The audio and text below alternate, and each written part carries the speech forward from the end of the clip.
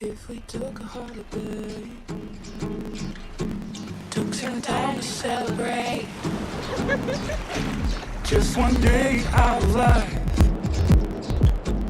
it would be, oh, it would be so nice. It's time for the good times. Forget about the bad times, yeah. We'll make to come together to release the pressure. We need a holiday. Oh yeah, oh yeah. Celebrate. Come on, let's celebrate. Holiday. Oh, it will be so nice. Celebrate. Come on, let's celebrate. Oh, it will be so nice. Come on, let's celebrate. Holiday.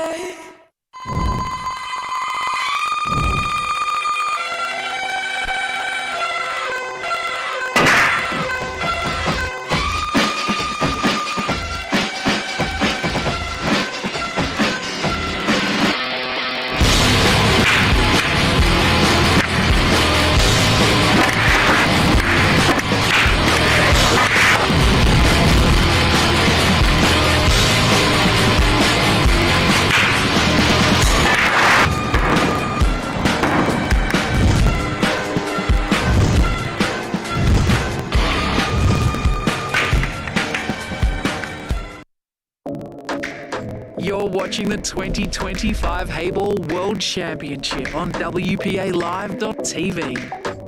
Coming to you from beautiful Brisbane, Australia.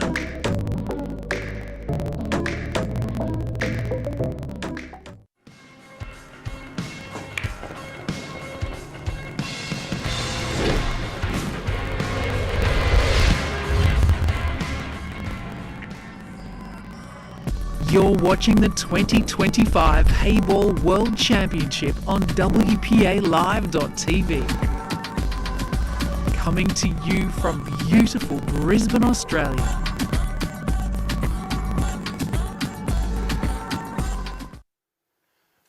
Of competition, 128 athletes from 35 different nations, and it all comes down to this. We are here at finals day in Nissan Arena for the WPA Heyball World Championships.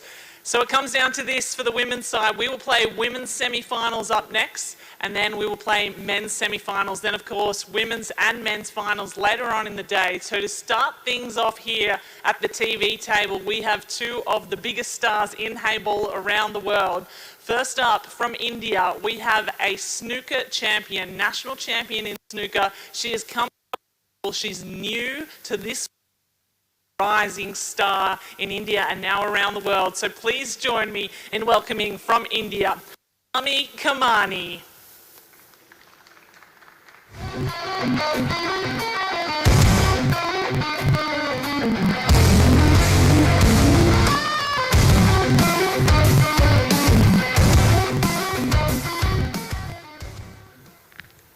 Up against her is the reigning champion of champions. Everyone knows her name in the world of Heyball, and we can't wait to see how she goes here. She's number 2 in the world, looking to go number 1. It is TIANQI of China.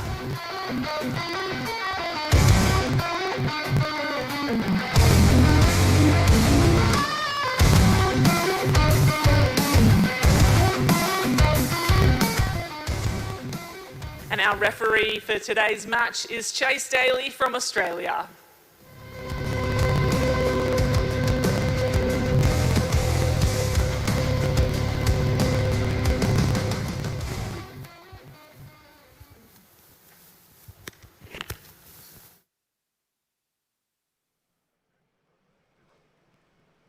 And what a match this promises to be. TIANQI from China up against AMEE KAMANI, the snooker national champion from India. Now, of course, experience-wise on the Heyball table, that's got to go to TIANQI. But if you look at AMEE KAMANI's road to the semi-final, I mean, she's gone through Rebecca Kenner in the previous round, 6-1, and we know what a strong Heyball player Rebecca Kenner is, as well as a snooker player also. Then went through Jessica Woods before that. Now, we had Jessica Woods on the TV table. We know exactly what she is capable of doing on this table, and yeah, what a run it's been for AMEE KAMANI. She did play in the Asian Heyball Championship and Asian Heyball Open that was held in Jordan a couple of weeks ago. But yeah, she is playing against TIANQI, multiple winner of the WPA Continental Heyball events, currently ranked second in the world on the WPA rankings, third place finish last year at the World Championship 2024. TIANQI winning the lag, so she will be breaking. This is a race to 6, 100-minute time limit for these players.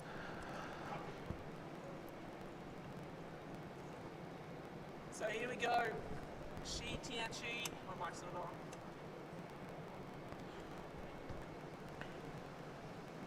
So here we go. TIANQI of China, number 2 in the world, hoping to go one better against AMEE KAMANI, the rising threat from India. The break not as powerful as she might have hoped. Nothing falls on the first break. It's a dry break to start things off for this semi-final. Yeah, not the best split as well there, Kate. Didn't look like she got enough power through that first ball and through the pack. And we are going to get our first look at AMEE KAMANI at the table. That's a pink ball potted. Pink's in play for AMEE KAMANI. So AMEE KAMANI, a superstar in the world of snooker and billiards, has just come over to Heyball. And you mentioned she's only played one other tournament in this format before Raymond. Nothing on the big world stage yet. This is her first world championship, and she's made it all the way to the semi-final.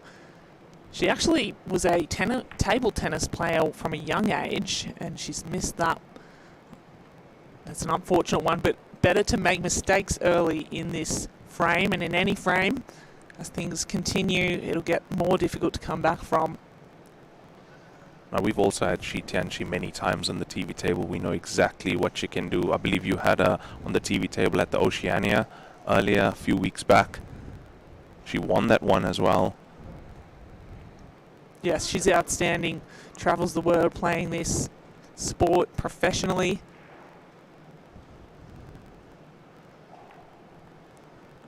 Lovely.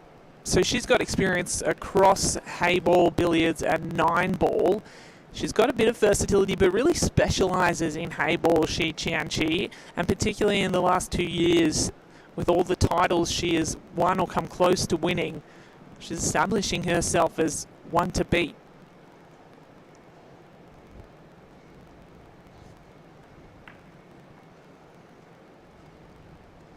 She's looking very focused and determined here, Kate. And also, the current world #1 ranking, Warathanan Sukrathanas, is out of the tournament, which means that most likely we already are going to see a new world #1 after this tournament. So the change in rankings, you'd think that getting through to the semi-final is probably enough to move up if the current #1 is out. Yeah, about 4,000 or 3,000 points between them. A win here is worth over 7,000, so semi-final should give her the one. A win in the semi-final would probably do it, but you know what she's here for, going home with the top prize, and that's what every athlete wants. She moves around this table, trying to figure out a pattern for these blues. She's so good at thinking 10 steps ahead. Yeah, she's not here to lose, Kate. She's not here for bronze medal. She's here for that gold medal in this tournament this time.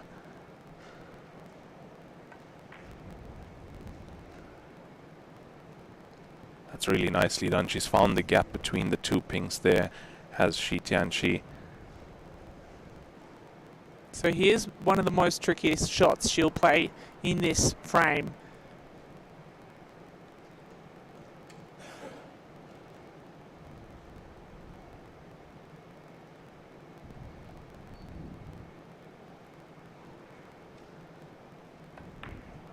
Executes perfectly and has to get that white ball up to the other end of the table because the blue is hanging all the way on its own there. Yeah, and she's landed almost perfect on that blue that's in the balk area, off the top cushion to come back down table, down the right side of the table.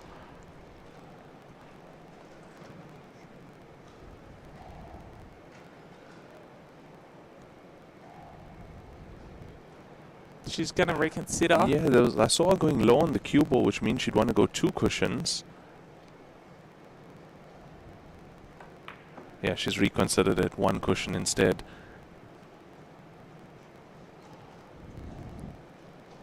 Every shot has a 45-second shot clock on it. You can call an extension once per frame. Otherwise, it's 45 seconds to shoot. We saw that come into play yesterday. Yes. Right up to 0. With a race to 6 and 100 minutes of time limit, it's fascinating how many players take all of those 100 minutes. So here we go. TIANQI pots that blue. The black is sitting precariously close to the jaws of this pocket. Just got to be careful here, Kate. Excellently done. So TIANQI takes the first frame and shows why she is number 2 in the world. Presently, AMEE KAMANI can only sit and watch. Yeah, excellent finish from TIANQI. Brilliant white ball control around the table. And yeah, she looks focused. Not going to be settling for a bronze medal this time, is TIANQI.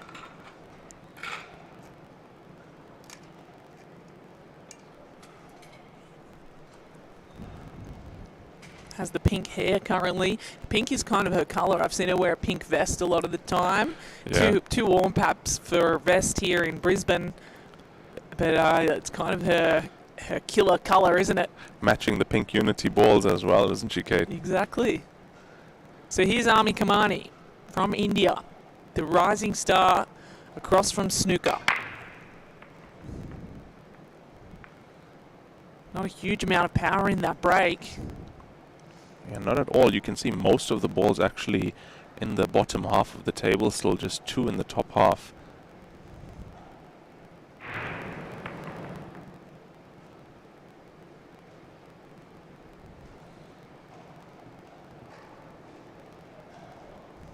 Doesn't make things easy for your incoming opponent when everything is that clustered. Becomes all about the cue ball control then, trying to get through the traffic on the table.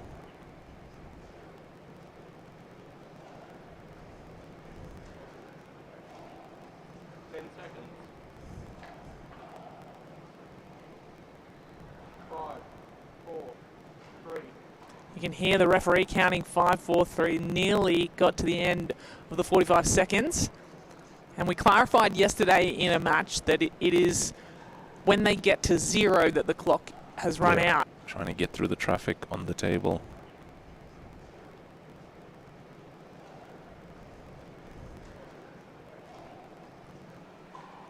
But you made a very good point. You said on a stopwatch, if it's counting down, it's going to go from 1 to 0. So you're always going to have that second. And that logically, that makes a lot of sense as to why they count on 0.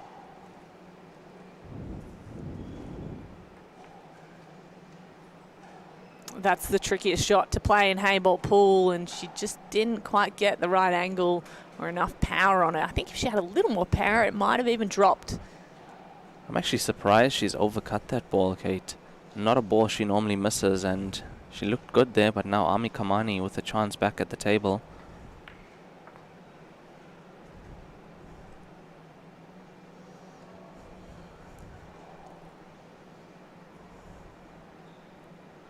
So AMEE KAMANI, 33 years old, out of India, has been ranked inside the top 10 on the snooker tour for a long time.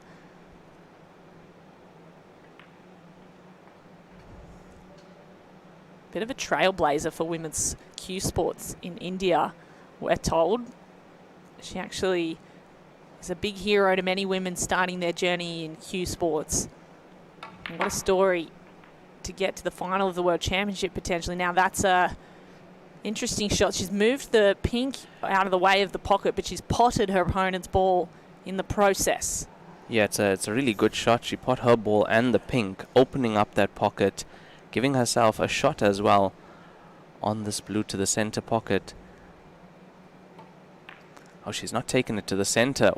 We know what a tough shot that is, Kate. Down the rail, so difficult. The jaws of each pocket in a Heyball table seem to stick out further than most. And the pockets are very tight on these Heyball tables. But what you can see from AMEE KAMANI, she's very attacking. She goes for everything that's there. And I think that's why she's come this far.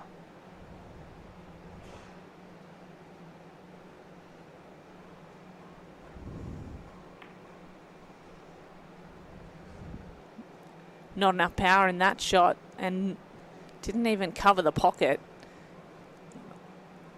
That's not what TIANQI wanted from the shot. So here's AMEE KAMANI once more.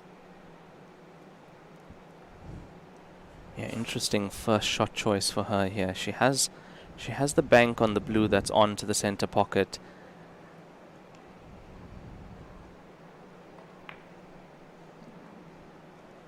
Angle not quite right though. You called it, Ray. You called the right shot. I just think she miscalculated the angle she needed.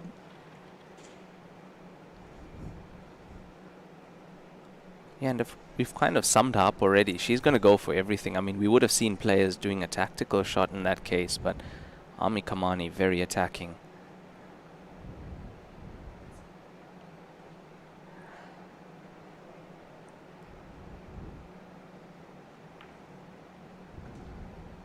That's beautiful by TIANQI. Absolutely textbook.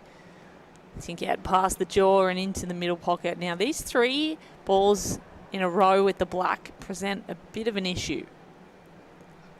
How does she move those apart? Yeah, it looks like the two just under the black ball do pass.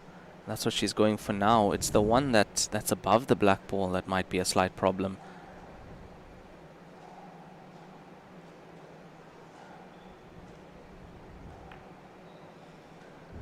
That is absolutely brilliant from TIANQI.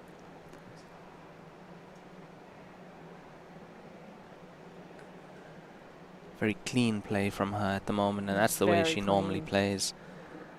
So calm.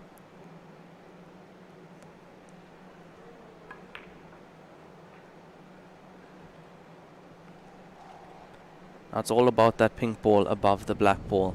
Don't think it goes into the corner, so she's going to come around and have a look at it to the center pocket on the right side. All about the cue ball movement here of this shot, Kate.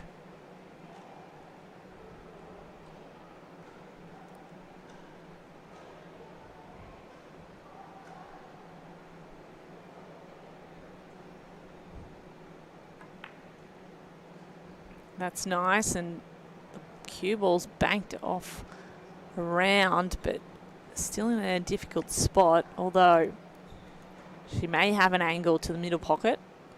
Yeah, a little bit far, a little bit pacey there for her on that previous shot now. Either directly to the center or banking this.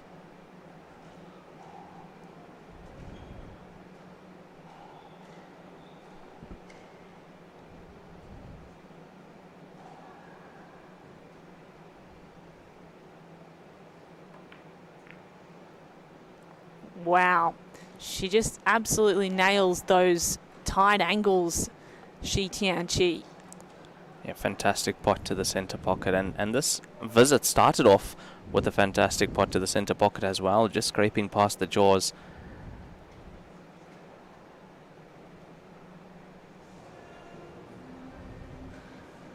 So just the black left, and TIANQI can take a 2-frame lead.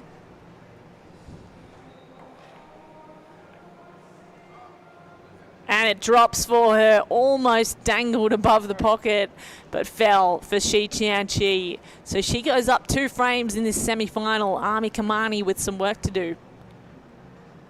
It's been tough work for TIANQI. It's not a walk in the park here. AMEE KAMANI, when she does come to the table, playing a very attacking style of play, and that can put your opponent on the back foot if you aren't careful. When you get down 2 frames, what's going through your mind? As we take a look again at that final shot, just dangled above the pocket and tantalizingly close to not going in, but managed to drop for TIANQI. But what's going through the mind of AMEE KAMANI right now, Ray? Yeah, 2-0 down, race to 6. I mean, you had a huge disadvantage, so she'll just try and keep her composure, try and get a point on the board as soon as she can here, Kate. She gets out the carbon fibre cue. We're going to put some power into this one, aiming at the apex of the pyramid.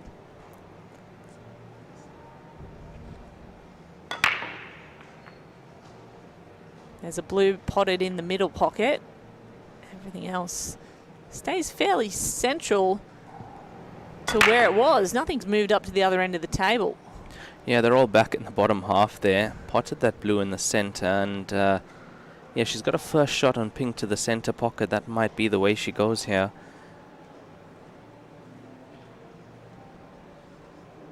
But still not getting the maximum amount of power and split from that break is TIANQI.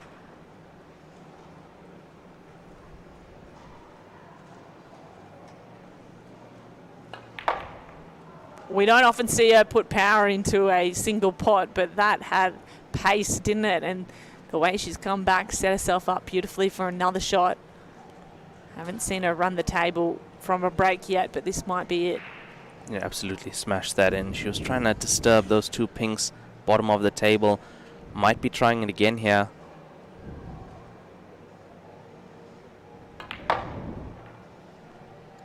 Didn't hit the pinks, but did move her other pink just slightly off the rail. Having said that, she's stuck behind 2 blue balls now. Yeah, she's now tried twice to get into those 2 pinks, unsuccessful.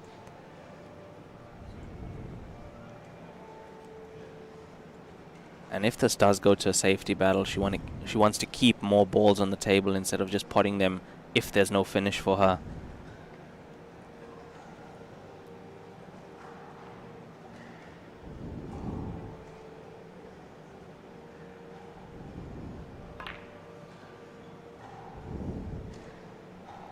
So she moves the cue ball way up to the other end of the table, which is a classy move, but still all her pinks on one side. Nevertheless, gets it out of the way of those 2 blues. Just a tactical move here by TIANQI. Yeah, it was all about getting that cue ball as close to the ball cushion, leaving distance between object ball and cue ball. And that's not bad from AMEE KAMANI. Doesn't look like she's left TIANQI with anything. Split those 2 blues up as well.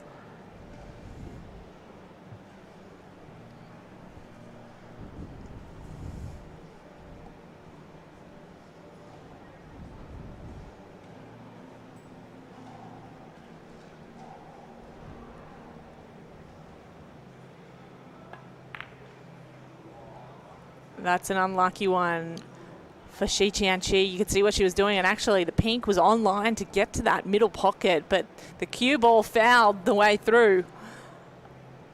That was actually heading there. Yeah. That was actually heading for the opposite center pocket. Looks like AMEE KAMANI is going to ask for the cue ball to be cleaned. Sometimes they do get a bit scuffed up with chalk on them, and that can deviate some of your shots. Even the slightest deviation can change things a lot. Yeah, game of millimeters here, Kate. Can't have that affect you while playing. And it has worked out for her too. What a class shot. pot that is. Very What classy. a class pot that is. How many times have we seen that not make it into the pocket, come off the jaws?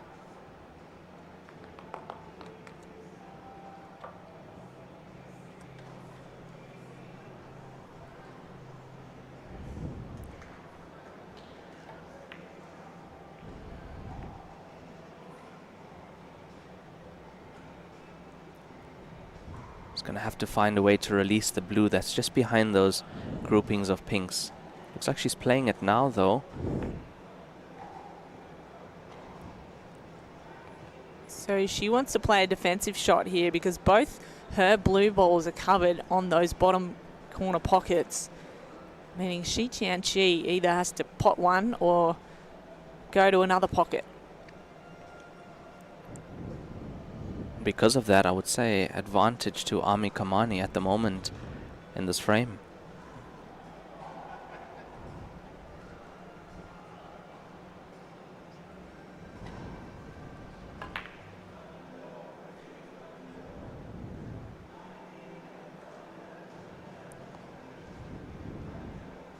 Yeah, she's tried to disturb that blue ball, take it out from the pockets. Best she could do in that situation.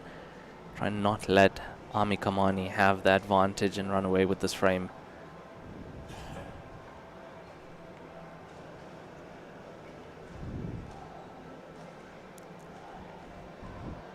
Now AMEE KAMANI just wants to keep playing defensively. Happy to sit right on the edge of the table, far away from TIANQI's pink balls. Yeah, I think she might be baiting TIANQI as well. She's given her this long pot to the top right corner pocket.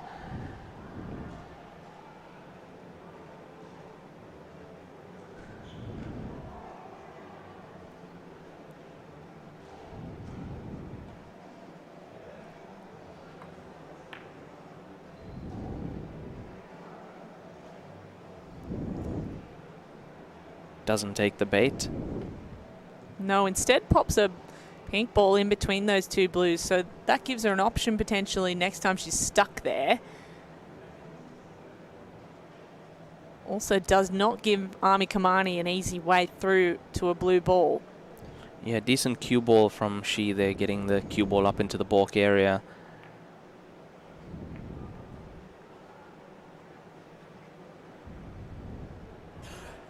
That was not planned.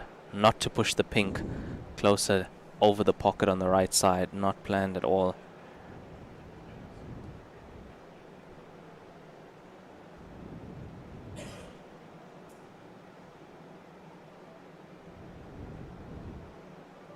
So you asked me what goes through your mind 2-0 down. This is what goes through your mind. Trying to secure the point as best as you can. Look at the angle she's got to take on the cue ball right now. That's why it's such a tough shot to cue off the cushion. AMEE KAMANI has a little more room to move, but not an easy pot in sight.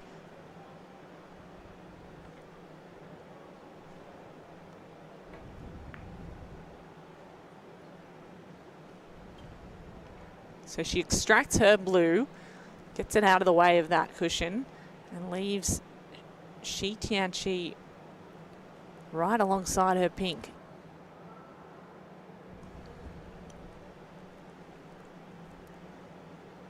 Now there's a pot to the bottom corner. What she's looking at is the next shot.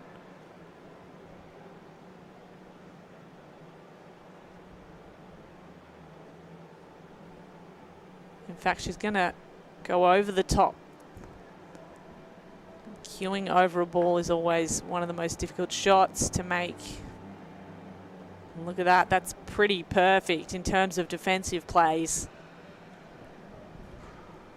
Almost lands the cue ball right in the pocket, but keeps it just out.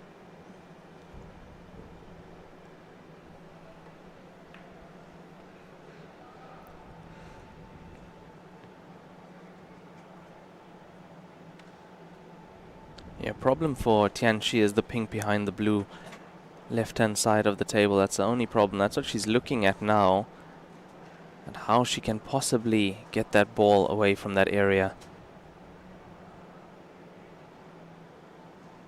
When do things start to open up and someone make a move in this frame? This one has been the first real arm wrestle. We know Heyball can be so attacking and fast. Frames played very rapidly, and then all of a sudden things can slow down just like this. You have to be able to do both. Yeah, I'm so surprised she didn't attack that. She had 2 pocket balls on there. Would have had an opportunity to possibly disturb the pink, yet she's put the pink closer to the black ball now. She's made it a bit more. Real arm wrestle.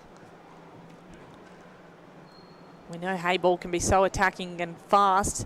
Frames played very rapidly, and then all of a sudden things can slow down just like this. You have to be able to do both. Yeah, I'm so surprised she didn't attack that. She had 2 pocket balls on there. Would have had an opportunity to possibly disturb the pink, yet she's put the pink closer to the black ball now. She's made it a bit more tougher for herself.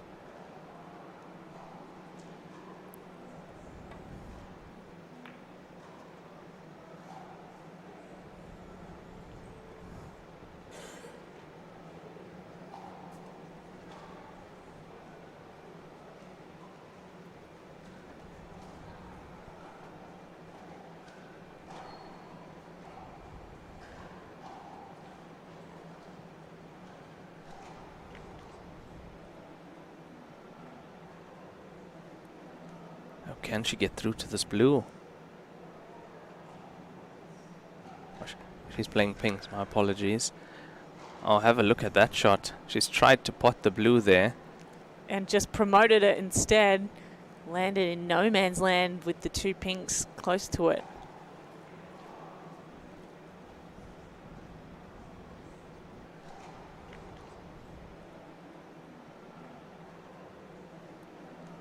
Can she get through to this blue? She's playing pinks, my apologies. Oh, have a look at that shot. She's tried to pot the blue. The 2 pinks close to it.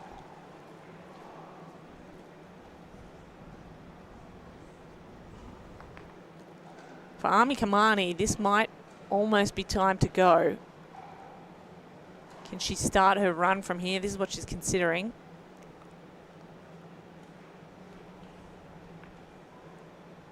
Well, there's one.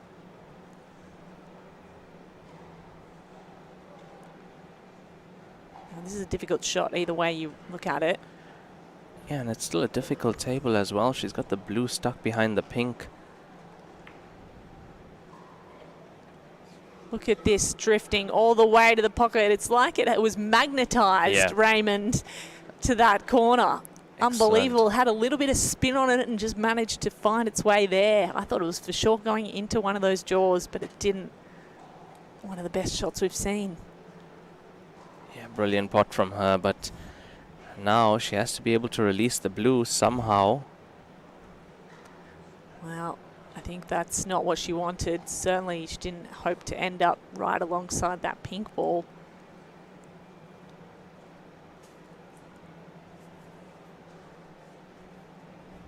And we had 2 quick frames at the beginning of this match. TIANQI winning those 2 very quickly within 10 minutes. I think we are now up to about 15 minutes in this frame. Very tight tactical battle between these 2. TIANQI changing hands. She's playing with her left hand. Fascinating. How much harder does that make things? Much harder. There's not many players who can switch hands in this game.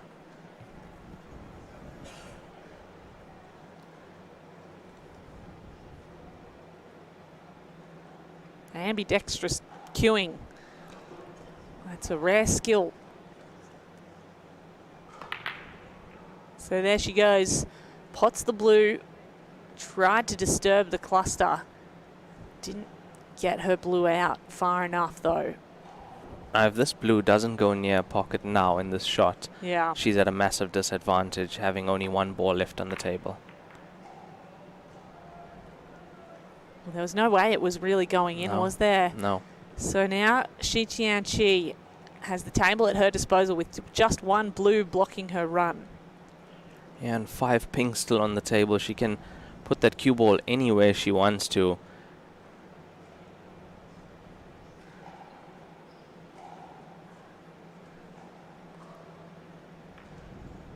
Like that.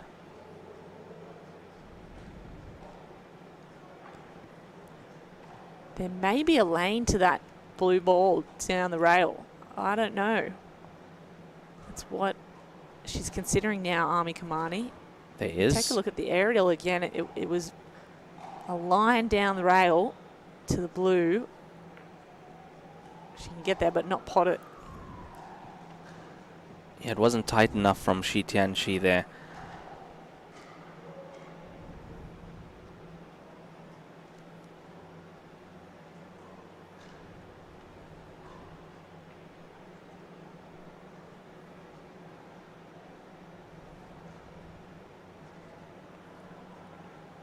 And she continues to play defence.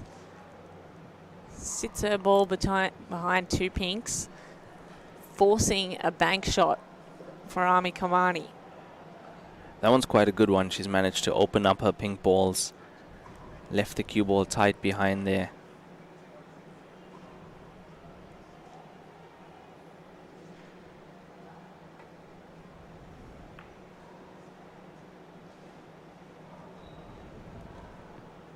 Good hit, legal shot. Ball made contact with the cushion after contact with the cue ball.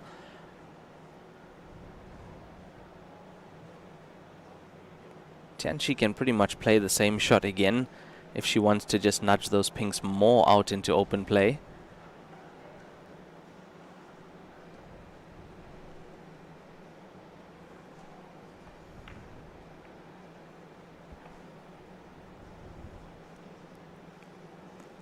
Still that blue ball lurking right down near the nameplate by AMEE KAMANI. How does she get around the table to put it somewhere in a pocket? Yeah, she's at a massive disadvantage now. The pinks are ready to go if TIANQI comes back to the table. So this ball has got to go in. Well, it doesn't go in and actually gets closer to a rail on the other side.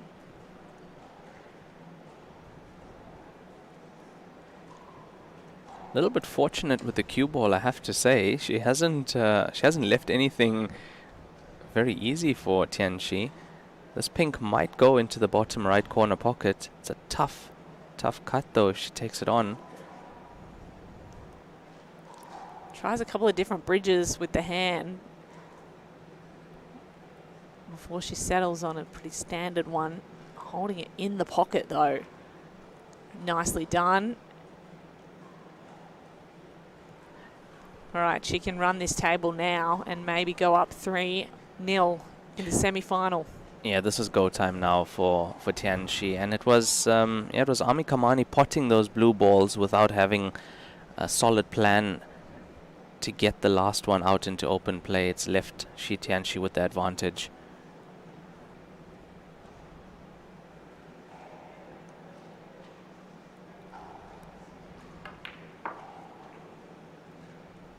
Great spin on the cue ball to come back.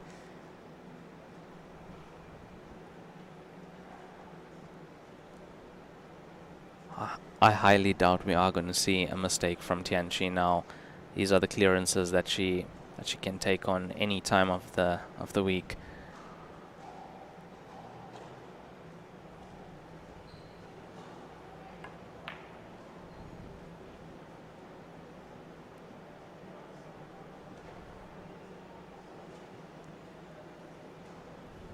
So I would say about 20 minutes, this tactical battle. And yeah, after this, AMEE KAMANI might be 3-0 down. And that is pinpoint perfect from TIANQI, because the only difficult shot looked like this pink one here, standing a little close to the jaw, but she needed the right angle to get the cue ball onto it, and this is exactly where she needed to be. It goes in from there. Doesn't go in from the opposite angle, by the way. And here is the black to take 3 frames halfway to the finish of this semi-final. TIANQI goes up by 3. It's 3-0 in the semi-final of the World Heyball Championship. It was a really tough frame between these two players. 20 minutes of play in that one. Huge tactical battle, and it not going AMEE KAMANI's way. By the way, there's another semi-final going on right now in the women's side of the draw. Women play first, then the men will be up next. Kelly Fisher is taking on Marion Jude. Of course, Kelly Fisher, the superstar from Great Britain, has been playing for more than 2 decades. And Marion Jude Between these two players, 20 minutes of play in that one. Huge tactical battle, and it not going AMEE KAMANI's way.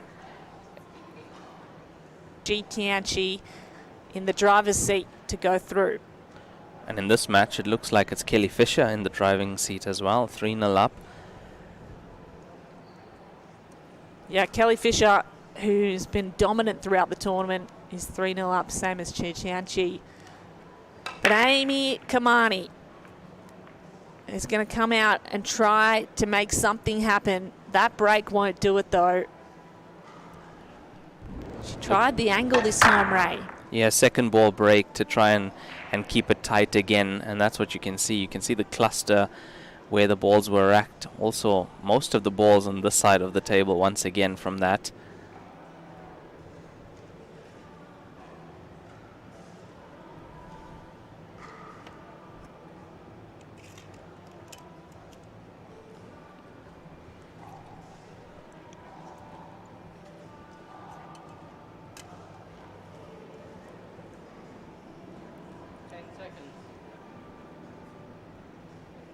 So with that dry break, TIANQI to the table to choose color.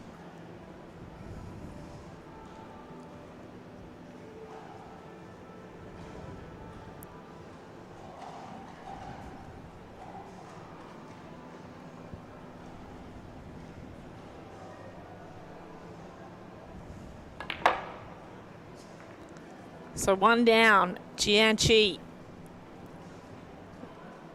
She chooses blues.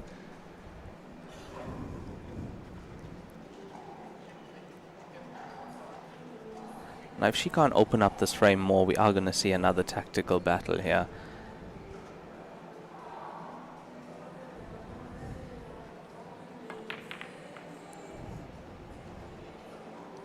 And looks like that's exactly what we'll get. Defense from TIANQI leads AMEE KAMANI back up for an innings.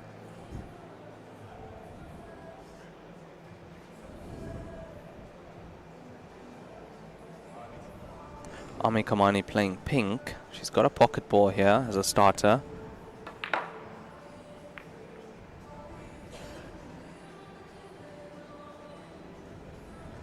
Yeah, great shot there. Great shot there. This time getting it right. The cannon on those balls, opening that up for herself. All of a sudden, pinks look better.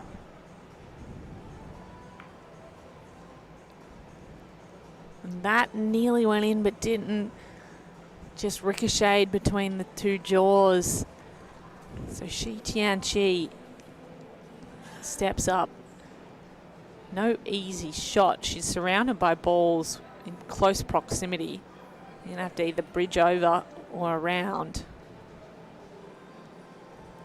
Yeah, this gets dangerous if TIANQI takes the 4th point because time's running down as well. 1 hour, 4 minutes remaining. After this frame, we might be down to just over 50 minutes.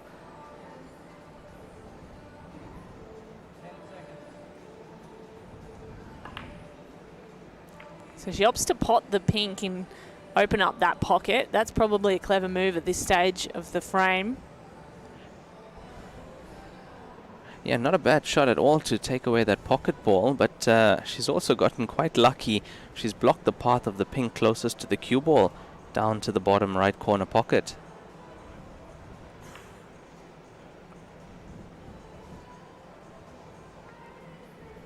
Oh, but look at this now. Look at pink's, Kate.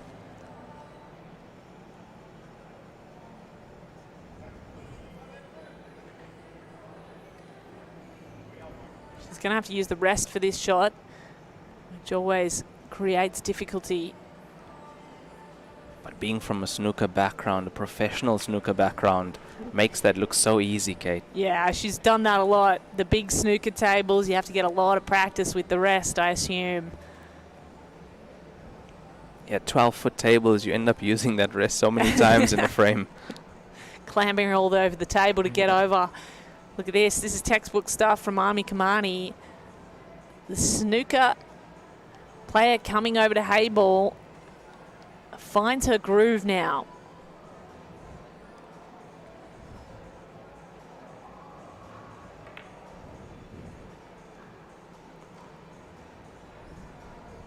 It's a very positive shot. She could have chosen to just hold the cue ball, try and nip it. She would have been a bit further away, deciding to come off the ball cushion.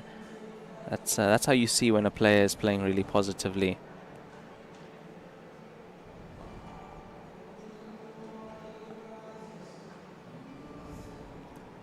Needs one good positional shot here to get nicely on the black ball. Shooting into a blind pocket slightly. Brilliant. 2 banks to get around to the black. Does this get past the blue in the top corner pocket? Or does she go for another pocket with a really tight angle? This is not an easy one by no means. I think she's looking at it to the top. Yeah, she is. But 3-0 down. Might just pass on the right side of that blue. It does. That's a better angle, we can see. But you've still got to get it right, and she's done it. Incredible. Had that black ball on a string, did KAMANI, and she gets one back against number 2 in the world. TIANQI leads 3-1. Yeah, brilliant play from KAMANI there. I mean, what a finish that was. Made it look very easy. Good use of the rest as well. Very accurate with that as we see that black ball going in. Not the easiest black ball when you're 3-0 down, Kate. That's clutch play. Look at her. She doesn't use any emotion or show it, at least. She's just concentrating so hard. I think she's got some mantras that she's telling herself. Every time she sits back on her chair, she blinks a few times, and you can tell that there's a lot going on inside her mind that's keeping her focused. Yeah, it's all about that focus here, especially when you are down. There's a lot that'll be going through your mind. You have to keep your mind calm, cool, collected. She barely moves in that chair.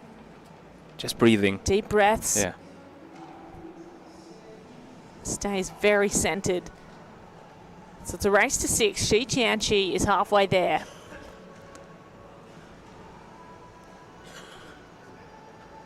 She goes again for the break from the top of the apex ball. A lot of power in that. One pot to the middle pocket.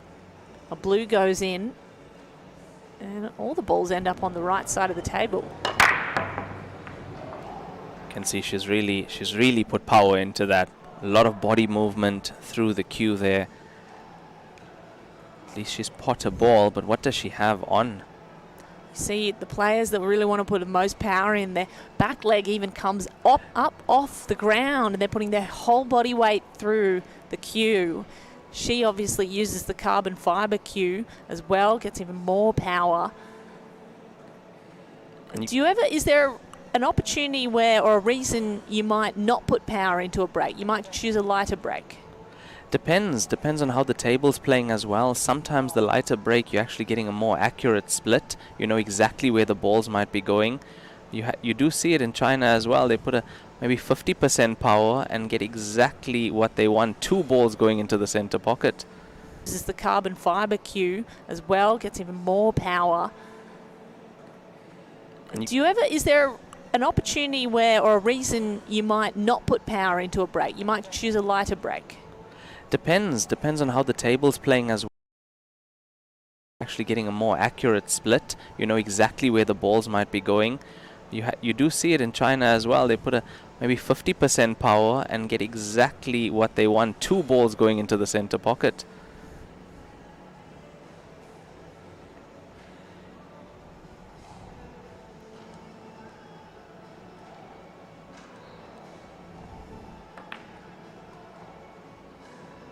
So she chooses to pot pinks despite the blue dropping from the break. Of course, in Heyball, that's one of the peculiarities of this game. You can choose either colour after the break, even if a certain colour pots from the break, you can choose the other colour.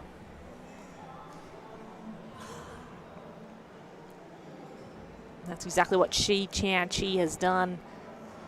Pink's laying a little nicer, more friendly. Just a little bit better. It's just the one pink ball. Slight problem down here, the bottom right corner pocket, which she's going for right now. She's going to play pink onto blue, pot the blue ball.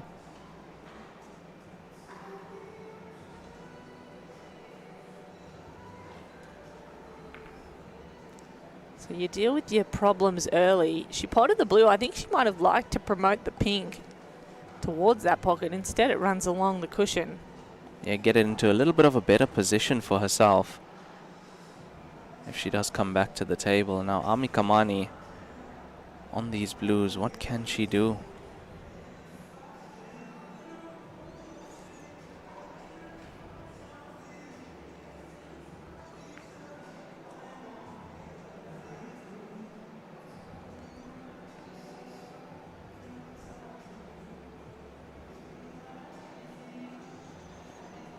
That was all about trying to get the cue ball in a place that didn't leave TIANQI with an easy opportunity.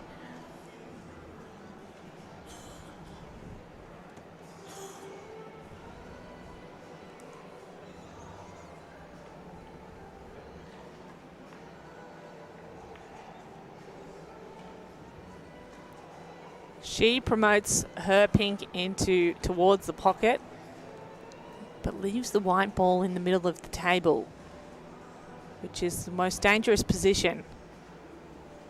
If you're giving it over to your opponent, and AMEE KAMANI can take a look, she might even try to pot a pink and promote her own blue ball here. She doesn't. Misjudged. Yeah, needed more power on that. That was misjudged, and now this is an opportunity. If TIANQI can pot one of these pink balls as a starter, she might go all the way in this frame.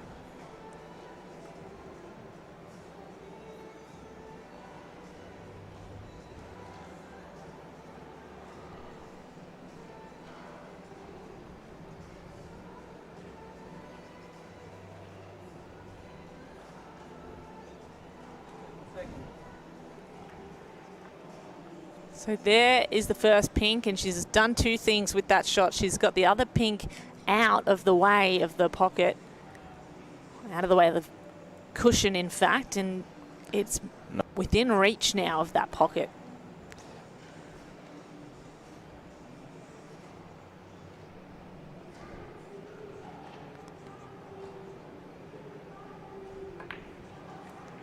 So gets into the pocket and comes back to the other side of the table for the rest of her balls. Yeah, those two closest to the bottom cushion, they look a little bit tough. She's looking at now. She'll have to get perfectly on them.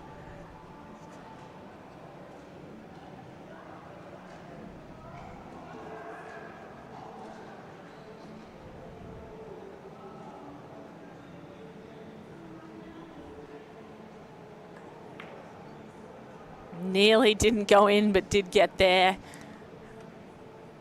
Ricocheted and threatened to come back out. Now, TIANQI is not a tall woman. She has to reach pretty far over the table. That one, she was reaching fairly long for the shot. Often goes onto one leg as well. And so incredible how she just keeps her balance and focus through all of these shots. Bangs that into the bottom corner and sets up her second last shot. What a shot that is. What a brilliant shot that is. The previous one as well. Pinpoint cue ball accuracy. It was the only place that ball could pot from. Masterclass at the moment from TIANQI.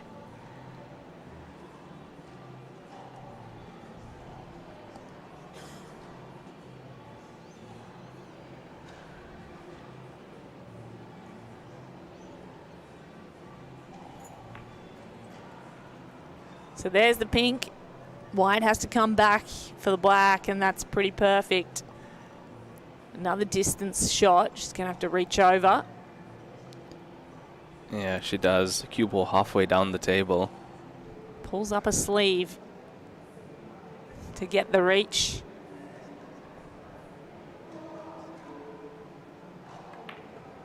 And bang, it goes in. So TIANQI gets to 4 in this race to 6. She's 2 frames away from a win in the semi-final and a chance to go to the grand final and take the trophy.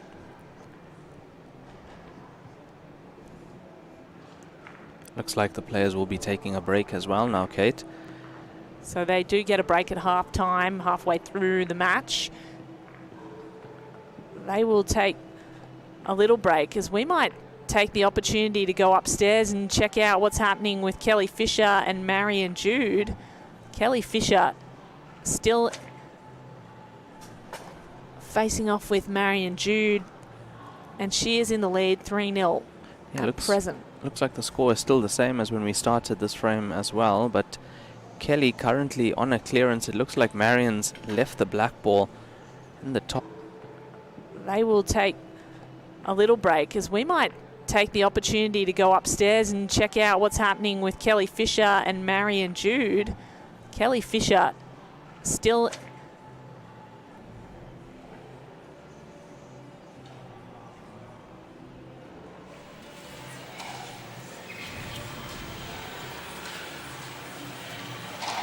now this black ball would be 4-0 for Kelly up against Marion Jude.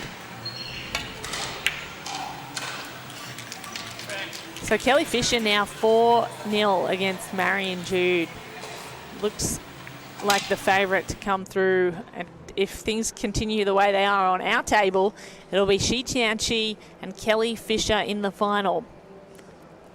Now we'll take a short break here as we get the table set for the next half of this semi-final. We'll be right back with you as TIANQI takes on AMEE KAMANI in the semi-final of the Heyball World Championship.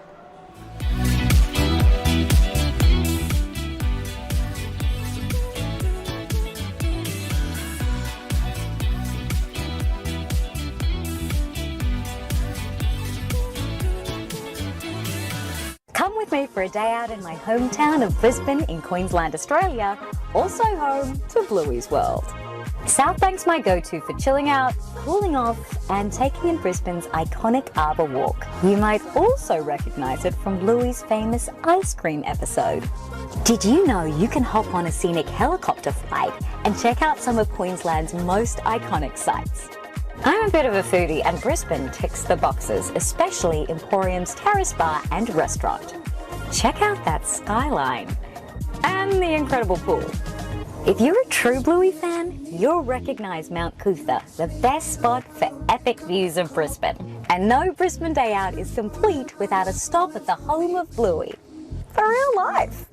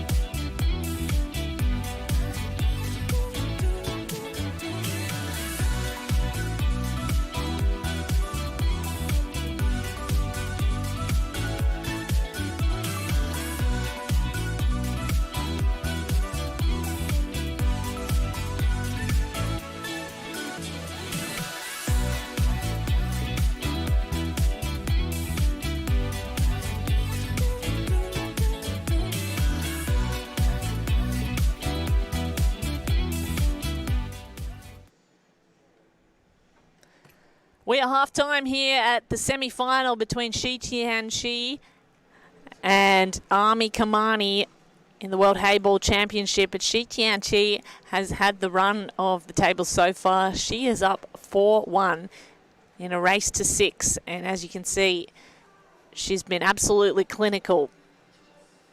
Yeah, it's been a TIANQI show at the moment. Once she's been at the table attacking, it's been all her way. There was just one tactical frame.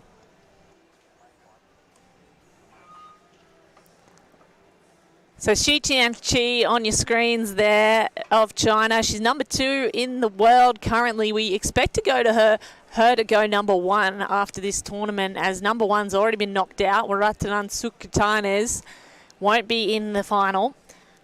TIANQI already the reigning champion of champions and recent Oceania champion.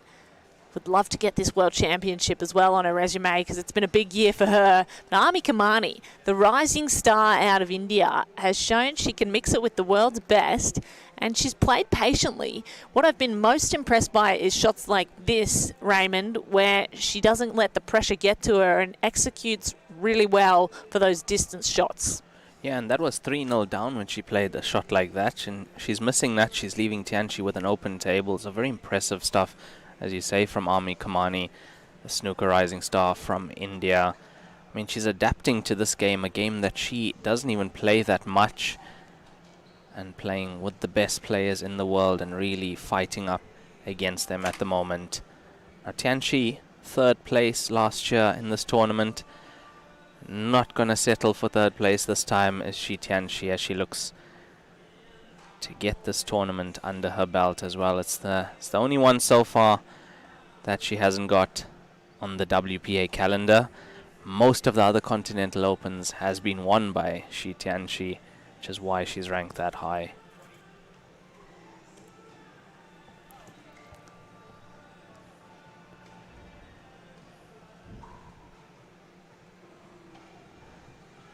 Yeah, this was fantastic from TIANQI. The cue ball control here, Kate, and even this to get nicely on the black ball, stretching across the table and getting that 4th point on the board, leading 4-1 at the moment.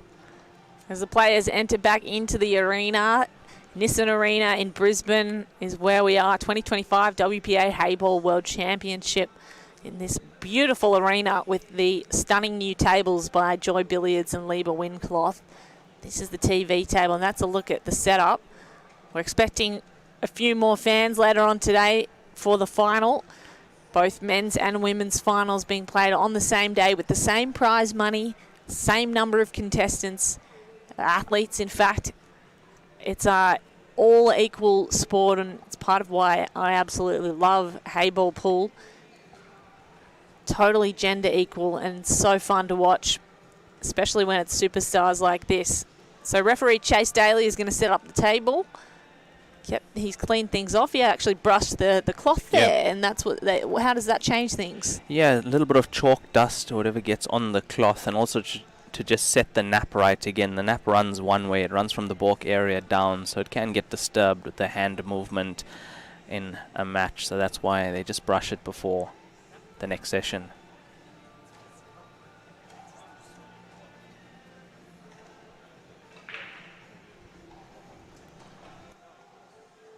So one blue ball pots off the break for AMEE KAMANI.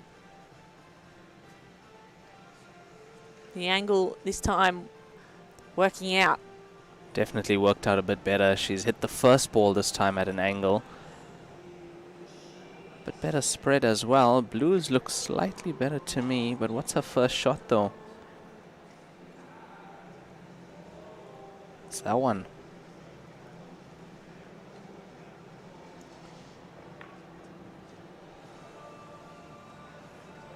So she does go blue, AMEE KAMANI. Now, if there was a moment to get back into the match, to change things around, it's now. After the break, try and gain some momentum for herself.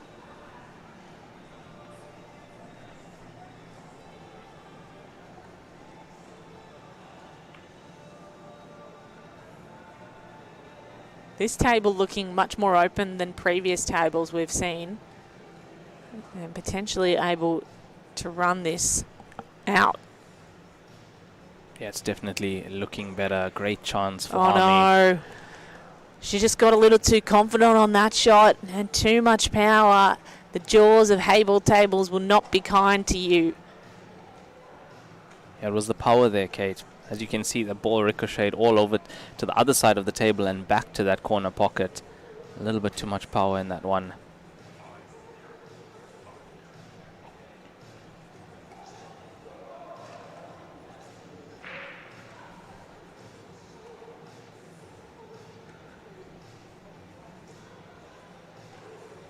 Now TIANQI on pinks. What can she do? She has the bank available, but where's she going to take it? Center or corner? Try and disturb the blue at the corner possibly.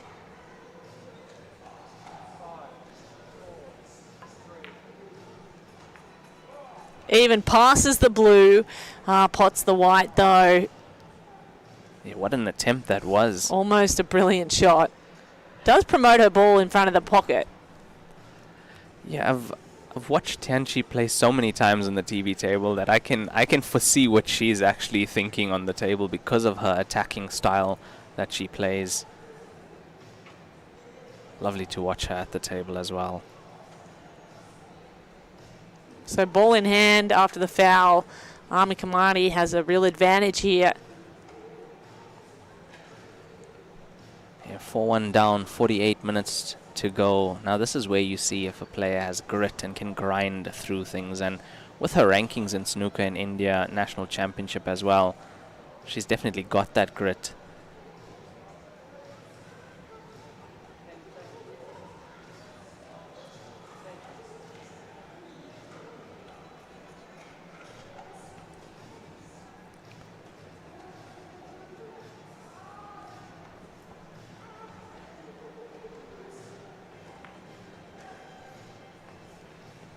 That's nicely played by AMEE KAMANI to the middle pocket. Yeah, that's why you saw her moving the cue ball so many times there. She wanted the perfect angle to just open up that blue, send it past the center pocket, and she's on that same blue now to the center.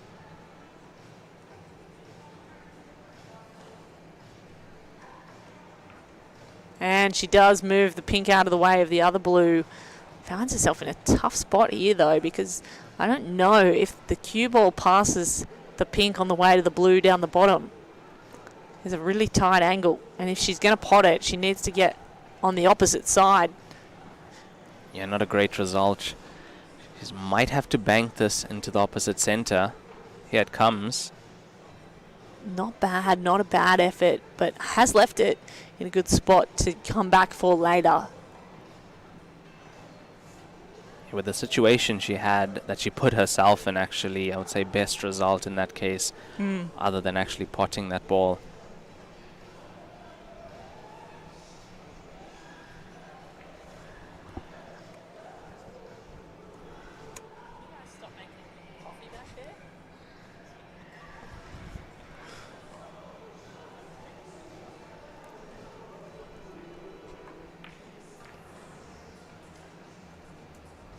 It's a little bit of cat and mouse here as both players try to put their balls into better positions while preventing the other from continuing the run.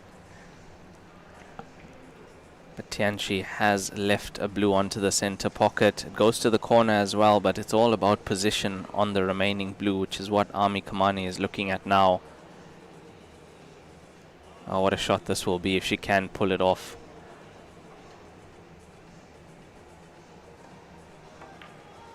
Brilliant. Absolutely nails it and gets the blue, the white within reach.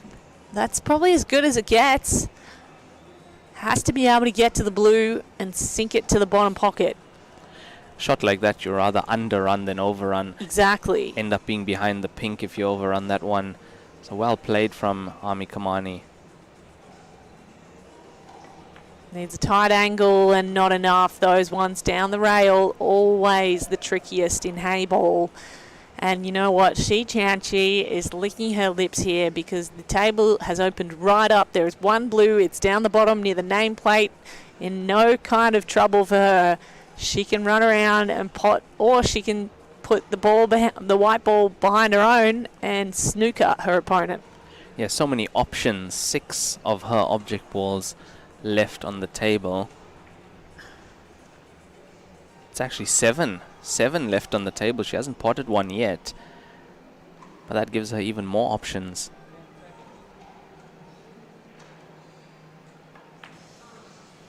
There's one. Now you also see the confidence you can play with when you know your opponent doesn't have a ball near a pocket and that ball's safe.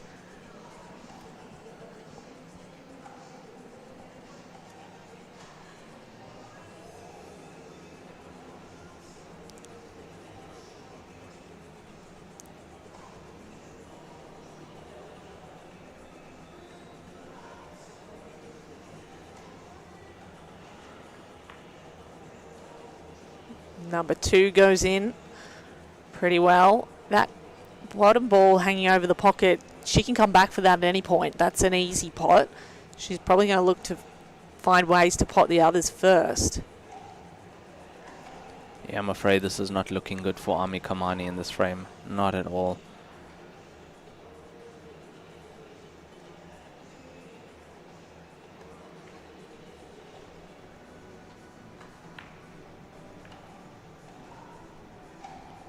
That's nicely done as well, because she's put her pink, promoted it in front of the middle pocket there. A little bit dangerous going into the black ball. Black ball movement is always dangerous prematurely in a frame, but she's still okay. Left hand now to take this one down the rail. This is a really tough shot. And it doesn't sneak in for her. Well, the ambidextrous potting is impressive, but even the best struggle with those types of shots. Yeah, that shot's hard enough to play with your dominant hand, Yeah. let alone your opposite hand now.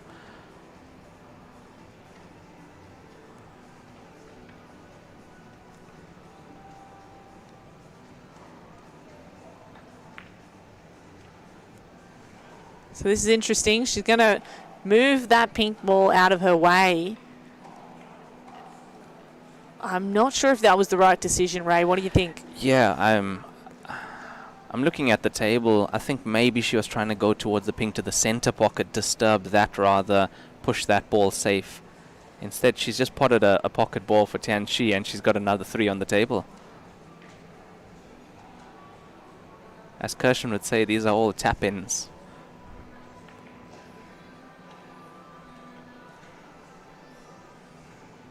It was nice having Kirshen Mudley giving us his insight yesterday, Kate.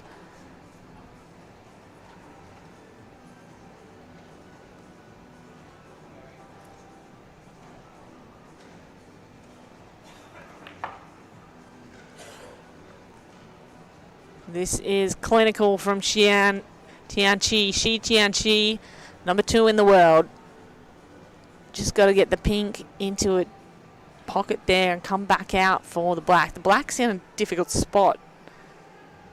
I'd rather it be further out into the middle rather than close to those jaws.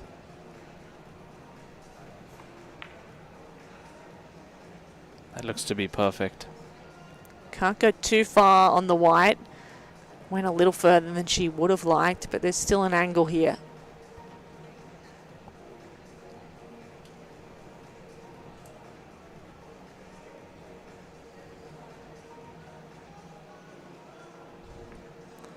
There you go. Shi TIANQI is on the hill and got 3 fingers on the trophy almost.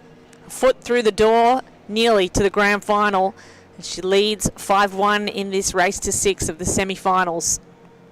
You know, what do you do if you are AMEE KAMANI? There's 41 minutes left. These last few frames have been quite quick. There's been only one tactical frame, about 15 to 20 minutes. So there is enough time to get back. The way Shi TIANQI has been playing, I do not think that AMEE KAMANI has a real solid hope. She's going to have to change things very dramatically, and that would require something special to come back from at the moment. And you don't have time to play defensively. You have to go full out attacking. 5-1 down your opponent on the hill. One mistake, and you're out.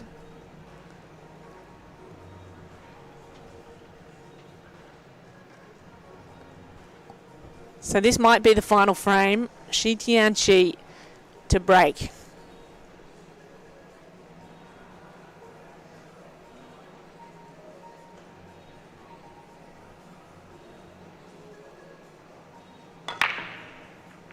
Big power, white ball lurked near the middle pocket, didn't go in, and none of the other balls did either. Or maybe one. Middle pocket, top middle pocket, watch it. Yeah, the pink into the middle. Everything laying pretty open. Pink's possibly a little nicer, even all the blues on the cushions. What are you choosing here, Raymond? Yeah, the power she's got into that, she's pushed quite a lot of balls to the side of the table here. Nothing much in the middle. And yeah, she could be looking at blues to try and get into the grand finals.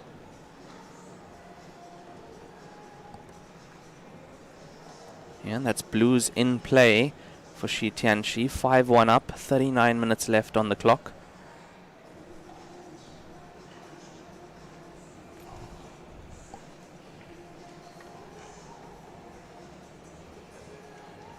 Look, I don't see any real problems on this table, Kate.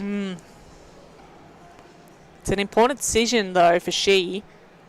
She shakes her head, moves around. Yeah, this is all about pattern play now and choosing the right ball, shot selection. This is when that counts. It's the difference between making an easy finish look hard, making a tough finish look easy.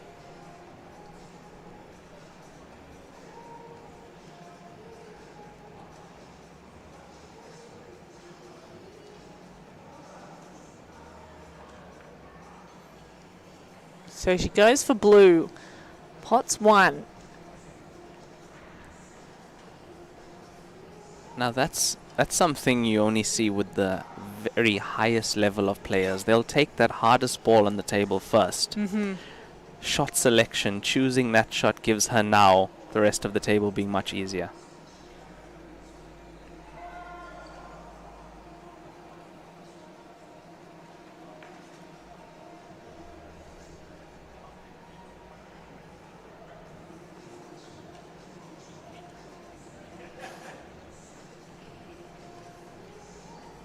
Yeah, when TIANQI picks up some rhythm, she's absolutely unstoppable.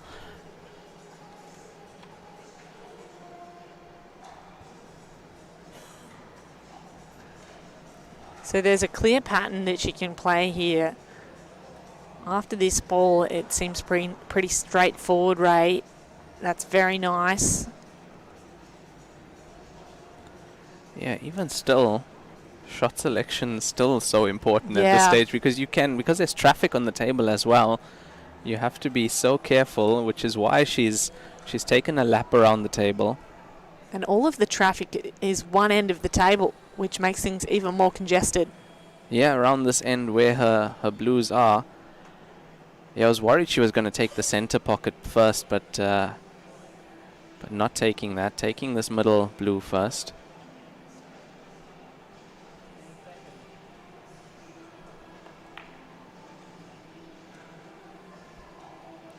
So there again, the middle blue was the easier shot, as it was easier to just run through instead of stun the cue ball there, but you had a chance of being snookered by your own blue to the blue in the pocket.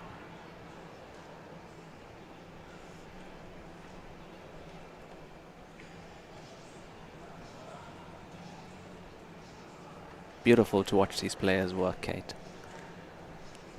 Well, you're looking at soon to be #1 in the world, I reckon, Ray. And it is beautiful always to watch the best, very best in Heyball. Look at that. Lined up the blue. Can come back for the black fairly simply. And this will be the match if she can execute. And that is a very well-deserved #1 spot in the world if she gets that after this match.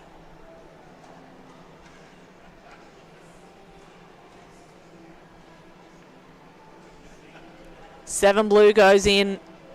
The black to finish to send TIANQI through to the final of the World Championship.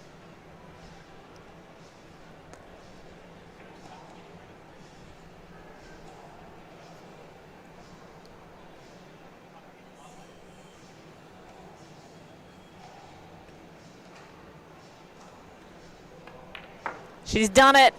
The Chinese champion, the superstar in Heyball World Championships around the globe. She makes it through to the grand final with a break and run to finish things off. What a way to finish the match, Kate. Unbelievable stuff from TIANQI. That was absolutely brilliant. TIANQI goes through to the grand final. She'll be playing against the winner from Kelly Fisher and Marion Jude. The score currently there, 4-1 to Kelly Fisher in that match. That is on table 8, and you can catch that action on WPAlive.tv. Yeah, that was a uncharacteristic miss from KAMANI. Just a bit too much power in that one, but yeah, in the end it was TIANQI from China. Once she found her footing, it took her a while.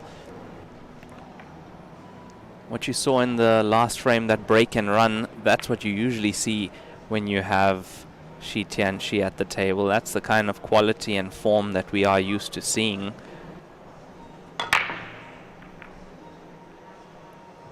Yeah, that was that powerful break, and yeah, picking blues on this table. Blues definitely a bit better, and for me that was a key shot in that frame, taking that tough ball with where the cue ball was. And here there was another choice to make. She could have gone center pocket, but once again chose the tougher stun to get nice position on this. And after that was just this black ball to get herself into the grand finals. 6-1 over AMEE KAMANI, the snooker prodigy from India, currently ranked number 1 in billiards and 2nd in snooker, 6 reds. Unbelievable match that we had on the TV table. Brilliant stuff from both players, and yeah, they will wait. Well, Shi Tianqi will wait for the winner from Kelly Fisher and Marion Jude. Now, next up, we will have the semi-final from the men's side, but we do have Kate with the players for an interview. Over to you, Kate. I was just about to have Shi Tianqi, in fact, Raymond, but her English is not up to perfect scratch yet. So she said, "Do you give me some time and maybe she can practice a few things before we talk to her in the grand final." But who I do have is the runner-up in this semi-final, Miss AMEE KAMANI, and I might take you over to her now as she's just fixing up her cues. AMEE, if you don't mind joining us for a second. Congratulations on making it to the semi-final. You were so impressive all through the tournament, and you're new to the sport of Heyball, I hear. How are you finding it so far? I think it's been a great championship.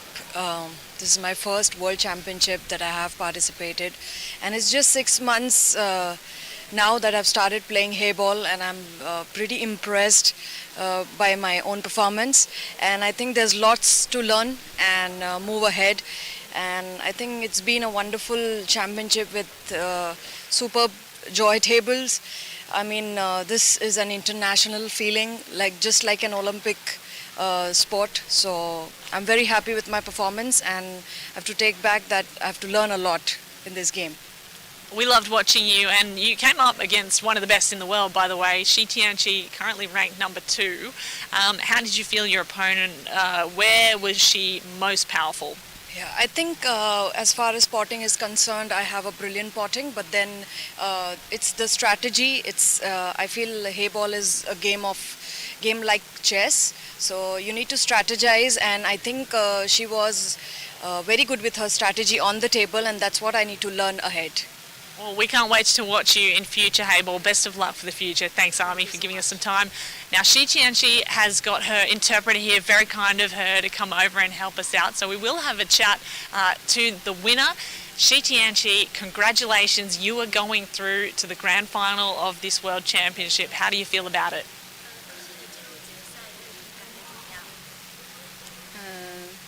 我感觉还挺好的。 Feeling great. Okay, if you don't mind, maybe come on over. Okay, so anything that you would do differently when you go to the grand final?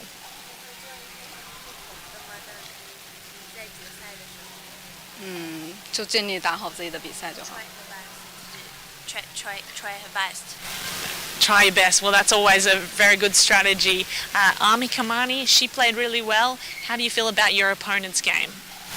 你的对手打得挺好，你觉得他打得怎么样？我觉得 yeah, very good. Very good. Well, it's been fantastic to watch you. Good luck in the grand final. That'll be on later today.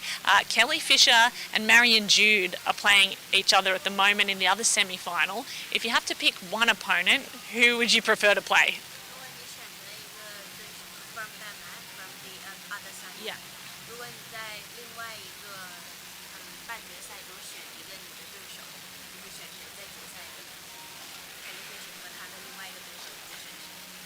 Uh, 都一样啊，因为跟对手无关，就是我自己的。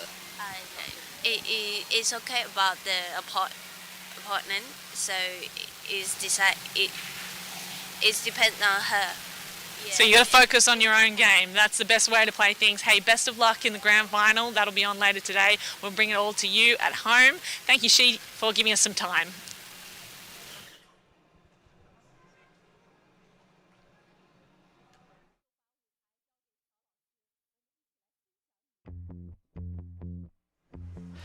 Thank you for that, Kate. Brilliant interviews with AMEE KAMANI and TIANQI, and exactly what she said, focusing on herself in that final. Doesn't matter who her opponent is, and that's what you have to do in this game. It's all about yourself, your mindset, and how you are playing in that match. So TIANQI walks over to the grand finals, which will be later today. She'll be going up against the winner from Kelly Fisher and Marion Jude. The score currently there, 4-1 up Kelly Fisher in this race to 6. There should be about 30 minutes left in that match. So that will be coming to us shortly as well on the TV table next for the 12:30 p.m. game. Semi-final as well from the men's division. Jack Joseph Whelan from the UK goes up against SINA VALIZADEH. That will be at 12:30 p.m. Race to 7. 100-minute time limit for a spot in the grand final. And that's it from me, Raymond Tilak and Kate Orman. We'll be back with Lenyukta Chetty for the 12:30 p.m. match. Thank you guys, and stay tuned.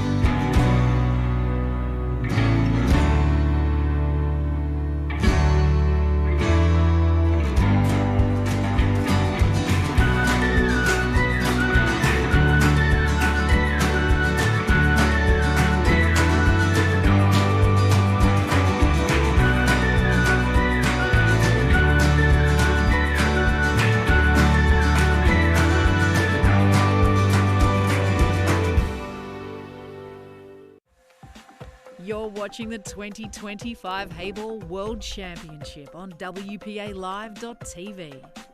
Coming to you from beautiful Brisbane, Australia. How do you turn this to this? Hey everyone, Kate Orman here from WPALive.tv, and I'm here at Nissan Arena in Brisbane. This is usually a netball centre. We're about to turn it into an event centre for one of the biggest pool tournaments in the world as we gear up for the 2025 World Heyball Championship. I am here on the competition floor, and just yesterday this was a netball court. Court 4 in fact, and today in less than 24 hours it has been turned into a pool hall by the experts at Joy, and they've put together 16 of these world-class Heyball tables. Now how on earth do you put together 16 tables in just a day? Well, a lot of people and a lot of boxes. This is where the players come and they warm up before their games, and we might even have them do a few fun things throughout the tournament as well. And here we have the main stage with the TV table. Now this is where all of the big names and the big games are going to be shown. As you can see, still a little bit of work to do. There is so much happening here the day before the opening ceremony. We're so excited and we cannot wait to bring it to you. You can watch it all on WPALive.tv. You're watching the 2025 Heyball World Championship on WPALive.tv. Coming to you from beautiful Brisbane, Australia. Shiv Marora, welcome to Brisbane. How Thank are you, Tiff. I'm good. Thank you. How are you? Very well, thank you. How was your journey? I heard it was pretty long. Yeah, the journey was pretty long, but yeah, now really nice, fresh, and ready to practice, ready to rumble. How has your preparation been, playing-wise, coming into the tournament? See, WHT has back-to-back tournaments, so we are never short of practice, and especially match practice. We are all, like, most of the times we are traveling and playing. So I believe everybody would be, at their best when they come for the World Championship, probably the biggest of the year. Other than table practice, how else do you train, mentally and physically? Mentally, it's very important to, stay positive.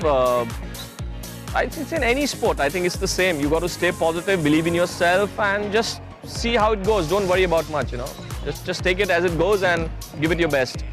Technique, work on your technique, and work on your mental strength. Shivam, I couldn't help but notice before you were practicing with some pretty interesting glasses. Could I ask you about those? So these are the, the snooker or the pool glasses. Basically what happens is these are slightly longer on the top, bigger. So if I wear them and I bend down, I can still see through the glass. But the normal glass are like this. So when I bend down, my vision goes above the glass. So these, help them. I can still, after bending down to play the shot, I can still see through the glass because they are longer on the top. So these are snooker glasses known as, Dennis Taylor glasses, basically in, around the world for snooker players. Thank you for speaking with us and really good luck for the tournament. Cheers. Thank you so much. Have a good day.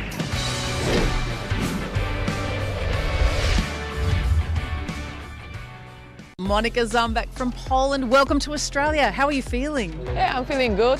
A little bit tired because the flight was long, but overall I feel very good. How has your preparation been coming into this tournament? I mean, I didn't practice too much because I don't have access to the table. But I traveled to Kielce. We have the 2 tables there. It's 2 hours from my hometown. And I little bit practice. And I also been in Amman, like last month. So I also played there a little bit. But I'm not like, I wouldn't say like I'm prepared 100%, but I'm optimistic, Do you do any other training? Like if you can't get access to a table, how else do you sort of prepare physically or mentally? I mean, mostly I play pool. Like normally I have pool table in my home. So I play pool, and sometimes I'm going for like training camp in Poland. So we meet with other players and we play like for 3-4 days. How do you prepare between now and tomorrow to be ready to play? I mean, we're gonna practice today. Like we already practiced like for 2 hours. Maybe we play like maybe 2 more hours. Then we rest, see some little bit of city, and then I just rest and sleep.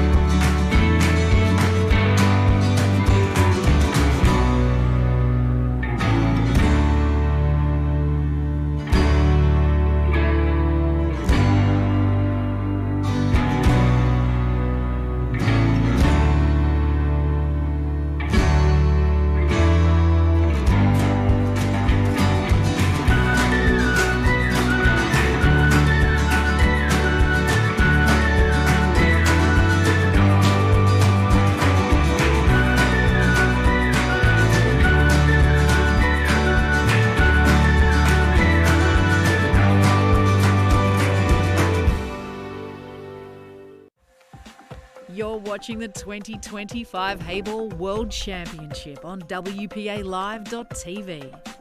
Coming to you from beautiful Brisbane, Australia.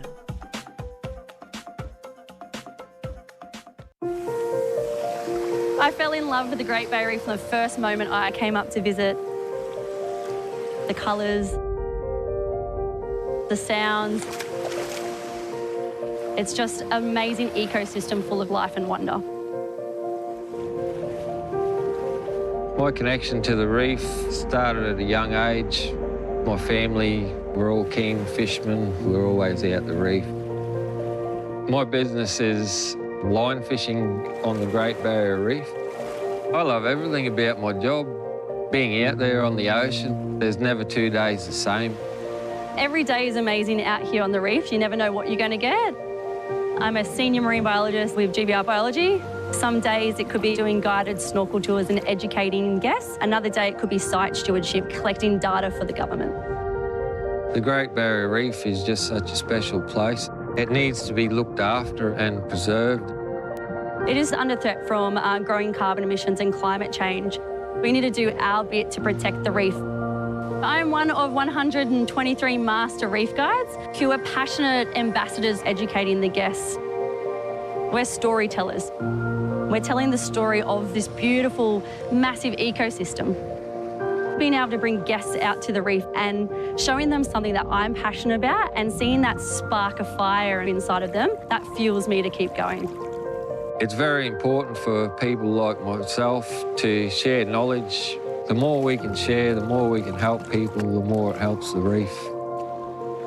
The Reef Guardian program, it recognises those of us that go the extra mile to protect the reef. Line fishing is one of the most sustainable forms of fishing anywhere in the world. We go out specifically only to fill the orders for our customers.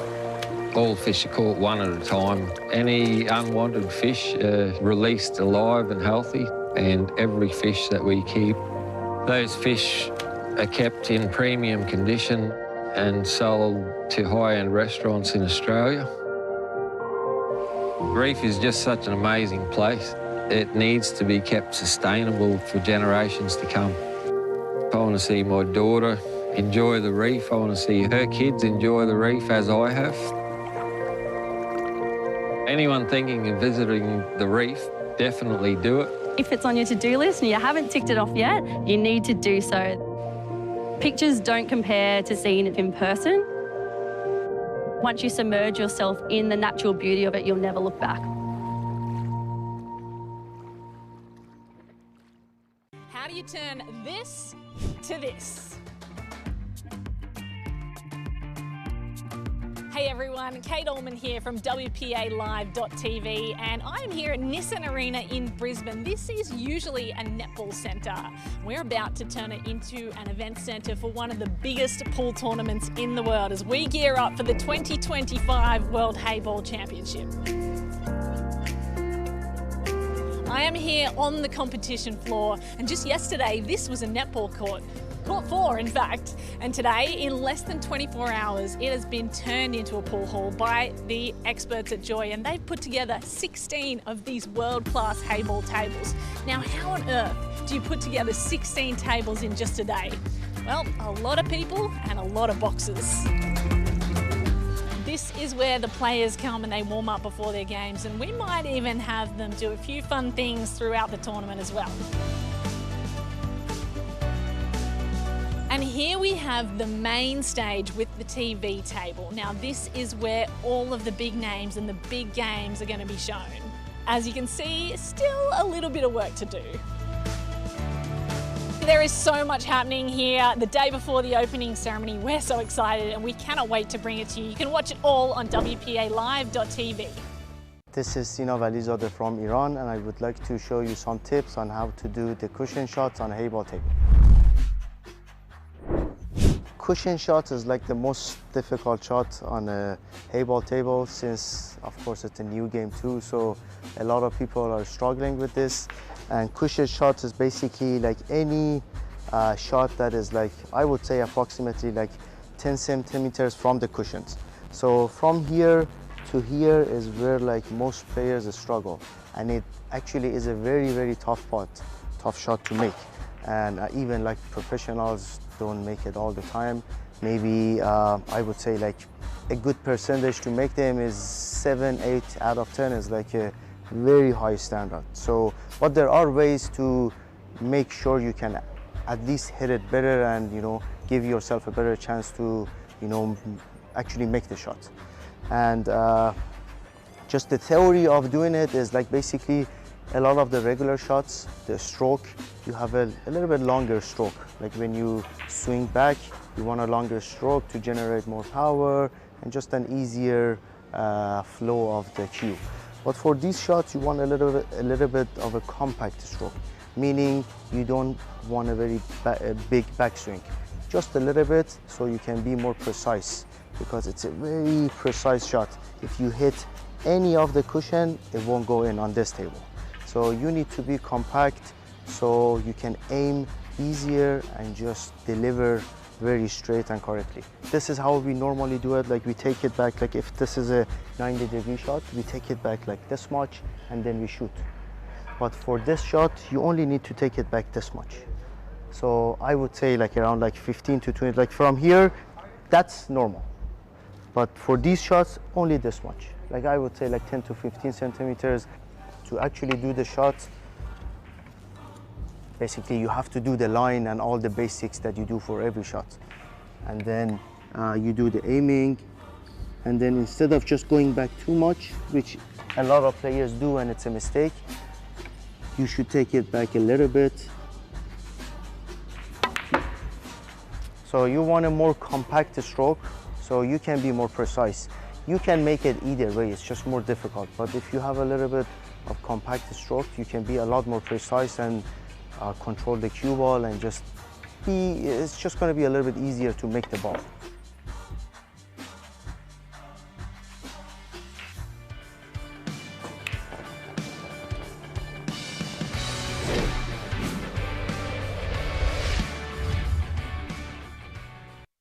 Shiv Marora, welcome to Brisbane. How Thank are you, Tiff. I'm good. Thank you. How are you?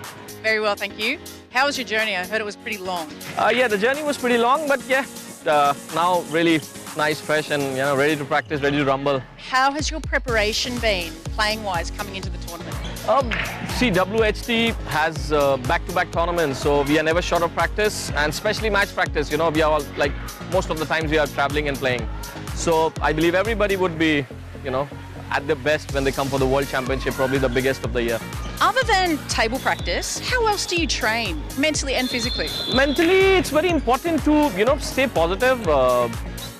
It's in any sport, I think it's the same. You got to stay positive, believe in yourself, and just see how it goes. Don't worry about much, Just take it as it goes and give it your best. Technique, work on your technique, and work on your mental strength. Shivam, I couldn't help but notice before you were practicing with some pretty interesting glasses. Could I ask you about those? So these are the, the snooker or the pool glasses. Basically what happens is these are slightly longer on the top, bigger. So if I wear them and I bend down, I can still see through the glass. But the normal glass are like this. So when I bend down, my vision goes above the glass. So these, help them, I can still, after bending down to play the shot, I can still see through the glass because they are longer on the top. So these are snooker glasses known as, Dennis Taylor glasses, basically in, around the world for snooker players. Thank you for speaking with us and really good luck for the tournament. Cheers. Thank you so much. Have a good day.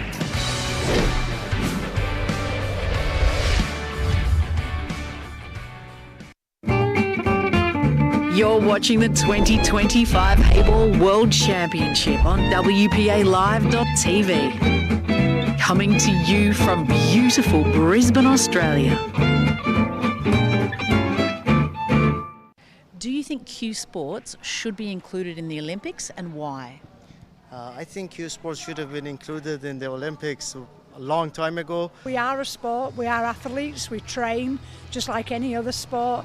We have dedication, determination, and it takes the excellence to be at the top. I think we are already late for that. It should have been included a long time ago. It's a global sport. As you just saw in the presentation, more than 120 million players, people play this sport in the world. It's one of the biggest sports in China and Asia, so it's going to bring in so much new fans to the Olympics as well. I think everybody at some point in their lives have picked up a pool cue, whether it be at a community centre or a youth club, out for social gatherings. It's no different to kicking a football up against a wall when you're kids, 100%, and it's entertaining. Do you see it being included in Brisbane in the Olympics? Yeah. I mean, there's so much money going into it at the moment. We've never had so much momentum. We've never had so many opportunities to play. We've never had so many opportunities to have such amazing players come to Australia and showcase their sport and help us to grow it. So 100%, yeah, of course. I am on the WPA board, and we are doing everything we can to make it happen. And thanks to Joy, that they're really trying everything to make it happen, and I do believe we will make it. Oh, it's pretty realistic because they have a proper plan and they have been working on it for years now, and once a dream, now it feels like reality. I think we have the unity and the support from all the nations around the world, and everybody's working together for that goal. Everybody wants this sport to be on that par with all those other sports that we've grown up watching. Based on what I've seen recently, the investment Joy is doing, WPA is doing, I think now it seems very realistic, but maybe 2 years ago you couldn't imagine it, but now I think it's very realistic, yes.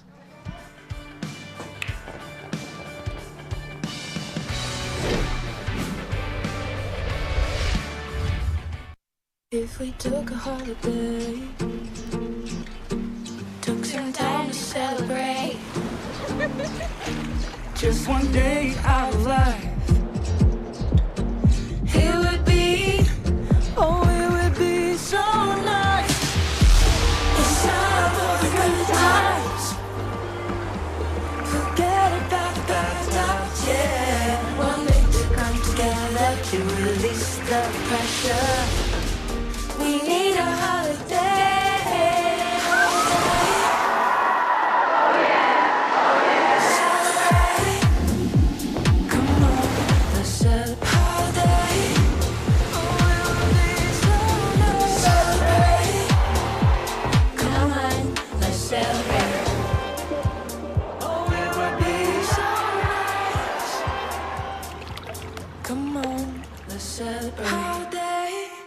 Hi, this is Shivam Arora. This is Getting to Know Me. Your best moment playing. I think I played best in the chain group Joy Masters this year against GARETH.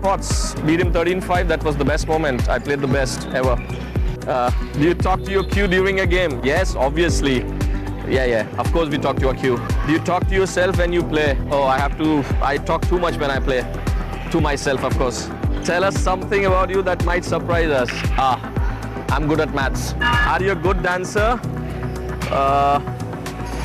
Only for Punjabi songs. You can do bhangra that way only. That's it. Chocolate or chips? Wow, that's a tough one. I usually have both together. Yeah, both. What attracted you to your particular discipline? Now I'm playing Heyball. It's a very dynamic sport. It's very dynamic, very fast, and people love to watch it. And I am, I'm called a people's player. So yeah, like Alex Higgins. So I love it.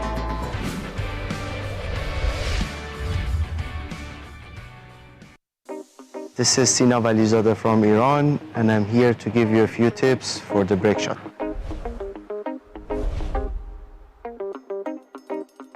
So first and foremost, the most important thing to have a good rack and break is to have a good rack setup. So you don't want any gaps between the balls, so they should be touching. So when you rack, you should just check to have not too many gaps. Like if there is a little bit of gap here, a little bit of gap here, it's just when you break the balls, they're not gonna spread too nicely. You need to have the balls touching as best as you can. Any small gaps will means the energy won't transfer into all the balls, so they won't spread too good. But if they are almost touching or very close to be like all touching, when you hit the first ball, all of them will spread nicely.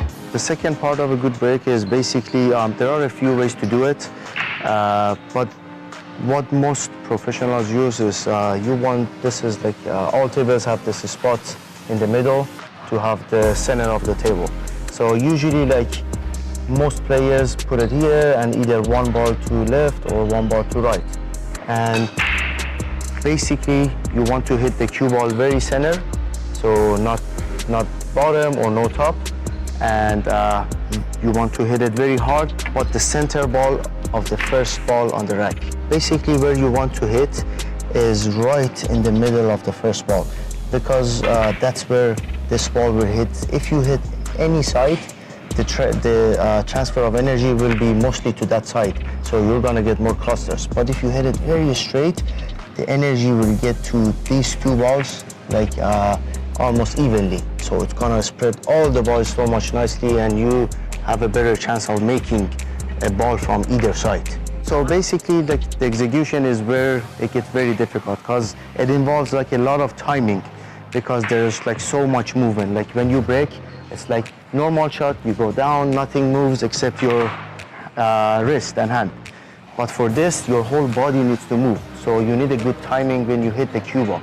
To generate a lot of power, you need to turn a little bit so you can move with your body and go to the cue ball. Because on a regular shot, it's very difficult to generate that much power with just moving your hand. So you need the whole body to put some power into the cue ball. Like my normal routine is like very straight, but for break a shot, I go a little bit sideways. So before I shoot, this is the motion. So I go back, and then with the body, I go through the cue ball. Because if I don't do that, I wouldn't have too much power on the cue ball to spread the balls. But this way, I'm using my hips and my back to generate more power, pretty much.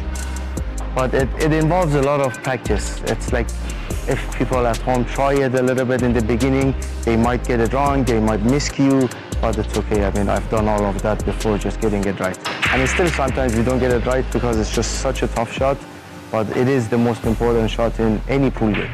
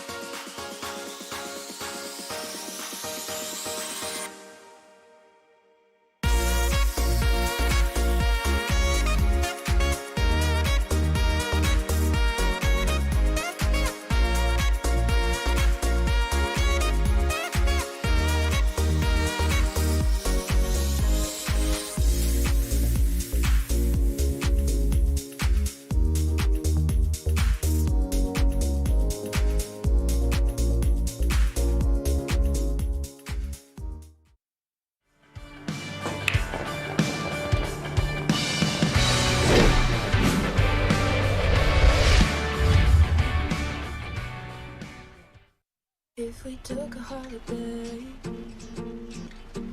Took some time to celebrate. Just one day out of life. It would be, oh, it would be so nice. It's time for the good times. Forget about the bad times, yeah. One day to come together to release the pressure. We need a holiday.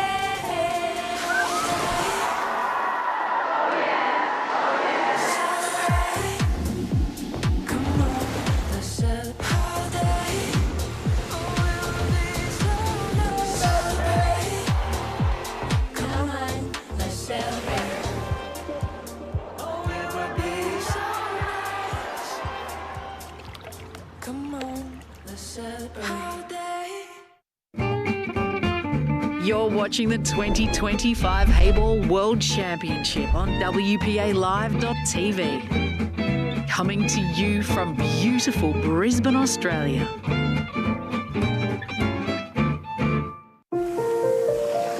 I fell in love with the Great Barrier Reef from the first moment I came up to visit. The colours, the sounds. It's just an amazing ecosystem full of life and wonder. My connection to the reef started at a young age. My family were all keen fishermen. We were always out the reef. My business is line fishing on the Great Barrier Reef. I love everything about my job. Being out there on the ocean, there's never 2 days the same. Every day is amazing out here on the reef. You never know what you're going to get. I'm a senior marine biologist with GBR Biology. Some days it could be doing guided snorkel tours and educating guests. Another day it could be site stewardship, collecting data for the government. The Great Barrier Reef is just such a special place. It needs to be looked after and preserved. It is under threat from growing carbon emissions and climate change. We need to do our bit to protect the reef. I'm one of 123 master reef guides who are passionate ambassadors educating the guests. We're storytellers.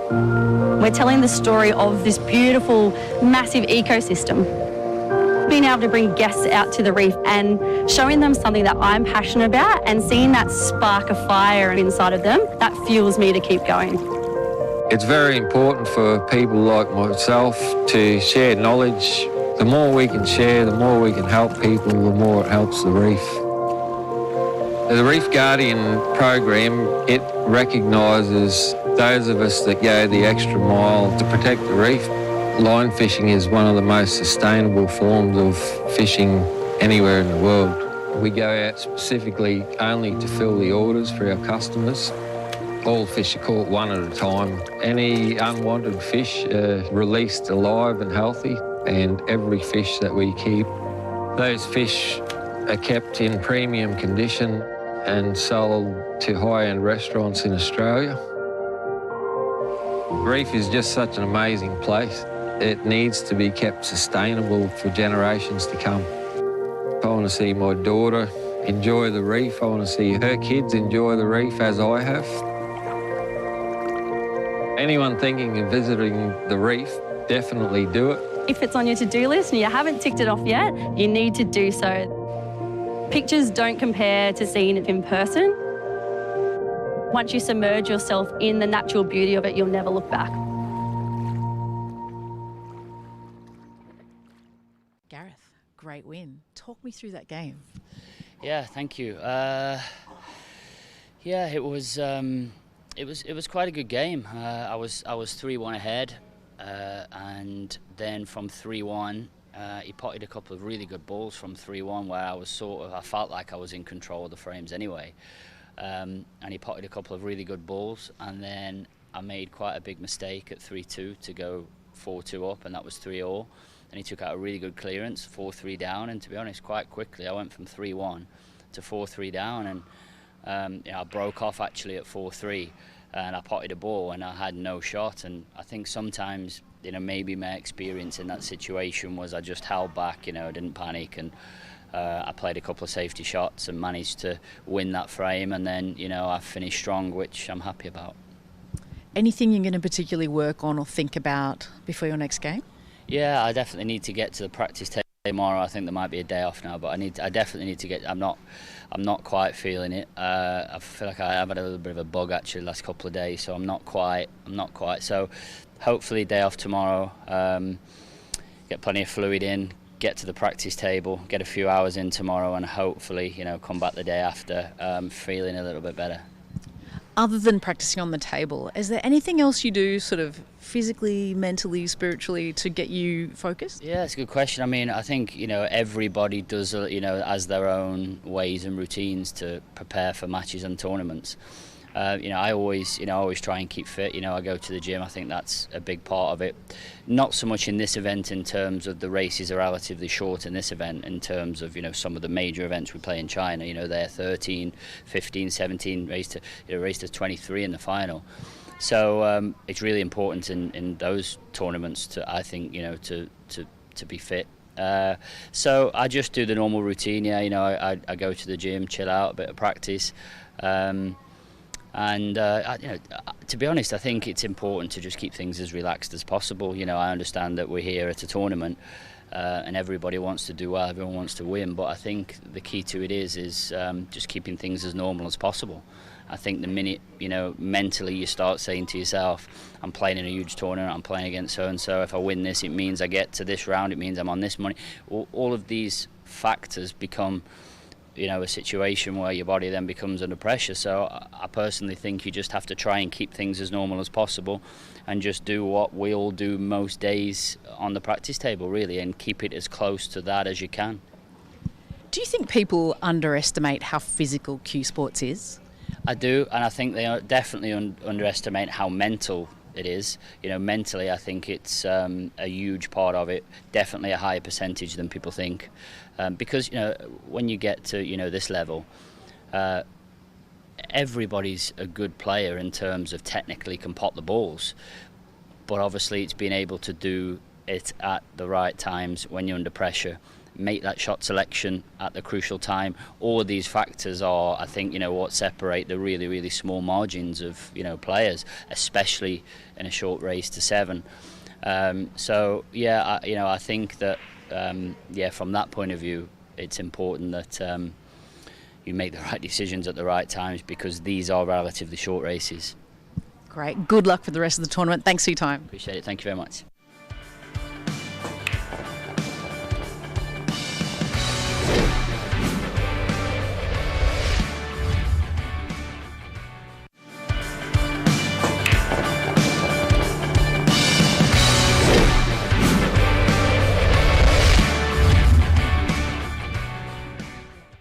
Jose Burgos, you are our chief referee here at the World Championship. Just tell us, how do you get to become a chief referee?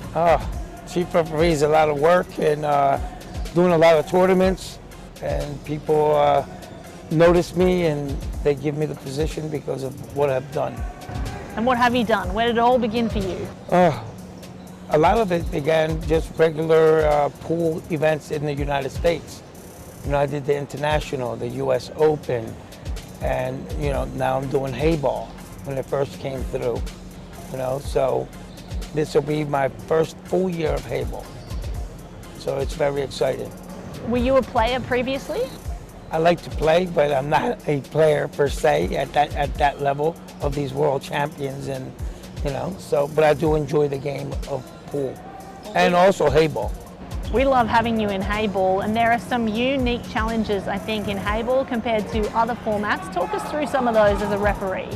Well, the Heyball is technically you're watching that table, which in other sports, you're like an area referee. You have multiple tables. In Heyball, you have to really pay attention to the table at hand to make sure that, you're giving your full attention to the players and their match. What exactly is going on for a referee between each of those shots that are taken at the table? Well, when those shots are happening, you have to make sure that you're positioned in the right spot. You're not in their way. You have to be invisible, but yet be there. They want to make sure that you're there. They want to make sure that you're keeping the clock running, just everything, you know, making sure that the balls are clean.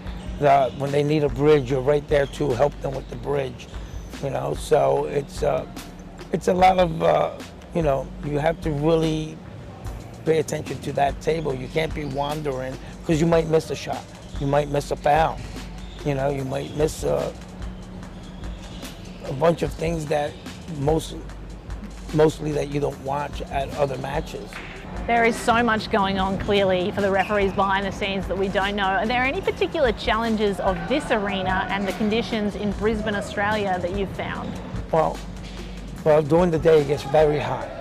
So some of the referees are in suits, so they're sweating. Yeah. So they you know, some of them ask, can we just go in the white shirts and the tie? As long as you look like $1 million, you gotta make sure your shirt's tucked in, make sure your tie's all the way up. You have to, you gotta look very professional. What's the best part of being a referee? The best part of being a referee is actually the matches, taking part in the matches and actually know that you're making a difference. Because that's very important, because my opinion is without the referees and the officials, these events can't happen. Somebody has to hold order.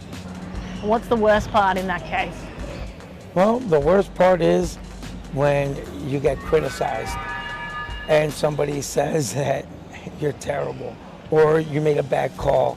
And with social media nowadays, you can be the villain fairly quick if somebody feels that you cost them a match or a world championship.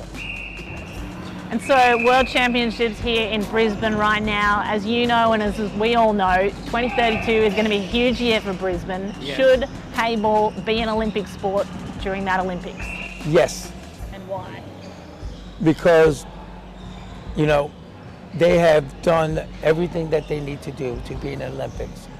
They have, from the juniors to the para sports, they have done everything possible where they're making the sports where anybody can play the sport.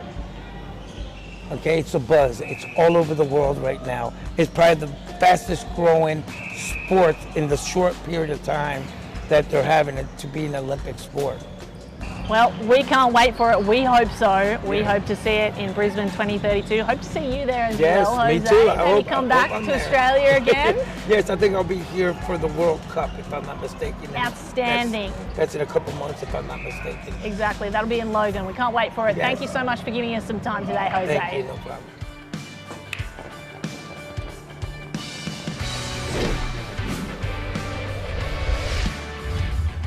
This is SINA VALIZADEH from Iran, and I would like to show you some tips on how to do the cushion shots on a Heyball table. Cushion shots is like the most difficult shot on a Heyball table, since of course it's a new game too, so a lot of people are struggling with this. And cushion shot is basically like any shot that is like, I would say approximately like 10 centimeters from the cushions. So from here to here is where like most players struggle, and it actually is a very, very tough shot to make. And even like professionals don't make it all the time. Maybe I would say like a good percentage to make them is 7, 8 out of 10 is like a very high standard. So, but there are ways to make sure you can at least hit it better and, you know, give yourself a better chance to, you know, actually make the shot. And just the theory of doing it is like basically a lot of the regular shots, the stroke, you have a little bit longer stroke. Like when you swing back, you want a longer stroke to generate more power and just an easier flow of the cue. But for these shots, you want a little bit of a compact stroke, meaning you don't want a very big backswing. Just a little bit so you can be more precise, because it's a very precise shot. If you hit any of the cushion, it won't go in on this table. So you need to be compact so you can aim easier and just deliver very straight and correctly. This is how we normally do it. Like we take it back, like if this is a 90-degree shot, we take it back like this much and then we shoot. But for this shot, you only need to take it back this much. So I would say like around like 15 to 20, like from here, that's normal. But for these shots, only this much. Like I would say like 10 to 15 centimeters. To actually do the shots, basically you have to do the line and all the basics that you do for every shot. And then you do the aiming. And then instead of just going back too much, which a lot of players do and it's a mistake, you should take it back a little bit. So you want a more compact stroke, so you can be more precise. You can make it either way, it's just more difficult. But if you have a little bit of compact stroke, you can be a lot more precise and control the cue ball and just be, it's just going to be a little bit easier to make the ball.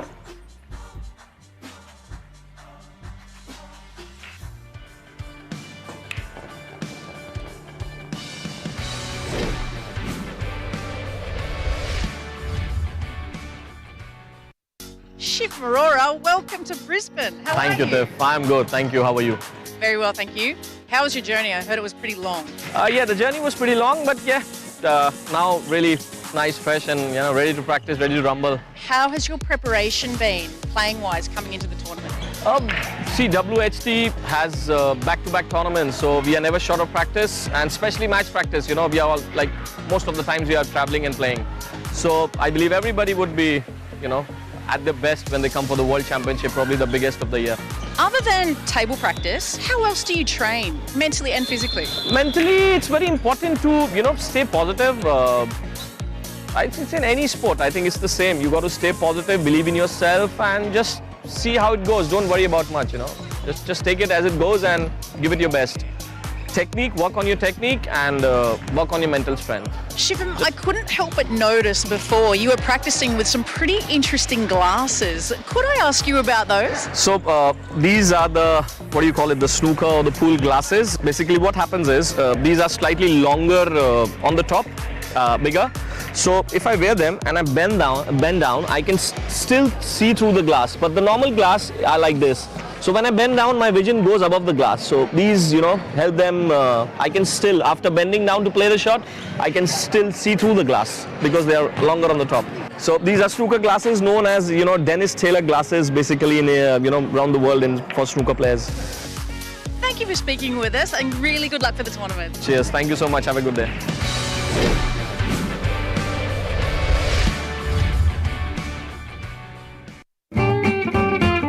You're watching the 2025 Heyball World Championship on WPALive.tv. Coming to you from beautiful Brisbane, Australia. Hi, this is Shiva Marora. This is Getting to Know Me. Your best moment playing. I think I played best in the chain group Joy Masters this year against Gareth. Beat him 13-5. That was the best moment. I played the best ever. Do you talk to your cue during a game? Yes, obviously. Yeah, of course we talk to our cue. Do you talk to yourself when you play? Oh, I talk too much when I play. To myself, of course. Tell us something about you that might surprise us. I'm good at maths. Are you a good dancer? Only for Punjabi songs, you can do bhangra, that way only, that's it. Chocolate or chips? Wow, that's a tough one. I usually have both together. Both. What attracted you to your particular discipline? Now I'm playing Heyball. It's a very dynamic sport. It's very dynamic, very fast, and people love to watch it. And I'm I'm called a people's player. So yeah, like Alex Higgins. So I love it.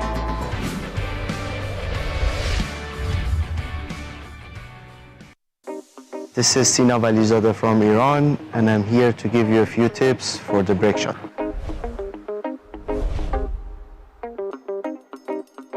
So first and foremost, the most important thing to have a good rack and break is to have a good rack setup. So you don't want any gaps like between the balls, so they should be touching.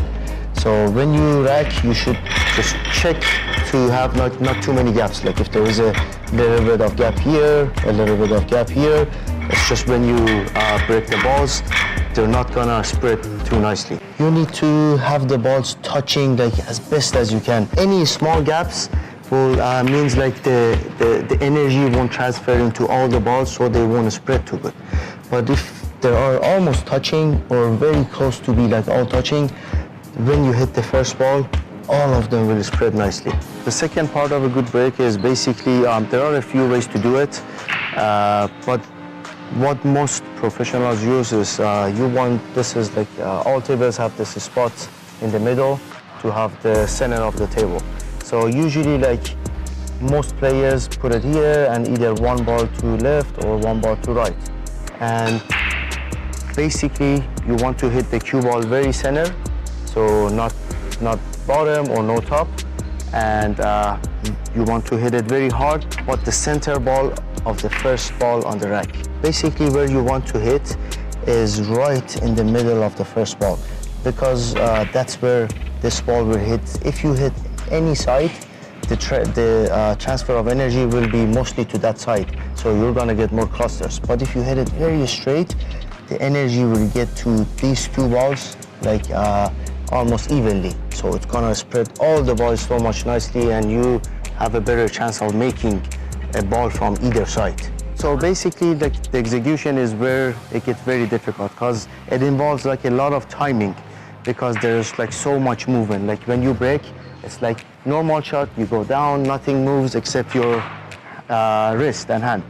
But for this, your whole body needs to move. So you need a good timing when you hit the cue ball. To generate a lot of power, you need to turn a little bit so you can move with your body and go to the cue ball.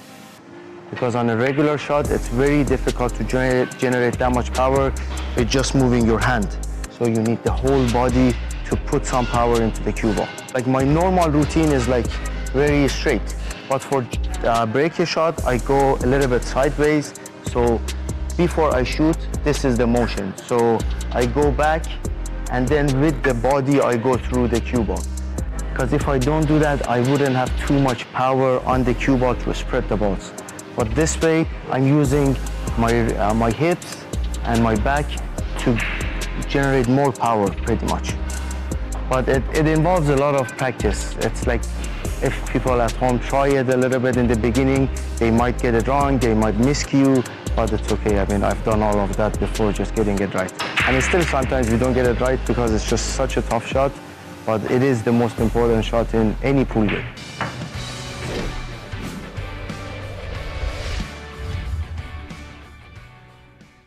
Come with me for a day out in my hometown of Brisbane in Queensland, Australia, also home to Bluey's World.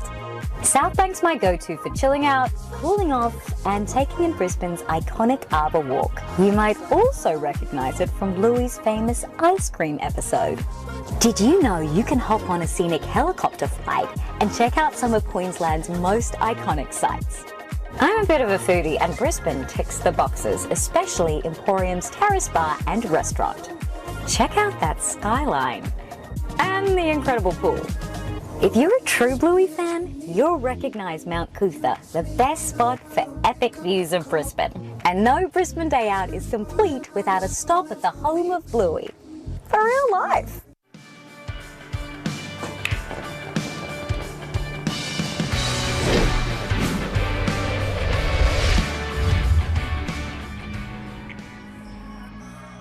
You're watching the 2025 Heyball World Championship on WPALive.tv.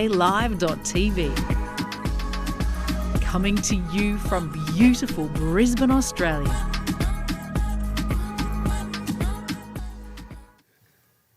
Welcome, ladies and gentlemen, back to Nissan Arena in Brisbane for the 2025 WPA Heyball World Championship. We are about to kick off with the men's semi-final. Having just seen the women's, we are entering into the final four for the men's competition. Over 4 days of competition, more than 100 competitors, 35 different nations, and it all comes down to this. These two will compete for a place in the grand final later on today. So please join me in welcoming the athletes. From Great Britain, we have the current #1 Heyball player in the world. It is Jack Whelan.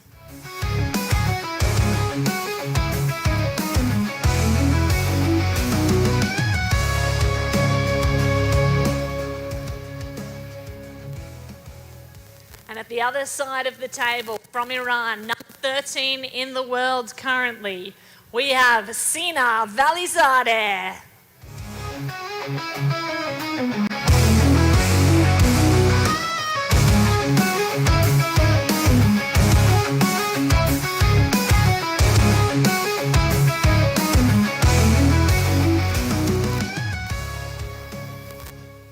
And join me in welcoming in our referee for today's match from China. Please welcome Yuan Shi.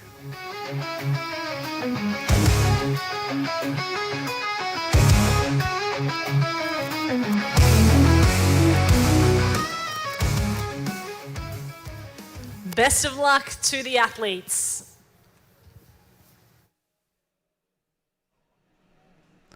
And we are back with the semi-final, and what a match this is going to be for a place in the final against the winner from Gareth Potts and Arfandad as well. They are playing on table 8 now. You can catch that on the WPALive.tv links. But on the TV table, SINA VALIZADEH from Iran up against Jack Joseph Whelan from the UK. And as you heard, Kate, the #1 ranked player in the world at the moment. Raymond, wow, hey, wow. I think if I look at the stuff that was happening on social media last night, when we got down to who the last 4 standing is in each category, people were, predicting a very different outcome to this tournament. And I think, everyone is so surprised. But I mean, the last 4 standing, those are like 4 of the most consistent players in the tournament. And I gotta say, I'm really, really happy, especially for Zina VALIZADEH and Arfandad. I mean, they've done really, really well to reach this point. Yeah, firstly, lovely to have you on the stream, Lenyukta, joining us here, and you're definitely right. I mean, we did not predict this last 4. I mean, where is Liu Xin, firstly, the defending champion, out of the tournament? Warathan and Sukratanis on the ladies' side as well, out of the tournament. So we are going to have brand new world champions at this event. SINA VALIZADEH winning the lag, and here he's breaking now. We did see him. Yeah, we saw that little clip of his on how to break well, and you can see what a split that is, though. But potting the cue ball. don't laugh. Too soon, Raymond. Too soon. Yeah, but I mean, look at the power he's managed to generate. He's picked up a lot from his trips to China in how to perfect that break. Look, sometimes you lose the cue ball, but I mean, the main thing is getting nicely through the cue ball and getting a lot of movement on these balls to try and pot a ball on the break. Yeah, that is a really nice split there. Pity that he broke for Jack Whelan. But yeah, I mean, once again, I'm sure later we'll take a look at the route SINA VALIZADEH had to take to get to this point, the semifinals in the World Championship. And, we've mentioned his name before in previous tournaments, one of those players, just like Arfandad, knocking on those podium finishes. Yeah, SINA VALIZADEH currently ranked 13th on the WPA rankings, and he is the player who took out Liu Xin in the round of last 8. Also took out Shivam Arora 7-2 in the round of last 16. So what a route that is. I mean, Shivam Arora, Liu Xin, those are top names. I would put them top 10 international players in the world at the moment. And SINA VALIZADEH has taken them out just like that with some large scorelines as well. Then you go over to Jack Whelan, 7-4 against Mickey Krause in the last 8, and 7-4 against João Grillo in the last 16. Yeah, I mean, João Grillo also a very, very consistent player in this tournament and in other tournaments of late. So that was Jack Whelan going into that game would have seen João Grillo as well in that final of the Champion of Champions against Clint Ianson. So they know, besides all of that, João Grillo also a well-known player on the European circuits for American pool. Yeah, Raymond, such a star-studded lineup we've had in both the women's and men's division at this tournament. Little bit, once again, bittersweet that we're on the final day here. And I know that first session as well was a nice starter for what's to come today. Yeah, in that first session, TIANQI taking on AMEE KAMANI from India, and KAMANI not able to find her rhythm, find the form that she had earlier in the tournament. I mean, she's the player that went through Rebecca Kenna, and it was quite a big scoreline as well, 6-1 over Rebecca Kenna. Now we know what a great player Rebecca is, as well as 6-2 over Jessica Woods in the last 16. So AMEE KAMANI not able to find her form against TIANQI. TIANQI going through and is gonna be playing Kelly Fisher for the final in the 2025 WPA Heyball World Championship. Now, this is a title that Kelly Fisher doesn't have yet. She has so many titles from so many Q Sport disciplines, but this is one that she doesn't. Yeah, that's going to be that match between TIANQI and Kelly Fisher, you know. A form against TIANQI. TIANQI going through and is going to be playing Kelly Fisher for the final in the 2025 WPA Heyball World Championship. Now, this is a title that Kelly Fisher doesn't have yet. She has... It's a huge statement match. A huge statement match. We've got, you know, China against the UK, but more importantly, I think, you know, it's also a testament to how far everybody's come in this game. Just the fact that we have those two in the final. And I mean, yes, TIANQI a little bit more experienced, I guess, than Kelly or let's say a little bit more accomplished than Kelly in Heyball. But Kelly, I mean, wow, what hasn't she won? What doesn't she have a trophy for? What a player, what a human she is. I think that's going to be one beautiful match, and that's coming up at 3 o'clock, so just in a little while. Yeah, and I mean, while we were giving a rundown on the tournament, just like that, off SINA VALIZADEH's cue ball potted on the break, we see Jack Whelan taking the first point, rack and run, and stamping his authority straight away on this match. Now, did have a chat to Jack before the match. He said this table is really playing nicely now. There is a few blowers on here, so the humidity not really in the air around the TV table, so it's not playing too heavy. It's actually playing perfectly. That's great, Freeman. When did you get your meteorology degree? That was beautiful, the way you yesterday calculated the humidity.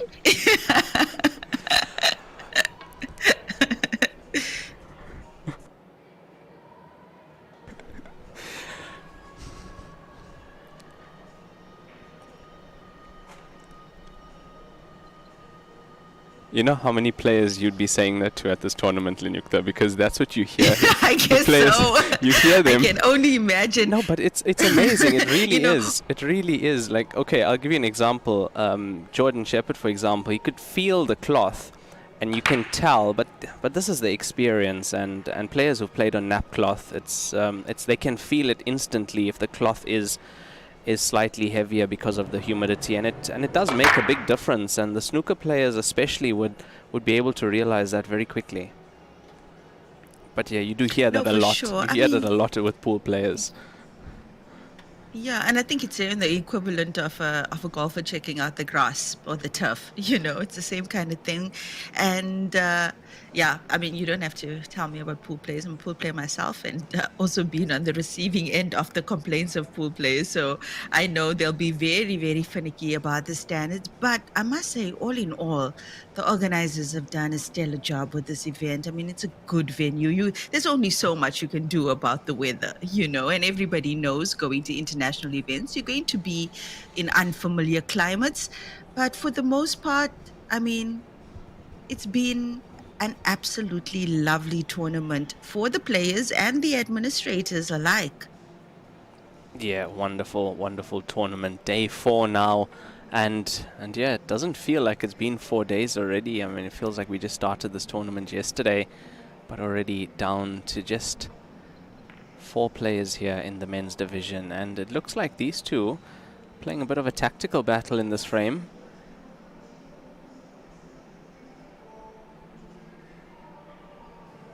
And we've said many times on commentary that more often than not, if it goes tactical in a game of pool, it's the English 8-ball player that's going to have the advantage.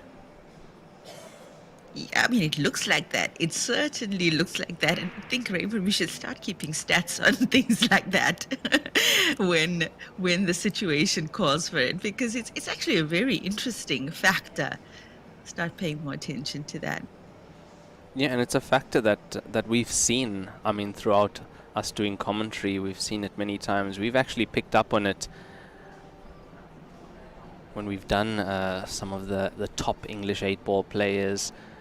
Ophelia Leville the other day on the TV table, we saw her really good with the tactics and able to extract a few mistakes from her opponent using that.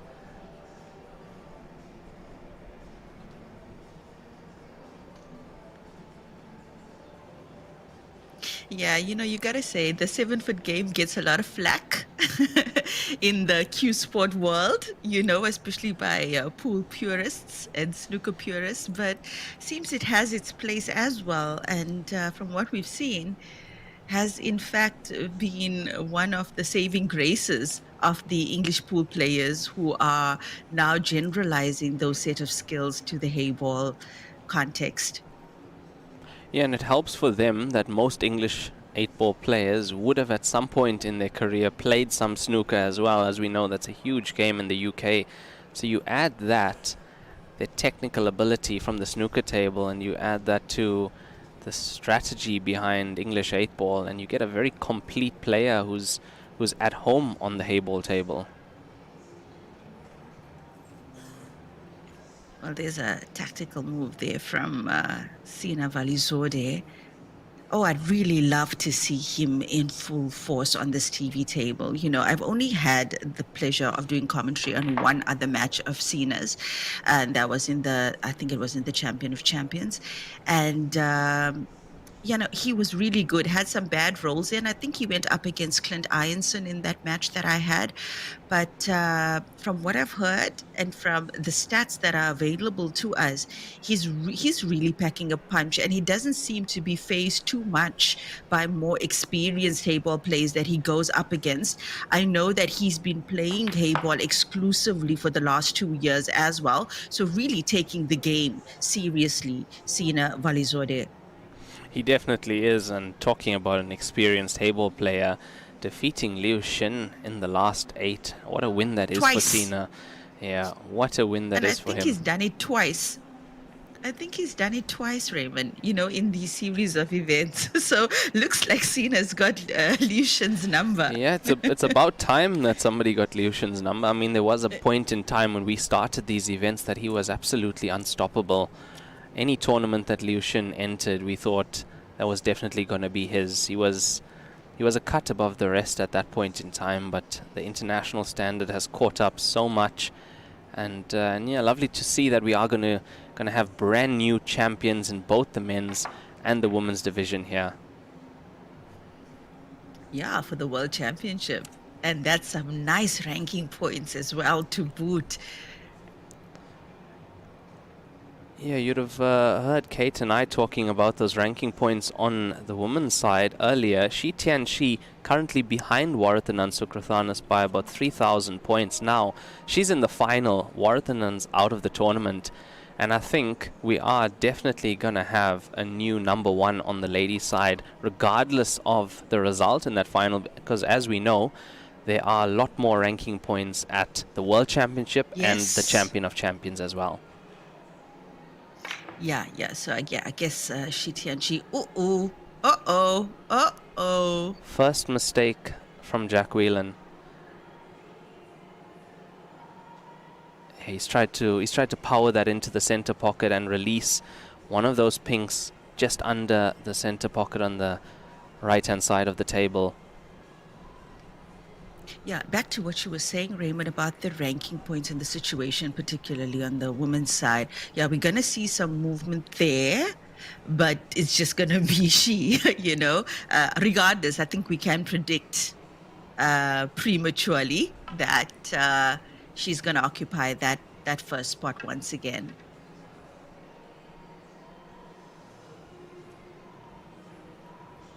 Yeah, and I'm having a look at where Kelly Fisher is currently. Kelly Fisher is ranked 17th with 8,000 points. Now, I do know it's about 7,000 points for the win in these major events. Yeah, no, it's going to bring her into the top 10 most likely. Even the second place, if it has to be that, will bring her into the top 10 also. Oh, and I mean, Warathanan Sukritanis was such a star, post-match with Vidya Pillai. Really took it on the chin, gave Vidya her respect.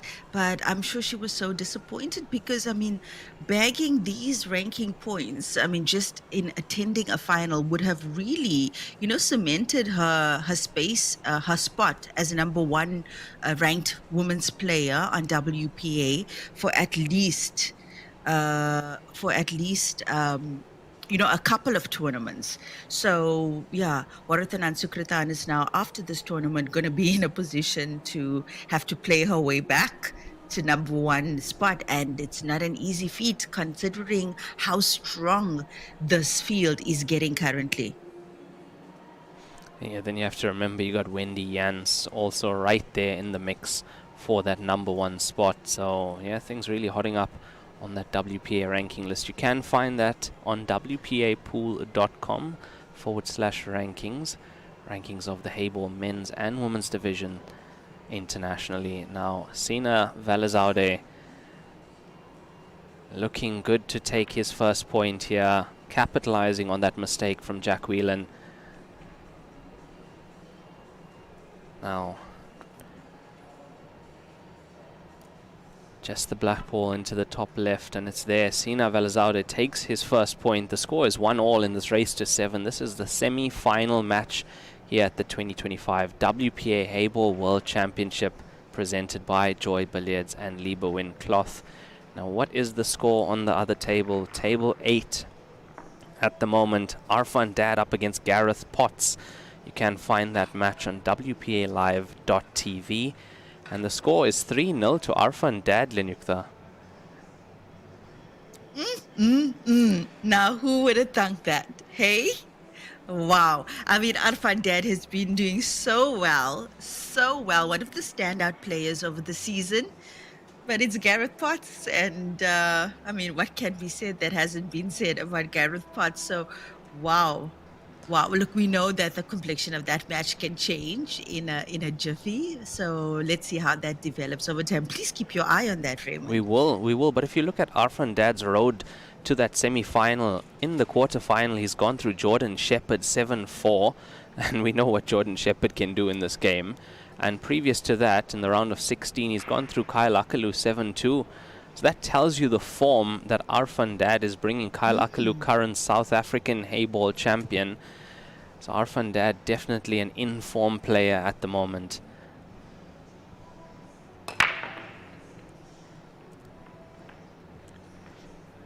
And this time, SINA has potted a ball.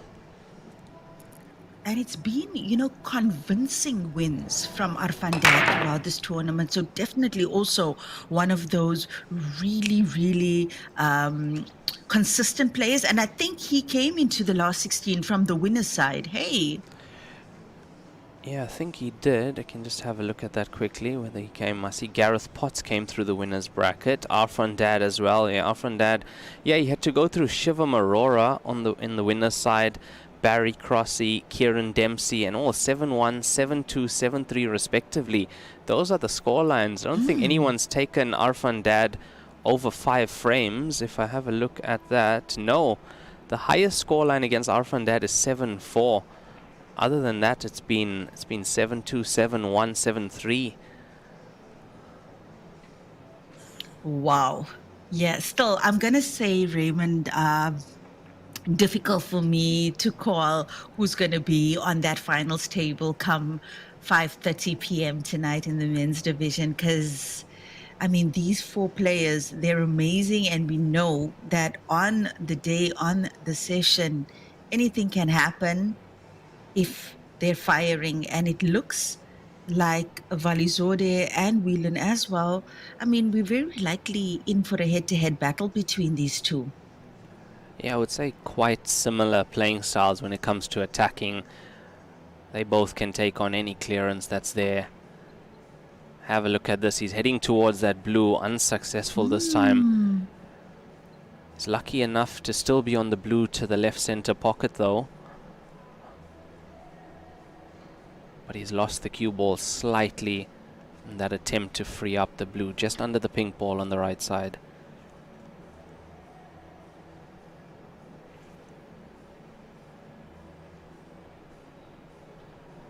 Now if he takes this pot onto the center pocket, he's committing to this, which is why he's not taking it. He's rather playing this.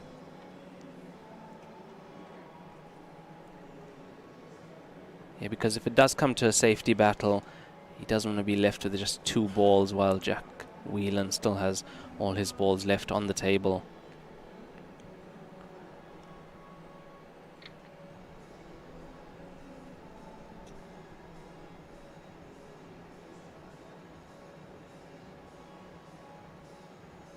Yeah, I think Jack's going to actually take this pink on to the top pocket. He's going to leave the cue ball in a place where SINA doesn't have a shot. If he misses it, yeah, there you go. That's exactly where he wanted the cue ball. Yeah, that's a good shot from him. Was A brilliant. nice, yeah, a nice containing shot. Also managing to get that pink ball snug in the pocket up table. So, yeah, Jack Whelan also, just not underestimating VALIZADEH as he shouldn't, because he would know. He would know. Yeah, played that pink really well. As you know, if you play that with too much pace or the wrong line, it's going to hit jaw and go onto the cushion. Now SINA, he's really opened things up in this frame. Yeah, that was quite a ambitious shot, but I think he was just playing to open up there. Nothing too fancy. I mean, he could have potentially got lucky on a center pocket drop, but not this moment. But the tables look better on blue at the moment, just off that one shot. Yeah, the blues are good for SINA, and that's if he gets another visit to this table. But Jack Whelan's going to do everything in his power to keep SINA VALIZADEH in his seat. Cue ball down for the pinks. Pocket, yeah. Yeah, and also roll down for the pinks that are closest to the black ball. Needs a small bounce. I think he's got it. If he's on the blue, on the pink just nearest to the black ball, that's an excellent shot. It really is. It really is, because he needed that kind of angle on the ball so that he didn't run into the black, trying to pot it. So I think, I think Jack's looking really good here. But then, of course, yeah, that was the only problem. Was the only problem I really saw on the table for him. Was this. He's nudged into that one as well. Could actually start playing up table now. Play to the center and then come up if he needs to. Leave that pink that he just nudged into as he's connected to the black ball. Yeah, I think that's exactly what he's going to do. He's got a nice connector there in the middle of the table to get up table as well. So, yeah, this looks like a formality now as far as this frame is concerned.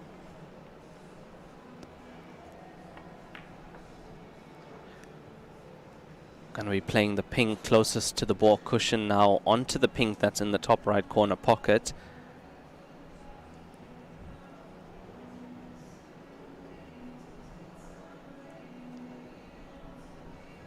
Yeah, now a shot like this, you want that second pink to stay there. Don't want it to go too far away. Yeah, that's okay. That's good. That's okay. good. Yeah, clever Jack Whelan. He's left the angle on that ball that he's just played to get the cue ball back out. If you land straight on the combination, you're leaving the cue ball on that cushion, and if that second ball doesn't stay in the pocket, you're in trouble. It's a very clever play from Jack Whelan, as always. And now it's just down to the angle he's going to give himself to his second last corner ball here to get shape up table. Does he have it? Looks like he can come through the gap of the blues to that pink.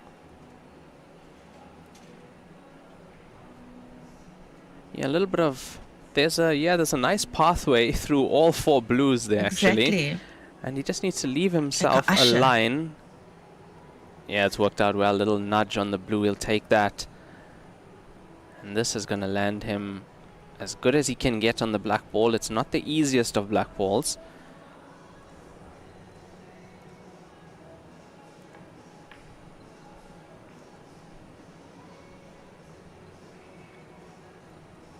Yeah, very clean play from Jack Whelan at the moment. And just like that, it's 2-1 to Jack Whelan. He takes his second point with an excellent visit at the table. And Jack will be breaking in the next frame as well.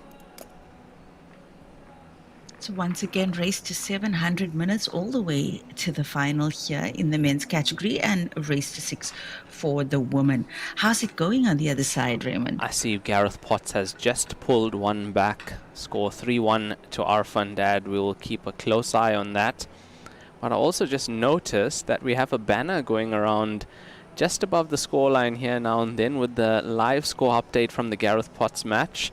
So if you are watching this match, you'll be seeing, very fancy from WPALive.tv. From the production team. Yeah, lovely to see that. And as we said, I mean, 4 Cents, well, WPALive.tv powered by 4 Cents, they're always innovating. And there we go. There is the live scoreline from the other men's semi-final match. So if you are watching this match on your screen and you want to know the scoreline, just have a look at the bottom of your screen. And there it is from Table 8. Or you can multi-view it, stay with Raymond and I, and also enjoy that match simultaneously.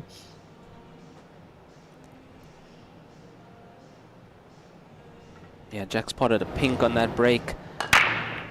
Straight into the left center pocket, and that's a good break. This is more like it from these players.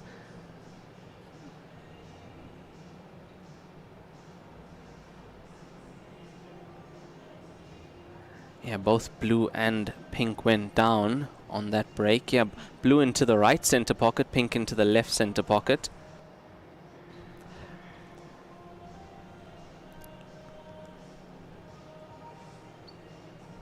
Now, we did see quite a few dry breaks in the past few days on this table in Yuktha, but the table seems to be running really nicely at the moment. And I think that lends to the conversation that I had with Jack before this.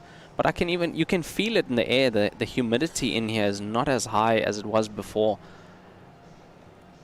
Yeah, and also I think, as somebody mentioned, I think it was an Australian that said so, the humidity is a lot more pronounced later in the day in that region.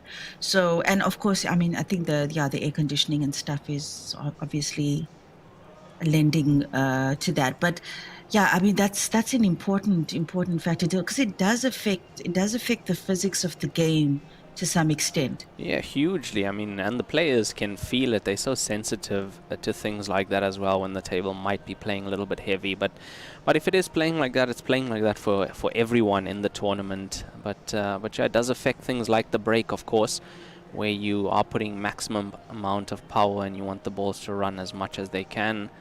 I think that's why we've seen Jack potting 2 balls on that break.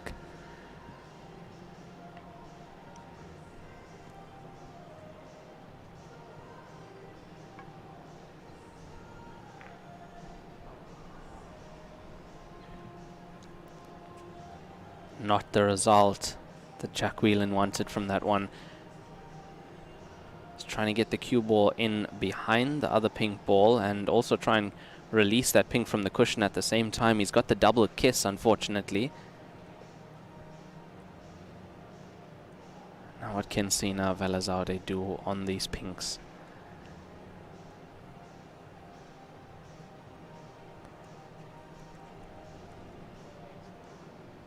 Bank, maybe, that on the pink? if you miss the bank on that blue, that's just above the black ball.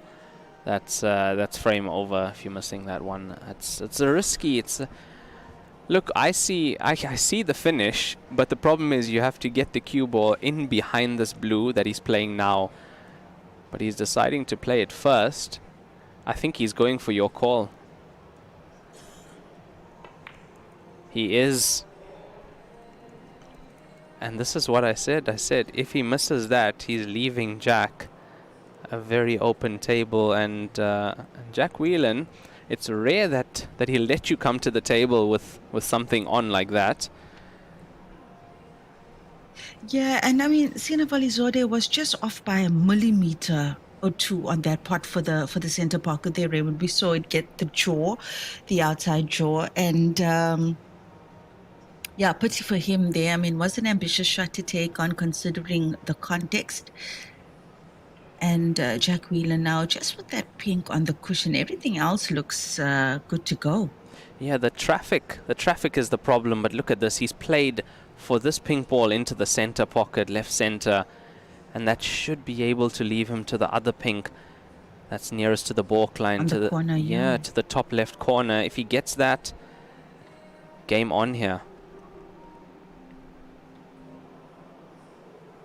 Yeah, this was a very delicate positional shot he's just played, and he's just touched that, and you've seen how much of cue ball movement he's got off that.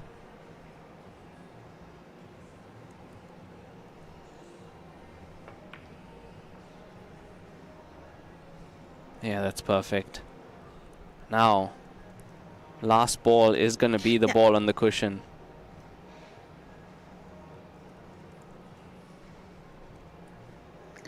I'm wondering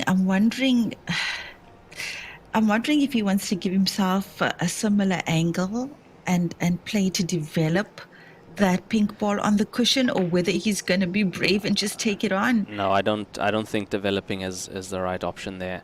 Your last ball on the table, if that goes wrong, you end up with no pot at all. So in a situation like this, Now I think look you're at just playing to get behind it.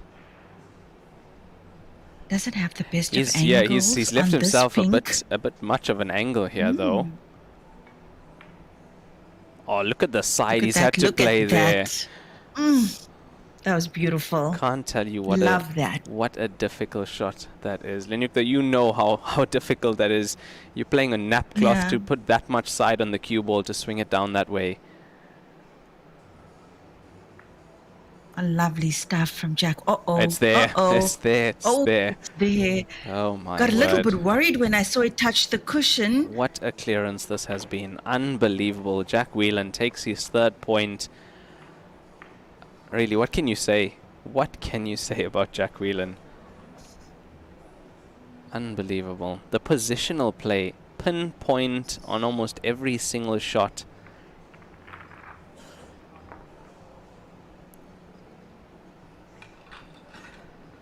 Yeah, beautiful stuff from Jack Whelan to take that third point. He's 3-1 up against Sina VALIZADEH, and it will be Sina to break now in the fifth frame. This is a race to 7, 100-minute time limit. As you can see, 1 hour 9 minutes left on the clock.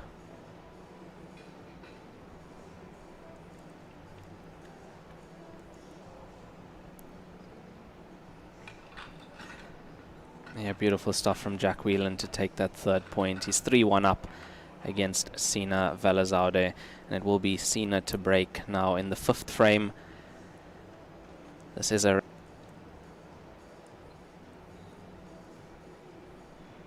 I'd have to say, in the past few months, Jack Whelan has looked like he is one of the strongest international players in the Heyball world at the moment. Yeah, Jack Whelan keeps this up. He's going to start looking Chinese soon, Raymond. You can tell him I said so when you do the interviews. It'll be Kate doing the interviews. I'll let Kate know. Yeah, and that's more like it from Sina. I mean, have a look at this table. He's potted 2 blues there on that break. Yeah, but as you can see, you can't afford to make a single mistake against a player like Jack Whelan, not when he's in the form that he's in now. And it seems to be his default state. This form of Jack Whelan seems to be his default state of late, Raymond. Yeah. You know, it's not even like... I don't even think we can say that anymore, you know? Yeah, no, it's the consistency. He's just been... The consistency is scary that Jack Whelan brings to this game. to be that consistent over that amount of time in a tournament, to play an entire tournament and keep the consistency.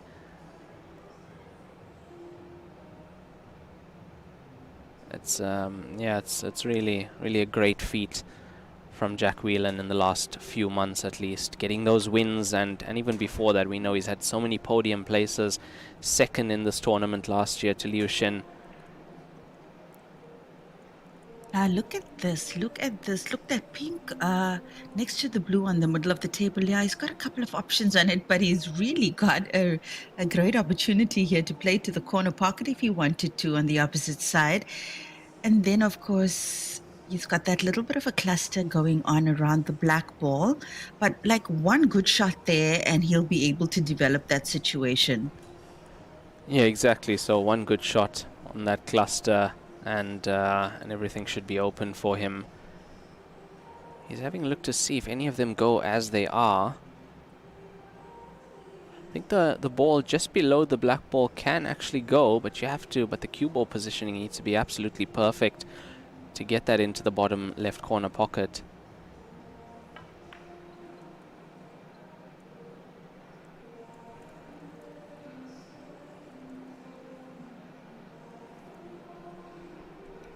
Do you see Jack Whelan's expression there? He's looking at the table and he's looking at SINA as if, what are you going to do here?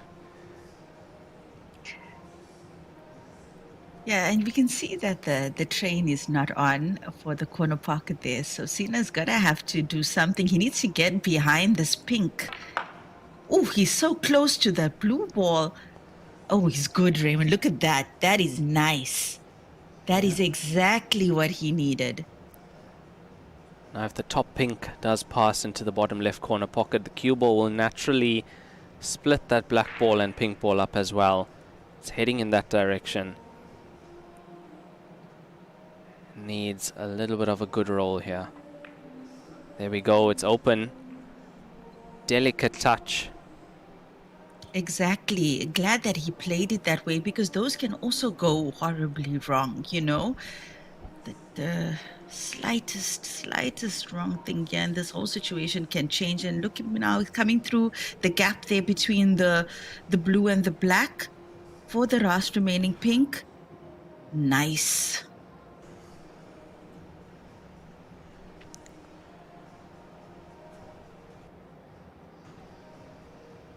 Some nice precision pool here from SINA VALIZADEH. Hey, Raymond. Yes, it's nice to see him playing the way he's playing at the moment. He's taking these really nicely.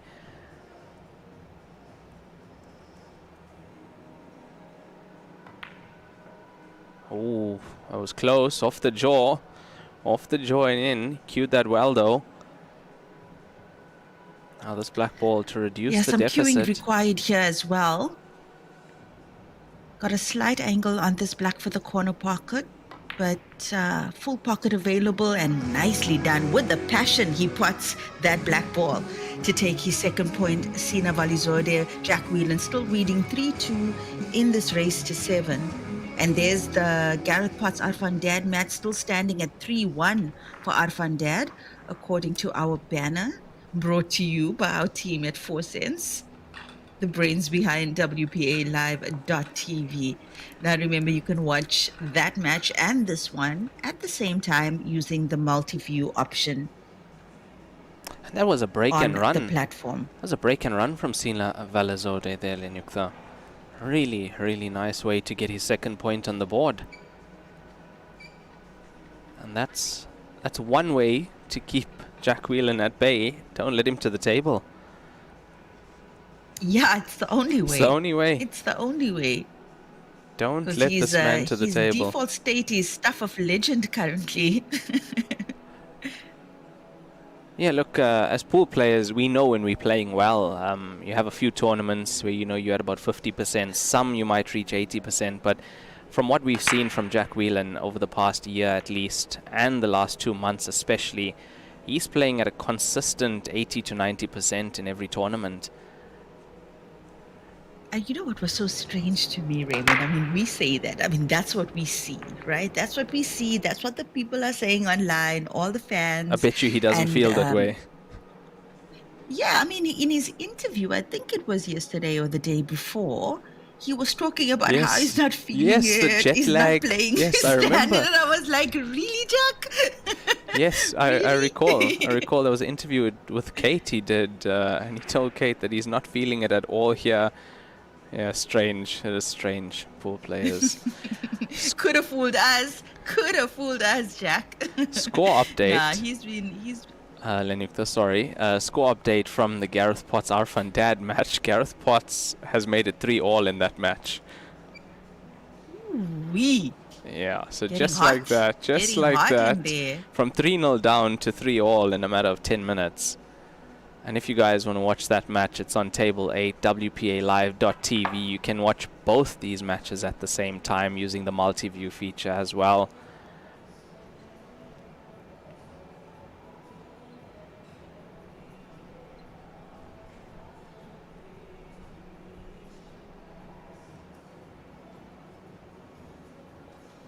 Yeah, and SINA nodding his head. That was a try break from Jack Whelan there. Yeah, and VALIZADEH played a nice shot just now to open up a problem, but didn't get what he wanted off the cue ball, and now he's forced to play a tactical move in this frame. So here comes Jack Whelan back to the table, and I think he's on blue, Jack Whelan.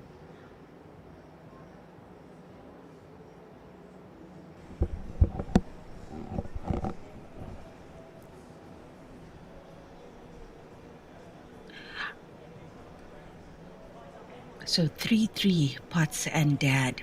Wow. Yeah, what a comeback. Not so surprised. Not so surprised in all fairness, but I mean, that must be some match over there. I think this one is a lot more chilled compared to what's going on there. Yeah, for the moment at least. For the moment, at least. I mean, obviously, Gareth Potts would have been dominating, in that last 3 frames because Arfan Dad was 3-0 up and then a quick 3 points from Gareth Potts to equalize. So we know in the second half of that match so far, Gareth Potts was dominating. And whether the power dynamic shifts, I guess we've just got the scoreline to look at and judge. Or we can use the multi-view feature ourselves and have a look at what's happening on that other table. You know, Raymond, I'm a professional, okay? So I am going to give my full attention to VALIZADEH and Whelan, but you do you, boo. You do you. I do have the other game open at the moment, and I have to say that the picture quality is insane. I mean, it's crystal clear. There's many times where you do see outside tables where you can't really see what's going on, but it's the exact same quality as the TV table. It's insane. Yeah, Gareth, you're catching them in 4K. I'm serious. Really, it is. You have to have a look at it. It's it really is brilliant what 4 Cents and WPA Live TV have done at this tournament.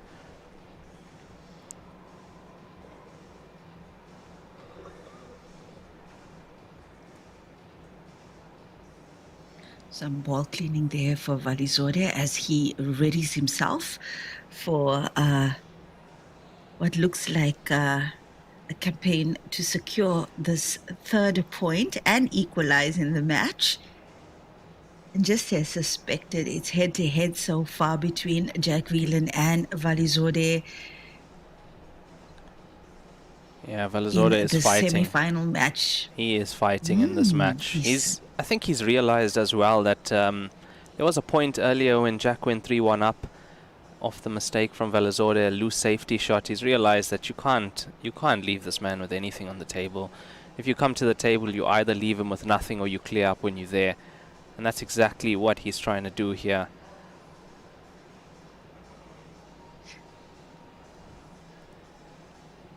You know, once again, for SINA VALIZADEH and Arfan Dad, who haven't bagged titles yet in the WPA and Continental Opens for Heyball Pool. Such an important moment for them because this opportunity only comes around once a year. If you're lucky, it's a world championship. It's massive dragging rights to have that, to display that trophy in your home, to hang up that medal wherever you displayed, whether your man cave or your living room. It's just such a beautiful title to have, and I gotta say they can be, regardless of the outcome here. I think the both of them, especially SINA VALIZADEH and Arfan Dad, can be particularly proud of what they've achieved at this tournament. We've been watching them the entire season, and we knew that they would be kind of dark horses in this tournament, if I can call them that. And I say that so lightly. It's meant with no disrespect, only in the sense that they haven't won the titles yet, because we know they are established players in the different cue sports that they come from. As you say, they have been definitely knocking on the door in this one. This will be a big one for Arfan Dad as well. As you know, recently he's taken up Heyball full time. He's touring the world. But just to switch back to this, SINA VALIZADEH, too much power on that break, unfortunately. And this could be... And he just scrunched his eyes when that happened. Oh, you got to feel for him. That was, nicely frame, Raymond, and you want to take that momentum into the next frame. Could be the story of the first frame here. If you remember, SINA potted cue ball on the first frame, and it was a quick rack and run for Jack. Now, I'm going to tell you what's happening in the 7th frame over on the Gareth Potts-Arfan Dad match. Gareth Potts has missed a black ball down the cushion to take the 4th point, and he's let Arfan Dad back to the table. Now, what we might see is during the break on this frame, if those players are still playing, we might be able to switch over to that for the viewers as well. That would be awesome. Come on, 4 cents. Come on. That'll be awesome. That'll be awesome.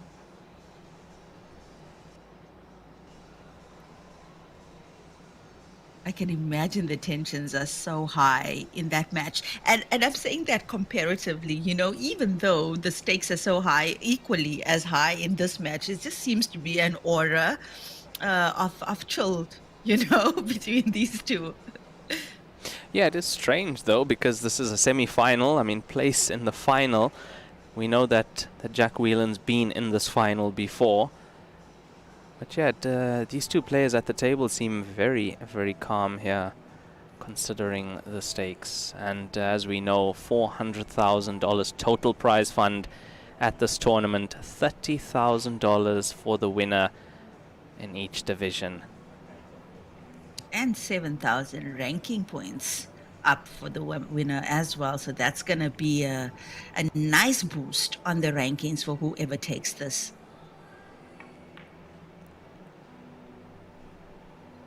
Yeah, and this is looking like how the first frame did. SINA VALIZADEH fouls on the break. Cue ball in hand for Jack Whelan behind the balk line, and quick point loading.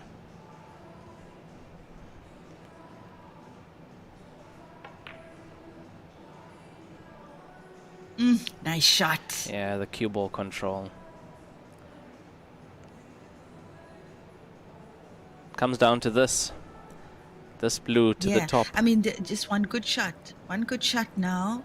Look, not perfect on that blue, but it definitely has the angle to go across the table if he plays that blue down to the cushion. I don't think he has much choice but to do that. Yeah, he doesn't really have a shot anywhere else. He's having a walk around the table here. If he can just get the cue ball slightly out, he has the blue that's in the pocket. That's in. Yeah, he does. Yeah, that's in, and he has the blue. That's just near that corner pocket. It's going to leave him... Well, it can leave him on the ball to the center, but he's looking at threading the cue ball through the gap there as well. Yes, and luckily for him, there's enough space between the blue and the black ball for him to achieve that. And the black is away from the cushion as well, Raymond, so I think that's, less of a headache for him. Yeah, this is a big shot here to get perfect position from this pocket ball.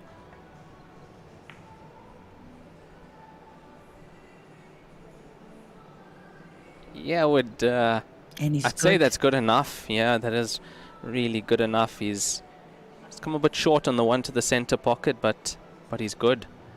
I think he can. Oh, I love an aerial shot of that. I was just wondering if he can stop the cue ball there on the pink. No, I think the pinks are in front of the blue. He has It'll be to grazing pass. past. Yeah. Yeah. Well, the pink that's actually the top one there. Yeah, good call, Linyukta.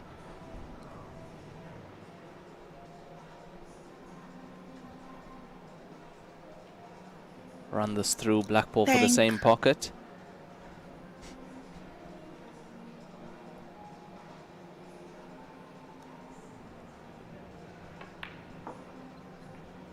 Oh, lovely. Oh, look at that. Lovely. Beautiful That's stuff. quite a confident statement ending here to this frame from Jack Whelan. Oh, commentator. Oh. Commentator. No, it wasn't me, Jack. Commentator. It wasn't me. That was the commentator. Man, that was such Look, a good run from him. In all Raymond. fairness, I never saw Jack Whelan missing that ball. Oh, man. My word, has he man. opened the door? Sorry, Jack. That was going to be a rack and run, quick fourth point for Jack if that went in. Well, not an easy table here for VALIZADEH, Raymond. He needs a money shot. I think just one money shot here and he's A for away on this table. All the pinks are otherwise open. Looks like he's got the one in the middle of the table down to the corner pocket. Oh, but hampered queuing. He is queuing over the pocket, bridging on that pocket as well. Not a nice position to be in. Ooh, that was Nice. lovely. Very nicely done. That was lovely. Yeah, good pot, but still a lot of work to do here. The positional play required. He's got balls everywhere on the table. He's got to play this well. And now that black ball blocking the bottom right corner pocket. So those two pink Is it balls. though? Yeah, Is it it is. though? It Just is. have another look at that. When we get an aerial shot of the table, It is look blocking the there, corner a little pocket. bit of a gap. Hmm? For the balls that are in the racking area, they cannot go past the black ball there. Unless they jump over the black Yeah. ball. Those are the two. That's the Yeah. issue for him. He'll have to land on the right side of the table. Yeah, certainly.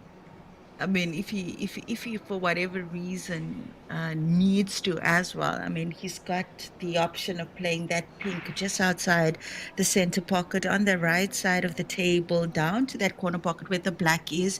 Little bit of a gap there, might be able to nudge the black out of the way should he choose to do that. But yeah, like you said, Raymond, he can go for game here.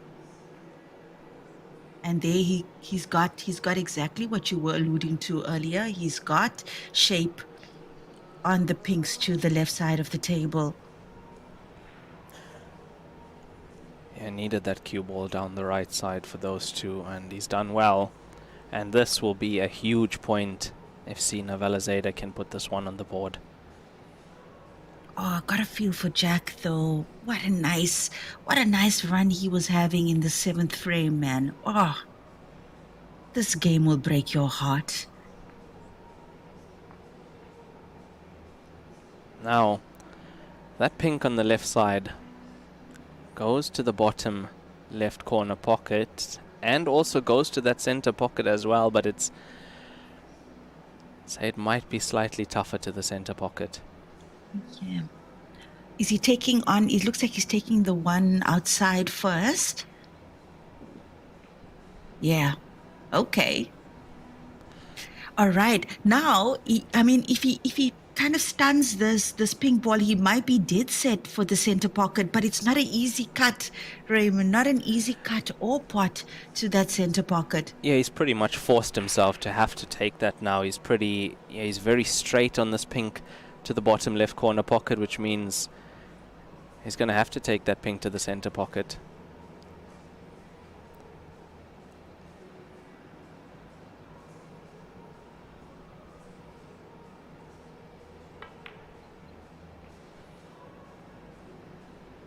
Oh my, oh my, oh my, oh my. That looks difficult. A little bit much. That looks difficult. A little bit much on the cue ball. A little bit too much into the Yeah, a cue little ball there. bit. I expected him, look, he pulled a little bit on that cue ball. I expected him to just play stun, and I think, that cue ball would have been more in a favorable line for the pink, but here's a pressure pot now for VALIZADEH.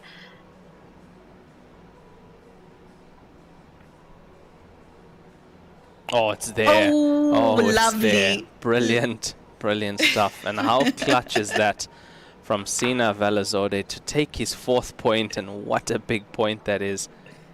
Absolutely And I didn't unbelievable. breathe when he took that shot. Yeah, that was absolutely brilliant from SINA VALIZADEH to take his 4th point. And we have Kate standing by on table 8 for an update on the match there. Yeah, thanks Raymond, thanks Chetty. I'm here on the upstairs table, the other semi-final between Arfan Dad and Gareth Potts. They have just come back from their break, and Arfan Dad is looking absolutely mechanical the way he is stalking this table. Unfortunately, we saw Gareth Potts miss a crucial mistake. He had the black ball on the edge of the pot. He couldn't get it in.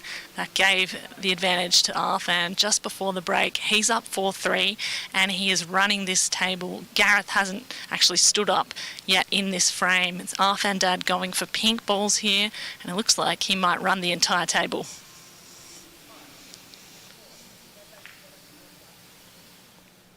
Yeah, thanks Wow. for that update, Kate. Wow, And wow, wow. Arfan Dad taking the game to Gareth Potts.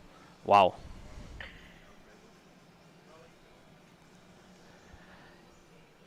And here we see some of the highlights. It's surely been an entertaining match on this end as well, Raymond. Some decent pool from both Jack Whelan and SINA VALIZADEH. I mean, that last frame with the Jack setting up so beautifully. I mean, going through all these object balls, setting up so beautifully for the black, only to park it. Oh, he must be gutted with that. Yeah, it would have been a brilliant finish. And that was off SINA VALIZADEH's dry break that Jack was making that clearance. But yeah, not to be that time. I did not expect him to miss that black ball to the bottom right corner pocket. Not at all. I think SINA VALIZADEH didn't expect him to miss No, that black ball not at all. as well. But that said, props to SINA VALIZADEH, because he came to the table, wasn't an easy table, took on a very difficult shot as a starter, executed that shot, had to play some recovery shots as well in order to execute that finish, and did so in stellar fashion. One amazing pot on his last object ball, and I mean the black was in the pocket from Whelan's hand. So yeah, SINA VALIZADEH, I believe he's in the lead now as we went to the break. Yeah, SINA VALIZADEH has taken the 4th point here. He is 4-3 up against Jack Whelan as we've gone into that break. So about 50 minutes left to play in this race to 7 for a place in the final. Winner of this match will play the winner from the Gareth Potts and Arfan Dad match. Yeah, I mean, it's still a difficult one to call on both ends, Raymond. Looks like there's so much of drama in the other semi-final as well. Can't call it. We just can't call it yet. Yeah, and Arfan Dad has just equalized as well. He's made it 4-all there. So definitely tight matches on. And this is what we expect at this level, this stage in the tournament, especially players so evenly matched as we get here. SINA VALIZADEH fighting against Jack Whelan. And at the moment, he's the one in the lead.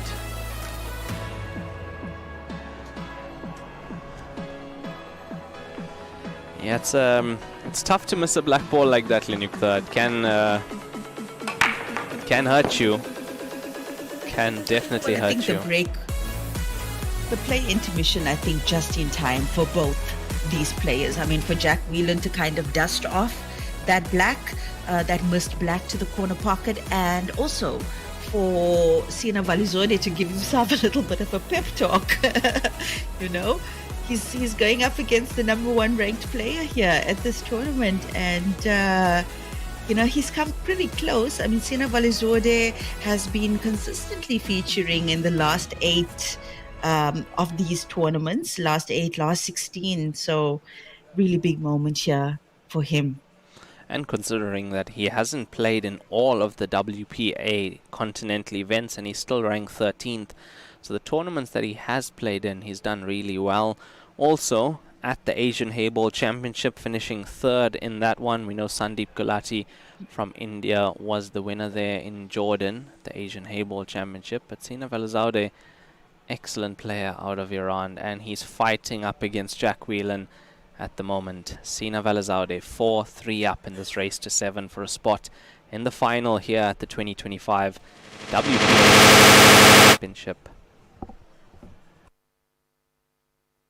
Yeah, the players are back in the arena now. Sina VALIZADEH just freshening up with his wet wipe. So it's Gatorade and wet wipes there in the arena, Raymond. Yeah, we'll see if that gives him the upper hand here against Jack Whelan. So Jack Whelan to break. Sina VALIZADEH did win the leg. So it'll be Jack Whelan to break now in this 8th frame.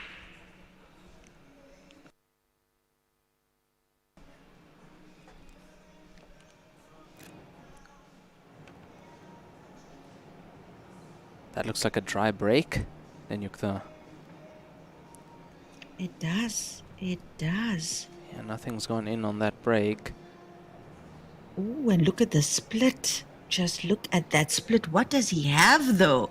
Oh, doesn't look like an easy table here, considering where the cue ball is. Love an aerial view of this table now, just to see what Sina's dealing with. So he does have a blue and pink available to that center pocket now. Okay. Which one? Yeah, that's the Looks that's like the he's question. going pink. I think he's just playing No, through. he's going blue. Yeah, so the blues are more centrally located, require delicate cue ball positioning through the traffic. The pinks are spread more up and down the table, would require more cue ball movement up and down the table. So that's why I think he's opted for the blues. He feels that he can navigate better in the small spaces. And that's oftentimes more difficult, you know? Yeah, because Okay. things can start to go slightly wrong. It's just caused another cluster there outside the center pocket. Yeah, and I'm thinking now that last 2 blues on this side of the table, on the right-hand side of the table, right half of the table actually, might be... Oh, actually, he's got so many options here, Raymond. I mean, he could leave any of those 3 as a connector to the black.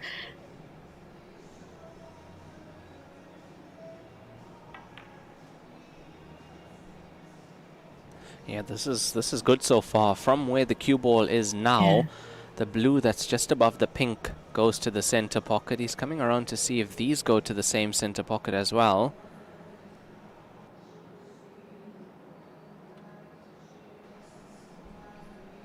Yeah, as you said, some delicate cue ball control required here on the set that Sina VALIZADEH has claimed. And he's looking good so far, really looking good so far. Yeah, this is Now, going to even be... with this, he's just a slight roll.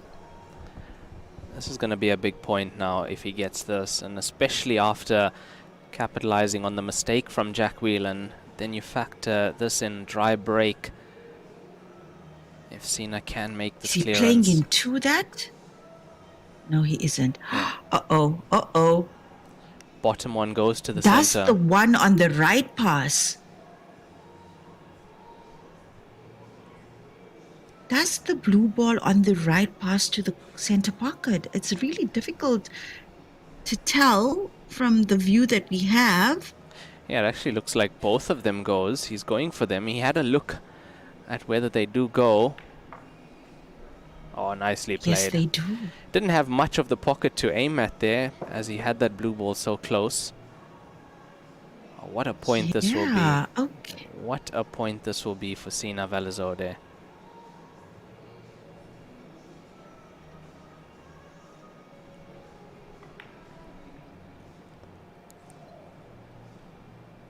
Oh, perfect. Near perfect on the black. Still gotta make sure on this one. We know how this can go. Oh, nice straight crew. Ew, he cued so nicely on that shot, Raymond. Rack and Beautiful run. stuff from SINA VALIZADEH. Yeah, rack and run from SINA VALIZADEH there in that 8th frame. And he is 5-3 up. What an important point that was. Now, that mistake from Jack Whelan. That's the turning point so far. That's the only major point in this match that we can... Yeah, the major talking point in this match. Absolutely, Raymond. Absolutely. And, you know... Yeah, I mean, it was a small mistake from him, and now being so close to the finish line here, well, VALIZADEH closer than Whelan, it's gonna add an entire new dynamic to this match. Yeah, because he pots that black ball in a quick rack and run that he was on. He goes 4-3 up before the break. I think we would have even had another frame before the break there, and he possibly either goes into the break 4-all. Or 5-3 up for Jack Whelan, but... Yeah, VALIZADEH has asked the ref to double-check the rack. He believes that it might be a little bit skew, I think. Yeah, that's what he was saying. Let's have a look. Look on the camera here, it doesn't But she look doesn't that, agree? Yeah, it doesn't look like it's off-center, as far as we can see. So full ball break here for SINA VALIZADEH, which has been working relatively well for him. Does he get the pink? Yes, he does. Pink in the center pocket. Oh my word. And let's see what he's got to work with. Yeah, this is getting tough to watch. Oh, I'm seeing blue here, Raymond. I'm seeing blue for the corner pocket to start with, and oh my, the blues are open. Yeah, I can't. It's so hard to believe that just one error can cost you that many points, but that's the level that we're playing at the moment, Lenyukta. The slightest mistake, and look, it was a missed black ball. That's a pretty hefty error to make, and he's taken the blues, as you said. And look at how open they are.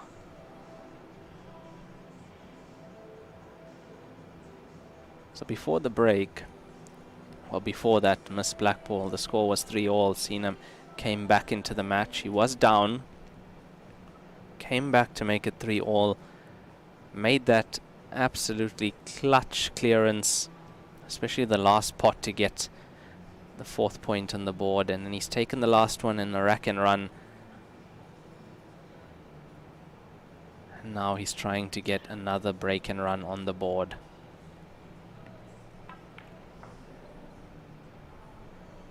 Look at that, look at that. Oh, cueing really nicely. And I think he is good for the pot in the center pocket here. I mean, still we know those center pockets can be so rude to these lovely players, but I think he looks good on it. I think he looks good on it here.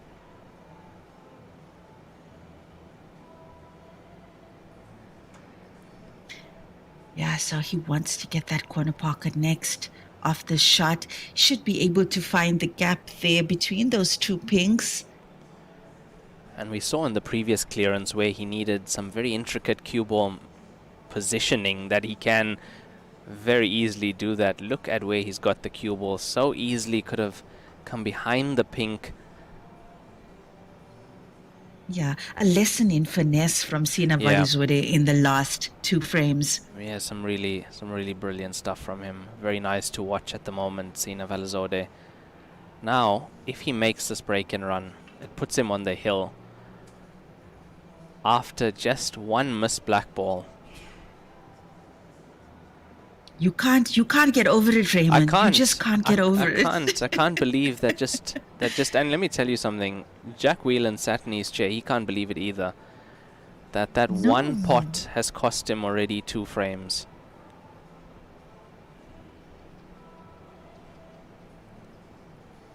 Now you see a slight reaction from SINA. He's not perfect on this. He's almost straight, which is not where he wants to be on this ball. And here's the thing now, you would think that he would have wanted, I think he'd want to play the center pocket next and then leave himself with somewhat of a cut on the blue to play the black into the corner pocket on our side of the table. Yeah, what a shot he's played there to get the cue ball out of that area. He was almost straight on that. He's come 2 cushions around with a lot of right-hand side on the cue ball. Yeah, not ideal, not ideal. Yet. If he was going to play that blue for the center pocket, he might have to reroute here, Raymond.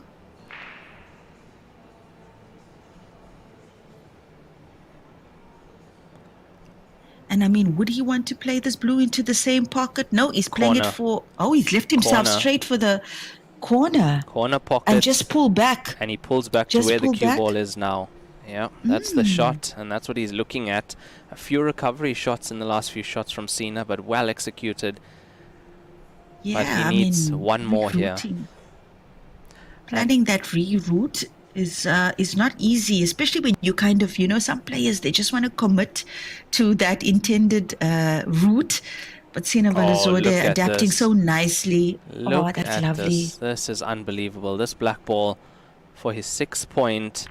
And it's there, break and run for SINA VALIZADEH, and he gets his 6th point on the board.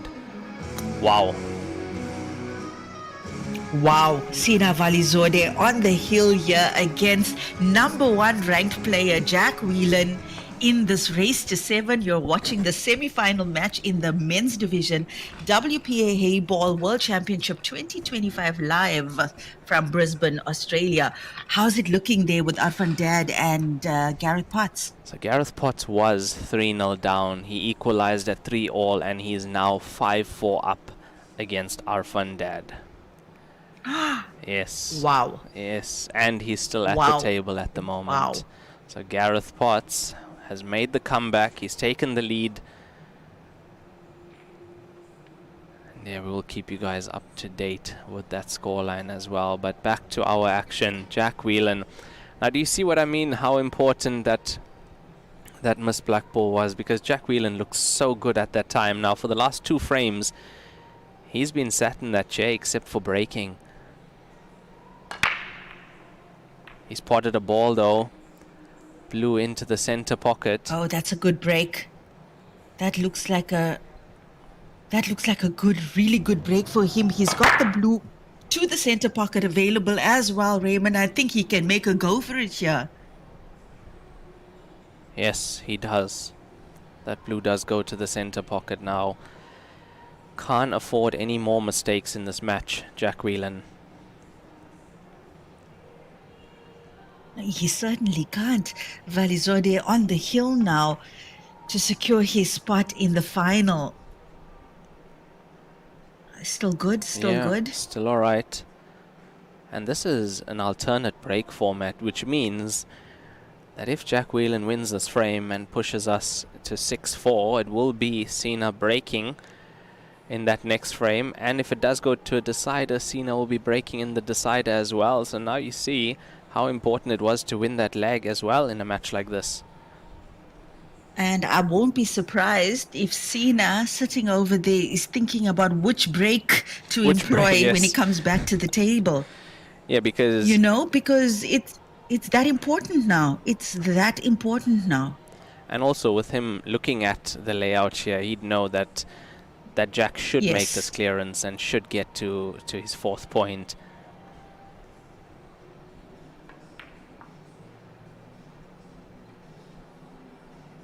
Jack Whelan making it look easy as he does.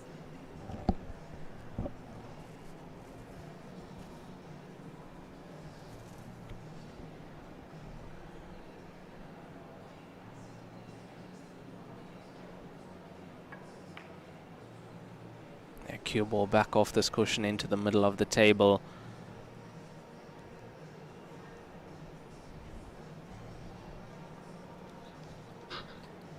Did see him glance at the match clock. 33 minutes left in this match.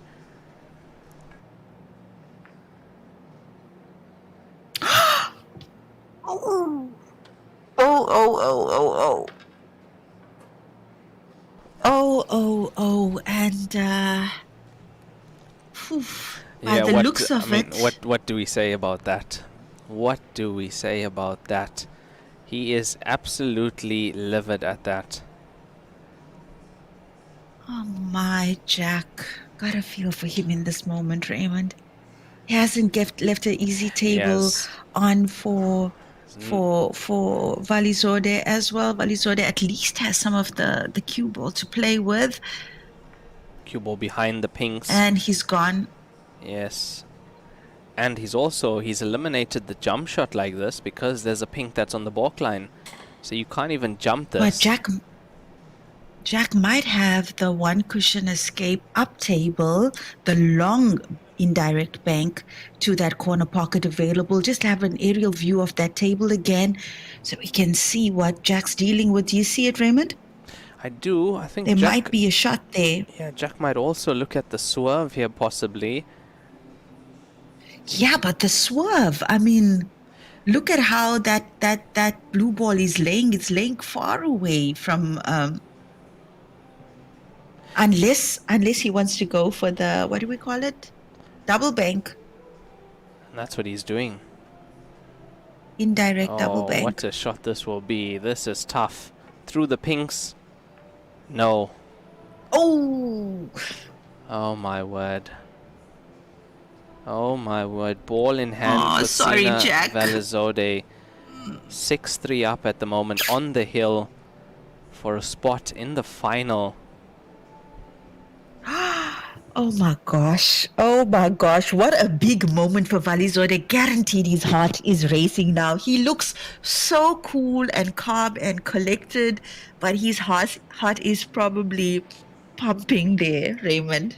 Yeah, he hasn't made it even to the final in one of these WPA No. continental events. Yeah, he's he had some good hasn't. showings, No, he hasn't. but not a final. And imagine this: if he can take this finish out, that's the final of the WPA Heyball World Championship. I would say the biggest tournament on the WPA Heyball calendar, next to the Champion of Champions. Yes, it is. Yes, it is. Okay, it looks good. Looks good. Yeah, he played that pretty well. And I mean, he took some time to determine the route he wants to execute here, just down to, yeah, some precision cue ball control, which we know VALIZADEH is very much capable of. We've seen him capitalize on these mistakes already in this match. And Why is on the hill now. VALIZADEH just 3 pink balls and the black for his spot in the final. Oh, Jack, I got a feel for him. Raymond, oh man. He looked really, really comfortable in this frame. You know, I thought it was certainly his point.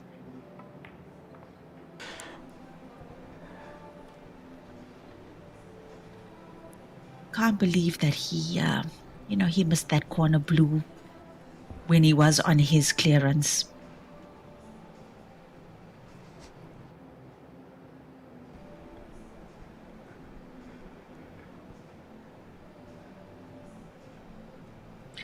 Well, here's a little bit of a tester now for VALIZADEH. We know these shots aren't as easy as they look.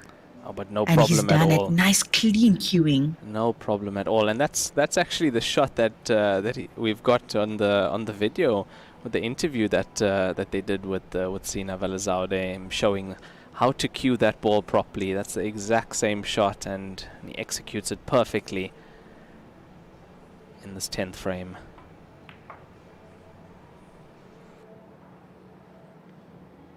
A little bit much, a little bit much. He's asked for the cue ball to be cleaned here.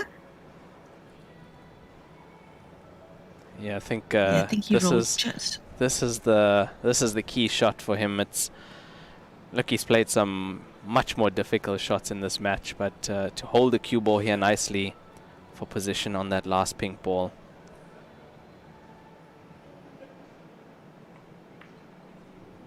Oh, look at this. I can't believe this, Linyukta. I can't believe this now. Where did the match change, Linyukta? Tell me where the match Yes, changed. Raymond. Yes, Raymond. We know. We know, Yes. Raymond. We know. That's where the match changed. Just a slight pull here. Just a slight pull on the cue ball, and he'll be on This the is- black. I- Oh, that's lovely. This is tough. This is going to be a tough one to swallow for Jack Whelan. I feel for him. Oh, man. Yeah, it's always bittersweet. You know, these semi-finals, it's so much of emotion. Both players so well deserved. And SINA VALIZADEH, ladies and gentlemen, the player from Iran who's been knocking on this door for the last couple of tournaments, he's made it to the final at the World Championship. What a player. What a player. And commiserations to Jack Whelan. Oh, Raymond. Unbelievable. What a match, eh? What a match that was. SINA VALIZADEH. He has taken this on like a true champ, really. He was down for most of the match, well, at least the first half, and he was just able to take the lead just before that break. But unbelievable stuff from SINA VALIZADEH. So we have some of the highlights playing now, and he was getting quite unlucky. Cue ball in on the first frame, cue ball off the table as well, and that was in the 7th frame where the cue ball went off the table. Following that, we had Jack Whelan on that clearance, on the rack and run to make it 4-3, but that black ball, that's going to be the shot that's going to haunt him, unfortunately, until next year's World Championship, really. This as well, I mean, we would have expected Jack Whelan to take that out and get back into the match at that opportunity, and yeah, it just wasn't meant to be in this tournament for Jack Whelan. Just wasn't meant to be. What's happening with Gareth Potts and Arfan Dad now? Yes, let's go back there. It is 5-4 at the moment, still 5-4, but can have a look at the stream. Yeah, Gareth Potts is on the black ball. Arfan Dad, 3 balls left on the table, and Potts is still 5-4 up in that match. So a little bit more action to come your way there, and winner of that match will be playing against SINA VALIZADEH for the World Championship title. Unbelievable. Oh, I'm sure the fans in Iran are absolutely ecstatic. Yeah, and I mean for SINA as well, and we have Kate with the players at the TV table. That's right, guys. I have got the winner, SINA VALIZADEH. SINA, you are going through to contest the World Championship. What's going through your mind right now? Well, I'm just so excited. I can't believe like it's happening. I've been working like so hard to get here, and just so excited. I'm out of words. And you're playing, well, you were just playing now, one of the best in the world. How did you find a way to get on top there? It was quite a comprehensive win. Well, I knew I had to be on top of my game, and my strategy was just to attack, because he is like a very tactical player. So if I get into like safety battles or like tactical battles, he has the upper hand. So I just tried to be aggressive and attack, and thankfully I was true. But it's just he's such a good player.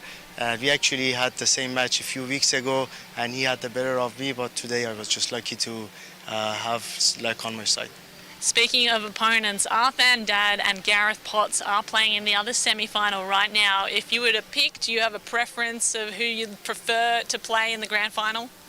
Well, anybody in the semi-final are like all great players, so it doesn't really matter who wins. I just hope to have a good match. Well, best of luck in that match. We can't wait to watch you later on. Congratulations again. Thank you, SINA. Might take you over now and have a little chat with Jack. Jack, commiserations, but I guess you cannot win them all. You've been so dominant in Heyball around the world. How did SINA just get the better of you there? Firstly, congratulations to SINA, obviously great player. Made like a big mistake at 3-all, obviously the black into the bottom bag, and then I got everything I deserved from there, really. Yeah, I don't know what to say about it, really. Bitterly disappointed. Yeah. You shouldn't be too disappointed, my friend, because you have done so well. You've delighted all of us as we watch you play. No one has more clinical performances than you. This one just didn't go your way. That is sport. Are you going to stick around to watch the grand final? Yeah, hopefully Gaz can win the semi-finals up there. I don't know what the score is or hopefully if I didn't win it, I was cheering him on. So hopefully he can get through the semi-finals and win. I just want to say thanks to all the Joy staff, thanks to you guys, thanks to Joy Billiards, WPA, everything that they're doing, making all this happen. Yeah, I'll be back. We'll see you on another one soon. You're definitely back. Congratulations for making it this far. Thank you so much, Jack Whelan, and we'll see you at another one soon. Yeah, Thank you for that, Kate. Thank you for that, Kate. And thank you, Jack Whelan. I mean, you always put on a show for us. He's thanked everyone here. Really nice words from him. And SINA VALIZADEH out of words there, Lenukta. Oh man, Raymond, I mean, I am so happy for SINA VALIZADEH. He really deserves this. He was the better player in the semi-final match, and I believe the better player is going through to the finals for this moment in time. But Jack Whelan, just want a hug because he knows it. He knows it. He had it in his hand. It was that black ball that you are also so attached to, Raymond, that potentially cost him this match. And of course, that last shot that he took in the frame. But yeah, a lot more podium finishes in store for Jack Whelan in his lifetime yet to come. And SINA VALIZADEH waiting for that winner from Gareth Potts and Arfan Dad. Yeah, that's the match that he's waiting for. I'm sure they're going to go up and check the scores there. It is still 5-4 to Gareth Potts. And yeah, I mean, that black ball was the turning point, unfortunately, Lenukta. He knows it, we all know it.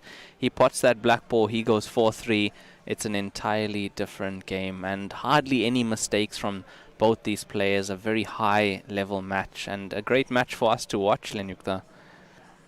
It was an absolute honor to have a front row seat to Jack Whelan and SINA VALIZADEH, as it is for all the other players that we get to have on the TV table. Raymond, so we've got that finals in the men's division coming up at 5:30, but at 3 p.m. it's the women's final, and it's Kelly Fisher up against TIANQI from China. Oh, that's going to be beautiful. And Kate Olsman and you will be keeping the viewers company for that one. Yes, we will be. That's 3 p.m. TIANQI against Kelly Fisher. So we will be back shortly. That's it from us for now. From me, Raymond Tilak, Lenukta Chetty, and Kate Allman. We'll be back shortly. Thank you guys for being tuned in. We'll see you guys soon.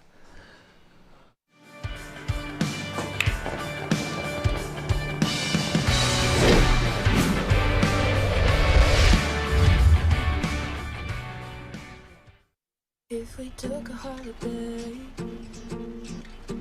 took some time to celebrate, just one day out of life,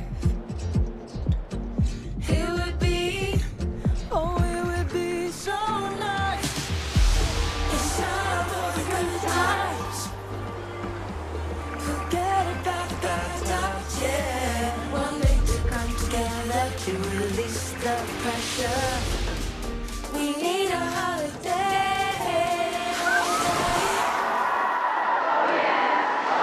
Celebrate. Come on, let's celebrate. Holiday. Oh, it will be so nice. Celebrate. Come on, let's celebrate. Oh, it will be so nice. Come on, let's celebrate. Holiday. You're watching the 2025 Heyball World Championship on WPALive.tv. Coming to you from beautiful Brisbane, Australia.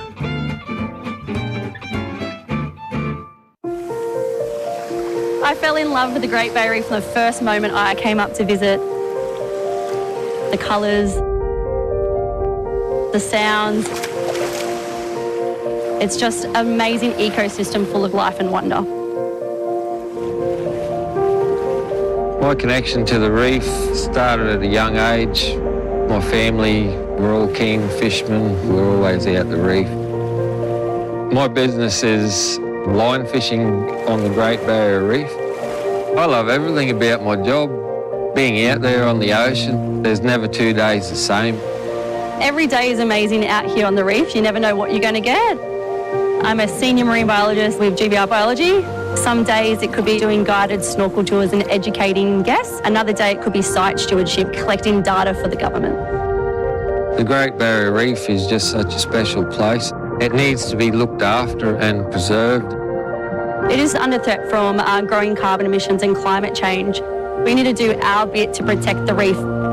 I am one of 123 master reef guides who are passionate ambassadors educating the guests. We're storytellers. We're telling the story of this beautiful, massive ecosystem. Being able to bring guests out to the reef and showing them something that I'm passionate about and seeing that spark of fire inside of them, that fuels me to keep going. It's very important for people like myself to share knowledge. The more we can share, the more we can help people, the more it helps the reef. The Reef Guardian program, it recognises those of us that go the extra mile to protect the reef. Line fishing is one of the most sustainable forms of fishing anywhere in the world. We go out specifically only to fill the orders for our customers. All fish are caught one at a time. Any unwanted fish are released alive and healthy, and every fish that we keep, those fish are kept in premium condition and sold to high-end restaurants in Australia. The reef is just such an amazing place. It needs to be kept sustainable for generations to come. I want to see my daughter enjoy the reef. I want to see her kids enjoy the reef as I have. Anyone thinking of visiting the reef, definitely do it. If it's on your to-do list and you haven't ticked it off yet, you need to do so. Pictures don't compare to seeing it in person. Once you submerge yourself in the natural beauty of it, you'll never look back.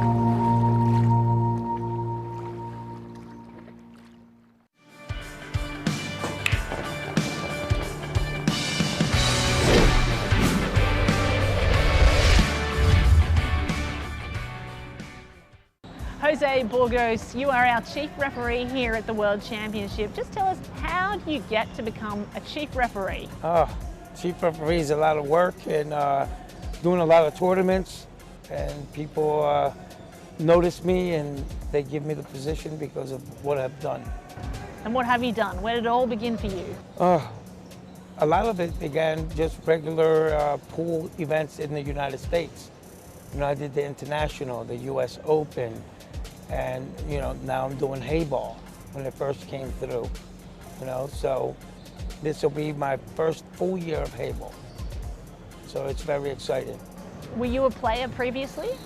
I like to play, but I'm not a player per se at that level of these world champions, and you know, so but I do enjoy the game of pool and also Heyball. We love having you in Heyball, and there are some unique challenges, I think, in Heyball compared to other formats. Talk us through some of those as a referee. Well, the Heyball is technically, you're watching that table, which in other sports, you're like an area referee. You know, you have multiple tables. In Heyball, you have to really pay attention to the table at hand to make sure that, you know, you're giving your full attention to the players and their match. What exactly is going on for a referee between each of those shots that are taken at the table? Well, when those shots are happening, you have to make sure that you're positioned in the right spot. You're not in their way. You know, you have to like be invisible, but yet be there. You know, they want to make sure that you're there. They want to make sure that you're keeping the clock running, you know, just everything, you know, making sure that the balls are clean. When they need a bridge, you're right there to help them with the bridge, you know. So it's a lot of, you know, you have to really pay attention to that table. You can't be wandering because you might miss a shot. You might miss a foul. You know, you might miss a bunch of things that mostly that you don't watch at other matches. There is so much going on, clearly, for the referees behind the scenes that we don't know. Are there any particular challenges of this arena and the conditions in Brisbane, Australia, that you've found?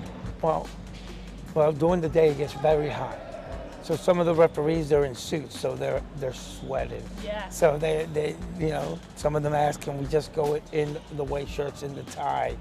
As long as you look like $1 million, You gotta make sure your shirt's tucked in. Make sure your tie's all the way up. You have to. You gotta look very professional. What's the best part of being a referee? The best part of being a referee is actually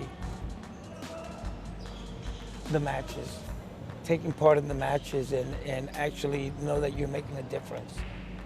Because that's very important. Because my opinion is without the referees and the officials, these events can't happen. Somebody has to hold order. What's the worst part in that case? Well, the worst part is when you get criticized and somebody says that you're terrible or you made a bad call.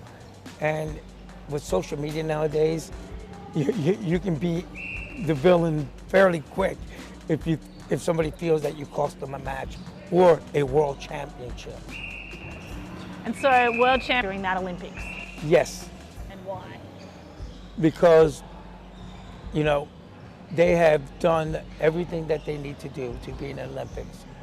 They have, from the juniors to the para sports, they have done everything possible where they're making the sports where anybody can play the sport.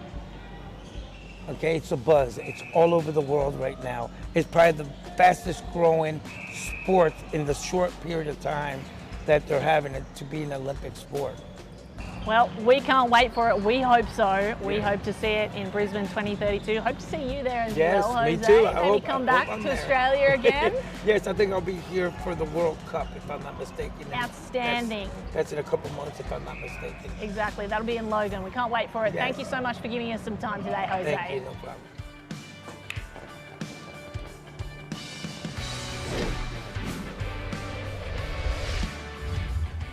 This is SINA VALIZADEH from Iran, and I would like to show you some tips on how to do the cushion shots on a Heyball table. Cushion shots is like the most difficult shot on a Heyball table, since of course it's a new game too, so a lot of people are struggling with this. And cushion shots is basically like any shot that is like, I would say approximately like 10 centimeters from the cushions. So from here to here is where like most players struggle, and it actually is a very tough shot to make, and even like professionals don't make it all the time. Maybe I would say like a good percentage to make them is 7, 8 out of 10 is like a very high standard. So, but there are ways to make sure you can at least hit it better and, you know, give yourself a better chance to, you know, actually make the shot. And just the theory of doing it is like basically a lot of the regular shots, the stroke, you have a little bit longer stroke. Like when you swing back, you want a longer stroke to generate more power and just an easier flow of the cue. But for these shots, you want a little bit of a compact stroke, meaning you don't want a very big backswing, just a little bit so you can be more precise, because it's a very precise shot. If you hit any of the cushion, it won't go in on this table. So you need to be compact so you can aim easier and just deliver very straight and correctly. This is how we normally do it. Like we take it back, like if this is a 90-degree shot, we take it back like this much and then we shoot. But for this shot, you only need to take it back this much. So I would say like around like 15 to 20, like from here, that's normal. But for these shots, only this much. Like I would say like 10 to 15 centimeters. To actually do the shot, basically you have to do the line and all the basics that you do for every shot. And then you do the aiming, and then instead of just going back too much, which a lot of players do and it's a mistake, you should take it back a little bit. So you want a more compact stroke so you can be more precise. You can make it either way, it's just more difficult. But if you have a little bit of compact stroke, you can be a lot more precise and control the cue ball and just be, it's just going to be a little bit easier to make the ball.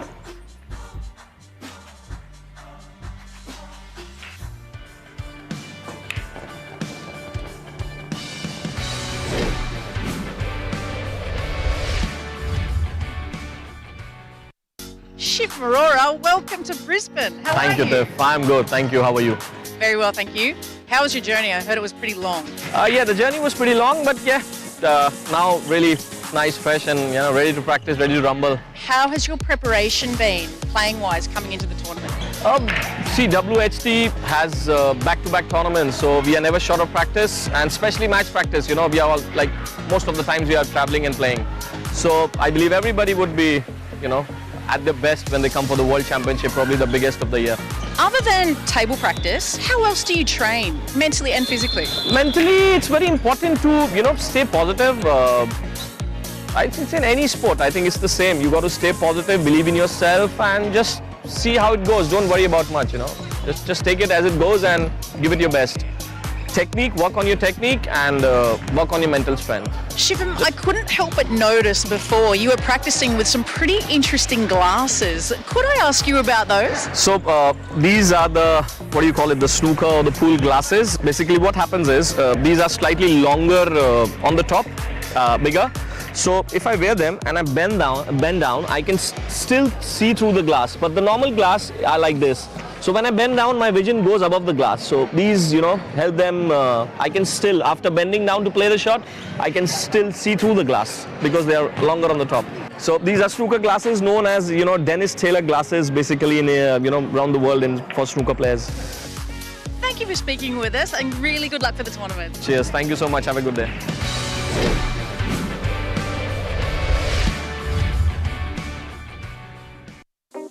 This is SINA VALIZADEH from Iran, and I'm here to give you a few tips for the break shot.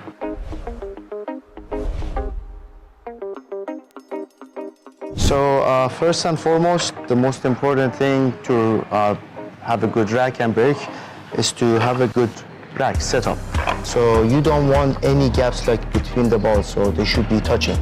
So when you rack, you should just check to have not too many gaps. Like if there is a little bit of gap here, a little bit of gap here, it's just when you break the balls, they're not gonna spread too nicely. You need to have the balls touching like as best as you can. Any small gaps will means like the energy won't transfer into all the balls, so they won't spread too good.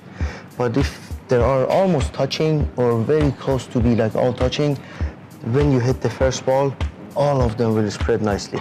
The second part of a good break is basically, there are a few ways to do it, but what most professionals use is, this is like, all tables have this spot in the middle to have the center of the table. So usually like most players put it here and either one ball to left or one ball to right. And basically you want to hit the cue ball very center, so not bottom or no top, and you want to hit it very hard, but the center ball of the first ball on the rack. Basically where you want to hit is right in the middle of the first ball, because that's where this ball will hit. If you hit any side, the transfer of energy will be mostly to that side, so you're gonna get more clusters. But if you hit it very straight, the energy will get to these two balls like almost evenly. So it's gonna spread all the balls so much nicely, and you have a better chance of making a ball from either side. So basically the execution is where it gets very difficult, because it involves like a lot of timing, because there's like so much movement. Like when you break, it's like normal shot, you go down, nothing moves except your wrist and hand. But for this, your whole body needs to move. So you need a good timing when you hit the cue ball. To generate a lot of power, you need to turn a little bit so you can move with your body and go to the cue ball. Because on a regular shot, it's very difficult to generate that much power with just moving your hand. So you need the whole body to put some power into the cue ball. Like my normal routine is like very straight, but for break a shot, I go a little bit sideways. So before I shoot, this is the motion. So I go back, and then with the body, I go through the cue ball. Because if I don't do that, I wouldn't have too much power on the cue ball to spread the balls. But this way, I'm using my hips and my back to generate more power, pretty much.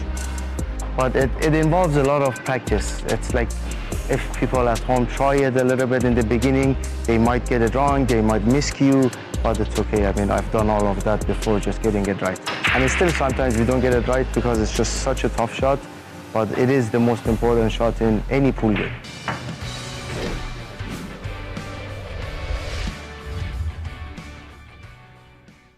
Come with me for a day out in my hometown of Brisbane in Queensland, Australia, also home to Bluey's World.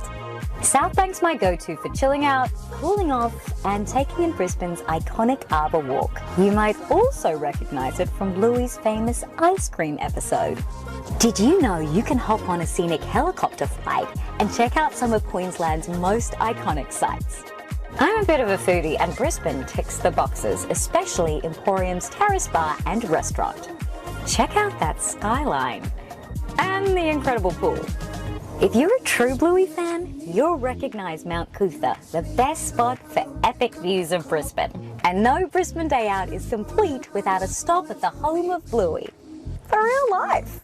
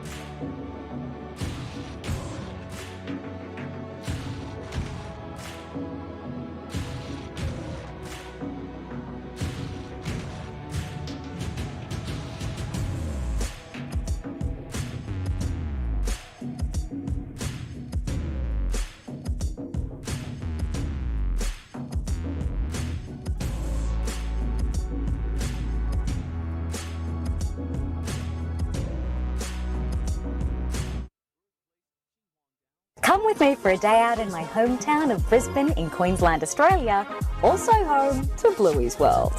Southbank's my go-to for chilling out, cooling off, and taking in Brisbane's iconic Arbour Walk. You might also recognise it from Bluey's famous ice cream episode.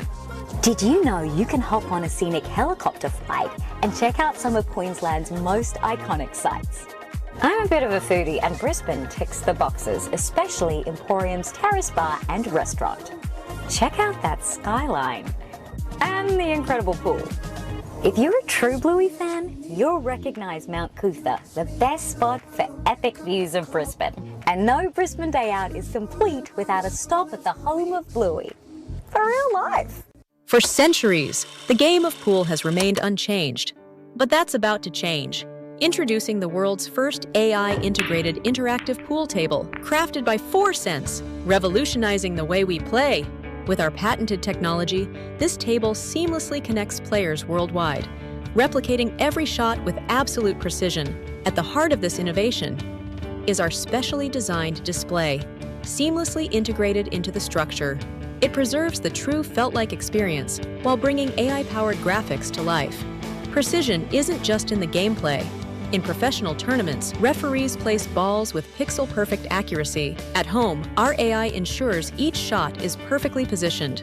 Powered by our advanced LLM model, trained on tens of thousands of games, the system identifies, numbers, and positions balls in real time, delivering unparalleled accuracy. This isn't a pool table, it's an intelligent, connected, and immersive experience. Powered by 4Sense. Play, connect, and compete.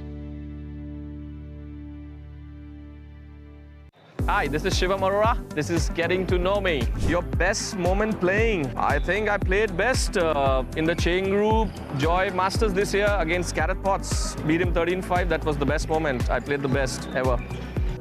Do you talk to your queue during a game? Yes, obviously. Yeah. Of course we talk to our queue. Do you talk to yourself when you play? Oh, I talk too much when I play. To myself, of course. Tell us something about you that might surprise us. I'm good at maths. Are you a good dancer? Only for Punjabi songs. You know, you can do bhangra that way only. That's it. Chocolate or chips? Wow, that's a tough one. I usually have both together. Yeah, both. What attracted you to your particular discipline? Now I'm playing Heyball. It's a very dynamic sport. It's very dynamic, very fast, and people love to watch it. And I'm I'm called a people's player. So yeah, like Alex Higgins. So I love it.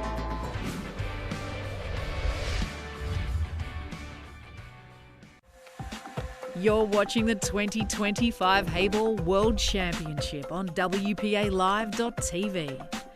Coming to you from beautiful Brisbane, Australia.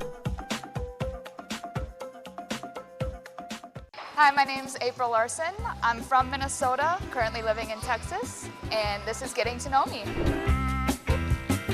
The first trick shot I learned was you set two balls on the, underneath the rail and one ball on top, and you say I can hit the ball on the top without jumping the cue ball off the table, and you hit the cue ball and then you bump the table with your hip and you make the top ball fall down and then you hit it.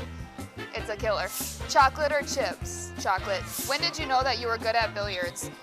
I knew that I was good at billiards when I had tried every other sport and failed miserably. Favorite holiday destination?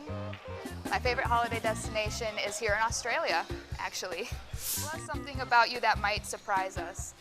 A lot of people in America know this, but if I'm in America, I do not fly. I hate flying, and that's shocking considering I fly almost my entire life. But when I'm in America, I drive everywhere. So you'll never see me flying within America. Do you talk to yourself when you play? I talk to myself all the time, even when I'm not playing. Do you talk to your cue during a game? When I need to thank her, yes, I thank her. I try not to talk bad to her because I need all the help I can get. She's pissed at me, it's not gonna go well. Do you name your cue? What's its name? I don't name my cue, but I do name my car, and my car's name is Olivia currently. Before Olivia, it was Lola, and before Lola, it was Petunia. Who did you look up to as a young player? This is a very long question, but the people who were involved will know who I'm talking about. We had a Junior Mosconi Cup, and we had a ton of coaches. So all of the coaches who have ever been a part of that, and my first junior pool league coaches, as well as my dad, because he got me into it. Your worst moment playing. I just had this conversation. The worst moment I have had playing is in a shootout. Anytime it's a shootout, I would rather be anywhere else on earth. My best moment playing, the best moment playing was when I won $100,000. Did I get to keep all of it? No, but that was a great time. What was the worst equipment you ever played with? Where were you? Well, probably at college, because I would hustle all the macho men who thought they were really cool. That was my favorite pastime.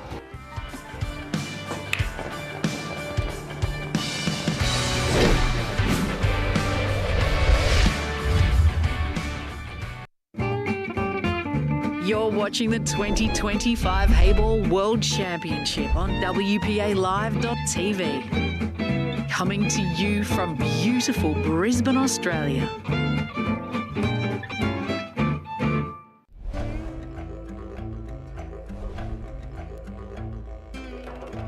Too much. Have kangaroo. It's very hot. Capital city's Canberra. Isn't there like more wild animals than people here? Kangaroos? Australia is better than the UK. I think that in Australia the most dangerous spider is the funnel web spider. Australia has too many snakes. I mean, it's pretty cool. Pretty cool country. That is a fact. I will accept that answer. Spider. Spider? The spiders, for sure. I've been watching out for them because I'm very scared of them. Snake? Do I have to be specific? In my mind, all snakes can kill you. Okay. Cobra? Must be a cobra in the outback, right?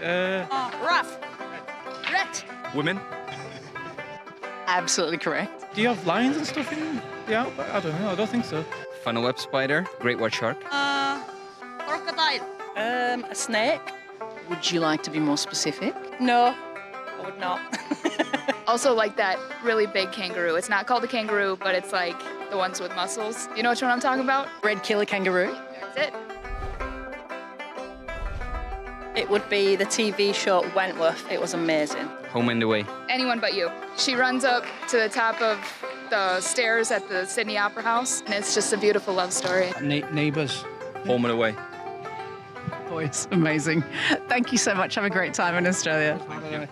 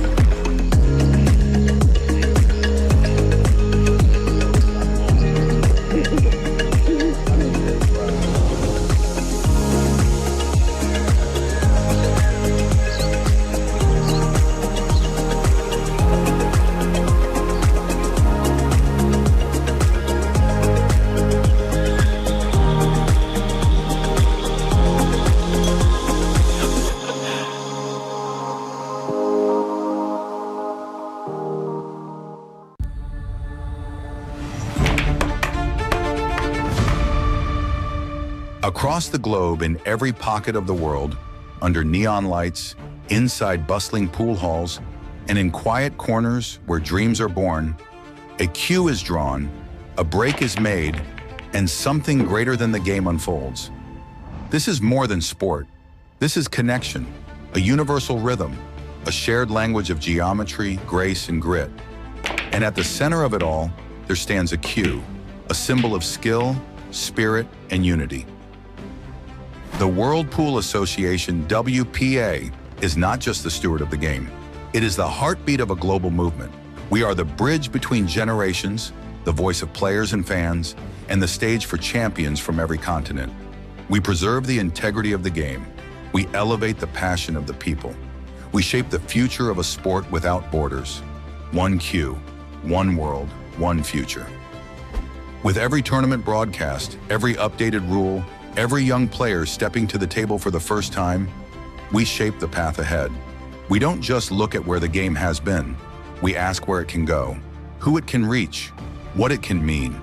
From the legends who inspire us to the fans who fuel us, from grassroots matches to global stages, this is our future, a future we build together. The World Pool Association, WPA, is proud to announce the launch of its visionary initiative, One Q, One World, One Future. This global movement marks a bold new era for the sport in partnership with our broadcast and technology partner, 4Sense Technologies. At the heart of this evolution is the debut of WPA Live.tv, the sport's premier digital broadcast channel. Kicking off in July with live coverage from the Commonwealth Billiard Championship in Mauritius, WPA Live.tv will deliver world-class action first for future tournaments and games, powered by cutting-edge technology and integrated AI. But this is only the beginning. We are launching the world's first professional fan-based app, connecting over 750 million global fans with the players, the game, and exclusive AI-driven content like never before. Recognizing the importance of growing the sport from the grassroots, WPA will also launch a new global youth initiative later this year, the QE Game app and dedicated channel. Designed to educate, inspire, and engage, this initiative will live within WPA's new web platform, featuring live results, rankings, and player progress from every WPA event worldwide. Because this is more than sport. This is unity in motion. In every hand that grips a cue, there's purpose. In every break, there's potential. And in every corner of the world, this game reminds us, we are all part of something bigger. Because in the hands of many, with hearts united by one passion, the cue doesn't just point to the ball, it points to tomorrow.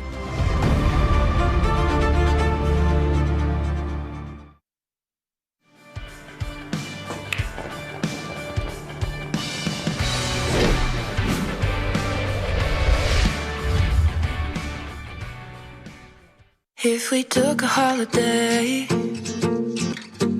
took some time to celebrate, just one day out of life, it would be, oh, it would be so nice. It's time for the good times, forget about bad times, yeah. One day to come together, release the pressure. We need a holiday, holiday. Oh yeah, oh yeah. Celebrate. Come on, let's celebrate. Holiday. Oh yeah, oh yeah. Celebrate. Come on, let's celebrate.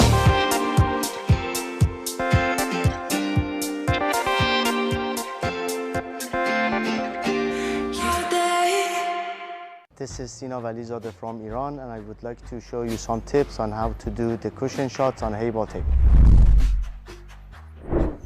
Cushion shots is like the most difficult shot on a Heyball table, since of course it's a new game too, so a lot of people are struggling with this. And cushion shots is basically like any shot that is like, I would say approximately like 10 centimeters from the cushions. So from here to here is where like most players struggle, and it actually is a very tough shot to make, and even like professionals don't make it all the time. Maybe I would say like a good percentage to make them is 7-8 out of 10 is like a very high standard. So but there are ways to make sure you can at least hit it better, and give yourself a better chance to actually make the shot. And just the theory of doing it is like basically a lot of the regular shots, the stroke, you have a little bit longer stroke. Like when you swing back, you want a longer stroke to generate more power and just an easier flow of the cue. But for these shots, you want a little bit of a compact stroke, meaning you don't want a very big backswing, just a little bit, so you can be more precise, because it's a very precise shot. If you hit any of the cushion, it won't go in on this table. So you need to be compact so you can aim easier and just deliver very straight and correctly. This is how we normally do it. Like we take it back, like if this is a 90-degree shot, we take it back like this much and then we shoot. But for this shot, you only need to take it back this much. So I would say like around like 15 to 20, like from here, that's normal. But for these shots, only this much. Like I would say like 10 to 15 centimeters. To actually do the shots, basically you have to do the line and all the basics that you do for every shot. And then you do the aiming. And then instead of just going back too much, which a lot of players do and it's a mistake, you should take it back a little bit. So you want a more compact stroke, so you can be more precise. You can make it either way, it's just more difficult. But if you have a little bit of compact stroke, you can be a lot more precise and control the cue ball and just be, it's just going to be a little bit easier to make the ball.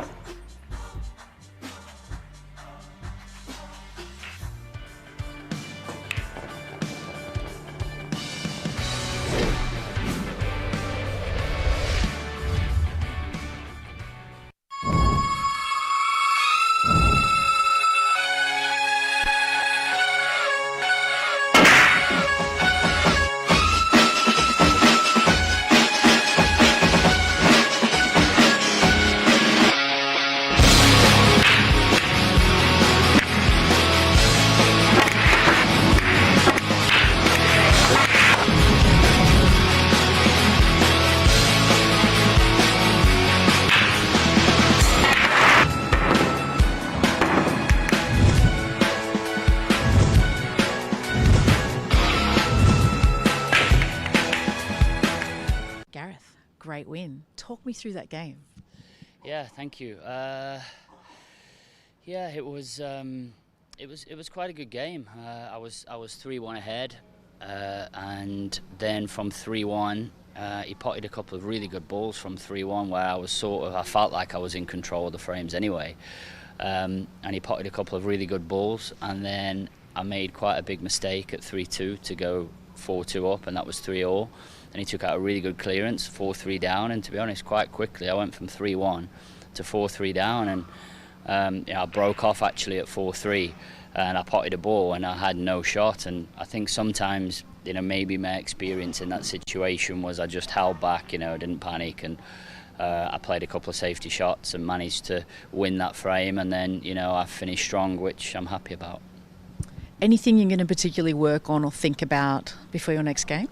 Yeah, I definitely need to get to the practice table tomorrow. I think there might be a day off now, but I definitely need to get. I'm not quite feeling it. I feel like I've had a little bit of a bug actually the last couple of days, so I'm not quite. So hopefully day off tomorrow. Get plenty of fluid in. Get to the practice table. Get a few hours in tomorrow, and hopefully come back the day after feeling a little bit better. Other than practicing on the table, is there anything else you do sort of physically, mentally, spiritually to get you focused? Yeah, it's a good question. I mean, I think, everybody does, has their own ways and routines to prepare for matches and tournaments. I always try and keep fit. I go to the gym. I think that's a big part of it.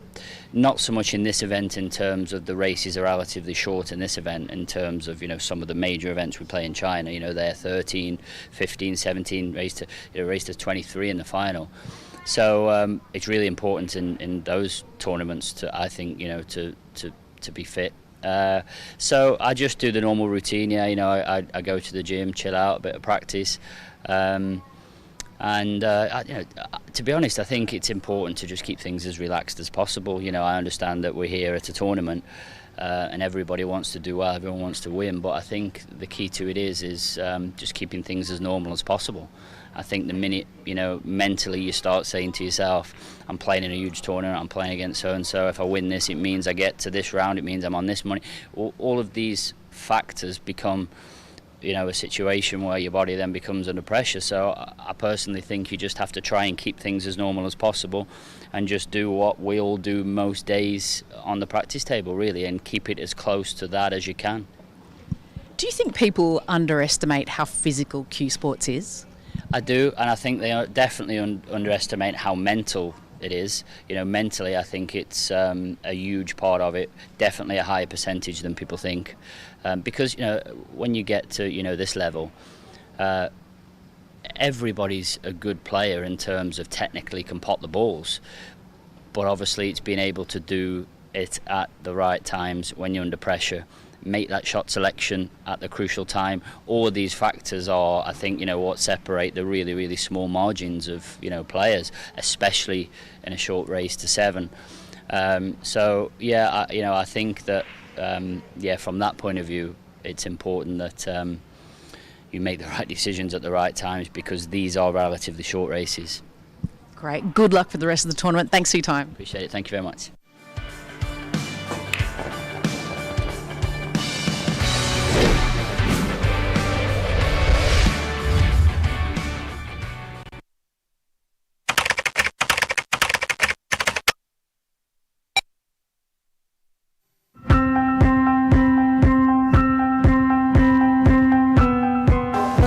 Joy tables are great, everything about it is great, don't get many roll-offs and just great equipment.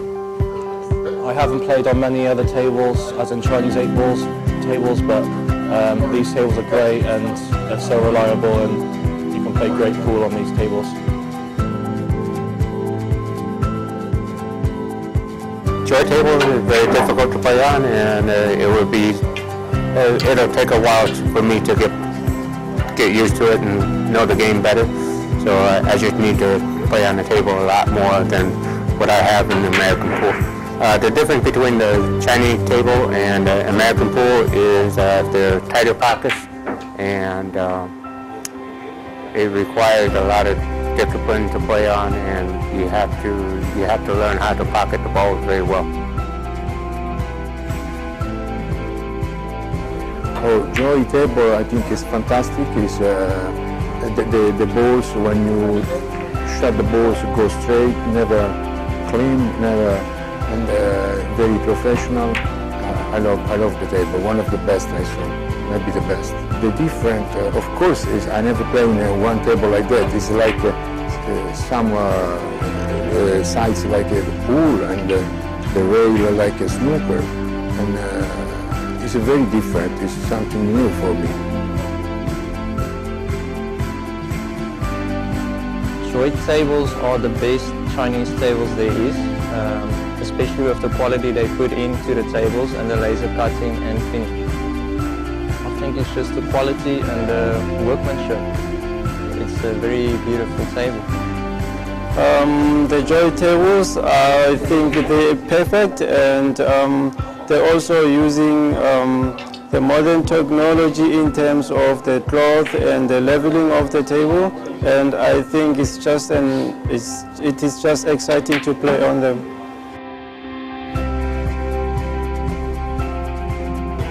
Oh, they're really good. I don't find any fault in these tables. They're the best tables I've played on. These are very well-fitted tables, and best part is when players play it, they don't find it difficult to play on these tables. Table is, I think, is so good table. I do like the Joy tables. I like the cushions. I think the tables are really good. The tables are great. The tightest tables, hardest tables I've ever played on in the world. They're just top quality. There's only a few tables that are really top quality. 大家好，我喜欢 Joy, leader of Chinese 8 ball. You're watching the 2025 Heyball World Championship on WPALive.tv. Coming to you from beautiful Brisbane, Australia. If we took a holiday, took some time to celebrate, just one day out of life, it would be, oh, it would be so nice. It's time for the good times. Forget about the bad times, yeah. One day to come together to release the pressure. We need a holiday.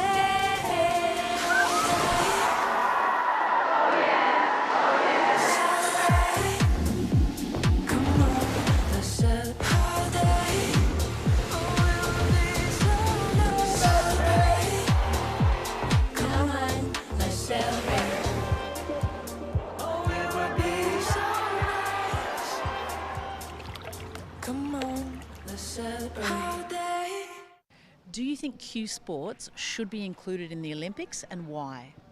I think Q sports should have been included in the Olympics a long time ago. We are a sport, we are athletes, we train just like any other sport.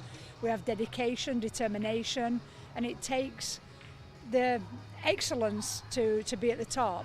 I think we are already late for that. It should have been included a long time ago. It's a global sport. As you just saw in the presentation, more than 120 million players, people play this sport in the world. It's one of the biggest sports in China and Asia, so it's going to bring in so much new fans to the Olympics as well. I think everybody at some point in their lives have picked up a pool cue, whether it be at a community centre or a youth club, out for social gatherings. It's no different to kicking a football up against a wall when you're kids, 100%, and it's entertaining. Do you see it being included in Brisbane in the Olympics? Yeah. I mean, there's so much money going into it at the moment. We've never had so much momentum. We've never had so many opportunities to play. We've never had so many opportunities to have such amazing players come to Australia and showcase their sport and help us to grow it. So 100%, yeah, of course. I am on the WPA board, and we are doing everything we can to make it happen. And thanks to Joy, that they're really trying everything to make it happen, and I do believe we will make it. Oh, it's pretty realistic because they have a proper plan and they have been working on it for years now, and once a dream, now it feels like reality. I think we have the unity and the support from all the nations around the world, and everybody's working together for that goal. Everybody wants this sport to be on that par with all those other sports that we've grown up watching. Based on what I've seen recently, the investment Joy is doing, WPA is doing, I think now it seems very realistic, but maybe 2 years ago you couldn't imagine it, but now I think it's very realistic, yes.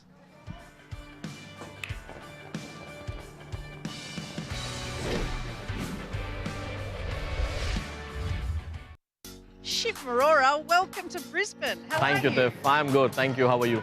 Very well, thank you. How was your journey? I heard it was pretty long. Yeah, the journey was pretty long, but now really nice, fresh, and ready to practice, ready to rumble. How has your preparation been, playing-wise, coming into the tournament?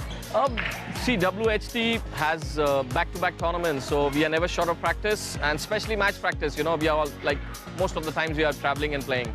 So I believe everybody would be, at their best when they come for the World Championship, probably the biggest of the year. Other than table practice, how else do you train, mentally and physically? Mentally, it's very important to, stay positive. I think in any sport, I think it's the same. You got to stay positive, believe in yourself, and just see how it goes. Don't worry about much, Just take it as it goes and give it your best. Technique, work on your technique, and work on your mental strength. Shivam, I couldn't help but notice before you were practicing with some pretty interesting glasses. Could I ask you about those? So these are the snooker or the pool glasses. Basically what happens is these are slightly longer on the top, bigger. So if I wear them and I bend down, I can still see through the glass. But the normal glass are like this. So when I bend down, my vision goes above the glass. So these, help them, I can still, after bending down to play the shot, I can still see through the glass because they are longer on the top. So these are snooker glasses known as, Dennis Taylor glasses, basically in, around the world for snooker players. Thank you for speaking with us and really good luck for the tournament. Cheers. Thank you so much. Have a good day.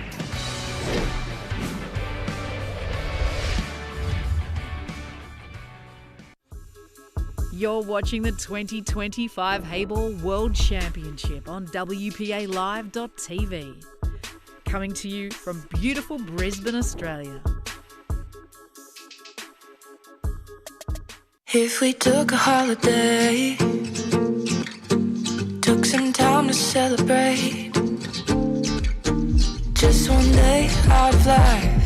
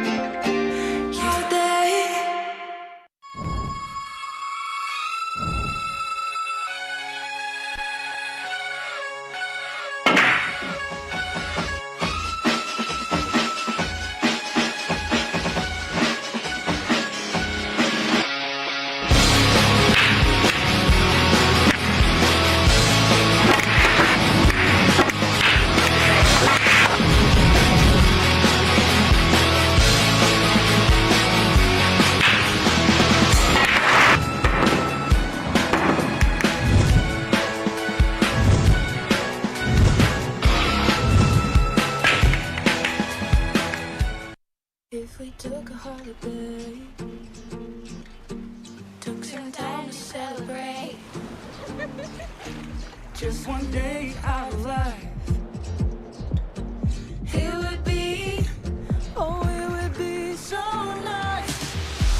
It's time for the good times. Forget about the bad times, yeah. One day to come together to release the pressure. We need a holiday.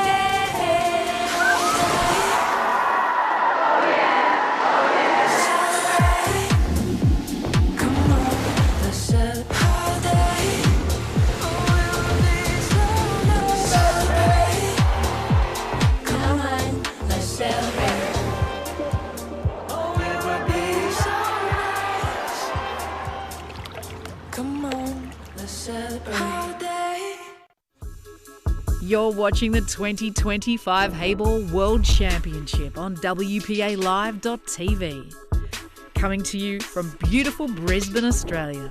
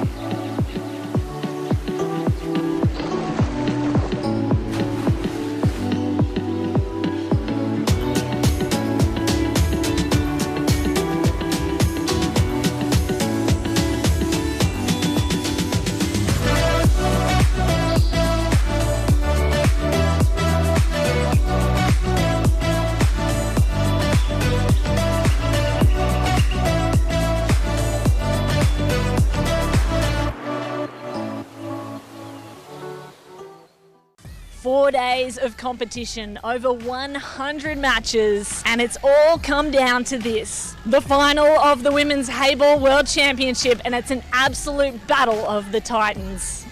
Current world number 2, TIANQI of China, takes on the reigning European Open champion Kelly Fisher of Great Britain. Get set for a thriller on WPALive.tv.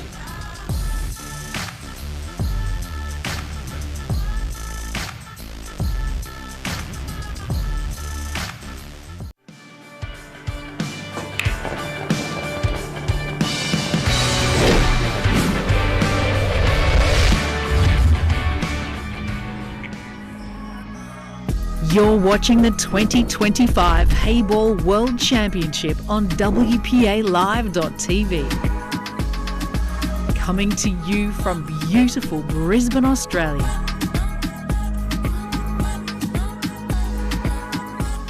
128 nations, 35 countries, 4 days of competition, and it all comes down to this, the grand final of the 2025 WPA Heyball World Championship. We start off with the women's competition today, and we have 2 competitors that have made their way around the world competing in all forms of pool and specialising in Heyball. 2 of the top competitors in the world. Join me in welcoming the players. At one end of the table, we have from Great Britain, the reigning European champion, number 17 in the world, Kelly Fisher.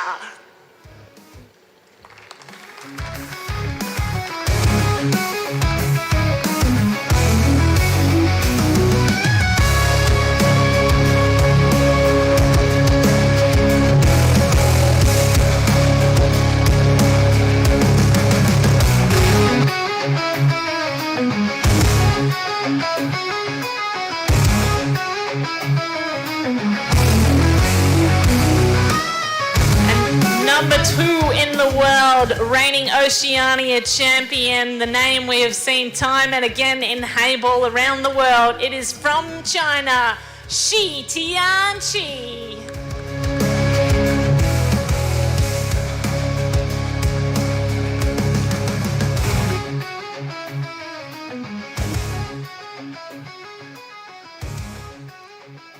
And a big thank you to the referee for this match as well. From China, Xuan Yu.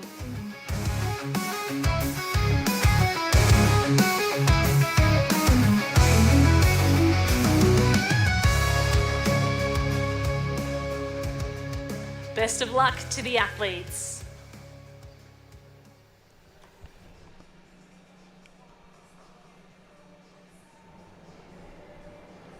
And after 4 days of play and so many matches, it comes down to this in the ladies division. Kelly Fisher from the UK. This is one of the only titles she hasn't won yet, the Heyball World Championship. She goes up against TIANQI from China, the superstar out of China. And I mean, we know TIANQI has won so many of those continental events, multiple podium finishes as well in them. Her recent win, the Oceania Heyball Open 2025, currently ranked second on the WPA rankings. But as Kate and I mentioned earlier, this tournament now, and with the way she's played, she'll definitely top Warathanan Sukrathanas on that ranking list now. She was only 3,000 points behind in the final here.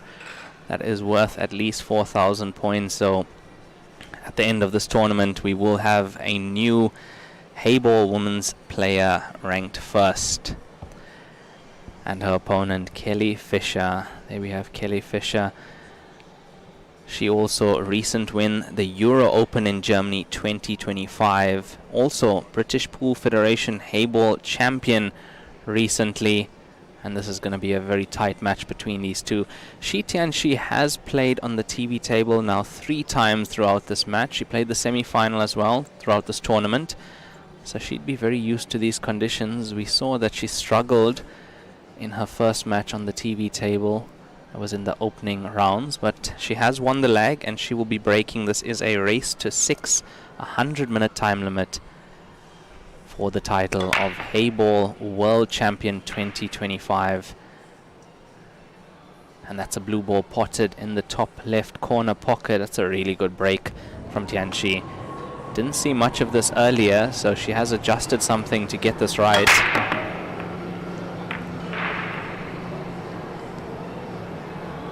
Yeah, loads of power going into that break from TIANQI.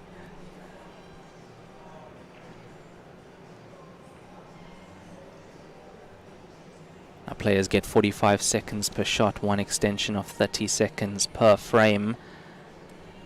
Timed match at 100 minutes.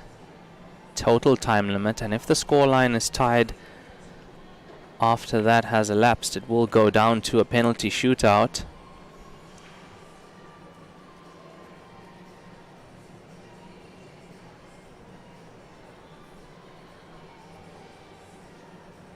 So massive match here. Microphone's not on for you guys.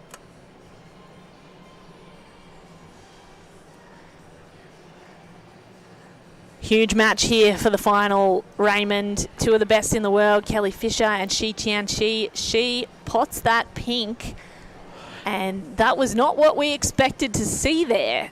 Yeah, she's missed it. The jaws have caught her at the center pocket, but they've been kind. They've given it back to her, and it's gone into the opposite center pocket. Have a look at this. Off the blue and into the right center pocket. TIANQI stays at the table on these pinks.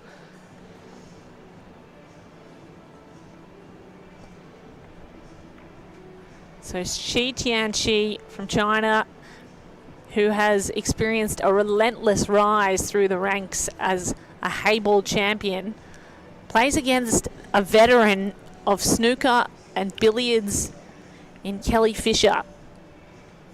The experience versus the upstart new face of a new format. What a fascinating story we have unfolding for the final here. Yeah, we definitely do. I mean, Kelly Fisher experienced in so many cue sports.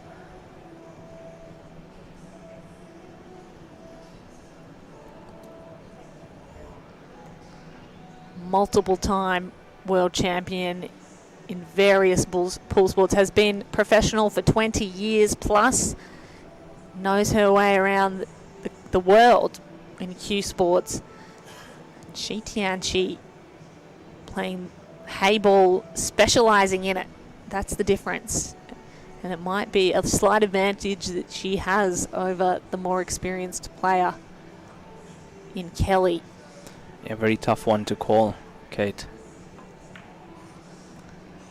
That's a beautiful shot. She promotes one pink. Might have thought it was going to go in off the ricochet, but didn't. Still, it hangs over the pocket there, blocking Kelly from accessing that pocket right now. Now what Kelly brings to this is that experience, as you mentioned, of playing in so many high-profile final matches, and she's in another final here. And she loves this game of Heyball also. She's putting in quite a bit of time off recently. Gonna be a great match.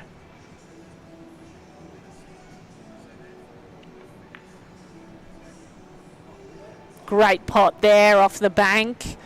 An impressive one. That's Kelly Fisher. That's the experience of a multi-time world champion. Yeah, she's having to see this go tactical if she can't break that up at some point.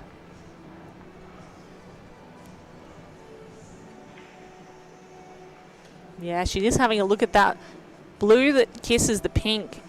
Is there a way she can get around to it? Pretty much off this, to the top right corner pocket, off the ball cushion and into that. Things will be looking very good for her if she can pull that off. You can't play your opponent's ball first. You can't commit a deliberate foul in Heyball. You must seek to hit your blue ball first. And there you go. She has extracted it very well. That's a great shot by Kelly Fisher. Yeah, no deliberate fouls allowed here, Kate. Instant loss of frame, and the second one is a loss of match in the rules of Heyball. But she's played that really well. She's got the same blue to pot now in the top left corner pocket.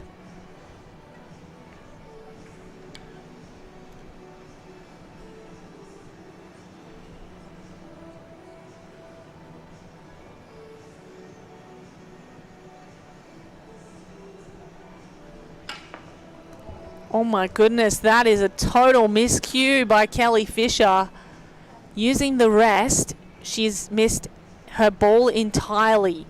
That is something you just rarely see at this level, Raymond. Very rare indeed, very rare. That was actually hopped over that ball. She played so low on the cue ball, miscued, and as you can see, she's having a look at the tip, just making sure it's not damaged, as that can happen sometimes. You can chip the tip on your cue. And this leaves the table very open for TIANQI in this first frame. There's a slight mark on the table where she hit the table there. Yeah, should have just above the balk line. You can see about a third of the way down, she has chipped the table. Yeah, should have left a bit of chalk, a bit of a mark there as well, playing into the bed of the cloth with that shot. Yeah, I apologise, not chipped, but certainly made a mark on the cloth. But rare to see at this level, extremely. Very rare to see.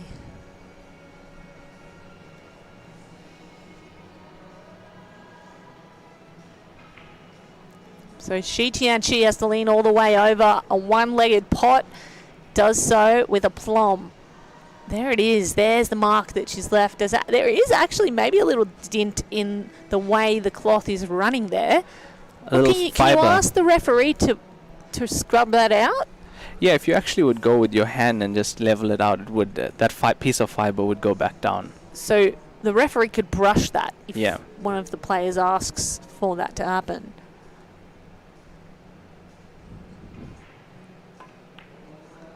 Meanwhile, TIANQI gifted an opportunity to go around the table now and maybe take this first frame.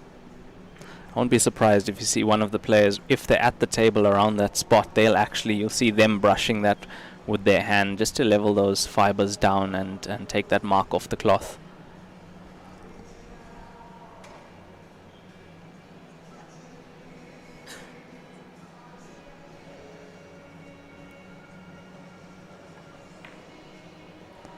And that is an error by TIANQI. She gifts the opportunity back to Fisher now. Fisher can't believe her luck that she gets another shot at the table, because everything was running pretty smoothly for Kelly Fisher, for TIANQI, my apologies, to finish things off. Yeah, we didn't see her missing balls like that this morning, Kate, against AMEE KAMANI from India. And there, Fisher decides to smooth over the cloth herself. She knows exactly where there was a mark, and it might have interrupted some of her cueing. There it is, smoothed down pretty well. Yeah, especially because this next shot, the cue ball will be running over that area of play, so that's why she's done that.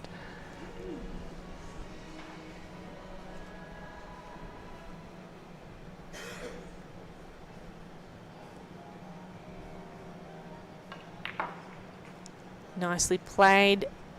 This cue ball needs to come back enough to reach the black. That's great potting by Kelly Fisher.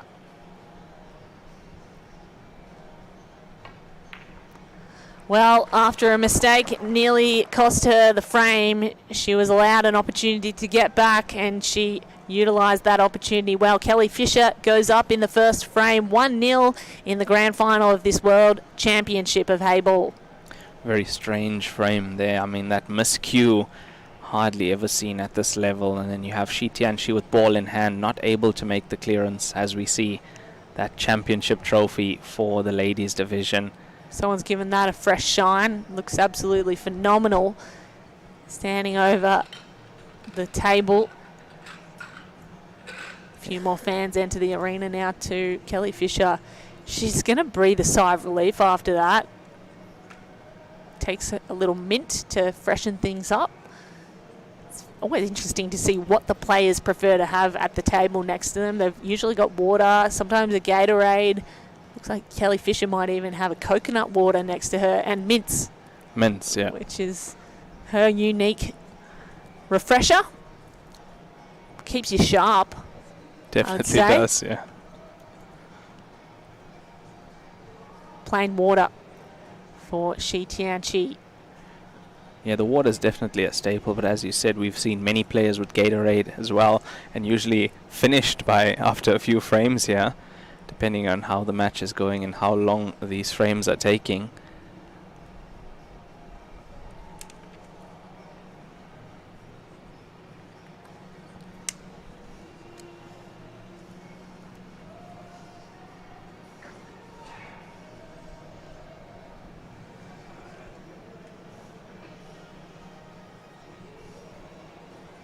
So Fisher to break after taking the first frame.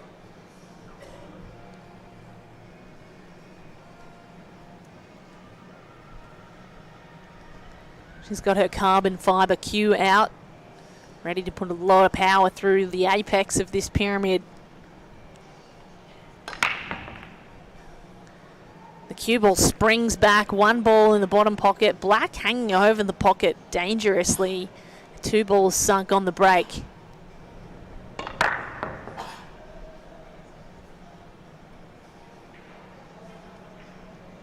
A lot of power put into that, Kate. You can see what a split that is, and now the player's starting to favor that center break because they want a split. They want to go for the clearance.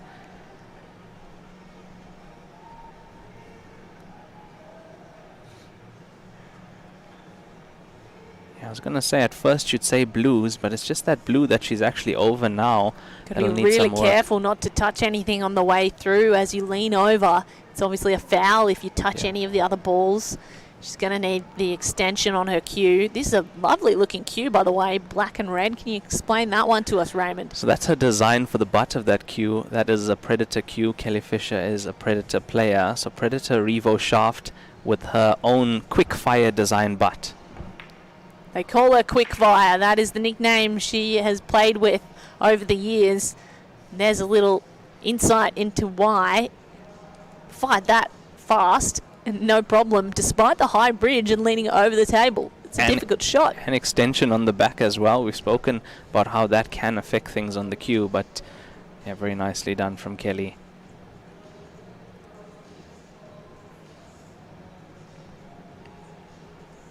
Very consistent as well. So what you're going to see here is that experience in multiple finals coming through from Kelly Fisher.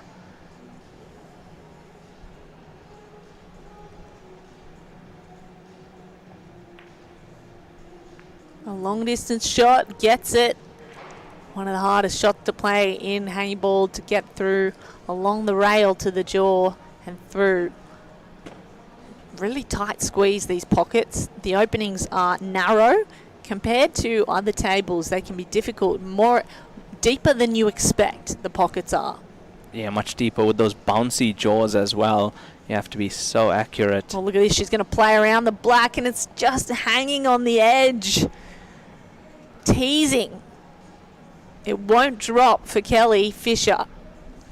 But that's a really nice piece of insurance for her, because it's actually covering the pocket that the black is closest to. So should TIANQI now come up and run the table, she's going to have to deal with that pocket, and the black has got to go somewhere else. Yeah, exactly so. And that black ball being so close to the pocket, that's the pocket it's supposed to go into.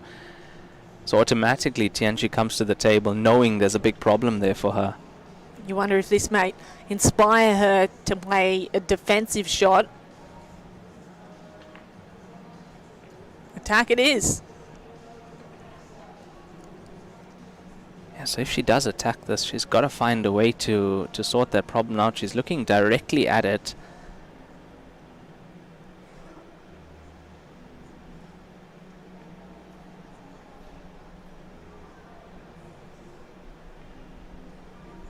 Yeah, I think she wants to replace that blue with her pink. Then she'll be blocking Kelly Fisher if she gets to the black ball. Clever. So she pots the blue. In fact, she does both. Does pot the pink as well. I think she wants to finish this off, although she's left herself now in a tough spot. She's going to have to cue over or next to the blue ball.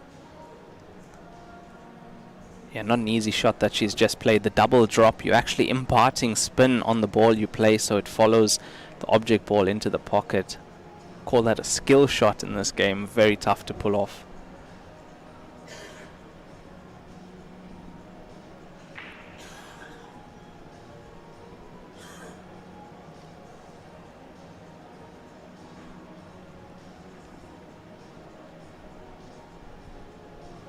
That's the picture of calm there, Kate and Kelly Fisher.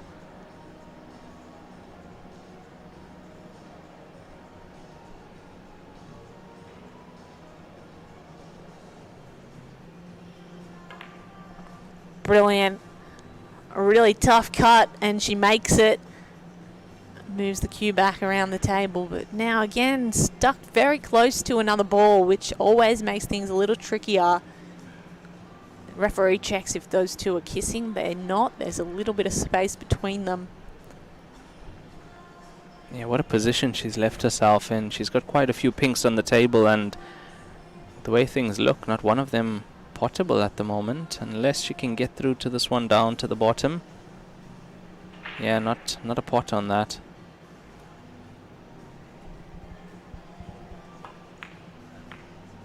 It nearly went back to the other pocket in the corner.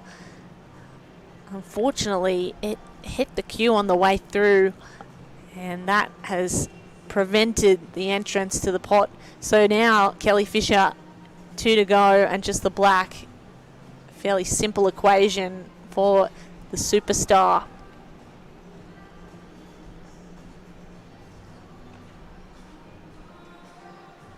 Yeah, Kelly's looking quite strong in this final here, in this women's final, Kate.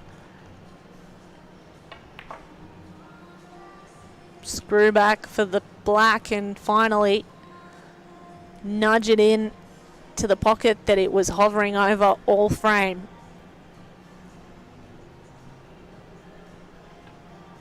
The black does as it's told. Kelly Fisher goes up by 2 in the final of the World Championship.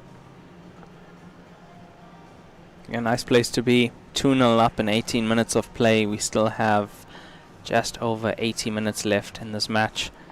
Kelly Fisher 2-0 up in this race to 6. She's putting the pressure on TIANQI. She's still dusting off that table too, where she left chalk on it earlier. Yeah, also you see on these nap cloth, you would have seen that if you run your hand up against it, it actually makes a mark in the opposite direction. So that's why she'll be doing that sometimes. These nap cloth players tend to do that. Looks like that spot is cleaned up good on the table. Looks pretty clean now. No marks left for good. I'd probably be asking the referee to brush it. They'll do that at the halftime break. Look at the racking of this. Look at the precision. Referee Shuang Yu from China. They do such a fantastic job.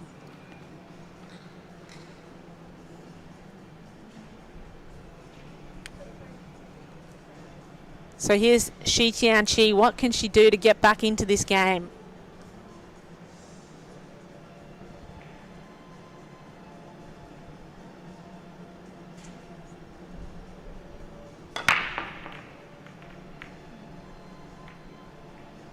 One ball falls in the top corner pocket. Everything else lying pretty open. It's a lot of power in this, Kate. Huge amounts of power. Have a look at that. Smash that. All the balls moving into the top end of the table. Gets the blue into the top right corner. You got 2 blues on the cushion. There's a look at some of the fans and the crowds that have gathered here in Nissan Arena. Direct access to a couple of superstars of the game. Number 2 in the world will go number 1 based on point score once this tournament is done. She's done enough getting through to the final to get that number 1 slot, TIANQI in Heyball, but she'd love to get a world championship here. She chooses pinks for this frame, and that is a very skillful shot to make. And that's also a title that TIANQI doesn't have yet. 3rd place at the last one in 2024. But no world title in the game of Heyball yet.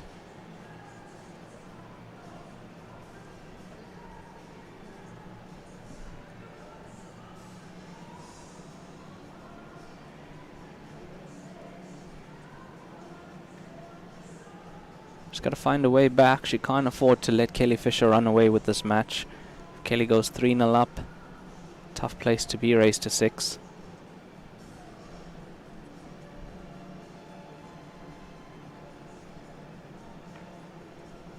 And that is lovely. The finesse on that shot. TIANQI just feathers balls in on angles that you would think are physically impossible. She makes them. Makes them look so easy as well, does TIANQI. She plays it at the right pace, the pace it should be played. She knows when she needs to play slightly harder. We saw that earlier, that she can also play at pace. She needs to do something with the cue ball.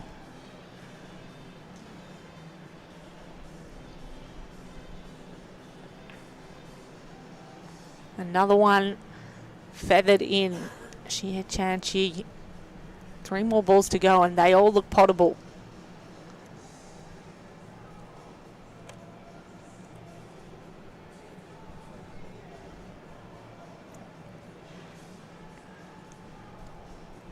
Yeah, this is looking really good for her now. She can leave herself on the other pink ball to the center pocket.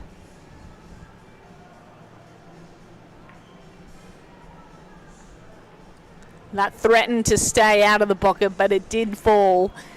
And yeah, her heart was skipped a beat, I reckon, for a second there, because the rest of the table is very open as well for blues. She cannot let Kelly Fisher back up to the table. Must finish this innings, TIANQI. It's certainly doable. I think for us as well, Kate, watching that go in, we thought it was going to stay there. Heart in throat. Kelly Fisher, always the picture of calm, though. Barely watches what's going on.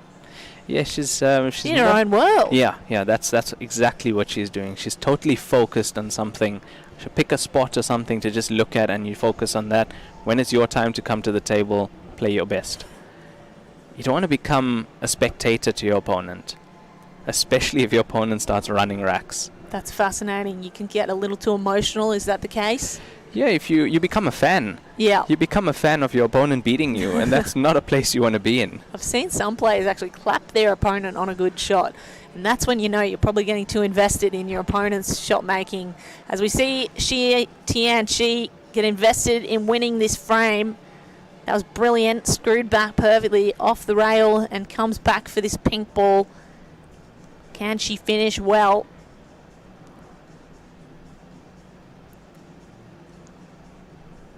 Yeah, she's gotten up off the shot once again. This is tough. Most guaranteed position though.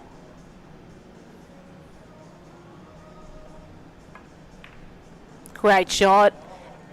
Oh my goodness me. What an incredible shot to finish. Although that's actually the worst thing that can happen because she's finished the frame. Giveaway. Raymond, explain that for the fans at home because this is one of the peculiarities of Heyball. Yes, we have not seen this before yet on the TV table. This is a loss of frame, Kate. The black ball has to be pot on its own. Cannot be pot like that. How unlucky can you get?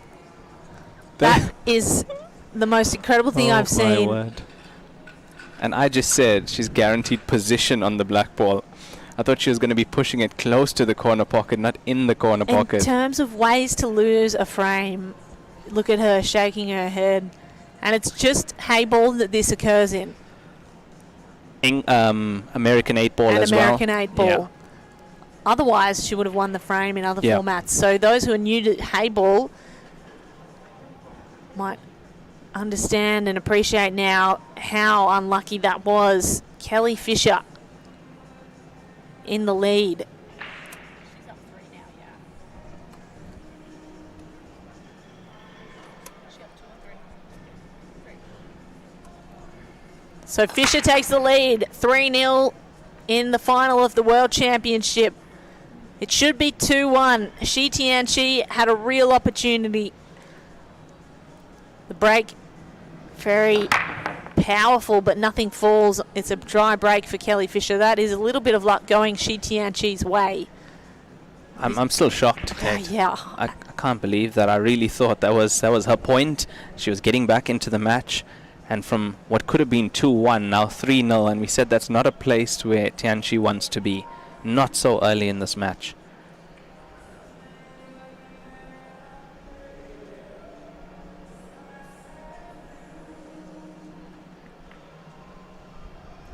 So gets the blue in to the corner pocket and she'll start her run on blue here, TIANQI. You can tell that previous mistake is really affecting her mentally. So the way she sat down and shook her head, she'd be fighting all kinds of demons now because, of course, in a race to 6, 3 frames is very different proposition to 2-1. 3-0 is the current situation. A lot harder to come back from. Yeah, your opponent's halfway to the finish line already, and they've won 2 frames. You've won a frame for them.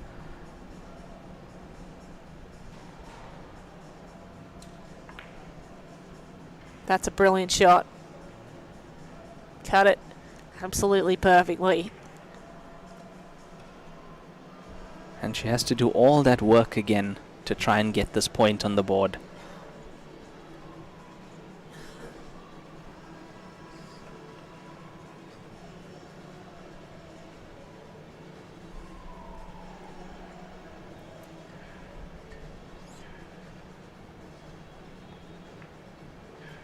Nicely done down the cushion. That's always one of the more difficult shots in Heyball.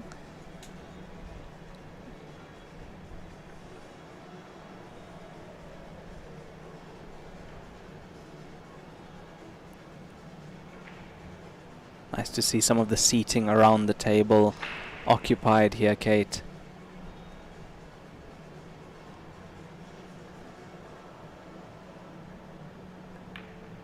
And that's another brilliant shot.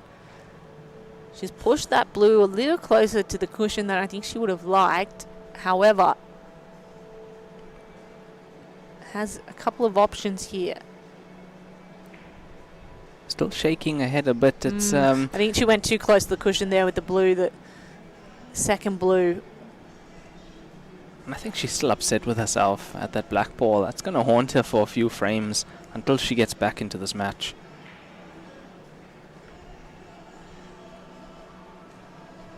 So she doesn't quite make the pot there, leaves her blue hanging precariously over the bottom corner. Kelly Fisher can start her run now.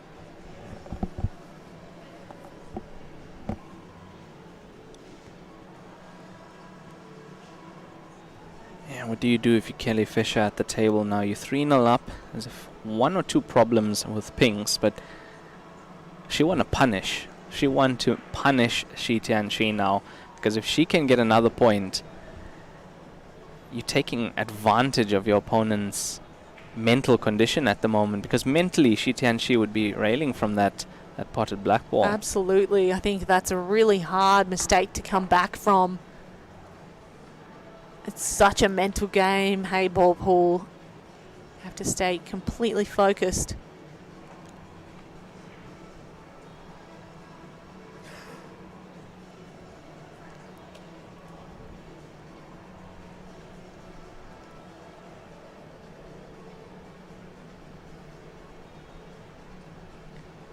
Yeah, and you can see the focus and determination in Kelly Fisher here.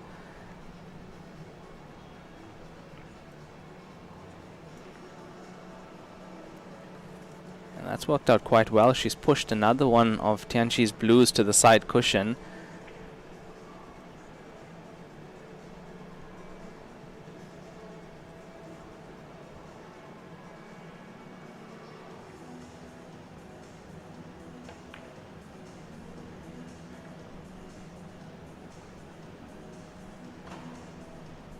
She's tried to open up those pinks. She's got a slight nudge on it. It's not going to help her just yet unless she can bank it possibly.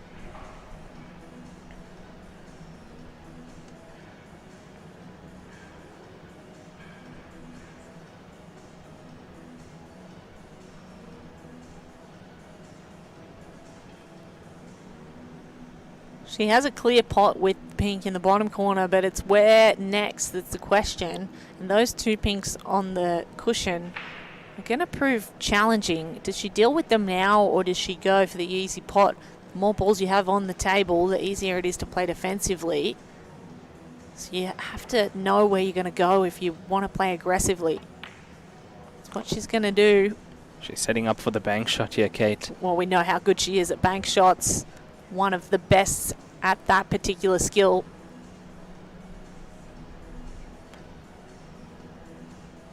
To the middle pocket on the opposite side. Yeah, to the right side, and what an important shot this will be if she can at the same time just nudge that other pink ball off the cushion, if possible. Becomes a clear favorite for this one. Oh, she's not going for it, Kate. Defensive instead, and didn't even move her pink off the cushion. I don't think she wanted that. However, forces TIANQI to shoot away. Yeah, a little bit of a wasted opportunity there, at least to get the pink off the cushion. She got the double kiss, and that's why it hasn't moved. And those two will still be a problem for her when she does, well, if she does come back to the table.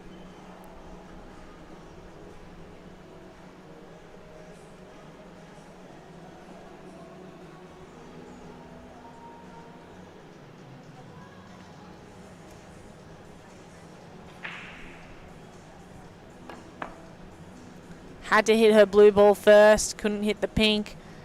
Managed to get the shot away, but not much else she could do there.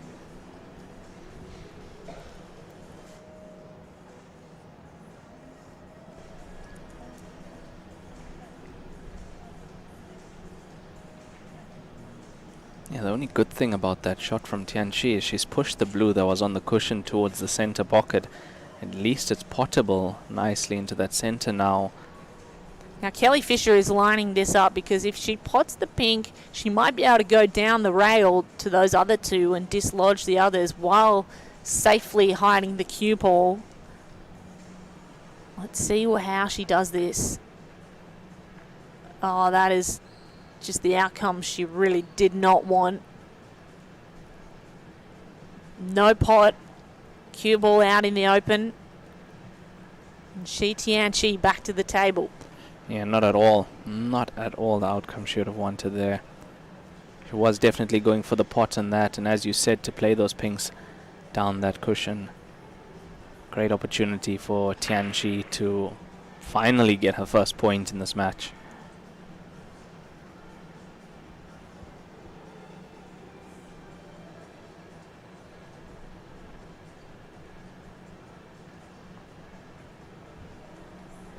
So one ball potted, lines up beautifully for the next.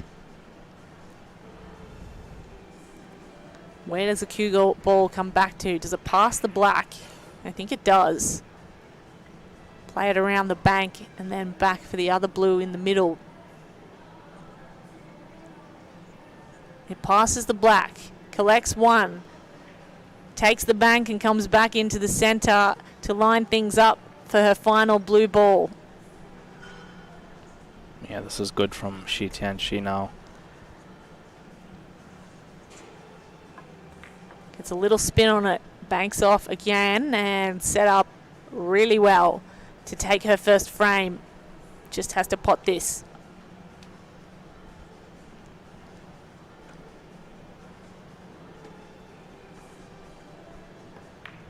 She zings it in to the bottom right corner. It's TIANQI on the board now. 3-1 the score in this final of the Heyball World Championship.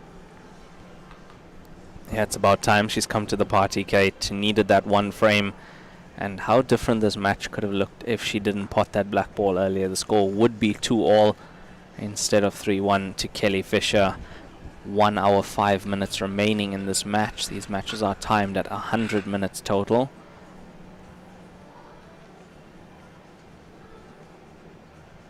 Yeah, the trophy is really shining there. You can actually see the reflection of the table. I reckon one of the referees has got their white gloves on it and dusted it off. So 3-1. TIANQI gifting one of those frames to Kelly Fisher. If not for the big mistake with the black ball, it'd be 2-2, all tied up here. She's defiant though, TIANQI, if anything. And she wants to come back in. Won't let a World Championship slip away that easily.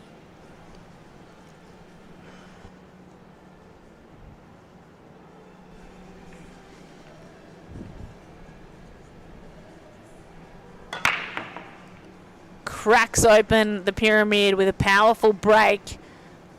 Pink is sent zinging around the table and blue is too, but nothing falls to a pocket. Yeah, once again, quite a lot of power. She's using a whole body for that break. She had 2 pinks on the cushion straight away, and if Kelly's got a shot on blues, she's going to be taking blue here.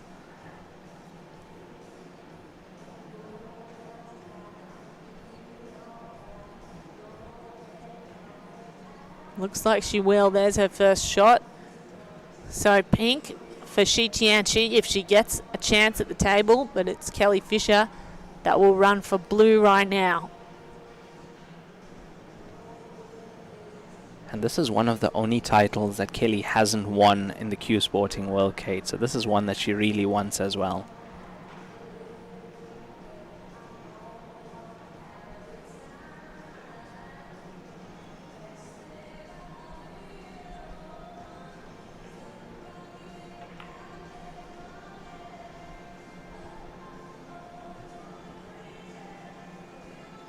Look how calm and clinical Kelly Fisher is.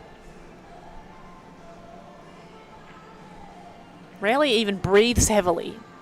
Sort of just floats around, examining. Yeah, for her, it's like playing a normal match, you know, and we've seen so many players get under pressure on the TV table. And I imagine playing in the final where you know what you're playing for, the trophy's right there as well. Oh, that's a great angle. And left the cue ball in optimum position for this blue down the line. This is one of the trickier shots. She's even going to get the rest out here. You know, Kelly Fisher, a snooker player first, so the rest should be no problem for her. Well, that was where she made the error earlier. Oh, yes, you're right. Hitting the table with the rest. You are right. And that's not an error that she wants to So last time she had the rest out, this didn't end well. This time, I don't think she's going to let that happen. Difficult to cue over this pink ball, though. I think she's going to try to just go with a hand bridge instead. Might need the time extension here. Oh, she's got to own. Yes, she's got to own. The double rest. So she's got to own. That fits on the tip of your break cue. As you can see, that's a break cue. And have a look at that. Are there any rules about using your own rest? No, you can. You can use your own rest like that. Look at that. She's so close to that pink ball. Gosh, this is dangerous. And misses after all of that. Misses the blue to the pot. Instead, brings it back up the table to not a great position, allowing TIANQI back to the table. She's played that a bit hard as well, Kate. A little bit on the firm side, and using a rest. I mean, you're sacrificing accuracy when you start putting power into it.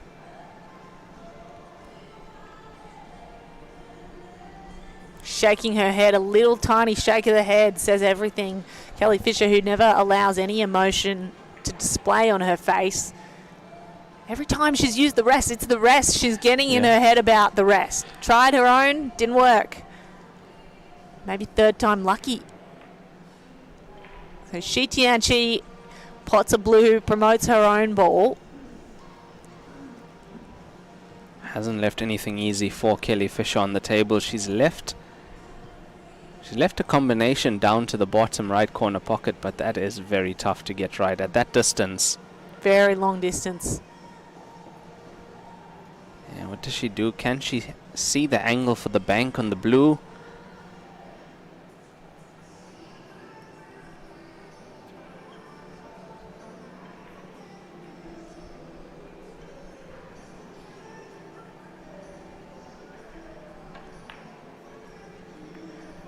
Tried for the bank shot, couldn't get there. I like the aggression, but that wasn't going in. So TIANQI gets another chance. Quite a few visits in this frame from both players. They're both having chances here.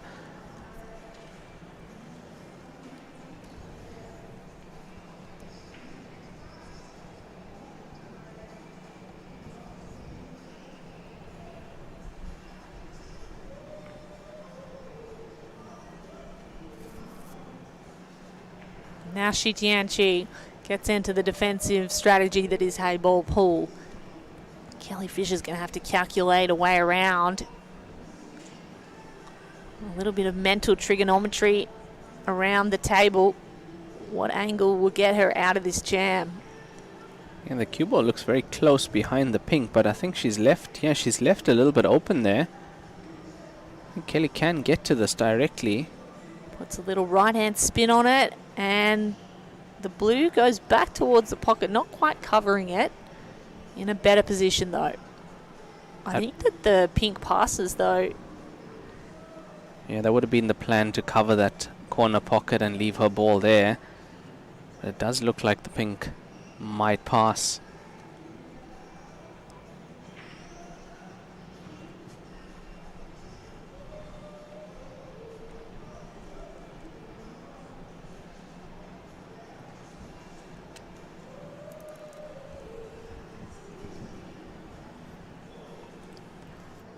So TIANQI going for the middle pocket, collides it straight in. Shakes her head, she went a little too hot. I reckon she's come out further than expected there. Yeah, she smashed that one into the center pocket now. We know how sometimes those center pockets don't take at that pace, so she's had to be very accurate there.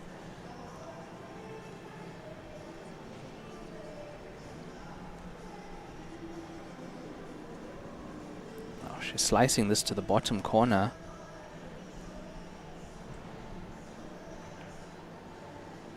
Gently, gently, and that's perfect to the bottom corner. Leaves herself a route to the top corner now with her pink there. And a pathway to winning this frame. Yeah, this definitely is looking like a better chance for her in this frame to get that second point.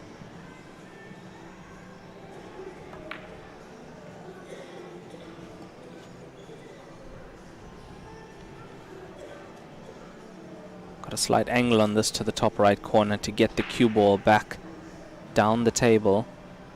Now it's just that pink above the blue at the bottom right that's the issue. If it doesn't go.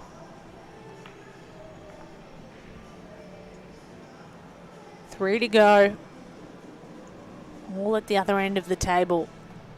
This shot is going to have to be a distance shot no matter what she does. She's looking at how she might even cut that pink into the bottom corner around the blue. Does it pass the blue? Now if it doesn't, she could go cushion first. Cushion first, then blue, then pocket. But that's if it doesn't pass directly. It passes. No. No. But it does get promoted. So it puts a little insurance over the hole. Kelly Fisher gets up and has to figure a way around that. Yeah, TIANQI wouldn't be too upset with that. It's not a bad result. The only thing is Kelly can pot that pink now with the blue and try and leave the cue ball right up table close to the ball cushion.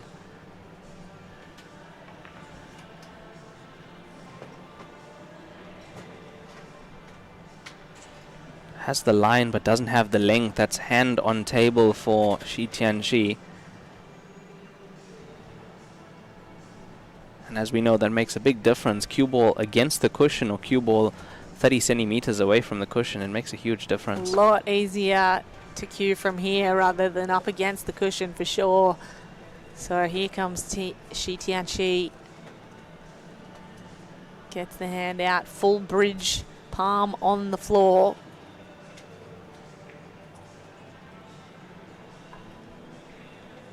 Needs to be very gentle with that and does so well. That's a fantastic shot from that distance. Brilliant. Had to throw a bit of side on that as well to throw it in, get the cue ball around for this pink.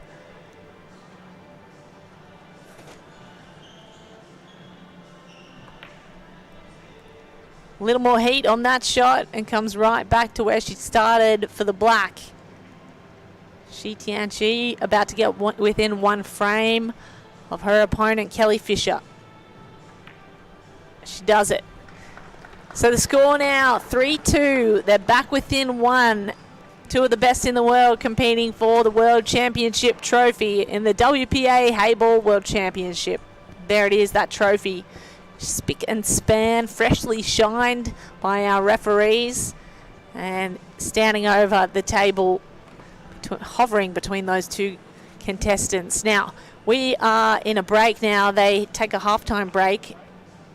Both athletes will take a short moment to refresh themselves. And we're going to take a look at the best bits of the first half so far. TIANQI's massive break here. Yeah, this is that break where she potted a blue in the top corner pocket. But yeah, it was an unlucky start for her, unfortunately, in this match as a whole. But she's redeemed herself. That shot was very lucky. She's had some luck, but she's also had some bad luck. As we see later on, Kelly Fisher invited back to the table, and she's someone you just do not want to invite back to the table at any point. Went around clinically finishing blue balls off and took the first two frames in this way. Now, this is where things got a little dicey. The rest was playing havoc with Kelly Fisher. 2 times she got it out, 2 times she miscued. TIANQI with an opportunity to come back in, and it's been mistakes that have gifted other players frames on multi-occasions. This was the shot that Kelly Fisher had to win the frame. Every single break has been pretty powerful too. Yeah, from both these players, they've been breaking really well in this match. But yeah, it's weird what's been going on with the rest for Kelly Fisher. I mean, we haven't seen that in this tournament yet, a miscue using the rest.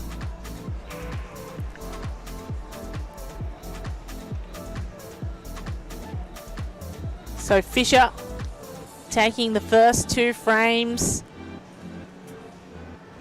leaving that blue hanging over the pocket, nearly had it in. Then it was TIANQI able to step up, and this frame I thought was going her way for a long time. We all did. Yeah, it was a good double drop played by her there. The next pink was also a really great shot to the center pocket. Here it is now. Got the cue ball around nicely, but it went and stuck itself onto the other pink there. We've seen some of the precision shooting. There's another piece of bad luck where it was headed direct for the pocket and instead came back out, met the cue ball on the way through. Kelly Fisher able to lean over and pot this, take another frame when it was in the hands of TIANQI. This is the third frame. Yeah, the power of the breaks from TIANQI is amazing. Really is. Most of these breaks, the ball has been potted. So far, not yet a one-visit clearance. Now here was the game changer on the third frame. TIANQI about to go 2-1 instead, goes up down 3-0 as she accidentally potted the black, made a foul on her final shot. It was otherwise a brilliant shot, Raymond. It was. It was a really good shot there.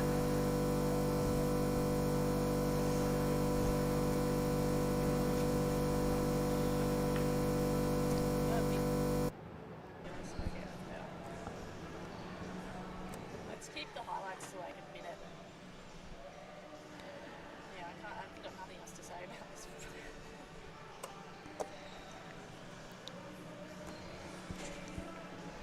Yeah, and this is TIANQI making something happen for herself. Ah, there's the rest again.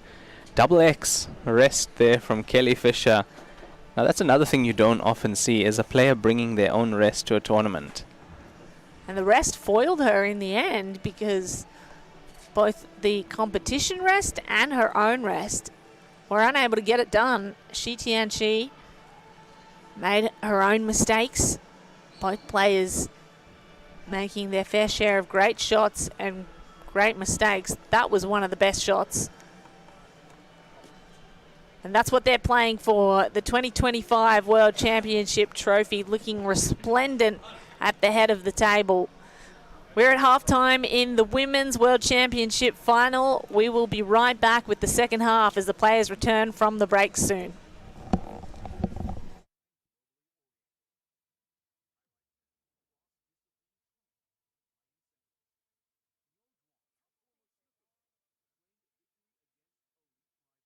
Come with me for a day out in my hometown of Brisbane in Queensland, Australia, also home to Bluey's World. Southbank's my go-to for chilling out, cooling off, and taking in Brisbane's iconic Arbour Walk. You might also recognise it from Bluey's famous ice cream episode.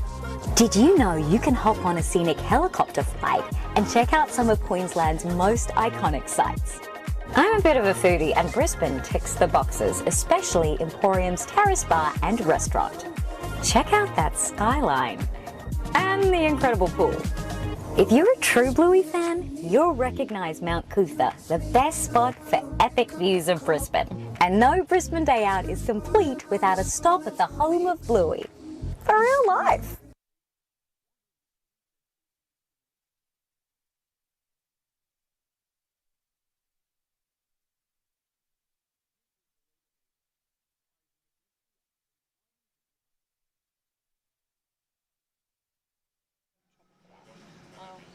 She was there.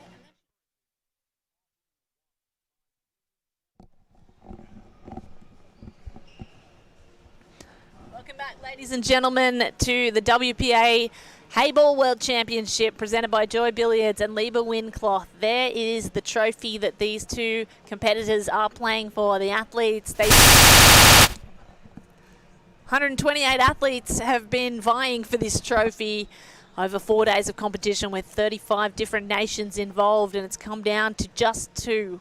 Kelly Fisher of Great Britain on your screen in blue on the left plays TIANQI of China on the right, and it's been a really interesting battle so far. Kelly Fisher getting the upper hand early, but TIANQI clawing 2 frames back just before the break. It's 3-2 in a race to 6. Kate Allman alongside Raymond Talak in commentary. And gee, if you're to call it at this point, Raymond, who's your money on? Such a tough question, Kate. It really is. But I have to go with some experience. If I had to call a winner, and experience would tell me Kelly Fisher takes it based on BMT, big match temperament. Big match temperament, I love that. So here is the big match temperament of a big match player, Kelly Fisher, multi-time world champion in snooker. Around the world, has played all kinds of formats for 20 plus years.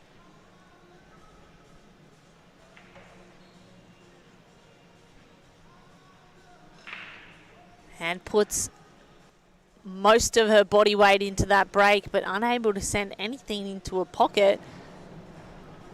Everything remaining at the bottom end of the table. Difficult table, this one. Everything looking pretty closed off at the moment.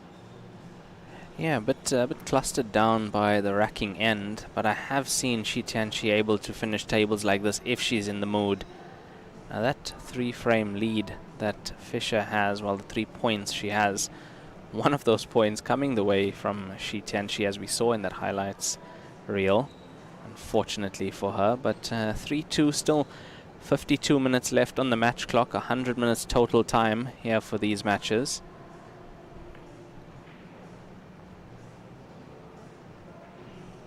And TIANQI going the way of pinks on this table. Now she's going to need some really intricate cue ball movement around this table. There's a lot of traffic at the bottom end with all the blues here.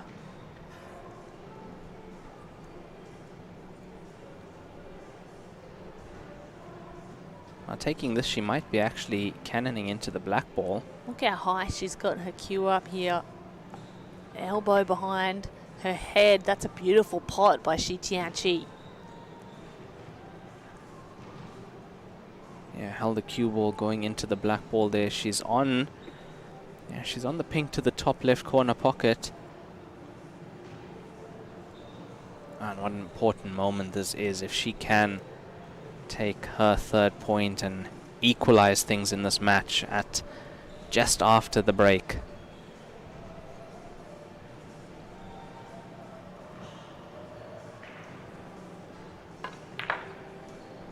That had some vehemence behind it. That was an excellent pot. Low on the cue ball, she screwed it right back to the middle of the table. And she's got one of those pink balls to the top right corner pocket now. TIANQI has come out of the break looking like a new woman. Yeah, she's firing. She's firing. The energy behind the shots, that was perfectly layered. The thing is, if TIANQI finds her rhythm, she is so dangerous, Kate. She can put together quick frames, really quick finishes as well, potting exceptionally.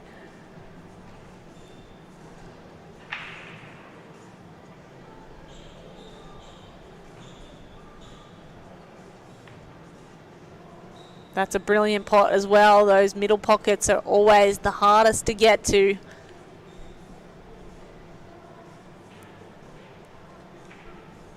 She's going to need another good pot here. This pink goes to the top right corner pocket. And she has to be able to find that last remaining pink ball on the left side. Also bridging over the blue doesn't help things here.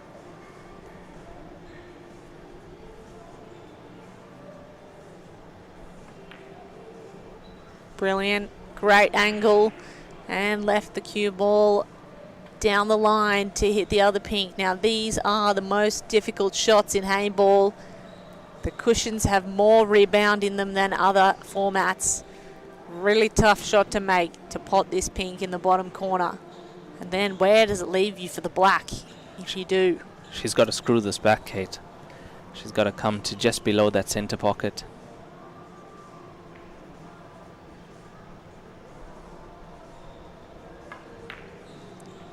She comes back. Has she gone too far?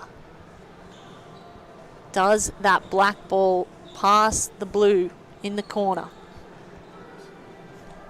Yeah, firstly, that was an excellent cracking pot to get that in at that pace. She's cued that so well.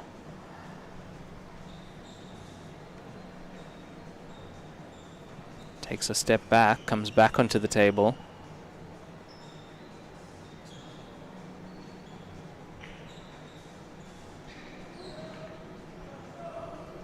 And it does get to the pocket but not drop. A cliffhanger for TIANQI that has left her in a really precarious position as Kelly Fisher has access to the entire rest of the table. Yeah, what do you do? Look at all the blues are around that pocket. It's going to be so tough to pot those blues. That black ball sitting in the middle of that pocket.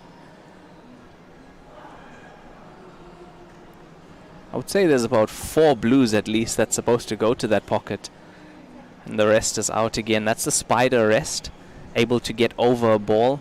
So it's replicating your bridge hand, your high bridge hand. And of course she just decides to play a safety. Now this is a really tough shot for TIANQI. She has to hit her ball, which is the black. It's going to have to be a jump shot. That's exactly what she's measured. She's measured whether she can get over enough and get the bridge high enough for a jump shot there. But the finesse required to not jump the cue ball off the table. If she gets this right, all she has to do is tip that black ball, which is hanging on the edge. Yeah, see, she hasn't changed cues, so she's decided against it. Possibly she can't reach over far enough for that. All right, so she's going to go down the table and come back.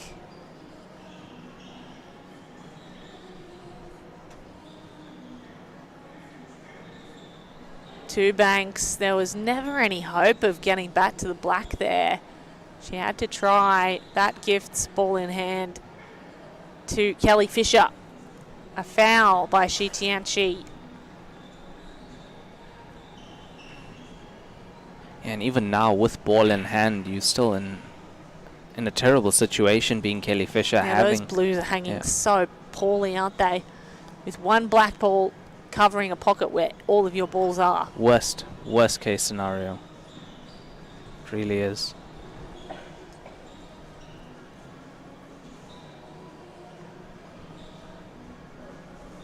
And no matter what you do, she has to be careful where the cue ball ends up. Doesn't want to leave TIANQI with an open black ball as well.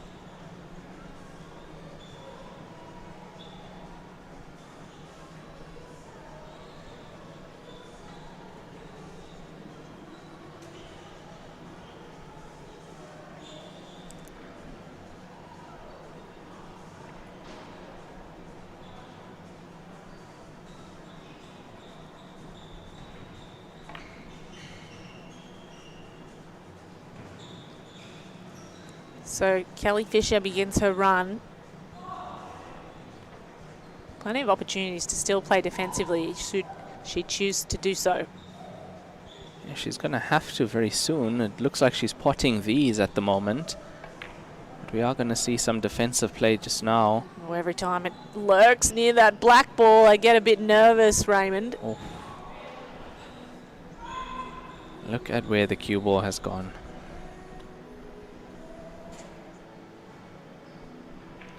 Kelly's in trouble, yeah. Got to be a safety, surely, now that she plays. And it's got to be an accurate safety to make sure that TIANQI can't see that black ball.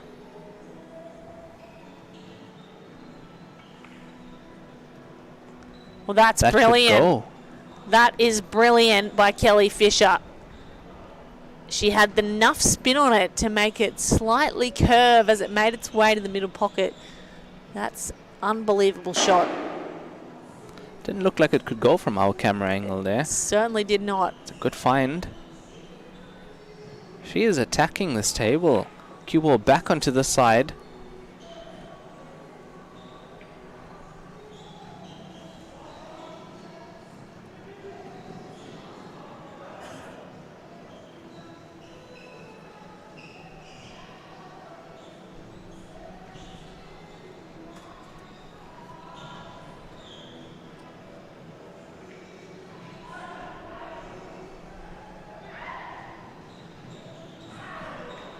Yeah, now she's also removed a bit of the traffic that was there, so even if she leaves an indirect shot for TIANQI, there's nothing in the way anymore. Maybe just one cushion and back.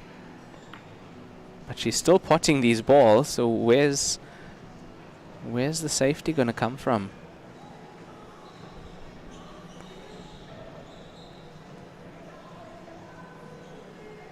This is going to be the more difficult shot. Has to play a bank.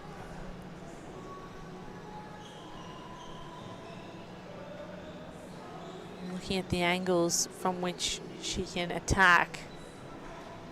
Because if she nudges that black ball, it goes in, I reckon. If she just touches it, it goes in. Yeah. Exactly, yeah. Slightest touch. Oh, I've seen players play for a stalemate in this scenario, Kate.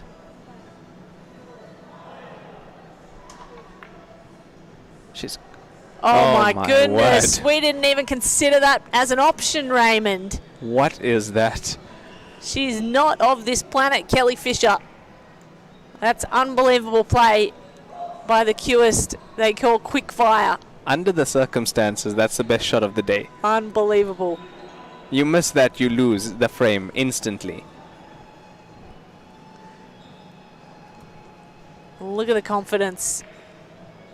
Fisher, no problem. One of the most difficult shots we've seen. Very risky. This has to go, though. This It's has not to go. there. It's not. Too much angle. After the adrenaline of the other shot and all that for nothing now. TIANQI just has to nudge the black in and end it. So she does. We're all tied up here, Raymond. It's 3-3 in the women's final of the Heyball World Championship. What a pot that was, that bank. What a pot that was. Unbelievable. But yeah, in the end, it was all for nothing, unfortunately. That last ball, not able to convert it. Yeah, this is that bank again. Have a look at that. We know how tight that corner pocket can be, and that last ball not finding its way. Yeah, I did mention players would play for stalemate in that case. So what that means is you take your blues and you try and nudge them towards the black ball slowly until your opponent can't get the cue ball in the gap anymore, so they don't have sight of the black ball. And then it's going to be, there's no play that can go. They're going to commit a foul. You're going to not leave them a shot. And after 3 shots, the referee will come to you and say, would you guys like to restart the frame? Wow.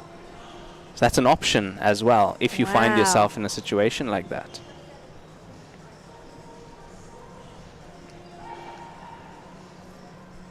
So TIANQI now to break. She's drawn things level. Got herself back into this championship.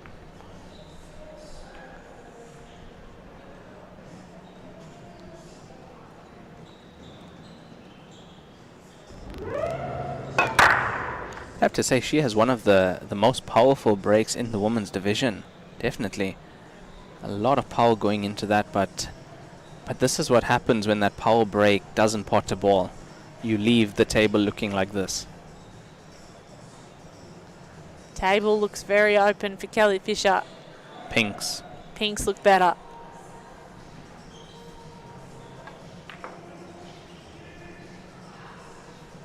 This could be a runaway for Kelly Fisher. Yeah, it could be quick fire here. Yeah. And especially after that previous frame, she's going to want to take the lead again. She's lost the lead now.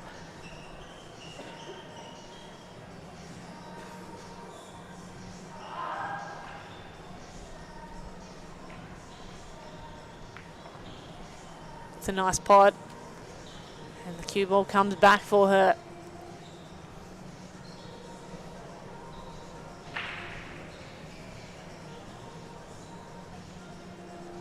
.40 minutes remaining on the clock. You think time becomes a factor here, Kate? Or are they playing quick enough to get to the end? Well, this frame, she's definitely playing quick enough. However, the way that things are rolling, some of these frames taking a long time, and with it all tied up at the moment, there's certainly the possibility of a shootout. Which we haven't had on the TV table all tournament. A shootout for the World Championship between these two champions would seem Fitting. Fitting.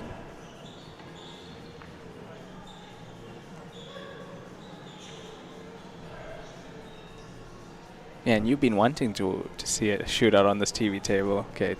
I'd be thrilled, and I think as we've said, these two competitors, very hard to split. They've both had good luck and bad luck go their way. I think it would be very fitting to go to a shootout.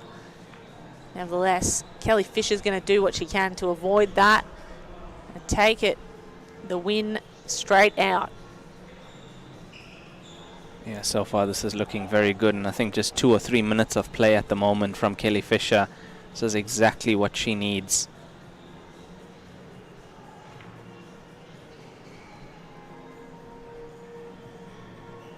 This is the Kelly Fisher we used to seeing.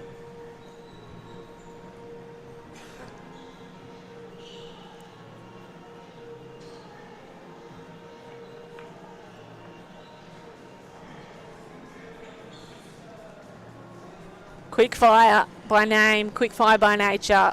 One to go to take the lead again in the World Championship. Nails it to the bottom corner.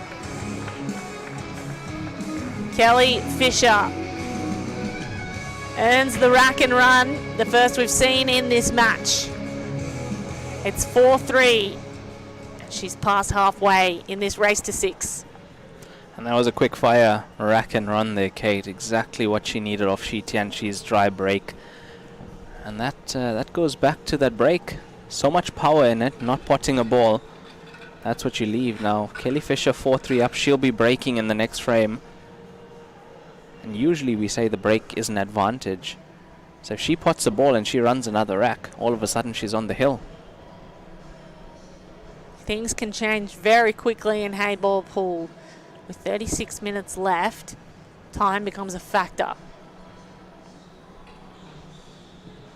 TIANQI's got to do everything in her power to keep Kelly at bay and slow things down. She's going to be trying really hard to pot a ball on this break. She's gone a bit more from the side now.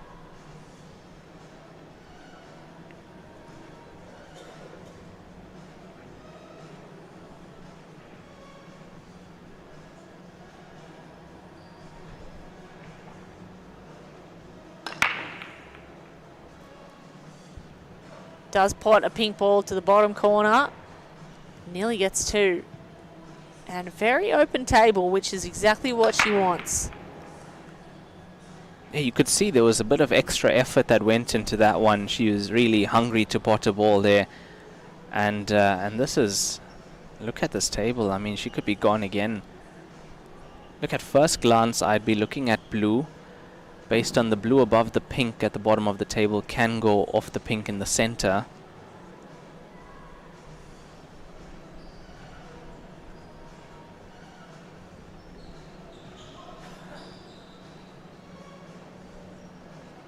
Also as a starter you have the blue to the center pocket.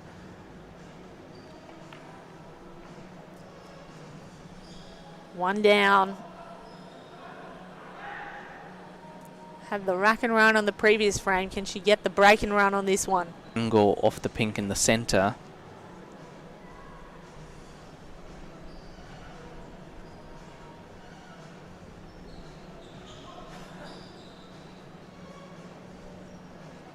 Also as a starter you have the blue to the center pocket.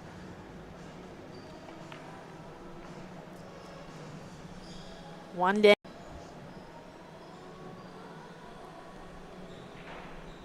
And this is what some of these players can do, Kate. So quickly they can change a match around. I mean, you saw it with SINA, VALIZADEH and Jack Whelan earlier as well.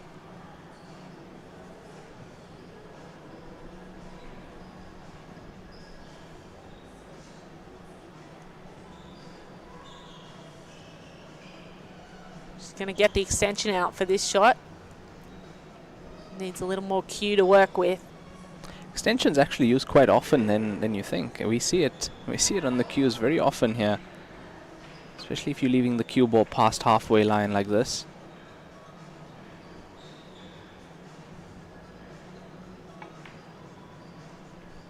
It's a great cut. Oh, this is an amazing form from Kelly at the moment.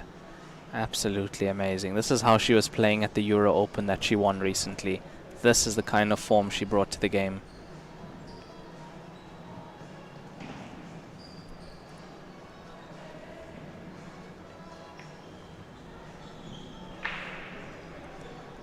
Might see the extension on the cue again. She's moving a bit faster around the table as well now. She's found a rhythm. Almost like she wants to get this done. Doesn't want time to become a factor. She's able to stretch across the table and get to this, watching the pink ball there as well.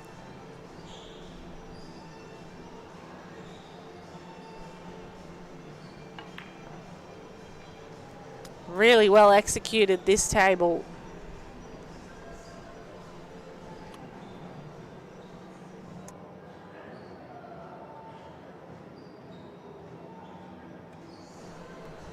So blue bottom corner pocket, and can she come back to get the other? The other is the closest to another ball that we've seen. Maybe the most tricky. Yeah, it is a tricky one. It does go in off the pink to the center pocket. Yeah. It goes directly as well. It just depends on how she feels and where she wants the cue ball for the black ball.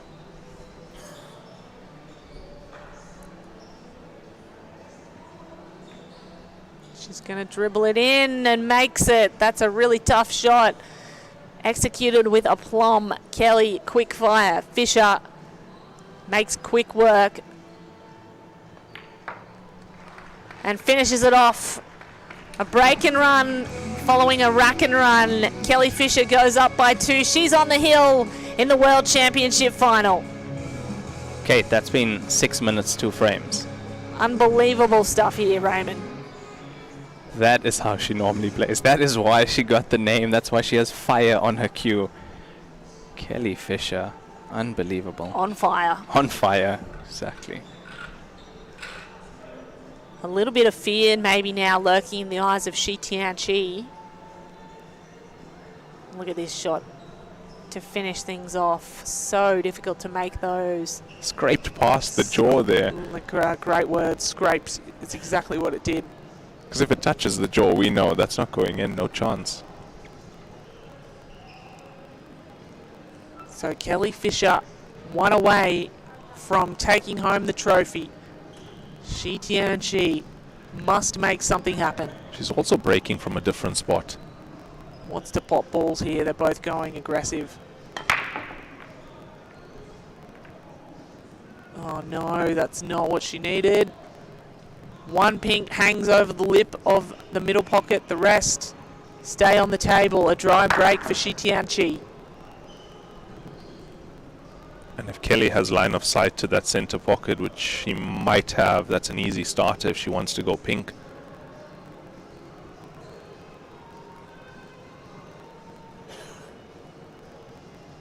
How dangerous is Kelly Fisher when she's in the mood? She's a stone cold killer. Scary.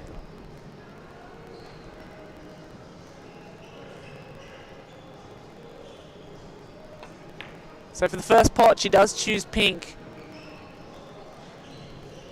Not as straightforward a table as the previous frame. Yeah, not at all. She was. Yeah, she's not happy with that. No, she was trying to break up that grouping there in the bottom left corner pocket.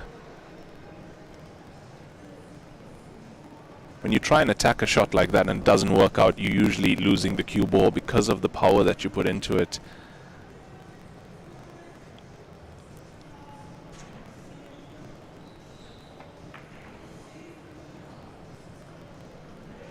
So she decides to just break up those two and leave the cue ball on the table for TIANQI. It's right up against the cushion, so more difficult shot left for her opponent.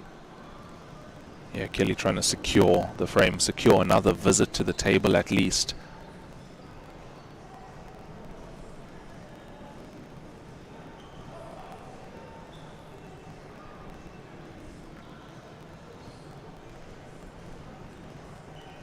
Nothing much TIANQI could do there other than slide that one down further closer to the pocket. If you'd look back the stats, the amount of times Kelly Fisher has been beaten when she's been on the hill first, you can count that in one hand, really, because she's one of the best front runners as well. She knows exactly how to secure the point that she needs. It would be a very rare thing for Kelly Fisher to lose from now.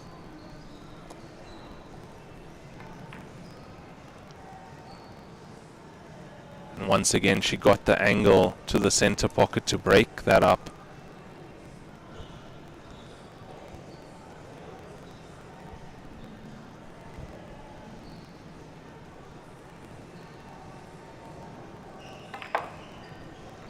Plenty of power in that shot. And has moved the pink back out. Doesn't like what she sees though, Kelly Fisher. Yeah, it hasn't worked once again. That's a second try into that bunch. I mean, how many more times will she have an opportunity to get to it? Just won't move for her.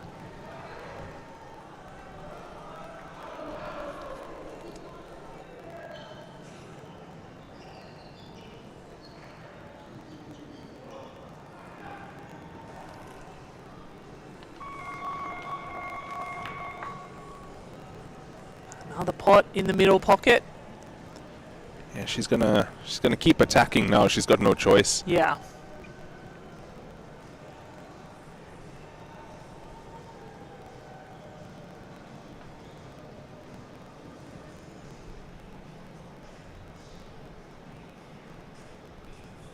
What can she find from here? That's what she's looking for. What can she find? Can she find an angle to get into that? Can she find the safety? I don't see either.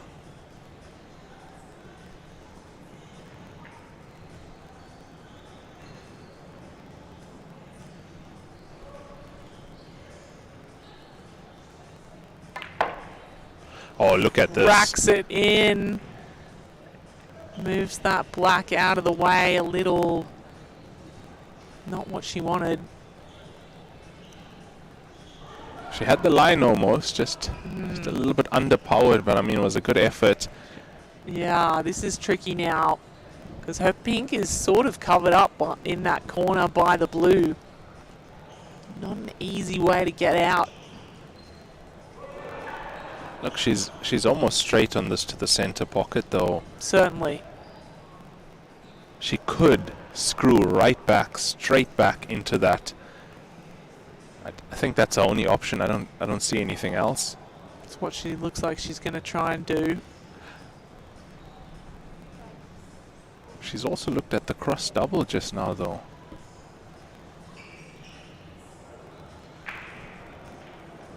Yeah, if she cross doubles this, the cue ball does run the length of the table. That's an option.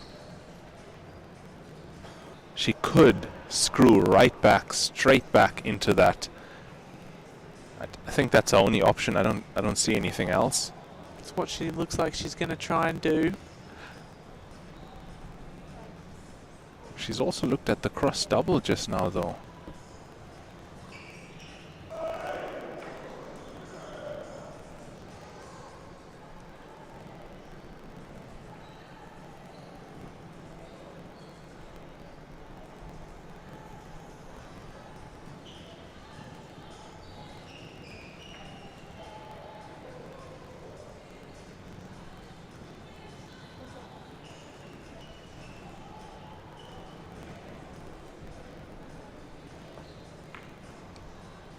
So TIANQI gets up to start her run.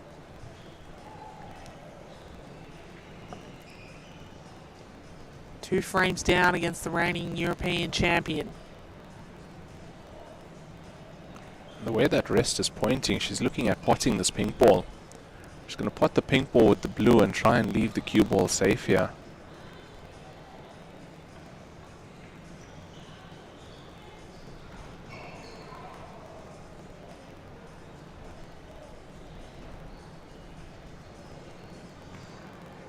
That's exactly what she does, Raymond. But there is a jump shot available, Kate. There's more than a ball space there. There we go. The butt comes off the jump cue. So the reason for that is you can get more elevation now and you can get a shorter jump. So some of these players can jump half a ball's width.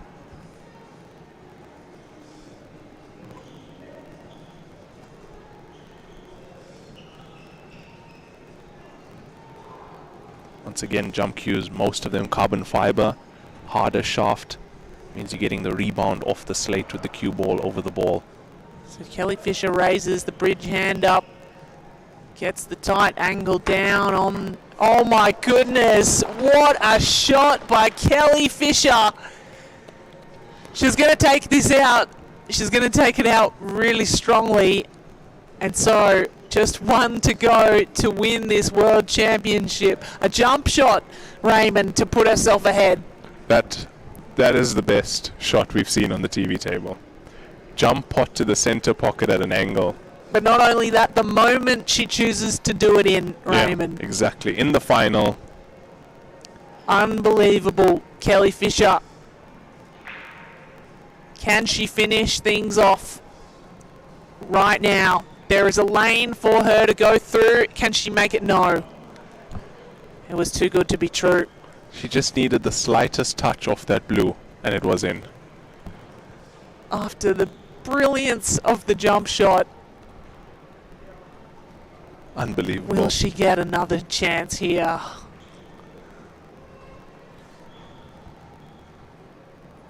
TIANQI is going to try and pot and, yeah, get rid of the danger zone, which is the black in that pocket. How frustrating for Kelly Fisher. Yeah, she was one pot away from winning the championship there, Kate. That was one pot away.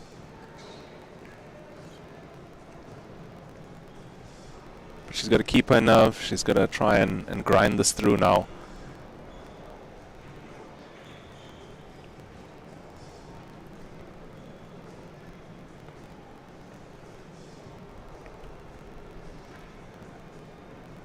So she raises the cue up, tries to go on from a high angle again at the cue ball. Oh, that's clever. Very clever. TIANQI can either pot the blue and open the pocket up, or she's got to bridge over her own ball. Yeah, I think Kelly would have wanted to pot the blue on top of that as well to make it an even better shot. Well, this makes a decision though for TIANQI. She's got to come out that way. Looking at cutting this blue to the pocket, does so.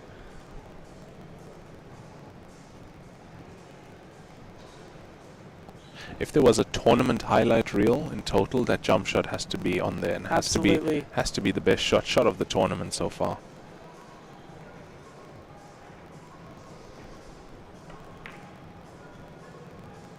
I reckon she's hit that. That's an interesting shot choice. She hasn't left a direct shot, but I mean, Kelly kicks this. You don't know which pocket it's going to find. She can potentially open up the pocket, and can she get it back out? Yeah, it looks like she wants to carom off the black ball and pot the blue with the cue ball here as well. There we go. Yeah, well done. Opens up the pocket, moves the black into an easier area. Puts the pressure back on TIANQI.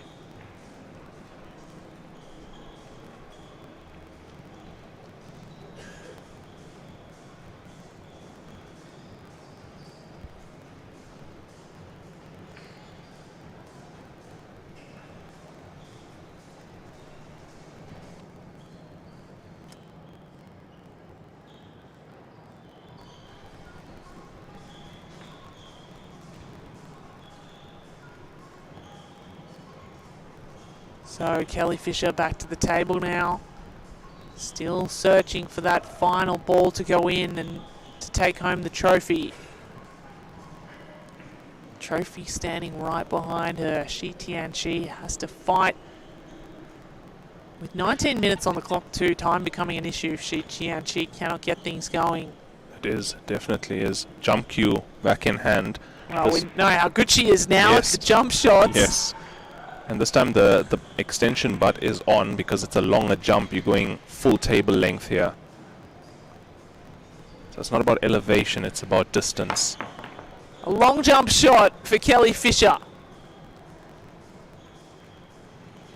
Well, she did what she needed to do, that is to hit the black ball, avoid a foul. Things look dire though from her perspective because TIANQI can start her run now.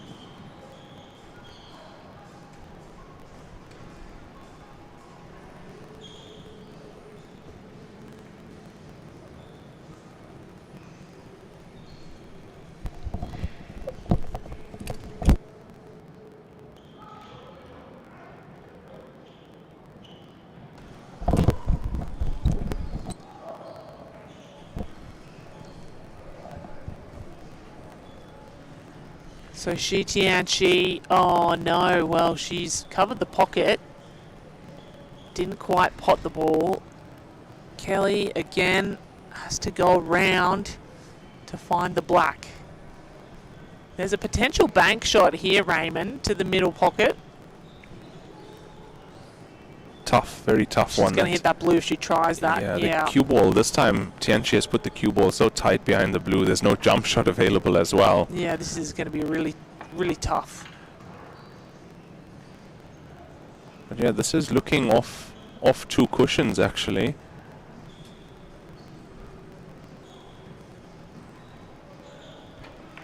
On the rest of 2 cushions, almost had a look at the middle pocket but didn't. And this is what can happen. You keep on giving your opponent a chance at the table.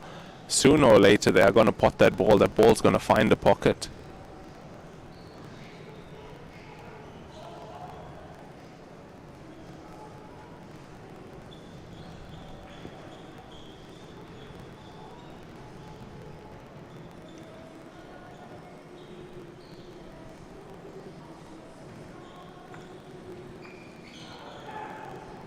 Yeah, I think it's time for TIANQI to take on the frame now. And that's not the way to do it. No. She's left the cue ball kissing. Is it kissing? The referee's going to check.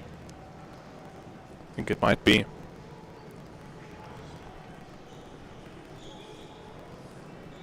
Yeah, it looks like it. Yeah, that does look touching. So she's got to shoot away. In Heyball rules, you can play the ball. Okay. Yeah. Yeah. In Heyball rules, you can actually move that ball. The problem is, Raymond, we've discussed before, you get very little power when it's that close to the cue ball. So it's sort of a difficult one. If you choose to go over, you have to bridge over the ball. If you choose to go at that ball, you get far less power. All in all, it's a really bad place to be on the table. Terrible place to be. And she also has to leave the cue ball safe. Adding to that. But what she might try is to leave the cue ball on the wrong side of the black ball. She came and had a look at leaving the cue ball down table. Yes.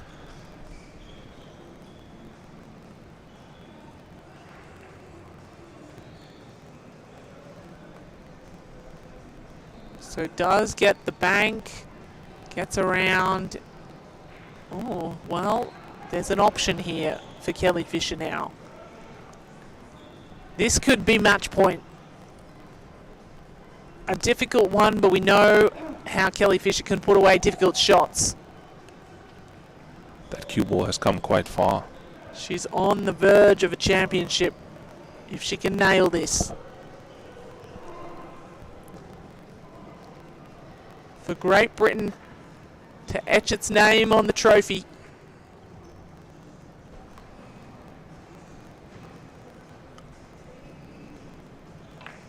Black to the end pocket. Oh, it's just ricocheted out and broken Kelly Fisher's heart on the way through. That was close. Took a chip out of all of our hearts, really. That was almost kind of shot that would be worthy of a championship. Yep. Definitely would be.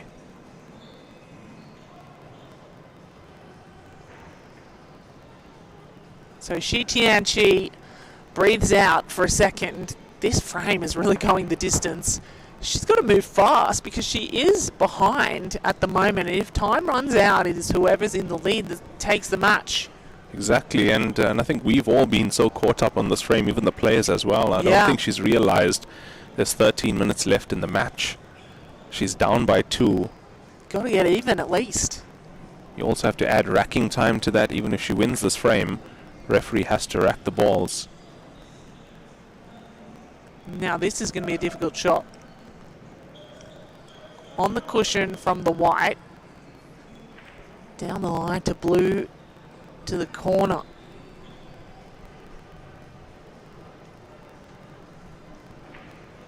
Has to be feathered in, and it is. TIANQI gets back within one after a frame that went the distance and almost gave the championship to Kelly Fisher. So there it is. I was a little premature with the call, but the score remains the same, 5-4. Kelly Fisher in the lead with 12 minutes or so left on the clock. Now that clock on your screens at home is not quite the same as the referee's clock. Their clock is the official clock. We're trying to keep it as close as possible, and we'll keep you updated as we go. But just to give you the official word, the clock on your screen may be slightly different, and we'll keep you updated with how different it becomes as we get close to the end. 13 minutes 15 seconds officially is left. There it is, 13 minutes left, ticking down on this grand final, and that is less than what it took to complete that frame. Yeah, exactly that. That was a very slow frame, but I mean, Kelly Fisher was one pot away twice to get this World Championship. So unfortunate. And the jump. The jump shot was for the books, wasn't it? That was the... Yeah, for me, that's one of the best shots ever. Would have been better if she would have managed to claim the World Championship after that, in that same visit, though. But not to be in that visit.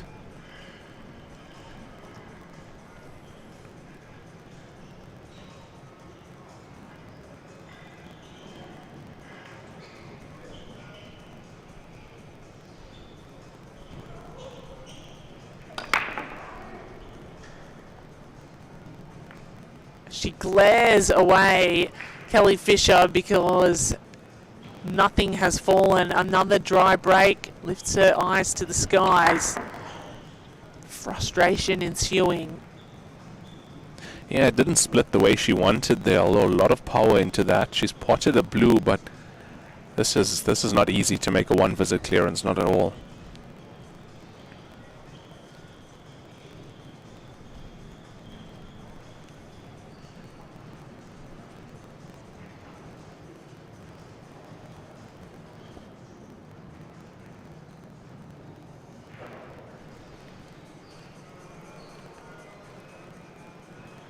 Going to stalk around the table, gets out the rest, doesn't like the look of this table at the moment. Yeah, it's a really tough table. I think she's taken her extension as well there. An extra 30 seconds to her 45 seconds. And remember, it is within her rights to do that, but it's also advantageous because the more time she takes off the clock, the more likely it is this frame is the final frame, and the scores will finish as they are, 5-4. She is in the lead. She can take the championship if this goes all the way for 100 minutes. Oh no! She lets TIANQI to the table now.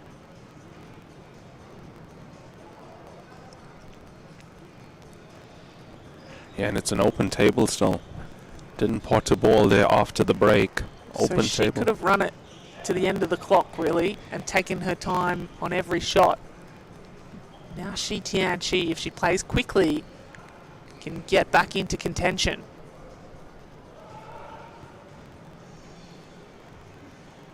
Looks like she wants to take on pinks in this frame.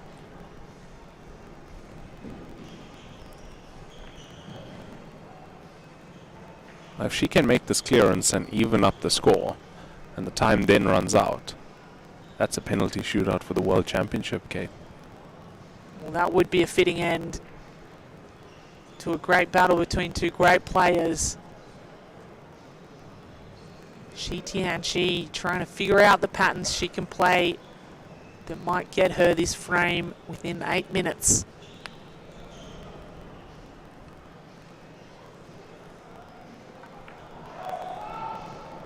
One goes in middle pocket.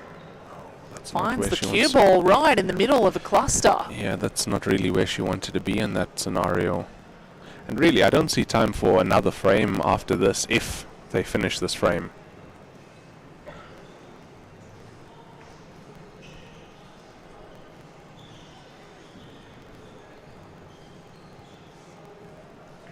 She has to lean right over the table, screws all the way back. Oh, How close was dangles that? precariously over the pocket, but comes back out. In this case, the jaws did her a favor, Yes. spitting the cue ball back out.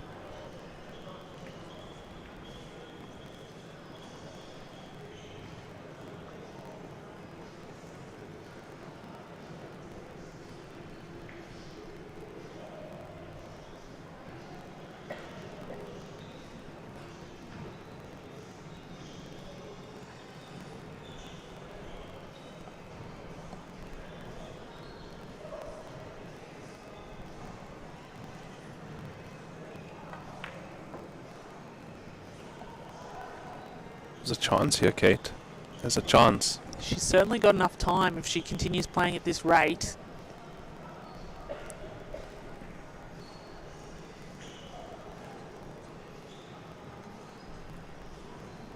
She's had a look at that pink going to the top left corner pocket.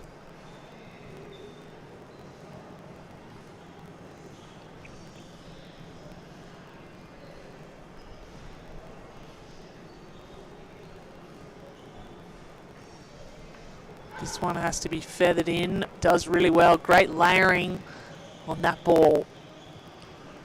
You know, this goes to the center, left center, but she needs to find the position. She needs to find that last pink ball. Can she play the pattern to get the cue ball back where she wants it to finish this table off? 6 minutes left on the clock. And the problem is, if she lets Kelly back to the table, all the blues are now open. There's no more traffic.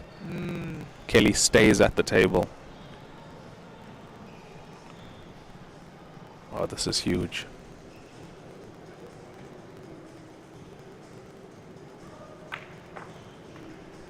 Well, nails that in. It cracks down the middle of the table and into the pocket. TIANQI was making no mistakes there. She's given herself sight of this pink, but the only place I see it going is into the top left corner pocket, bridging over the blue. Really tough shot to make. The more distance, the more potential for error.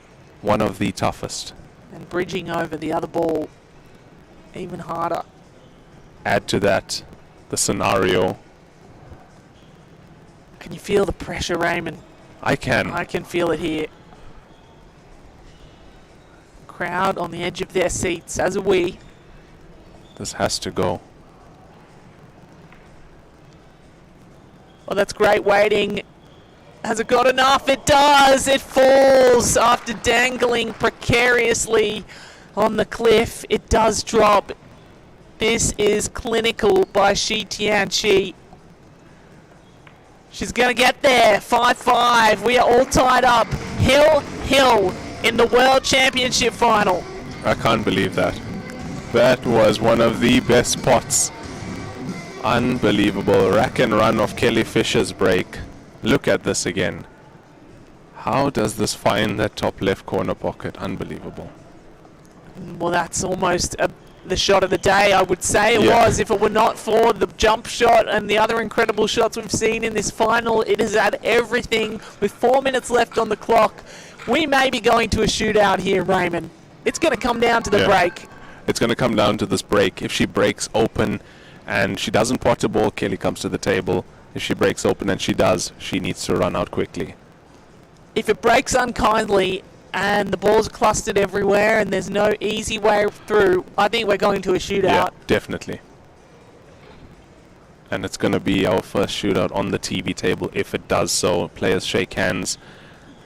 Oh, TIANQI's coming to have a look at the rack. Yeah, she's going to check out the rack because this is important. It's got to be racked tightly. They're asking for a re-rack.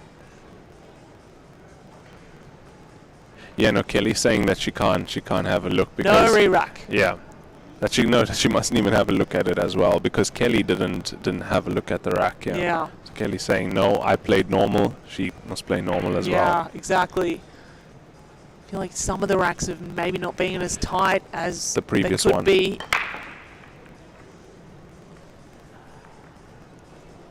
So the cue ball nearly went into the top pocket. One ball does drop. Two balls drop at the very end. One pink and one blue. Looked like a dry break for so long, and then all of a sudden, just as the balls are settling, you get the blue in, the pink in. So here we go. If she can run it, she can win it. 3 minutes to do so. Can't believe that we might see our first penalty shootout on the TV table for the Women's World Championship. We will talk through that if it comes to it. Right now, TIANQI has an opportunity. 3.5 minutes on the official clock. 3:24 or thereabouts, ticking down. So blue it is. Yeah. Do you think there's enough time? Do you think she can do it? Oh, the way those blues are lining up on the edge of the table, I don't know. It's a really tough table, to be honest.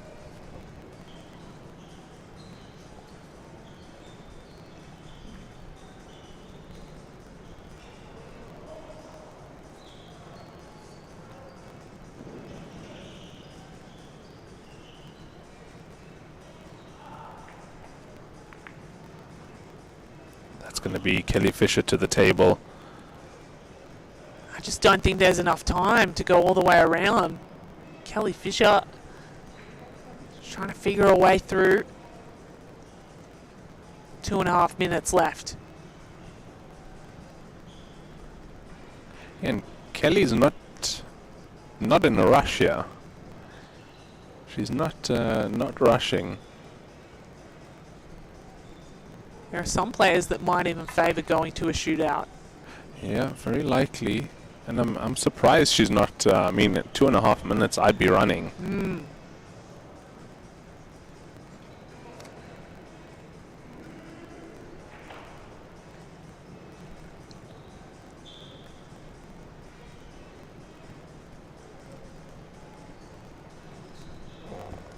There's no way there's enough time. 1:45 on the clock now. Surely it ends in a shootout. Yeah, I don't see a way this frame gets finished in time.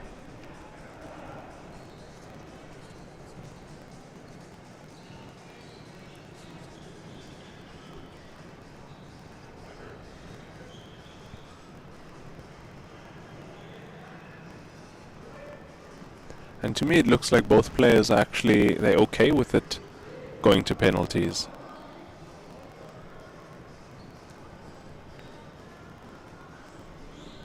Yeah, Kelly Fisher's body language tells me she prefers the shootout. She wants to go there. Blue ball gets dropped on the way through.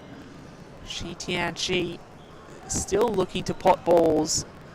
Under a minute to go.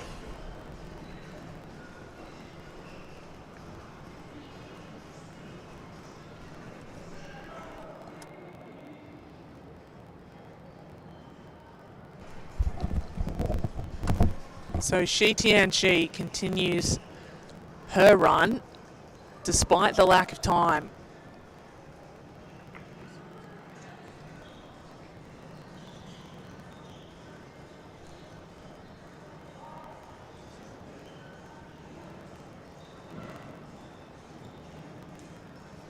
"20 seconds left on the clock. This is going to go to a shootout. There is not enough time to split these two competitors. So there it is, time up. The end of the match will have to be at the end of a shootout, Raymond, to determine the world champion in 2025. That is a fitting end for these two athletes. Kelly Fisher asking if they get a short break. And this is exactly what you wanted to see on the TV table, Kate. Penalty shootout, and what a time to have it. So, Raymond, for those watching along at home who may never have seen a penalty shootout, let's unpack how it's going to go down. Players are going to lag like they do for the break. As you can see, referees taking out all the balls. You only need the black ball and the cue ball. So the players are going to lag, and the winner of the lag decides who goes first in the penalty shootout. Now, cue ball goes on the middle of the balk line. There'll be a little mark. Cue ball will be placed there. There's a little mark there in the middle of the balk line. Black ball will be spotted where the first ball gets put in the rack. So before... So there is the lag. Whoever wins the lag, and it's going to be TIANQI by the looks. Yeah, she gets to choose who goes first. Usually she'd go first. Now you see the black ball going on the foot spot. There we go. 5 tries each. Alternate tries. You must pot. So 5 tries, just like you might watch in a soccer match for a penalty shootout. Exactly. And beyond that, if they're still tied up, it's 1-1 sudden death. Sudden death, yes. Now the black ball can be pot anywhere on the table. Any pocket, you don't have to call a pocket. Cue ball must stay on the table. So that's 1 good for TIANQI. To the bottom right pocket.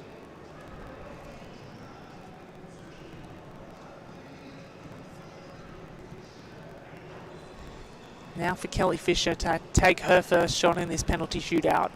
TIANQI played that very well, very confidently.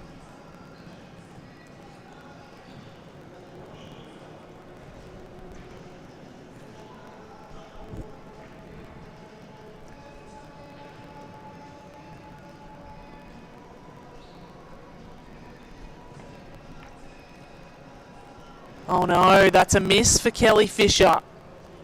An early mistake. Advantage TIANQI. Of course, there are 5 shots, so time to get back into it. Yes, after the first round of penalties, it is 1-0 for TIANQI. You know, you'll see players have a favorite pocket. TIANQI, it's the bottom right. Kelly, it's the bottom left.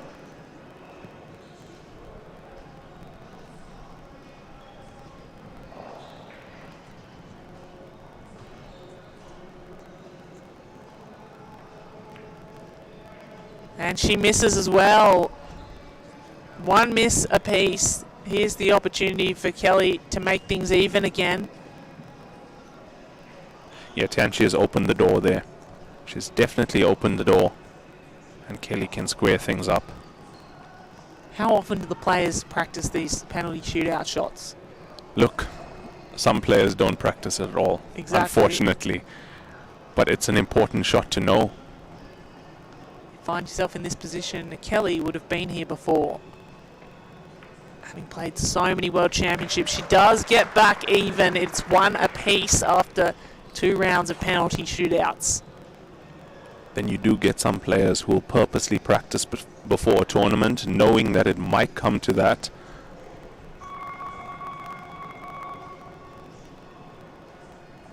Yeah, previous shot, TIANQI missed it by quite a bit. It was quite a margin. It didn't even rattle in the jaws. It went past the jaw.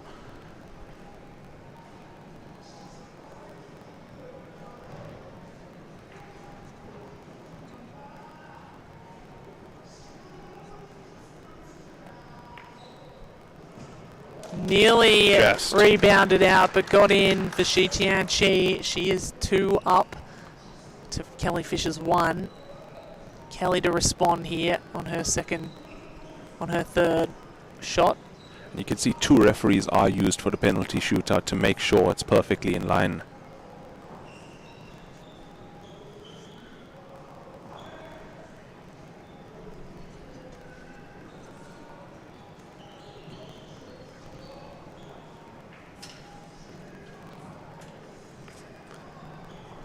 Third shot of the penalty shootout. It's 2-2 with 2 shots to go each.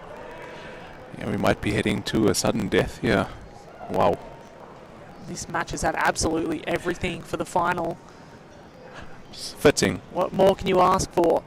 It's absolutely fitting. Two great players, a great final, a great tournament. Fourth try for TIANQI.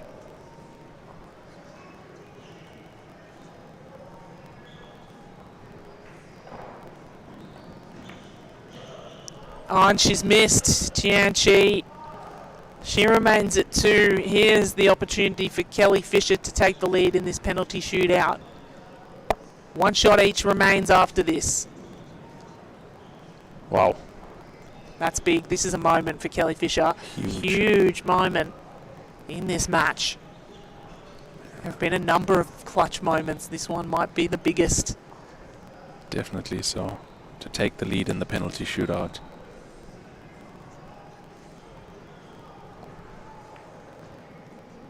And she's drilled it. She goes up 3-2 with one shot each to play. Just has to remain in the lead. Just has to copy her opponent. So this must fall. Must fall for Shi TIANQI. Must fall for Miss. Shi TIANQI. And she loses. She loses. Yeah, straight away.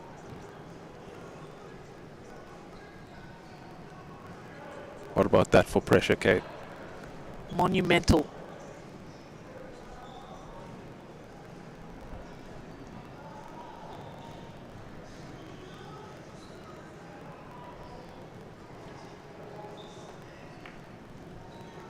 And she's missed it! Shi TIANQI has missed it in the penalty shootout.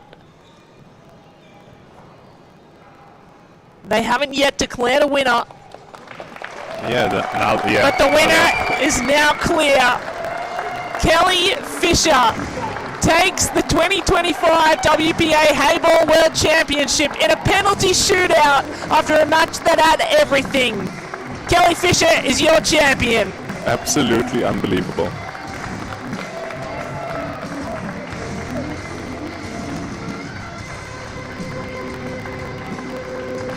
Yeah, this is the title that she needed, Kate. Absolutely unbelievable.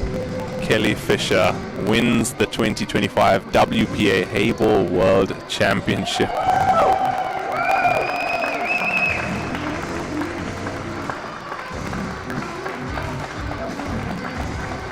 And what a way she's won it as well. I mean, really, we spoke about that experience coming through, the BMT she has behind her. I mean, she's won so many titles over the last 2 decades, but this title now, she's got it, the WPA Heyball World Championship. Kelly Fisher, your winner, ladies and gentlemen. On penalties, 6-5, and then came down to 3-2 at the penalty shootout. There we go, Rebecca Kenner from the UK as well, congratulating Kelly.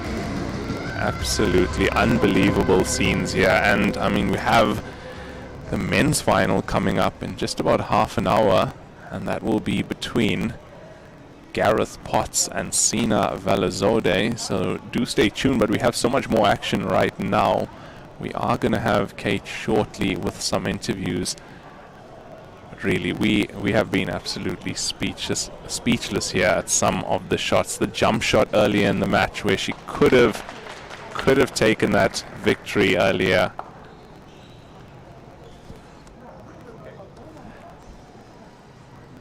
And we do have Kate standing by with Kelly Fisher, your winner.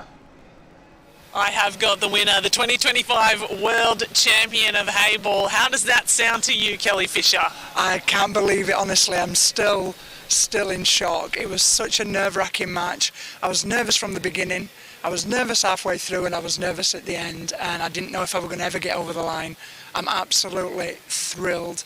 I can't explain. Honestly, I didn't think I'd get another world title at my age, so I'm so happy. That was an amazing match to watch. It had absolutely everything, as you say. There were a couple of moments where you almost had it in the bag. That jump shot, talk us through the jump shot, because we believe it was one of the best shots we've seen this tournament. Well, I just said if I made it, there was a chance. I was hoping to play the 8 down in the side, but I knew there was a chance through her balls, but it was a tricky shot. And it just, once I made that jump shot, I was like, come on then, one chance, you know? And I thought I'd hit it perfect. And my heart sank. And I thought, oh no, you know, anything can happen. And TIANQI is one of the best in the world. To come up against her in the final, pretty fitting. Talk to us about your opponent's play. Well, I've played her in a few finals now throughout the year, throughout the last 2 years actually, and she's a great player, you know, she really is. I never thought, I knew she was going to come back, and I just, you know, once she did keep coming back, I thought, this is not for me, you know, the way it's going to go. She's such a fantastic player. She's got the grit, determination, she's got the game. So, you know, for me to actually win today, like I say, against her, it even means even more of a world title. So I'm absolutely thrilled. And she's a great player, she really is, and I wish her all the very best. Outstanding. Kelly Fisher, 2025 champion. What are you going to do first to celebrate? Oh, do you know, I don't know. I'm just going to, I can't even explain it. Probably go for a drink. I think that's probably a fitting way to end it. Hey, congratulations. Amazing game. I'll take you over to TIANQI if we have time. I think she was just over here. We had a translator ready. We might try and get her in just a moment. But from now, Raymond, I'll send it back to you to finish things off. Yeah, I mean, what a match that was. Kelly Fisher. Yeah, here we'll see some of the best bits of that match. I mean, the comeback from TIANQI to bring things square to 3-all, and some of the clutch clearances she made as well. Some excellent play from her. There was an opportunity for Kelly to also take one of these frames. I mean, she was taking most of them as the black ball was left in the corner pocket, and it was this one. But now you see, in a case like this, you have so many blues going towards that pocket. I did say to Kate in commentary that what we have seen sometimes is you'll see players, if they can't pot those balls, actually nudge them towards the black ball, try and force a stalemate. But Kelly went full out attack in this frame, and yeah, she really tried to get this done. This was fantastic. Look at that. Anyone who's played this game knows how difficult it is to bank to a corner pocket. But yeah, this was a real class match between these two. Unbelievable. Yeah, and we do have Kate standing by with TIANQI as well. Over to you, Kate. That's all right. I've got TIANQI, the runner-up in this 2025 World Championship. You played an amazing game. Such a difficult opponent to come up against, Kelly Fisher. You're now the runner-up. How do you feel about the match? 你今天打得非常非常好，但是你只是得了第2名。你现在你的心情怎么样？我并不觉得我打得好。She said she didn't feel she played well today. There were definitely some moments where I thought you almost had it over, Kelly. She is a very impressive player, but you certainly matched it with her. How do you speak to her performance in terms of how powerful she is as a player at Heyball? 那凯莉费雪也是个打得非常好的选手，然后有很多次你打的跟她都是很接近，你觉得她今天打得怎么样？她打得挺好的。还行吧，挺好的。She said that Kelly played really well today. Well, you should be proud of your own performance. Is there anything positive you're going to take away from this experience? 你应该感觉非常很自豪。你觉得今天对你来说是怎么样的一天呢？有什么有什么可以对你将来有用的成长吗？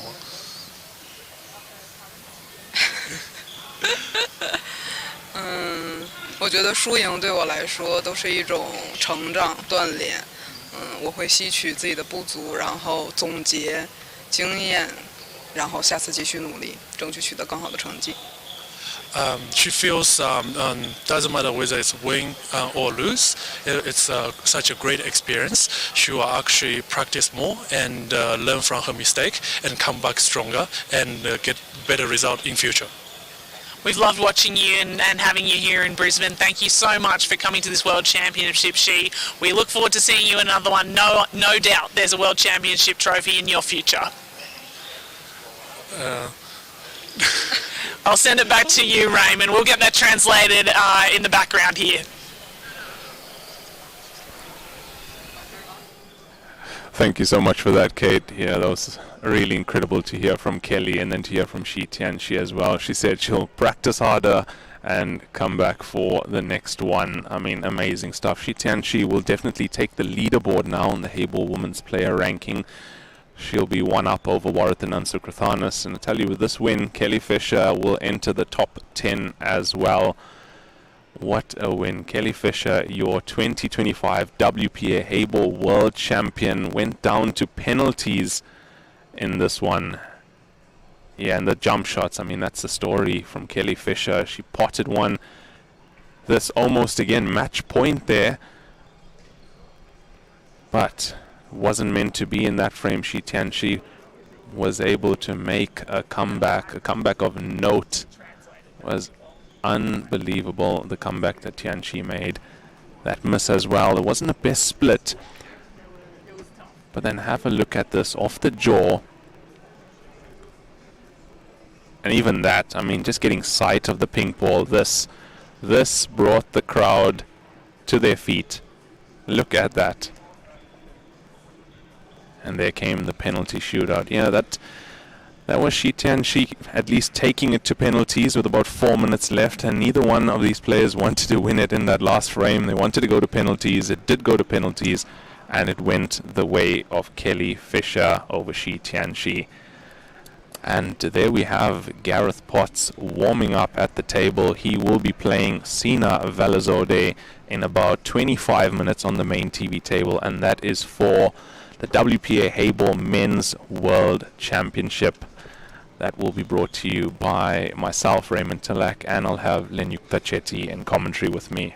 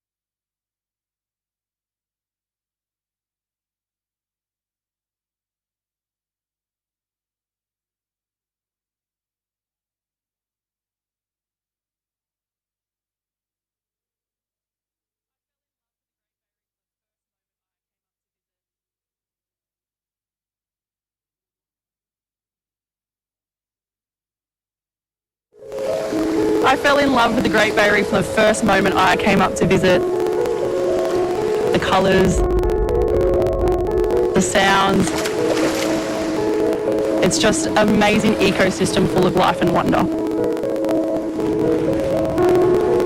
My connection to the reef started at a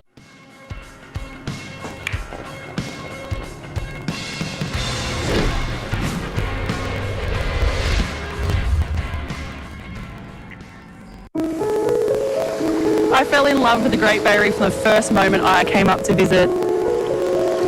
The colours, the sounds. It's just an amazing ecosystem full of life and wonder. My connection to the reef started at a young age. My family were all keen fishermen who were always out the reef. My business is line fishing on the Great Barrier Reef. I love everything about my job. Being out there on the ocean, there's never 2 days the same. Every day is amazing out here on the reef. You never know what you're going to get. I'm a senior marine biologist with GBR Biology. Some days it could be doing guided snorkel tours and educating guests. Another day it could be site stewardship, collecting data for the government. The Great Barrier Reef is just such a special place. It needs to be looked after and preserved. It is under threat from growing carbon emissions and climate change. We need to do our bit to protect the reef. I'm one of 123 master reef guides who are passionate ambassadors educating the guests. We're storytellers. We're telling the story of this beautiful, massive ecosystem. Being able to bring guests out to the reef and showing them something that I'm passionate about and seeing that spark of fire inside of them, that fuels me to keep going. It's very important for people like myself to share knowledge. The more we can share, the more we can help people, the more it helps the reef. The Reef Guardian program, it recognises those of us that go the extra mile to protect the reef. Line fishing is one of the most sustainable forms of fishing anywhere in the world. We go out specifically only to fill the orders for our customers. All fish are caught one at a time. Any unwanted fish are released alive and healthy, and every fish that we keep, those fish are kept in premium condition and sold to high-end restaurants in Australia. The reef is just such an amazing place. It needs to be kept sustainable for generations to come. I want to see my daughter enjoy the reef. I want to see her kids enjoy the reef as I have. Anyone thinking of visiting the reef, definitely do it. If it's on your to-do list and you haven't ticked it off yet, you need to do so. Pictures don't compare to seeing it in person. Once you submerge yourself in the natural beauty of it, you'll never look back.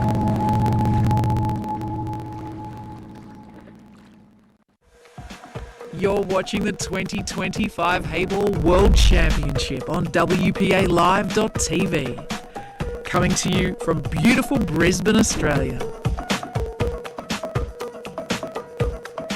Come with me for a day out in my hometown of Brisbane in Queensland, Australia, also home to Bluey's World.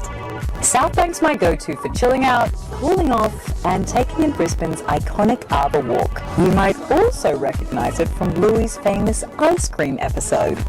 Did you know you can hop on a scenic helicopter flight and check out some of Queensland's most iconic sites?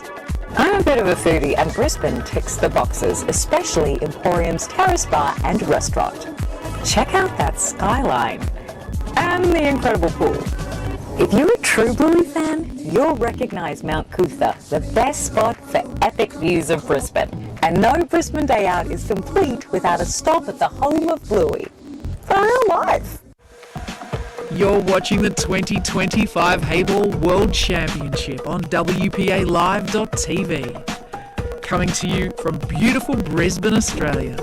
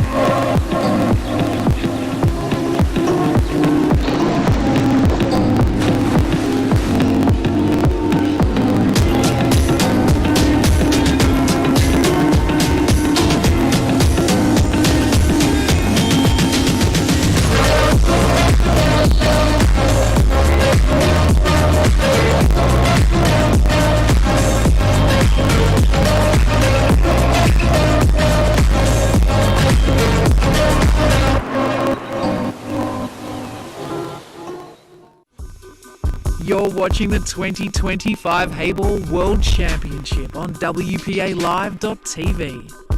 Coming to you from beautiful Brisbane, Australia. If we took a holiday, took some time to celebrate, just one day out of life, it would be, oh it would be so nice. It's time for the good times. Forget about the bad times, yeah. We'll make to come together to release the pressure. We need a holiday.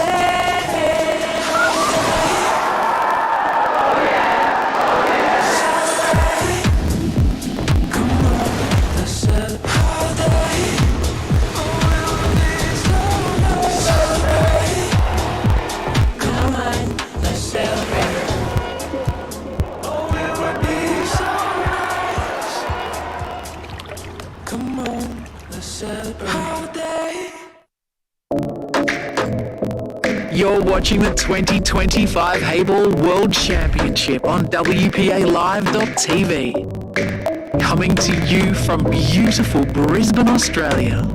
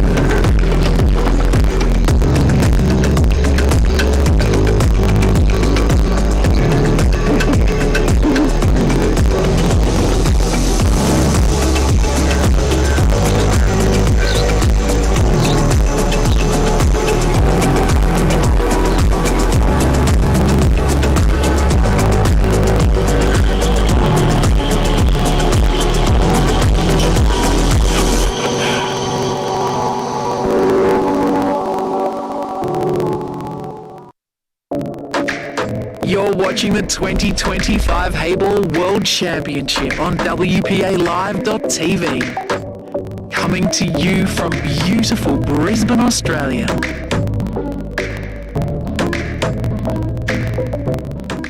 If we took a holiday, took some time to celebrate, just one day out of life, it would be, oh it would be so nice. It's time for the good times. Forget about bad times, yeah. One together to release the pressure. We need a holiday, holiday. Oh yeah, oh yeah, holiday. Come on, let's have a holiday. Oh yeah, oh yeah, holiday. Come on, let's celebrate.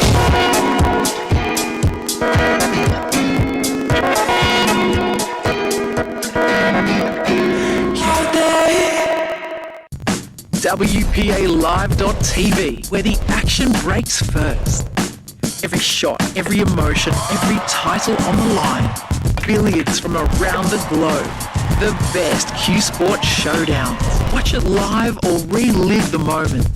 See your favourite players like never before with exclusive behind-the-scenes content, news, tips, tricks and interviews. See the world's best Q Sport athletes here on WPALive.tv. Stream it now.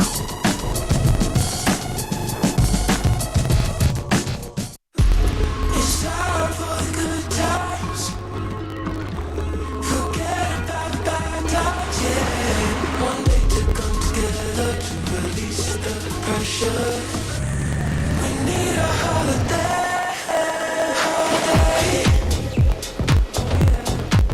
Celebrate. Oh, it will be so nice.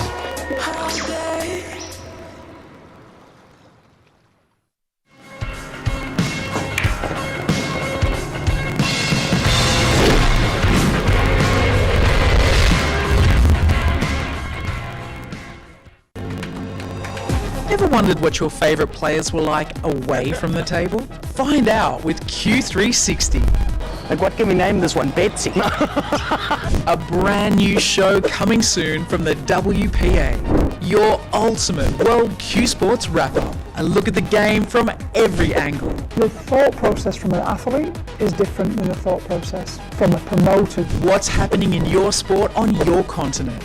Youth is the future for our sports. From youth initiatives to the world's best, find out where Q Sports is headed. This sport is beautiful, artistic, smart. You have to use your brain. News, tips, stories from behind the scenes. Get to know your favourite players. I'm Jason Turon. Hi, my name's April Larson. This is Shiva Morua. And discover what's happening inside the WPA. The dream to get into the Olympics is sort of the ultimate for us. It's a 360-degree look at the world of Q Sports. Q360, coming soon from the WPA.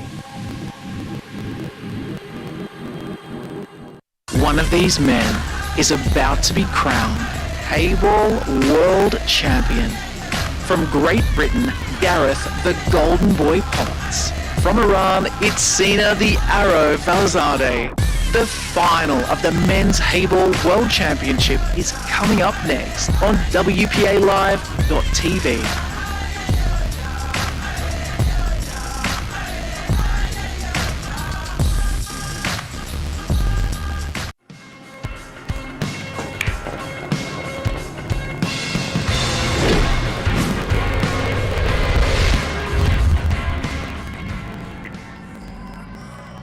You're watching the 2025 Heyball World Championship on WPALive.tv. Coming to you from beautiful Brisbane, Australia.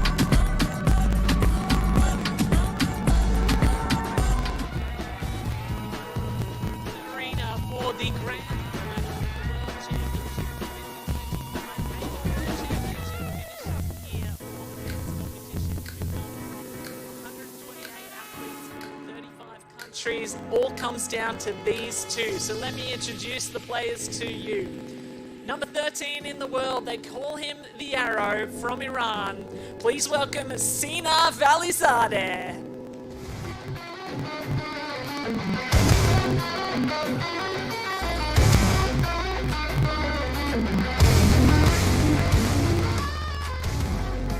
And at the other end of the table, the 4-time 8-ball world champion, they call him the Golden Boy, all the way from Great Britain, is Gareth Potts.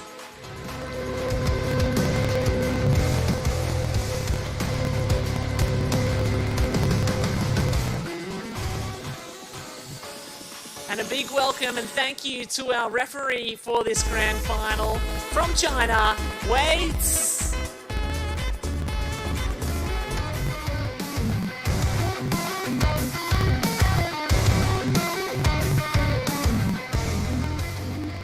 Best of luck to the athletes.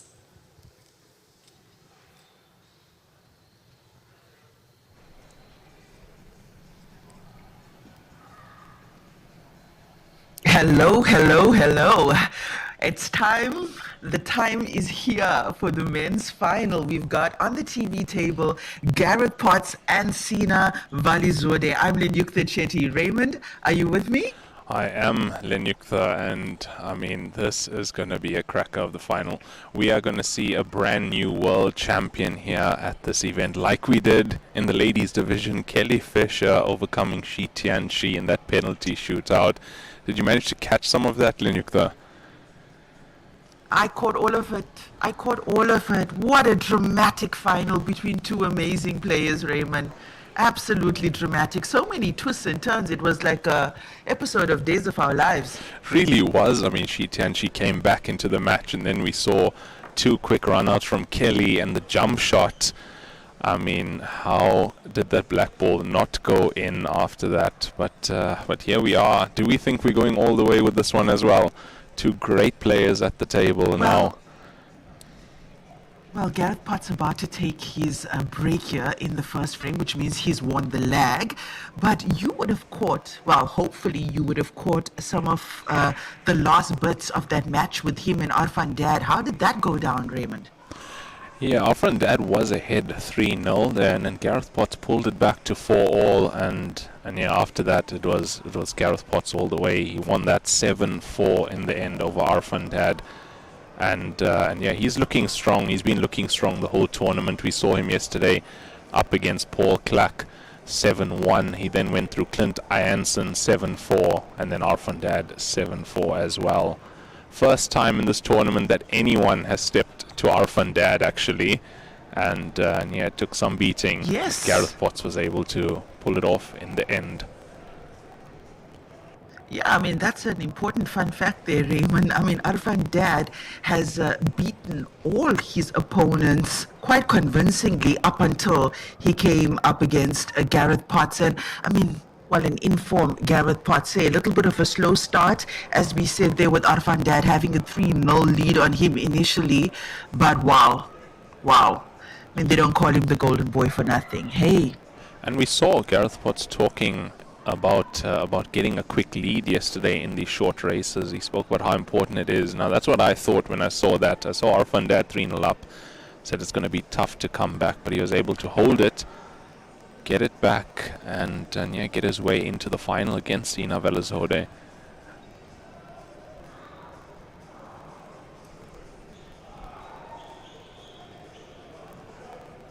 And we did have SINA. Well, while SINA plans his route, let's take a look at what Gareth Potts had to do to get to this point. In the first stage of the tournament, that was the double elimination rounds, Gareth Potts went up against Mikael Uchart, winning that match 7-4.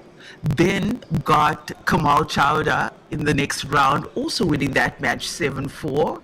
And in order to cement his spot in the last 16, he beat Sandeep Gulati 7-0. So that was Gareth Potts' route up until stage 1. And then in stage 2, now in stage 2, the winners from stage 1, or those who remained from the winners bracket in stage 1, they were seeded into stage 2.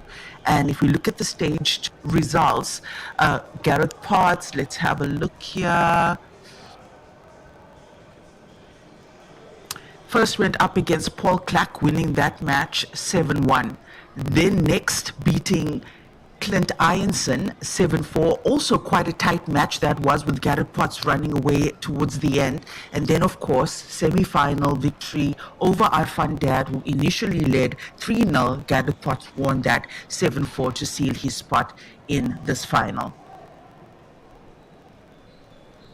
Yeah, it's quite the road for Gareth Potts coming through the winners around there, so hasn't taken a loss thus far, has Gareth Potts. But that win over Sandeep Gulati as well, 7-0, we know how good he can be, the current Asian Heyball champion. Recently in Jordan, Sandeep Gulati.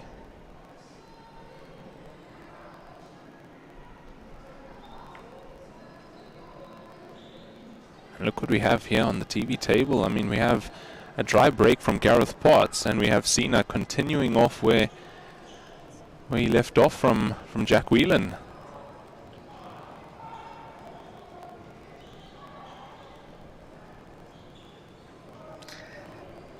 SINA VALIZADEH, hey, I mean, that was also quite a match there with him and Jack Whelan, Raymond. I mean, wow. I mean, it really looked like Jack was going to seal the deal. And then there was obviously that critical point in the match with Jack missing a black to the corner pocket. And from there, the entire complexion of that match changed. Yeah, I really thought it was a Jack Whelan show there. I mean, he's been on such consistently good form throughout the last tournaments, and I thought it was going to continue here, and he was going to make the final, but not to be. That missed black ball cost him. And yeah, he was punished by SINA. You have to give props to SINA. He really did punish Jack Whelan after that, 2 run-outs, and then able to clear the last frame as well. And looking good here in this first frame against Gareth Potts as well.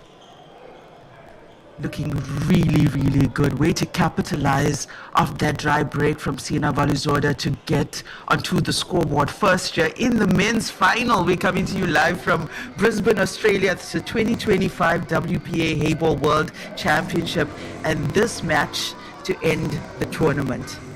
Yeah, quick rack and run from SINA VALIZADEH there. What a way to stamp his authority on this match. he will be breaking in the next frame as well. And let's see what he can do in that break. So now, knowing that Gareth Potts can come back from being 3-0 down, not really too worried about the scoreline just yet. And I do expect to see that if he gets a good chance in a frame, he'll also be making those quick clearances like SINA VALIZADEH.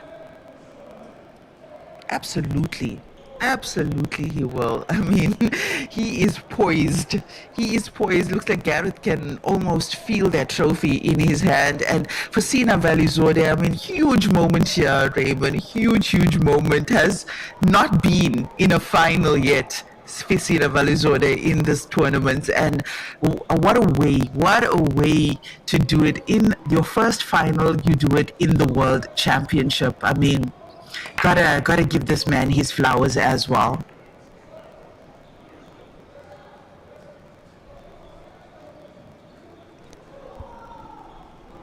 Yeah, this is the furthest he's got in these WPA events, actually, his WPA Heyball events.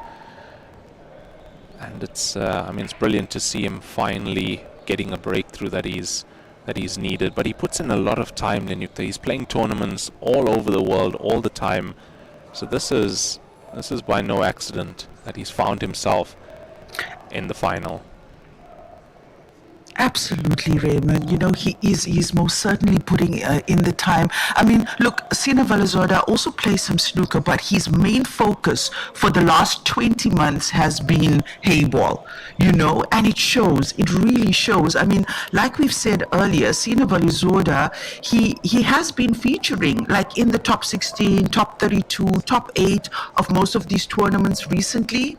So yeah, I'd say well-deserved spot here in the final. He certainly has worked his way to the very top.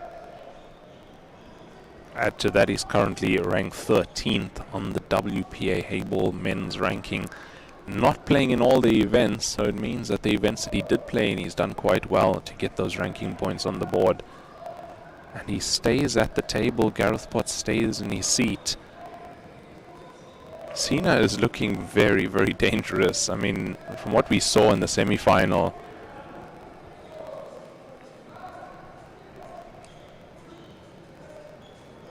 and in those last the hopeful from Iran. Yeah, those last few frames. He looks resolute, Raymond. Yeah, he definitely does. And those last few frames against Jack Whelan, there was no mistake made from SINA. Every opportunity he got, he just punished, and he was able to get those points on the board, pull away, and in the end, take that victory.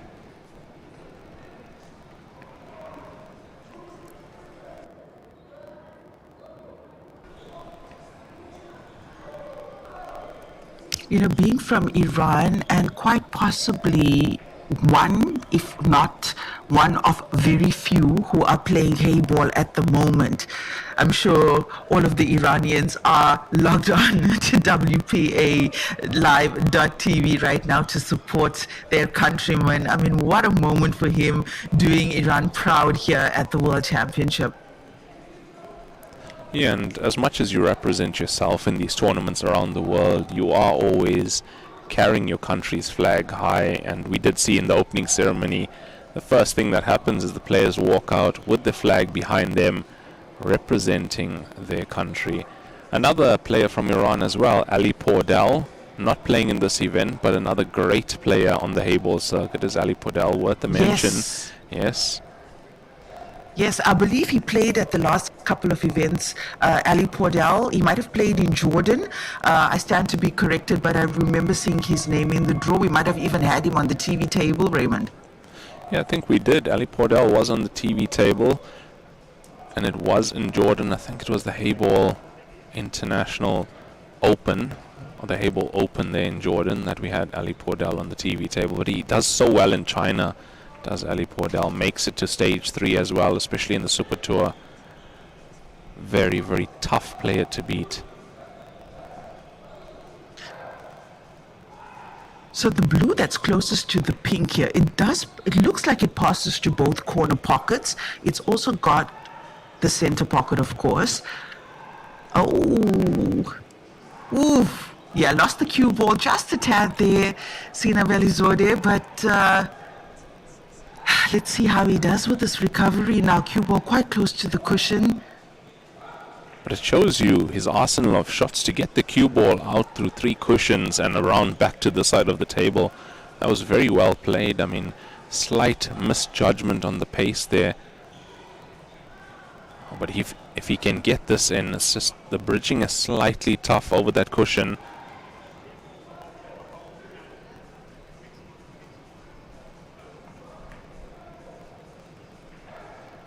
Ooh, that was close, but no cigar. Here comes Gareth.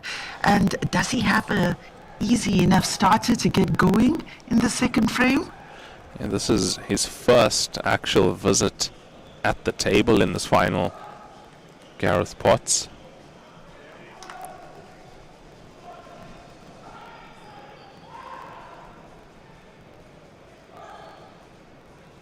Yeah, the expression tells you everything you need to know. This is a tough table that he's come to. Absolutely.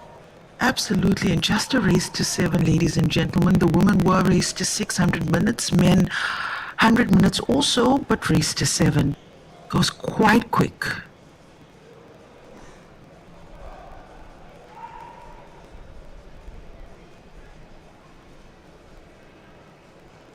Looks like he's taking this to the center pocket. Quite a shot to open with here. Ooh, ooh, ooh, ooh, ooh, ooh. That was like a slow kick to the gut. Yeah, but Sina still has to make position off this pocket ball. Get back down the table for his last remaining blue. How deep? Okay, it's not that deep in the pocket, so that is a little bit of an advantage in terms of the situation he finds himself in now. So he should be able to come off that cushion. Look at that. Yeah, look at that. Excellent result.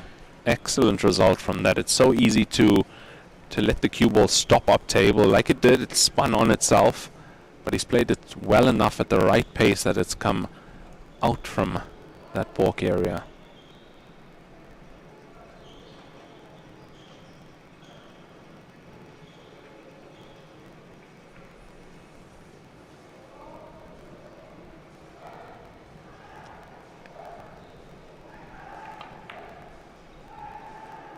Oh, that's lovely. Yeah, this is class from Sina VALIZADEH at the moment. This is brilliant, brilliant stuff from him. I mean, once again... So, ladies and gentlemen, if you haven't seen Sina VALIZADEH in action before, in any cue sport, now you know why he's earned his spot here at the final. That was great stuff, Raymond. Hey.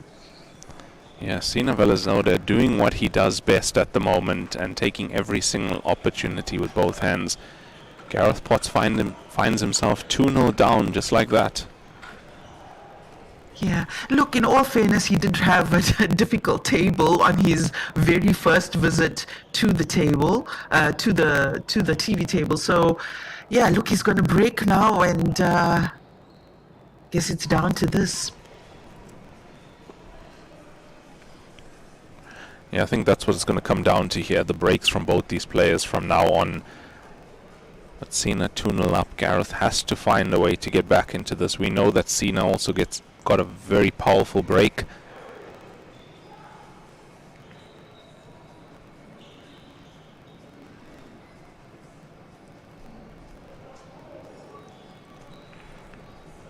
First ball break here for Gareth, gets that nice and full.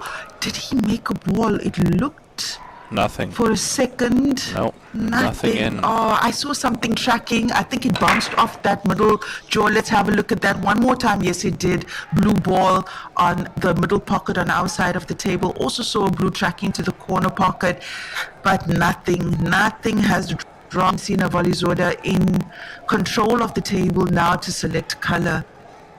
Oh my, you know, Raymond, that won't be nice. It won't be nice if the breaks don't work for Gareth or for either of them, because it really does change the complexion of the match, when players are playing off each other's break. And in this case already, that's the second break that hasn't worked for Gareth. First one was dry. SINA VALIZADEH made a quick rack and run to get 1-0 up at that point in time, and he's off again and he's playing these blues. Although they might look a little bit tough, we know what he can do, the way he can move the cue ball around the table and in tight spaces as well. Yeah, absolutely, Raymond. I mean, we know SINA VALIZADEH, we did mention that he's playing snooker. He has been committed to Heyball over the last 20 months, but he's also a 9-ball champ, you know, back home in Iran, as well as in West Asia. So, you know, continentally as well, he has excelled in 9-ball. So we know that he's coming to the party here with quite a varied set of skills from different cue sports. And I think it helps a lot that he plays so many Heyball events around the world. He's always playing in the Joy events, firstly, all the Joy Station events, the other few events in China as well. Quite a few of the continental events we see him playing in. Manages to come for the World Championship. Did he play in the Champion of Champions, Lenyukta? Yes, he did. Yes, he did. In that tournament, I believe it was quite a tightly contested match between him and Clint Ironson that saw him exit the tournament.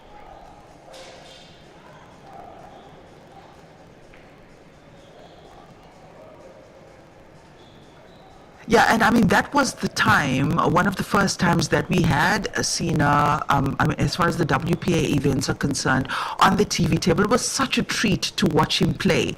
But, you know, as we know and as the story goes, regardless of who the two players are on the table, things can change just like that. And I clicked my finger. Did you hear it? Just like that, Raymond. It can change. And you know, one minute one player is completely in control, and just like that, everything changes. And we saw it this morning with him and Jack Whelan. That was case in point of how the momentum shifts.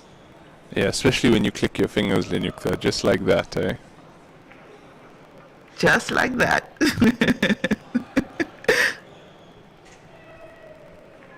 So this is the third frame on at the moment, and Gareth Potts 2-0 down. And if SINA VALIZADEH can take out this clearance, Gareth's going to be 3-0 down again. He's going to have to work twice as hard to get back into the match, like he did against Arfan Dad. Yeah, but you know, with the reputation that Gareth Potts have, you're not just playing Gareth at his best or in his inform, you're playing his reputation too. And you've got to have BMT on another level to not let that get to you, because it's already been established that Gareth Potts can recover even from a heavy deficit, you know, and SINA would know that. Yeah, you're playing the legend that is Gareth Potts. That's who you're playing. So when he gets an opportunity, even at 3-0 down, he comes to the table, he makes a quick run out, he makes a break and run. All of a sudden, you sat in your chair, and then you realize who you're playing, and that's when it gets real. And that's exactly what can happen. That's how the match can change, just like that. And that's what happened to Arfan. Exactly so. Now this black Look ball. at this. You gotta. He's really doing well here. He Iran's SINA VALIZADEH. Wow, what a player, man! What a player up against the golden boy Gareth Potts here in the final of the World Championships. Talk about chances well taken. Hey, Raymond. Yeah, that was a brilliant chance that he's taken. And that is a rack and run of Gareth Potts' dry breaks. So SINA is punishing Gareth for those dry breaks. 2 dry breaks from Gareth, 2 rack and runs from SINA VALIZADEH. He's currently 3-0 up in this final. Race to 7, 100-minute time limit. I don't think we are going to see that clock becoming an issue. These two players are very quick, very attacking. You're not going to see that many tactical battles. Although SINA also an excellent tactical player as well. We haven't had to see many frames like that from him because he's had the opportunity, he's taken them, but yeah, an excellent tactical player. Yes, I actually had the privilege of seeing him flex his tactical muscle when I had him on the TV table at the Champion of Champions. You're right, Raymond. Pretty complete player, SINA VALIZADEH. He's able to see the game really well from a lot of perspectives, and I think that's what makes him such a great player, such an all-rounder in this game. We're also going for the first ball break here. Gets that nice and solid. Does he get anything? He does. Oh, yes, he does. A little does. bit of a late bloomer there on the break, but he's made a blue in the corner pocket. Phew, he must be relieved. So relieved. Yeah, I'm surprised he didn't raise his hand for that ball going in so late, as we've seen in tournaments before. Well, that's what we do. Yeah, ladies and gentlemen, that's what we do in Heyball. If you're a good player and you don't pot the ball that you intend to pot off your break, you raise your hand as an apology to your opponent. Chubingji started that. And now we're seeing more and more players do that. And we know with the first ball break, most players are intending, or the intention is for the two balls to track to the center pocket. And usually, if they don't make those balls, they'll raise their hand as an apology because that wasn't the intention. And if the viewers haven't seen that in action, they're going to think that we don't know what we're talking about. But I guarantee you, in China, that is how it works. The same break, same rack. And yeah, if they're not putting a ball in the center and a ball tends to go in a corner pocket, they actually raise their hand because that's not the ball meant to go in. That's how much intention is put on that break. Oh, what has he done? Absolutely blasted that. The blue is now in the way of this pink going to the bottom right corner pocket, and that's why he's not happy. Well, I think it's the first time he's made a mistake of sorts in this match. I mean, well, a big mistake in any event. Yeah, he was looking for another run out there, Lenyukta. He really wanted another run out, but it's not going to be. He's pointed at putting the cue ball behind that one, that blue that you see there. But he's left. Get it? No, he's left Gareth a pot. He's left Gareth the clearance, Raymond. Look at this table. Gareth's got two starters available to him here. And this is exactly what we were talking about. Gareth comes to the table, 3-0 down. Uh-oh. Uh-oh. Oh, it's in. Good. Woo! Looked a little bit Looked like the the inside jaw. It looked like Yeah. it was heading for the inside jaw, but then I saw him walking already to the next shot. So, and also Gareth Potts, a player that can really change the game so quickly.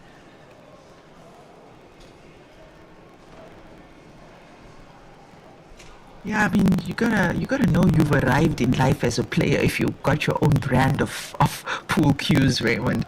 I mean, that's the kind of player he is. He's been, like he said in the interview you had with him yesterday, and that was a great interview, Raymond. He's been playing cue sports since he was 7 years old, and Gareth Potts is about 41, I think, at the moment. So he's been playing for decades.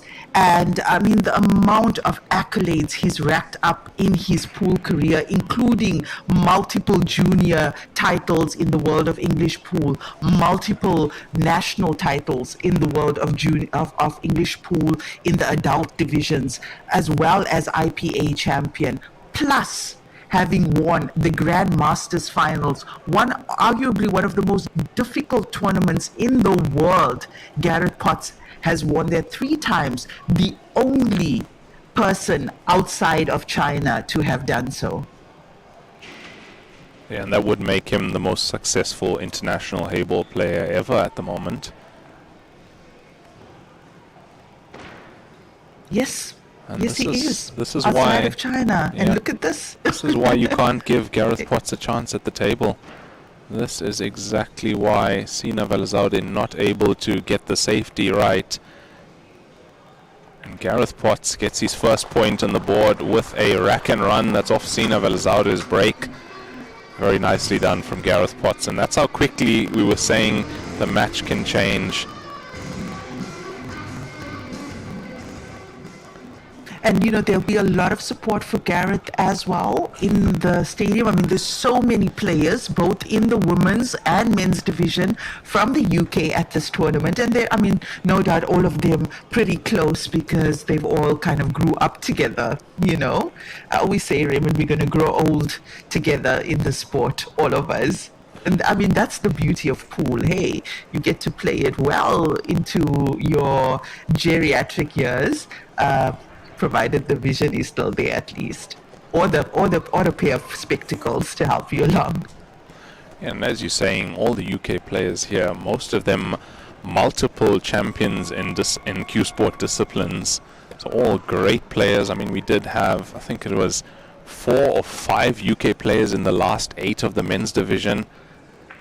And one of them had to find their way to the final, and it's none other than Gareth Potts.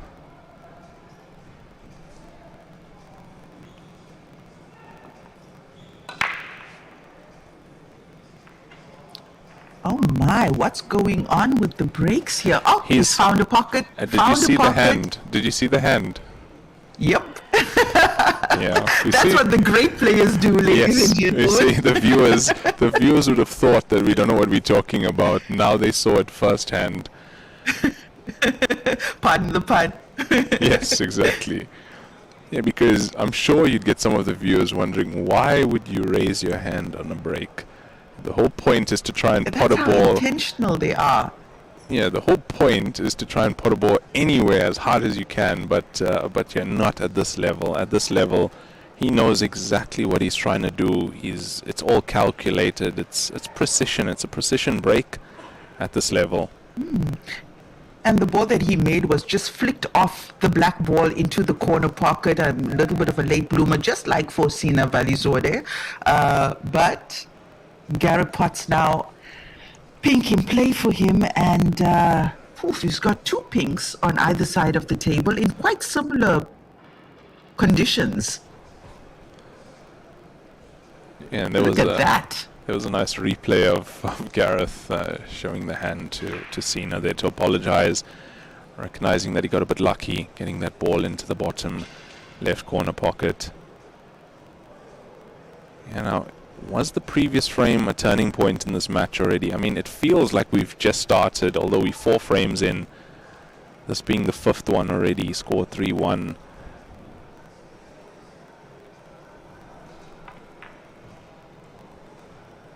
Uh-oh. Uh-oh, not what we would have expected.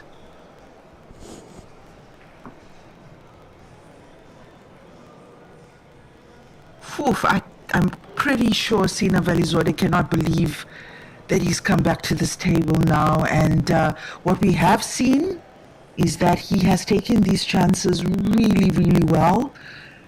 Let's see if he can do it again. How does Blues look here? Got 2 against the cush. Just outside that center pocket.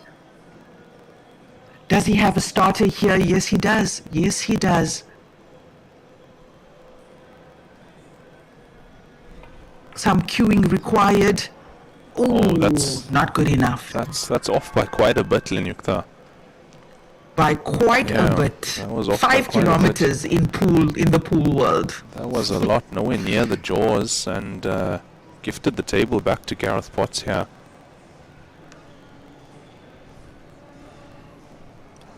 Gifted an easy table back to Gareth Potts. I suspect that we should see that scoreboard change now, reflecting a smaller margin in the deficit.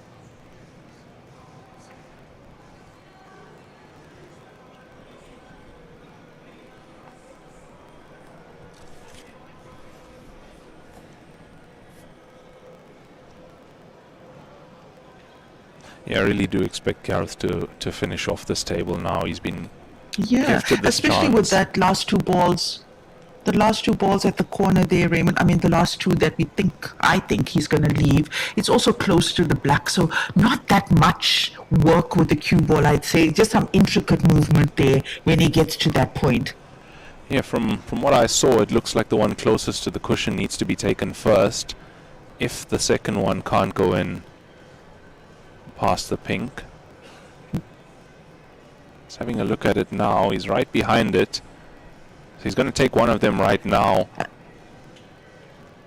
And I'm actually wondering if that other one doesn't pass to the center pocket. Well, we'll see now what he intends to do.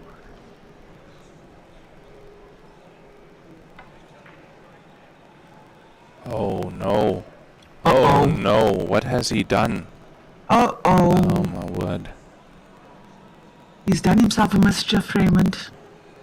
It looks like this is not good. How does he get the cue ball?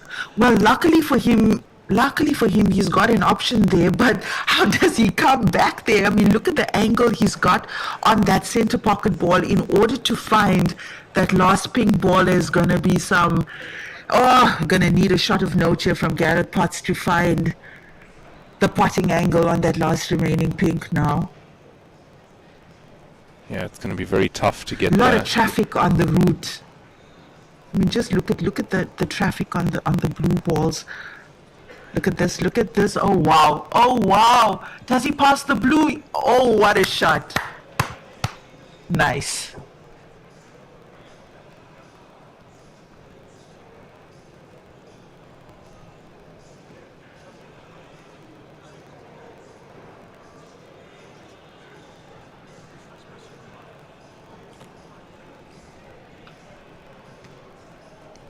Yeah, it was very difficult for him to get the cue ball back down there. He's managed to leave himself a shot on this. Yeah, excellent pot. And he's got the black ball to the same pocket as well. It's so tight. Oh, this is tough. This is very tough.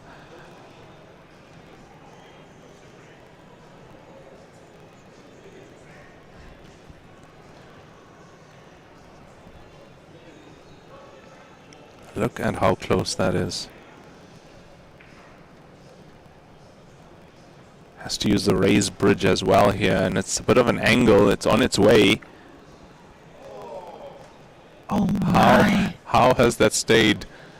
How has that stayed out? My. Unbelievable.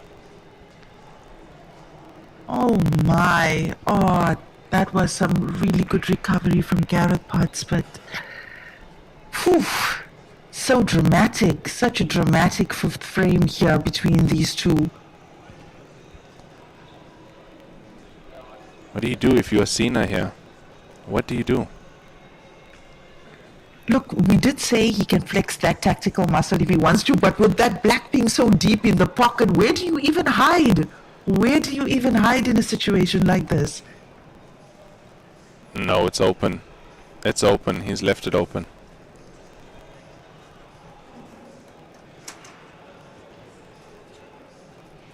And even if Gareth is slightly hampered, he can certainly swerve to that black ball. So, but like, I mean, from your side, it looks open. Hey, Raymond. Or he's looking at getting the pocket. I mean, the cushion first, just outside the black. Yeah, might need So a he's a touch little aside. pinky there.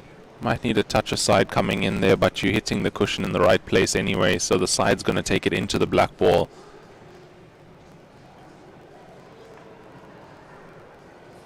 Oh, just, where's the cue ball going though? Oh, whoa, whoa, whoa, whoa, whoa. That was much closer. That was much closer than it looked on the aerial view. Nice to see him smile about that too. I mean, it is what it is. It is what it is. Yeah, SINA left too much of a gap there. Yeah. Yes, he did. Yes, he did. And Gareth punished him for it. Yeah, there we see that side swerve again. Wow.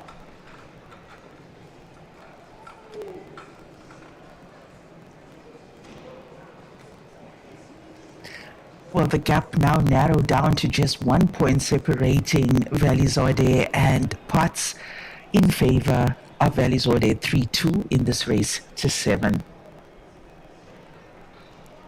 And Gareth Potts winning the lag means that SINA VALIZADEH will be breaking now in the 6th frame.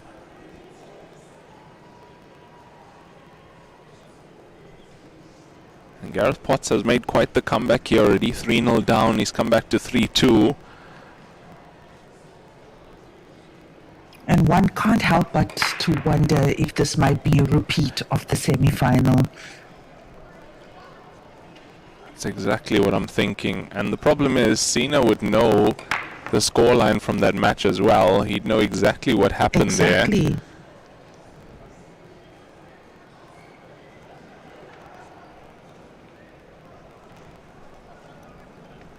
That's a dry break from Sina VALIZADEH. Brings Gareth Potts back to the table with an opportunity to equalize the match. And they're all there. They are all there. All there.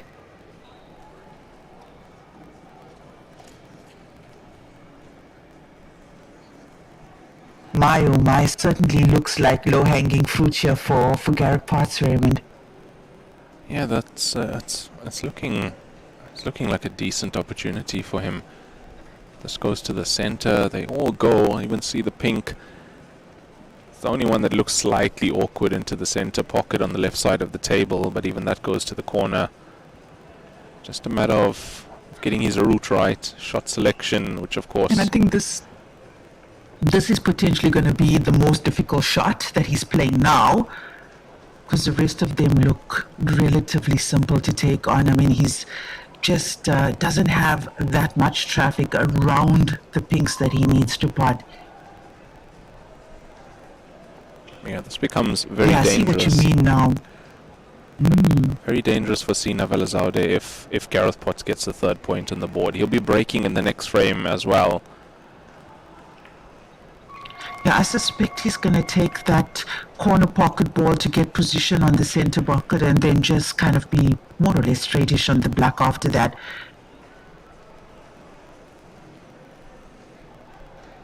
Yeah, center to corner to center. The problem is he going corner first? Problem is, in a race to 7, if you lose a 3-0 lead, I mean, you're almost halfway to the finish line and your opponent brings it right back to 3-all. That really puts the pressure on you, takes the game to you. It's a tough place to be in for Sina VALIZADEH, especially. Yeah, I mean, it becomes a race to 4 from there. Yeah, especially when Gareth is playing the way he is now.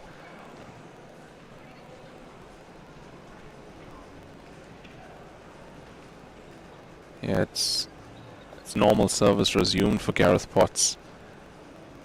Yeah, I expected him to take a different route, but I mean, he's Gareth Potts after all. He knows his story. I think he'll come through that gap there of the two blues. Yes, he does. And he should be perfect-ish for the black.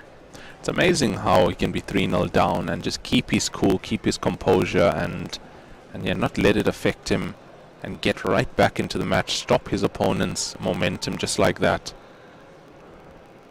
Yes, and you know, you said it as well when referring to Kelly Fisher in the previous match, Raymond. It's that highly developed BMT of having played so many finals in one's life, you know? Yeah, look, I don't like to call winners in a match, you know, I never do, but in that case, that's what swung it for me. I mean, love watching TIANQI play, and she's a great player, but for me it was that experience that Kelly Fisher brings. Most probably one of the most experienced QS at the tournament even. I mean, the amount of titles she has fills more than a page. Yes. So that's what made me thought that in a final, you're going up against Kelly Fisher, you're already on the back foot with the way she handles herself in the final, having won so many titles, having been in the final so many times. And I think that's what it came down to there.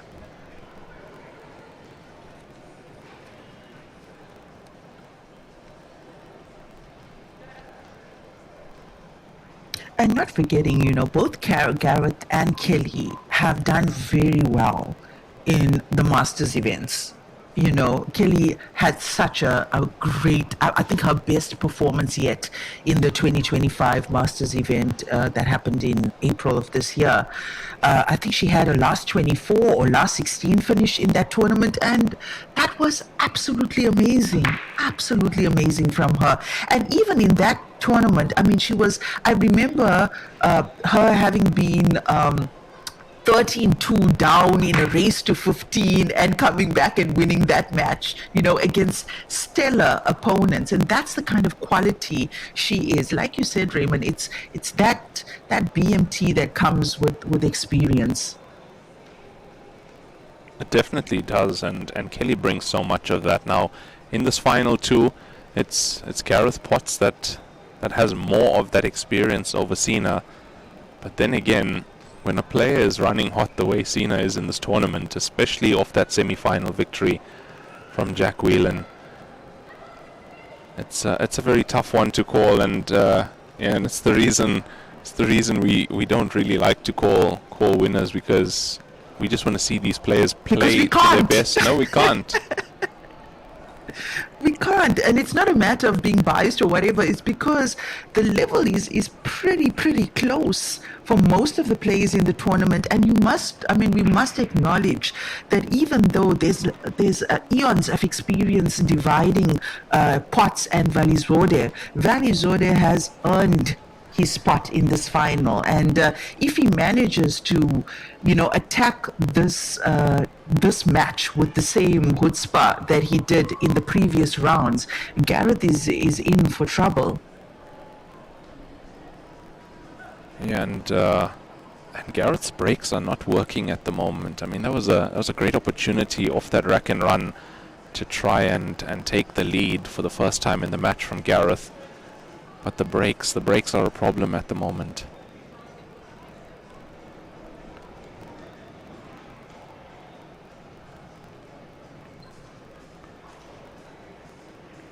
Looks like after this frame we might have the player break. So one of these players is going to go into that break 4-3 up. We saw how important that was in the Jack Whelan match. It was SINA who went into the break 4-3 up, and I mean, he just continued after that. Yes, it was. Yes, it was. Oh, look at this. Look at this. Was he trying to... to... Look at the cue ball control. I can't believe that. Was he trying to run into that blue just outside the center pocket? Would love another replay of that shot. No, he couldn't find a way up table from the angle he had, so that's why he had to play it like that. He's played it off 3 cushions to the top corner pocket. Look at this shot once again. Have a look at this. Absolutely smashed that in. Wow. The accuracy required, the cue ball control, the things that SINA Valizadeh can do with the cue ball on this table, it's unreal, really. Now he definitely deserves to be here. I think it's overdue that we see SINA Valizadeh coming this far in a tournament, going this deep. Yeah, I mean, he's definitely put in the work. Definitely put in the work over the last 20 months, SINA Valizadeh, and regardless of the outcome, I mean, for the most part here, he's going to battle with Gareth Potts. Oh, he doesn't. Why does he look happy. disappointed? Why do you look disappointed? The black ball. He was trying to free the black ball slightly there. Yeah, that was why he played it like that. I was also wondering at first why he smashed that. Cue ball was tracking towards that area, but it's actually just gone through everything.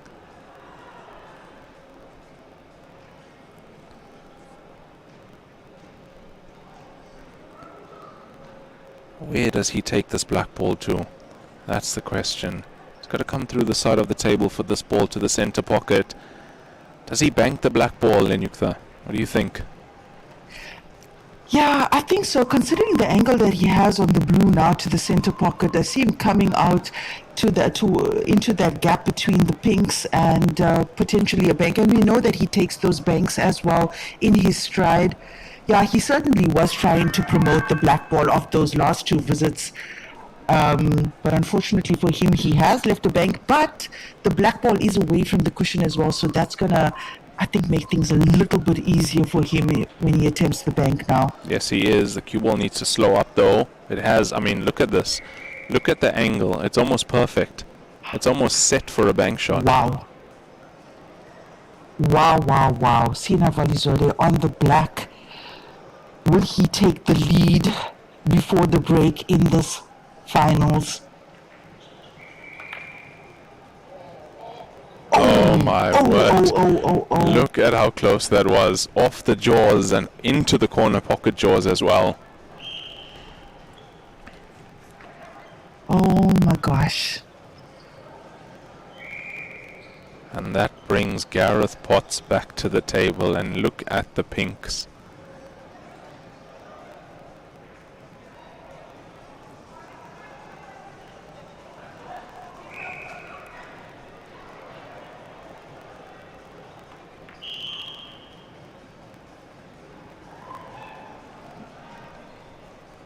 Yeah, Gareth's got one of the best cue actions you're ever going to see in the game of Heyball, really.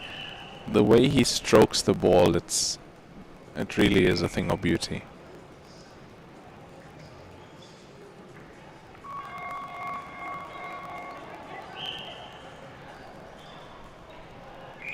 Yeah, I'd say 4-3 loading for Potts here, Raymond. It kind of looks certain from this point. The rest looks like a formality. Whew. Yeah, I'm sure he's also surprised to have come back into the frame after VALIZADEH did what he did in his visit. Yeah, after he missed the cannon on the black ball, I think Potts would have been already thinking, I might get a look into this frame, and yeah, ended up getting a good opportunity. And now these are not opportunities that Potts doesn't take. Oh, it's not perfect there.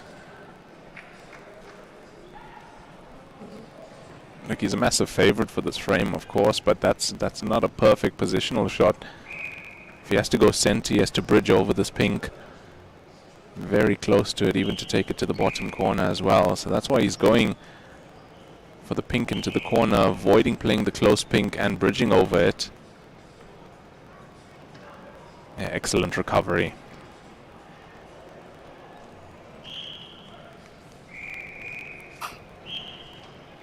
It's the mark of a shot maker, able to recover that well.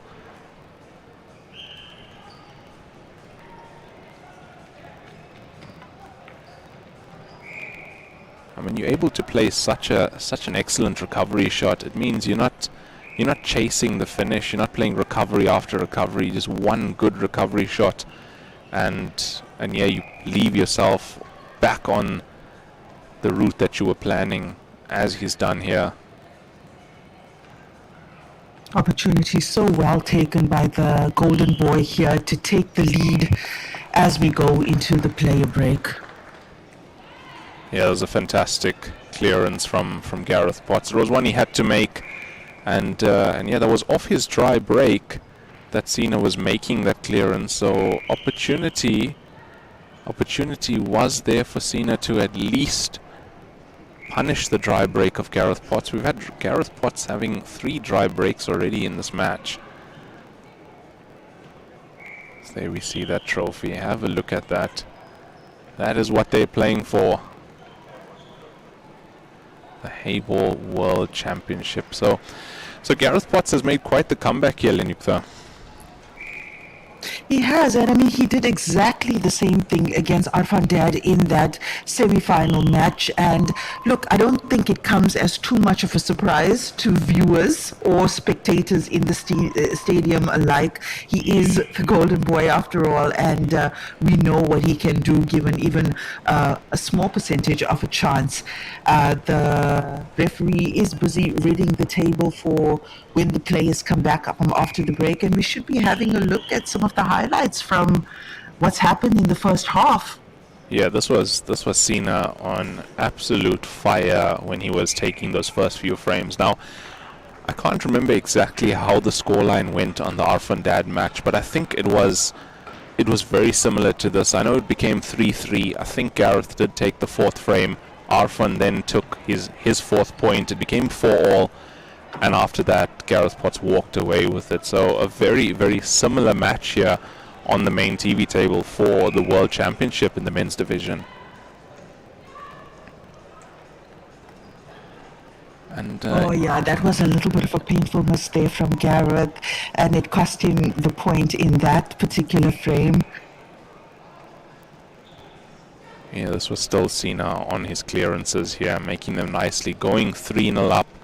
He had some really powerful breaks also, and yeah, they made that ball that we said he should be apologizing for. And this was when he let Gareth Potts back into the match.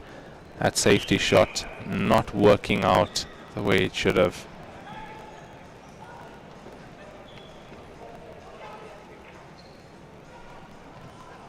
That was that miss that we said was quite a way off, opening the door once again to Gareth Potts to take this.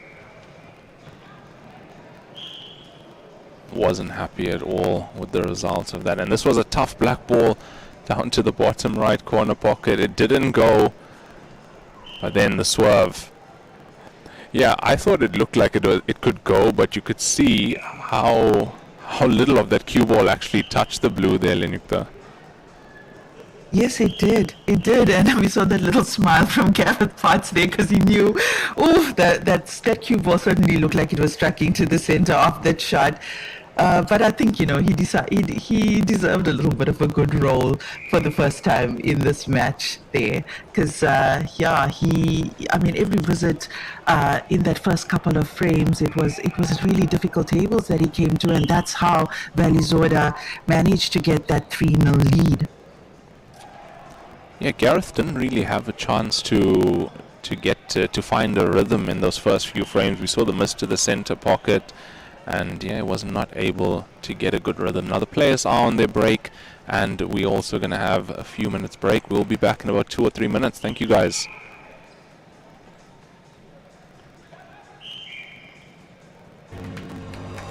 Ever wondered what your favourite players were like away from the table?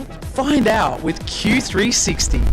And what can we name this one? Betsy. A brand new show coming soon from the WPA.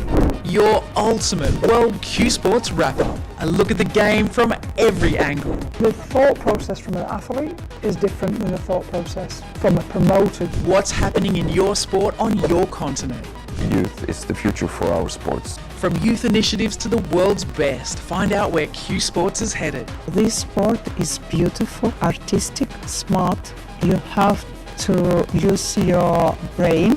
News, tips, stories from behind the scenes.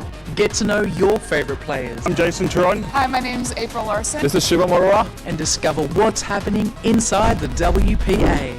The dream to get into the Olympics is sort of the ultimate for us. It's a 360-degree look at the world of Q Sports. Q360, coming soon from the WPA.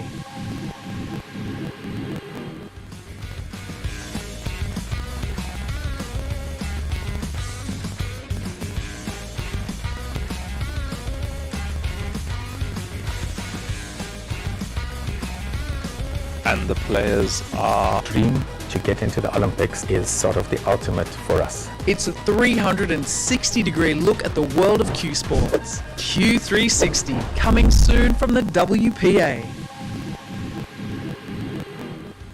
2025 WPA Heyball World Championship presented by Joy Billiards and Lieber Windcloth. Now, 8th frame to get underway. SINA VALIZADEH to break. Was 3-0 up, lost the lead to Gareth Potts. Been a great comeback from him thus far.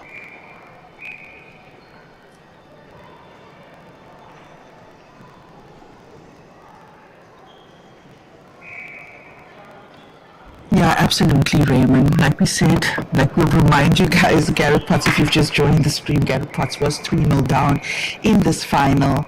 He managed to claw his way back and take the lead before the break.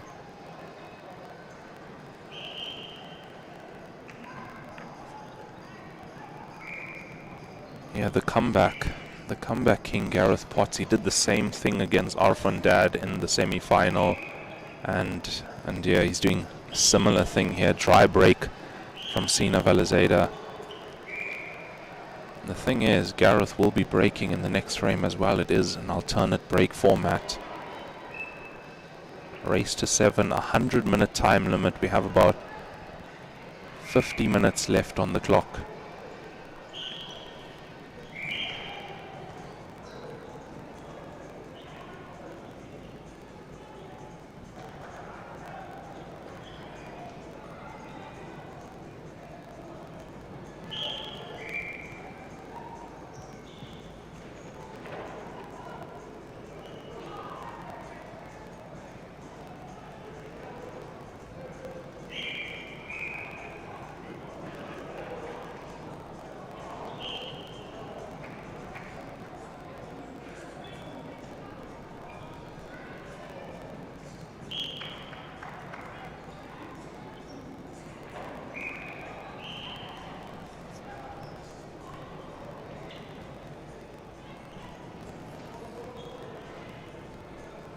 Yeah, missed opportunity from Gareth Potts there to capitalize off that dry break from SINA VALIZADEH.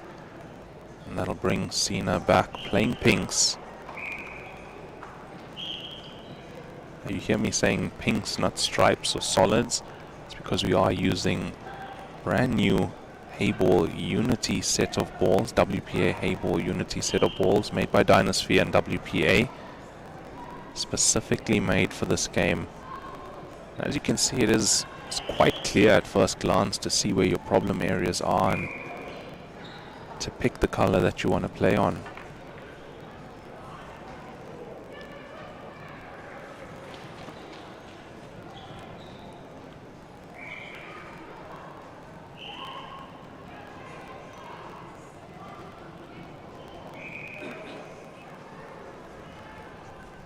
If Gareth can't find a pathway to a pot, things might get a little bit tight in this match.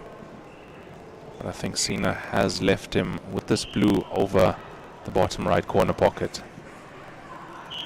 Yeah, it definitely looks like he has the potting angle on the blue here, Raymond. Oh, very nicely done. He stunned across to play this blue into the same pocket.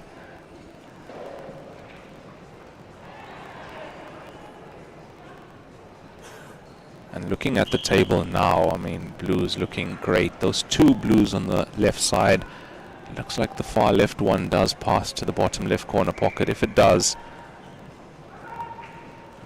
yeah, if it does, he's gone here.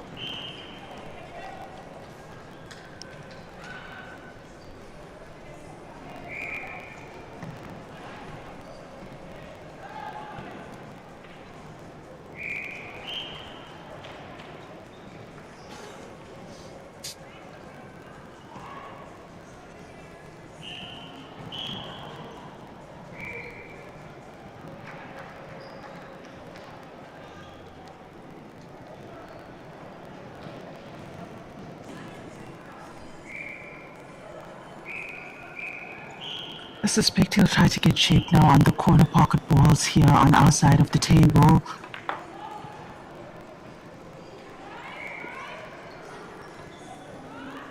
How's the pace on that? How's the pace on that shot? Just have a look, a nice aerial view of the table here. Lovely.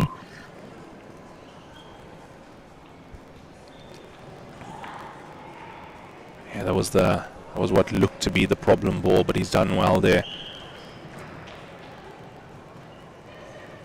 And it's unbelievable that he's come back from 3-0 down to now take his 4-3 lead at the moment at the break.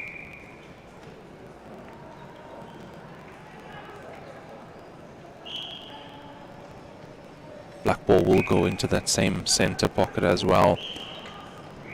Being left-handed, he'll need his extension here. A right-handed player wouldn't have a problem from this side of the table, but of course from the other side of the table, left-handed player would have the advantage.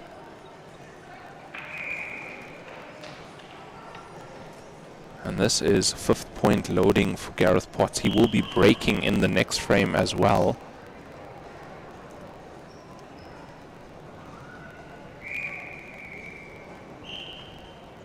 And it's there. Gareth Potts puts his 5th point on the board. He leads SINA VALIZADEH 5 frames to 3 in this race to 7 for the WPA Heyball World Championship. That is what's at stake here. How the tide has turned. It definitely has. And I have to say, the body language from SINA is not looking that positive at the moment. Yeah, I mean, in comparison to what we saw early in the match, but understandably so. Understandably so. Had 3-0 in the bag and kind of let that lead. I mean, he hasn't won a point in 5 frames, 5 consecutive frames. You know, that's a tough pill to swallow. Yeah, it's 5 frames on the spin for Gareth Potts at the moment. It's tough to be sitting in your chair having Gareth Potts come at you like that. We've said you're playing Gareth Potts the legend. And yeah, it's Gareth Potts to break now in this 9th frame. He's been having a bit of bad luck.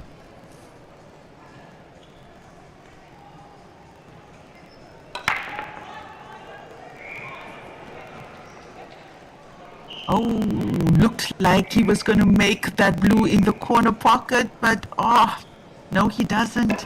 And I think that VALIZADEH might have Heyball on pinks. Let's just have a look at this one more time.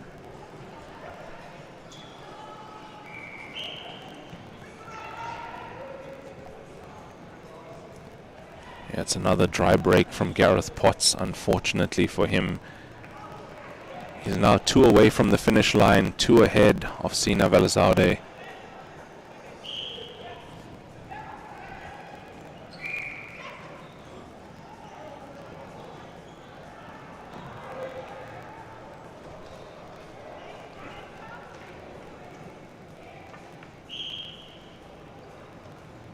And that is pinks in play for SINA.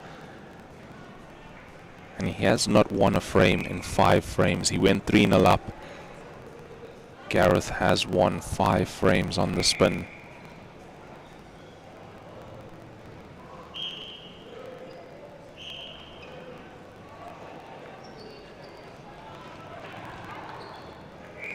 Yeah, this is not straightforward, unfortunately. It's that pink just under the blues, to the right side of the blues. There in the racking area, that's the problem. If this goes into the bottom left, which he's playing, he's going to be able to disturb that little grouping. Oh, how's that worked out? How has that worked out? Oh, he's still got a problem with that pink. It landed right up against the blue here, and not the outcome he would have wanted. He definitely wanted something better. He really rammed into that cluster there to open up the pink. Yeah, not at all the best outcome for him. But that pink, now below the blues, it does pot to the bottom left corner pocket, but you have to be on the extreme right-hand side of the table to get there.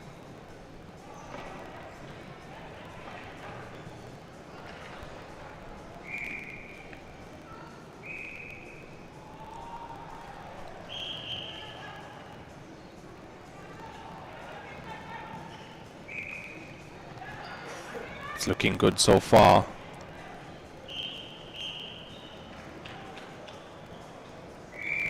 The problem is, how does he get the cue ball back down the right side of the table for that pink just under the blues?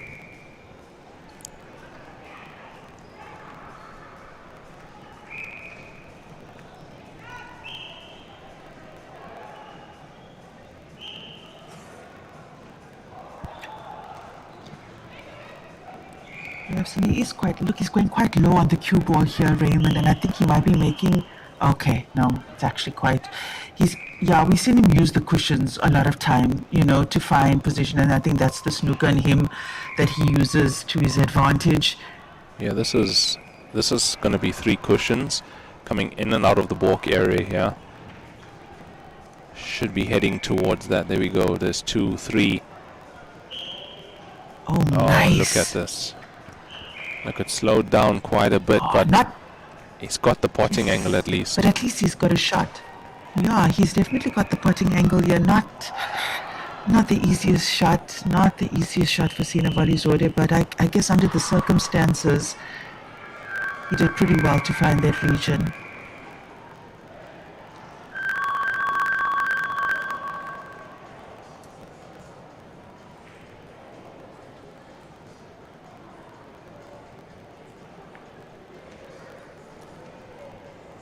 Uh-oh.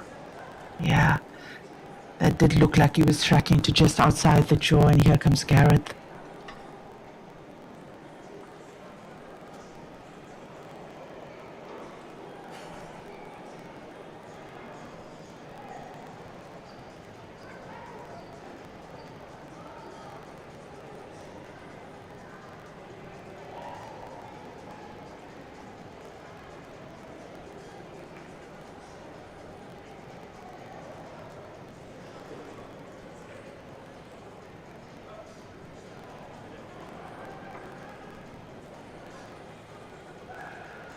There's two shots that he could potentially play up table here. The one for the corner or the pot to the opposite corner pocket diagonally across the table. Looks like he's favoring his odds on the corner pocket here.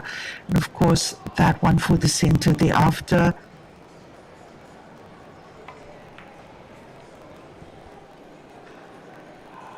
Yeah, now does the blue on the extreme left side pass the pink ball down to the bottom left?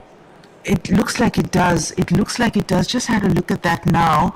I mean, that blue is quite snug against the cushion, but I mean, he could also play it off the pink into that pocket if he gets up behind it.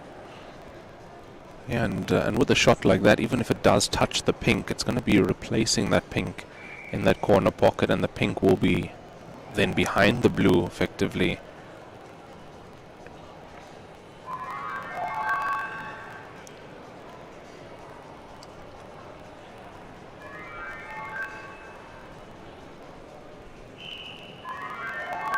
Now also, Lenyukta, you have to look at the time. 38 minutes left on the clock, 5-3. If a few frames do start to get a bit tactical, the clock might actually come into play.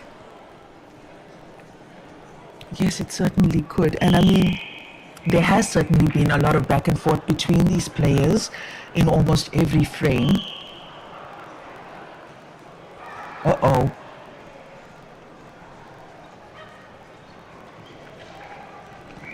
Yeah, that's not the Hasn't result. left him on. It's not the result he wanted. I think VALIZADEH can find that, Raymond. Yeah, and it looks to me like he can, and even if he can't, he can jump it. Or swerve even. Or not, maybe not so much swerve, but yeah, I think he can. Yeah, there we some go. of it. Oh, The he's jump swerving. cue, the jump cue is out. He's jumping over this black ball. I expect him to pot this though. There we go. How's the position on the black ball? Does he have a shot at it? He does. This black ball can go into the center pocket. It's very fine. Fine, very fine cut there for the center pocket. But a decent jump shot from him. At least didn't lose the cue ball too much of that jump shot.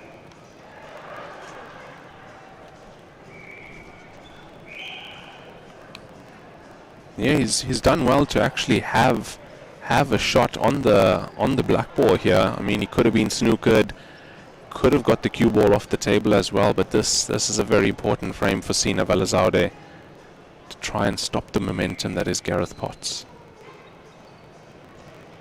Oh, very nicely done. Wow. SINA VALIZADEH gets his 4th point on the board, and he's 5-4 down against Gareth Potts in this race to 7. And that should be definitely a renewed breath of air for him in this match, because he was looking slightly despondent there for a second as we saw him, benched and waiting for an opportunity. Now just over 36 minutes left on the clock here, with Gareth Potts leading 5-4 in this race to 7. And I think we should see this match come to full fruition here with one of these players arriving at 7, Raymond. Yeah, I think the same, because these players do play quite quickly, but I mean, SINA VALIZADEH has got a mountain to climb here to get back into this match. Really does. But if that doesn't happen for whatever reason, ladies and gentlemen, then this match will go into a penalty shootout, as we saw in the match with Kelly Fisher and TIANQI.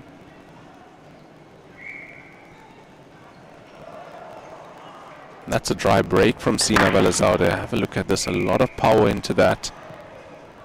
And a few balls going very close to the corner pocket, nothing going in, unfortunately.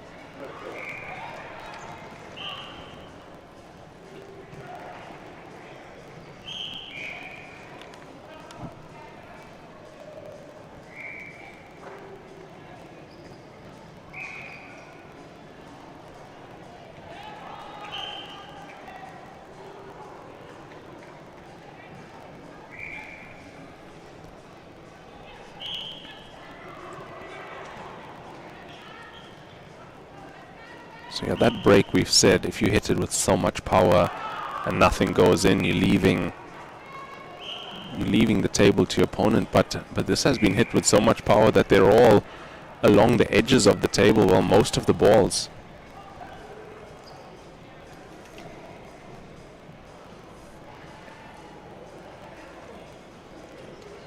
It's the business end of this match now, and still difficult to call it, Raymond, because there has been equal display, I'd say, more or less, of skill from these two players, with Gareth Potts, obviously a little bit of a standout here in this match, getting 5 points consecutively, being 3-0 down.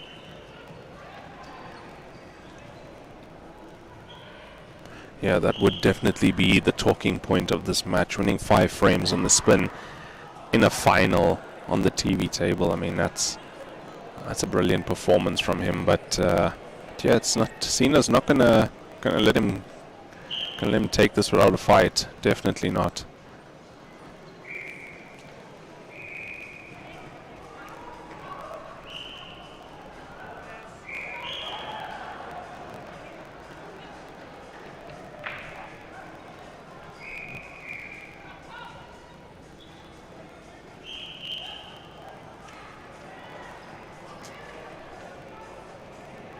It was a good pot to the center pocket, but what's next for Gareth on this table?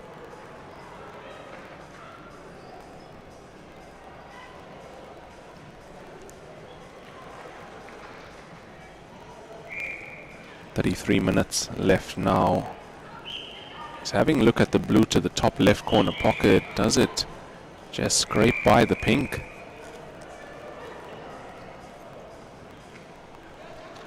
Yeah, from this camera angle we can actually see that the ball does pass the pink into the top left.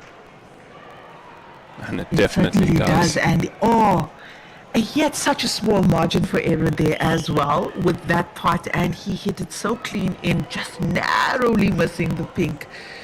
So nice pressure pot there from Gareth to keep control of this table. The pink.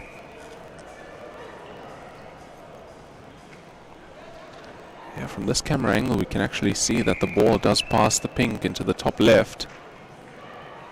And it definitely does. And he had such a small margin for error there as well with that control of this table.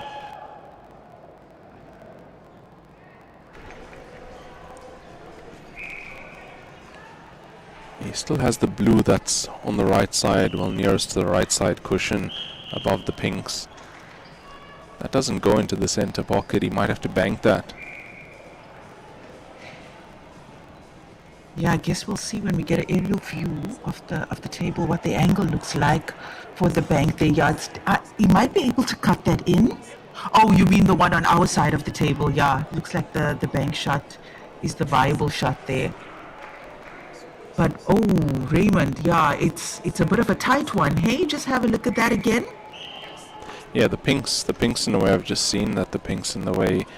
Yeah.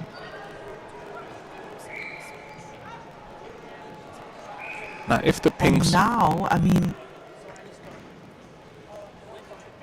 Yeah, there's 2 pinks on the left, on the right side. If they weren't there, I mean, Gareth could go straight into that blue, but... yeah, I was seeing that, looking at that now as well.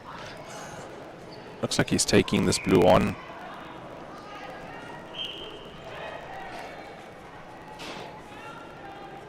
Yeah, the corner pocket does present some security for him. This is close. Beautiful. How has that stopped there? Wow. That looked like it was going to drop. Oh my gosh, it looked like it was going to fall. Yeah. I mean, look, that was a very wise decision from him, considering the blue that he could have potentially played on earlier is kind of a security for him now. And should he come back to the table, it's a great table on blues for Gareth. That was that was a frame winning opportunity there. That was frame down if that went in. And he's put the pressure back onto SINA VALIZADEH now to see if he can possibly capitalize on that or equalize as well. This pink onto the blue. Yeah, that's what he was playing for the pink and trying to pot that blue with the cue ball.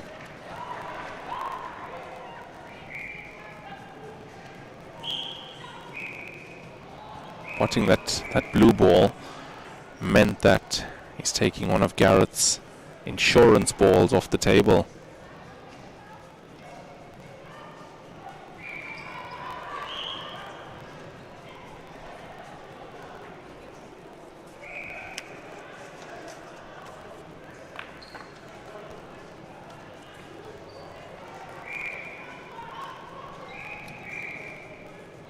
I think he's going to run into the blue here off this shot for the center pocket. Let's just have a look at this one more time. He could potentially open up that pocket for him now. Or even develop those pinks on the cushion. He's got the angle to develop them right now. There we go. Yes, he has. Oh, wow. Yeah, oh my. He's my, been a bit my, unlucky here, though. He's been very unlucky. Yes, he has. And can he sneak this pink into the corner, obstruct the path of the blue? He tried to pot the blue. That was the play. He tried to pot the blue. The play was to pot Gareth's blue there, take that ball off the table, try and leave the cue ball safe. But he's actually left Gareth a pocket ball here as a starter. Oh my, and it's pretty much 2 other pocket balls for Gareth after.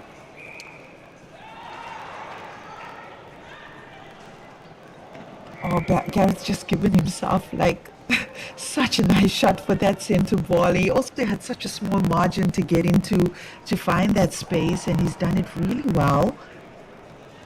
With that, he should just come off the cushion and then he'll be good for that remaining corner ball. Or do you think he'll go corner ball first? Look at where the cue ball is now. He's played positional play for this. I think it's best time to take it while he has the shot.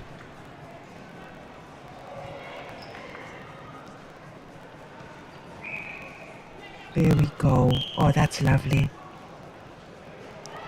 Yeah, perfect once again from Gareth. 3 cushions around. It's all about position on the black ball. It looks like it doesn't go to the bottom right corner, so he's going to be playing on it to the bottom left. Swings around, it's coming past the angle.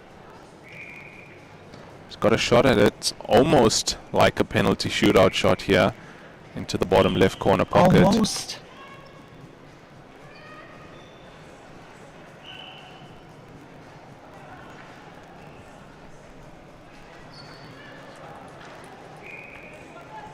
And it's there. Gareth Potts puts his 6th point on the board. He's on the hill. He's 1 away from being world champion. Gareth Potts 6-4 now over SINA VALIZADEH.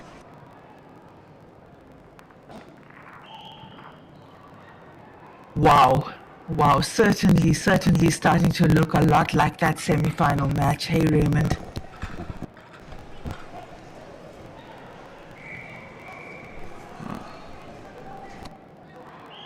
Potts on the hill now, 6-4 in this race to 7, and looks like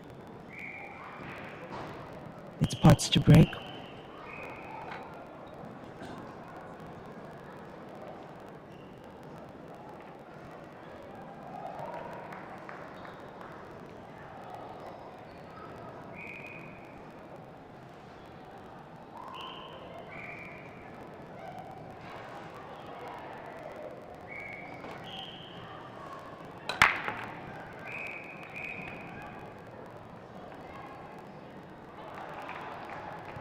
He's made a pink in the center pocket, and just going to have a look at that one more time. Look at the spread of the remaining object balls.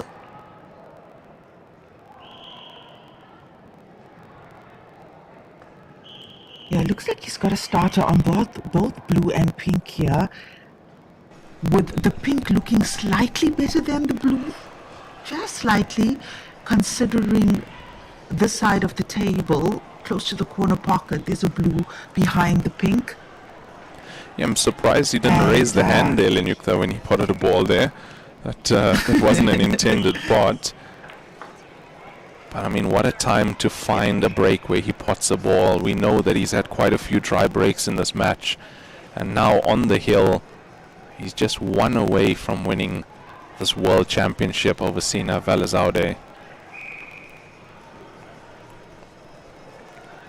And you have to say, after 3-0 from SINA, it's been a Gareth Potts show. It has.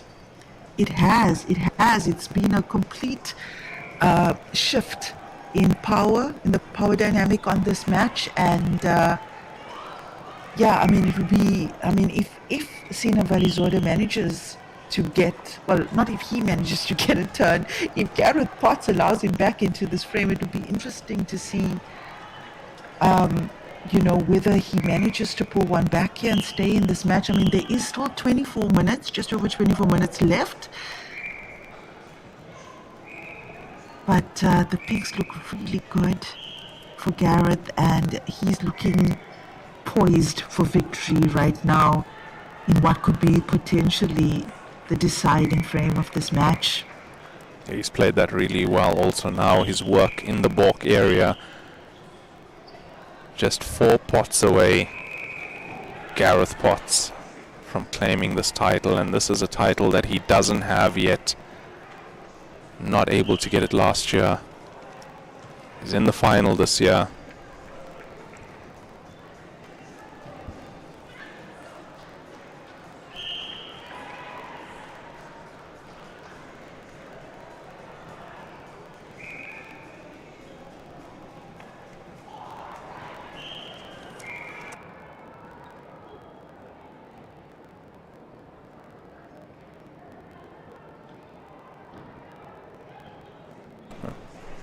Yeah, it looks like he's also trying to get into that black a tad, but he needs to ricochet off that black if that's the intention.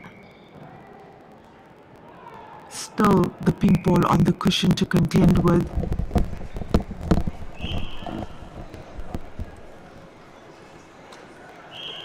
Looks like he's got a slight angle here. Kiss off that black maybe and screw come the cue ball back to the cushion. Yeah.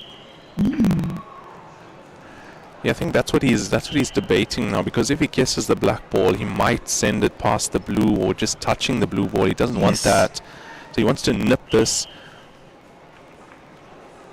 Yeah, that's worked out well. Oh, that's beautiful. Now, being a left-handed player, he should be able to play the shot without the need of a rest. Puts his extension on. Ladies and gentlemen.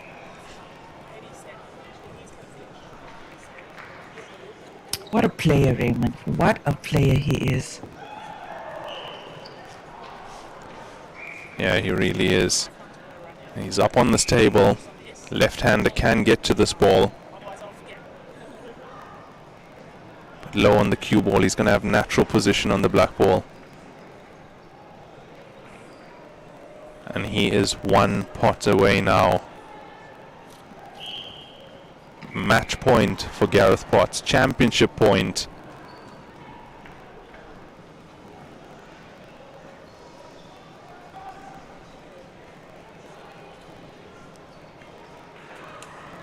And it's there, ladies and gentlemen, your 2025 WPA Heyball World Champion, Gareth Potts.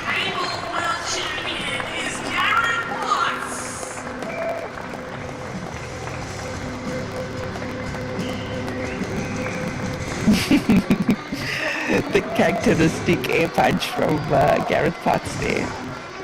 Yeah, absolutely brilliant stuff. Yeah, it was that Lenyukta. It was those few frames where he made the comeback. That was it. Yeah, and he had to do it twice in a row, in a semi-final and in a final, and he is so happy. Just look at him glowing there around the TV table. Gareth Potts has done so well in this tournament, cementing himself once again as one of the top players in the world, undeniably one of the top Heyball players in the whole wide world. Yeah, there he is, your 2025 WPA Heyball World Champion, Gareth Potts. And what can you say, SINA VALIZADEH, he just couldn't get going after being 3-0 up, after Gareth came back. And we said, I mean, the BMT, you're playing against the legend. That's what happened here. That comeback, similar comeback against Alfredad. Brilliant comeback here against SINA VALIZADEH. Unbelievable stuff. Yeah, and Kate is there with Gareth Potts, your world champion. That's right, guys. I have Gareth Potts alongside me. Gareth, 2025 Heyball World Champion. How does that sound to you? Wow, amazing. Yeah, lost for words, to be honest. We said before this tournament that this was definitely the strongest international field that we've ever seen. Without a doubt, the strongest field outside of China. And I think that just goes to show, you know, what Mr. Chow and Joy have achieved here. You know, I've been playing Heyball since 13 years, and it's gone from strength to strength. But I just want to say a word to, you know, Mr. Chow and what he's achieved. I mean, we're very close to, you know, getting announced, hopefully, that we're going to be in the 2032 Brisbane Olympics. Now, I've been playing Q Sport since I was 7 years old. I never ever once dreamt that we would ever be in this position. And me, and not only me, but every single Q Sports player on the planet owe a whole lot to Mr. Chow, because if this does get accepted, it will open the floodgates for all of the Q Sports, and, you know, it will be life-changing. So yeah, big shout out to him, his passion, his team, everything that he's doing.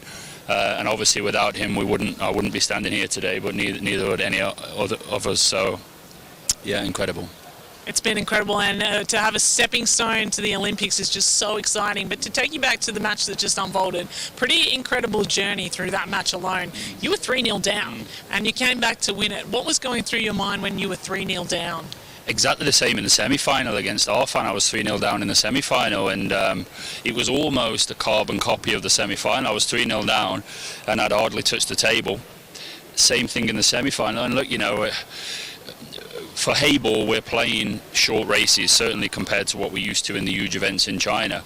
So when you're playing the big races to 13, 15, 23s in the final, you have time to settle in matches. Where the 7, it's great because, you know, you have to, every shot is magnified. When you're 3-0 down first to 7, it's huge. And it's just important that you have to just stay calm. I was 3-0 down there in the final. It wasn't as though I was 3-0 down and I'd made loads and loads of mistakes. That's different. If you've made loads of mistakes, it can be tougher.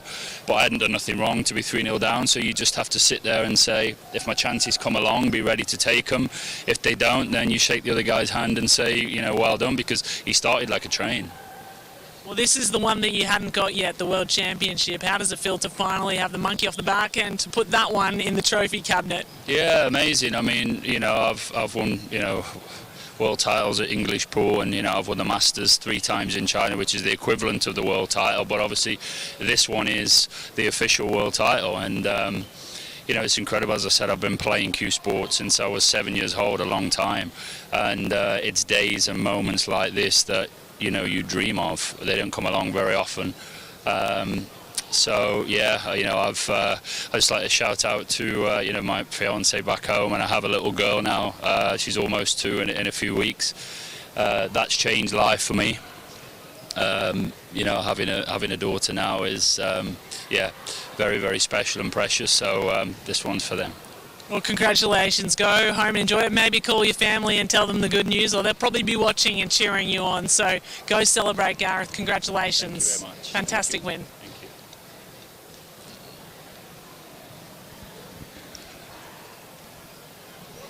you. Yeah, and that was Gareth Potts, the golden boy, with Kate Orman. Brilliant interview there. I mean, that was something special. You can see the emotion on Gareth Potts, and let's head back over to Kate. She's with SINA VALIZADEH.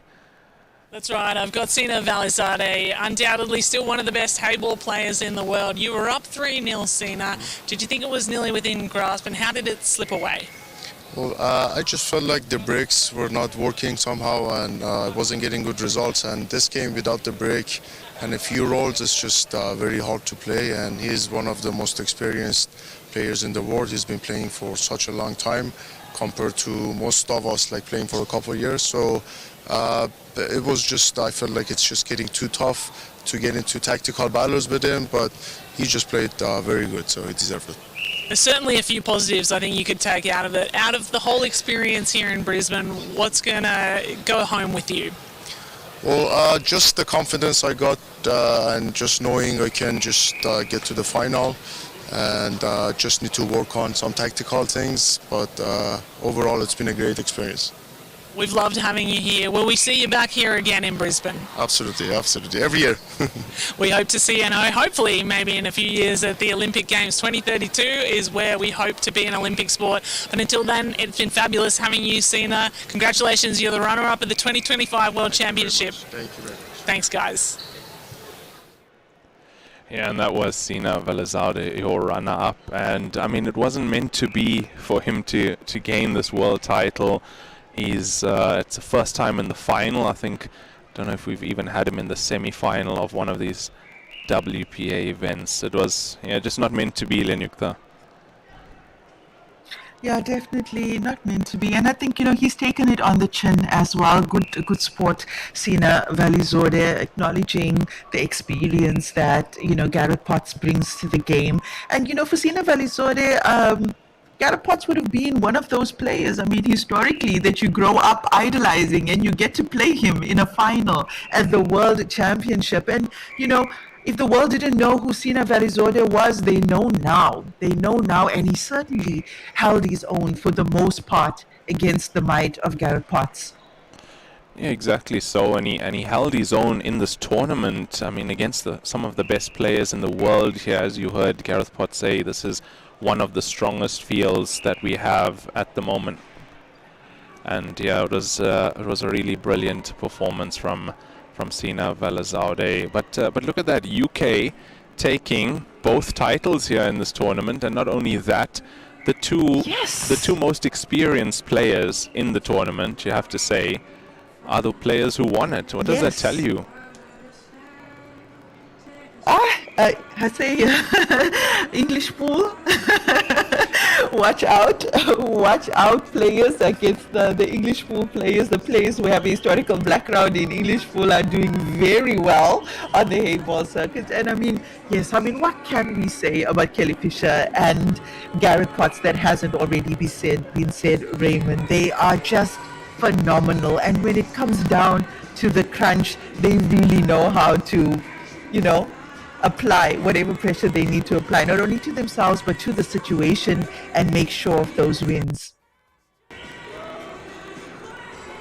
Yeah, it was the BMT from those two players, I'd say, Kelly Fisher and Gareth Potts, that got them through that final.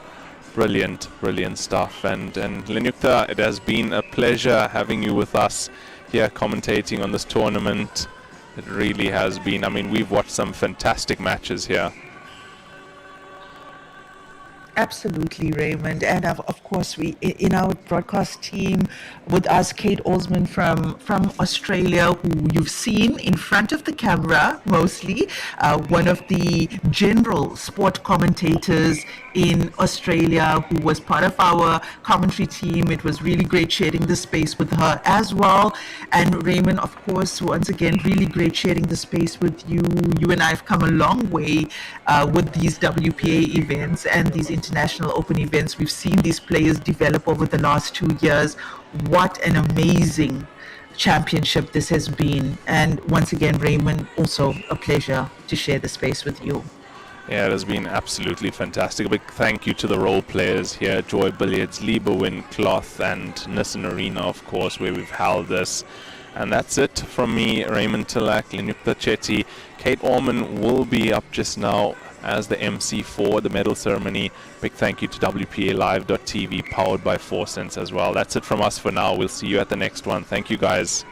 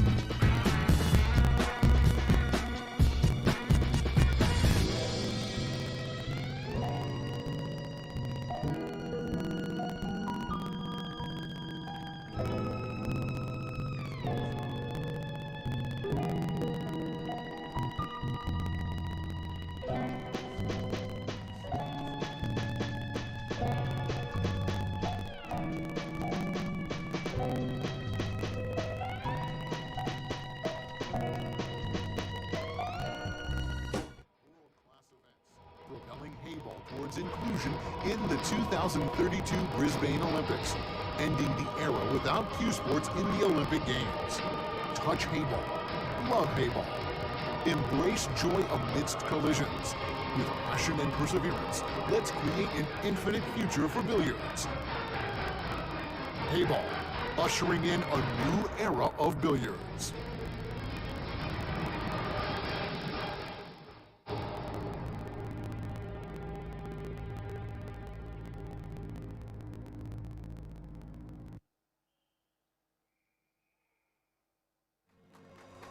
Ever wondered what your favourite players were like away from the table?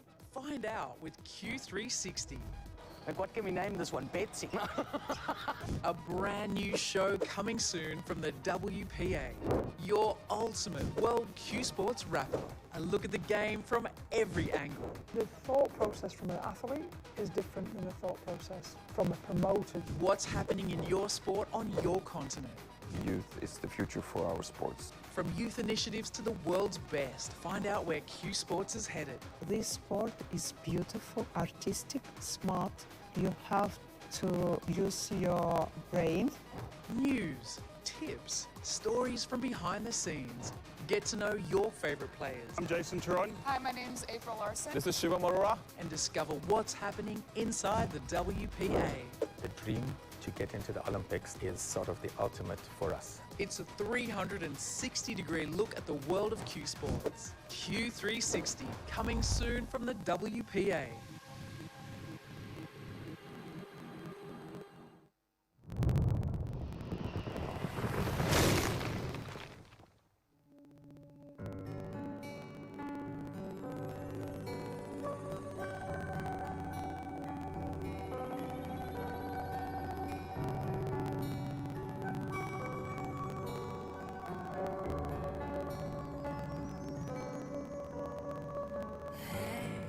Don't be afraid, remember the dream.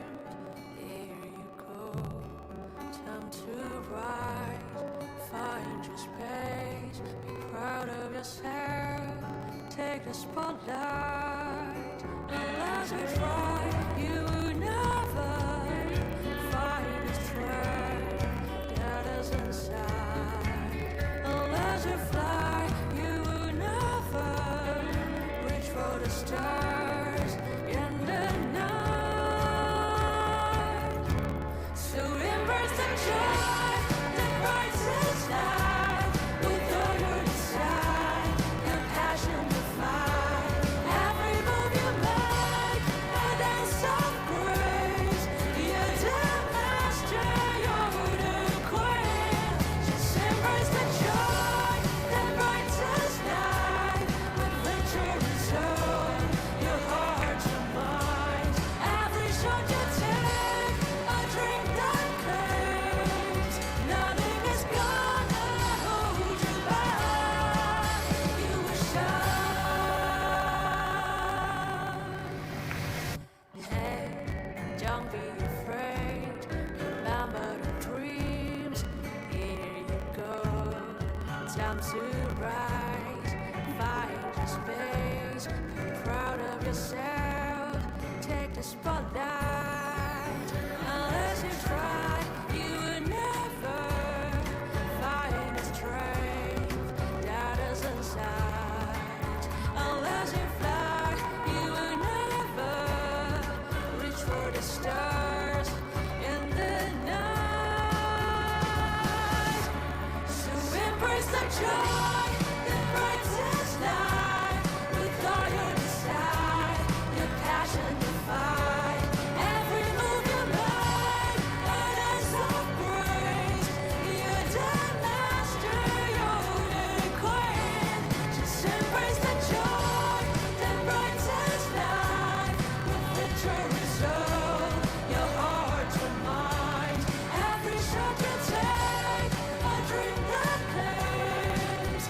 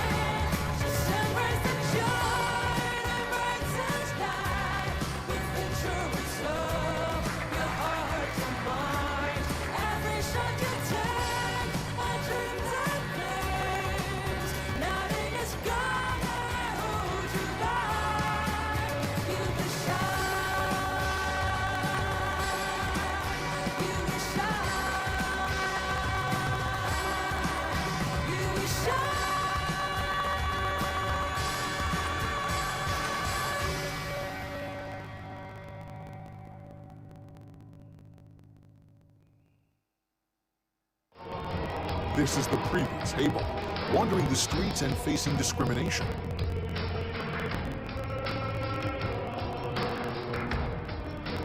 This is the later Heyball, rising against the odds and climbing to new heights.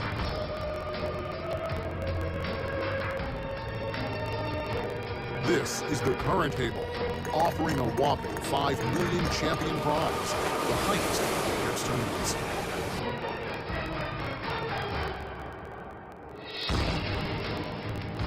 Adored by hundreds of millions of fans across 73 countries, it appeals to both the young and old, captivating the globe. United in diversity, the ball connects the world. Heyball conveys friendship and harmony, bringing people from different cultures together at the table in residence. Moving forward, we will collaborate with the ANOC, WCBS, and WPA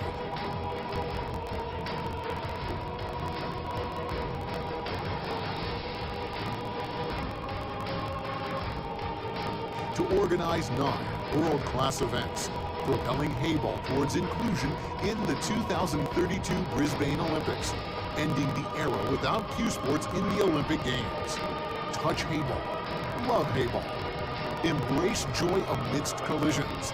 With passion and perseverance, let's create an infinite future for billiards. Heyball, ushering in a new era of billiards.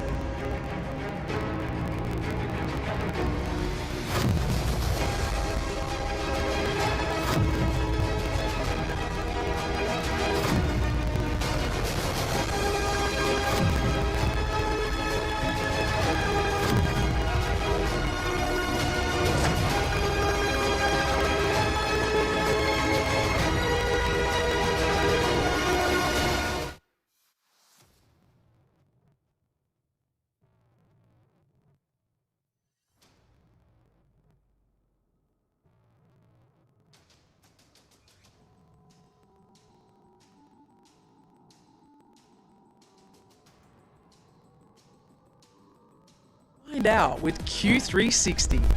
Like, what can we name this one? Betsy. A brand new show coming soon from the WPA. Your ultimate World Q Sports wrap-up. A look at the game from every angle. The thought process from an athlete is different than the thought process from a promoter. What's happening in your sport on your continent. Youth is the future for our sports. From youth initiatives to the world's best, find out where Q Sports is headed. This sport is beautiful, artistic, smart. You have to use your brain. News, tips, stories from behind the scenes. Get to know your favorite players. I'm Jason Turon. Hi, my name's April Larson. This is Shiva Morora. And discover what's happening inside the WPA. The dream to get into the Olympics is sort of the ultimate for us. It's a 360-degree look at the world of Q Sports. Q360, coming soon from the WPA.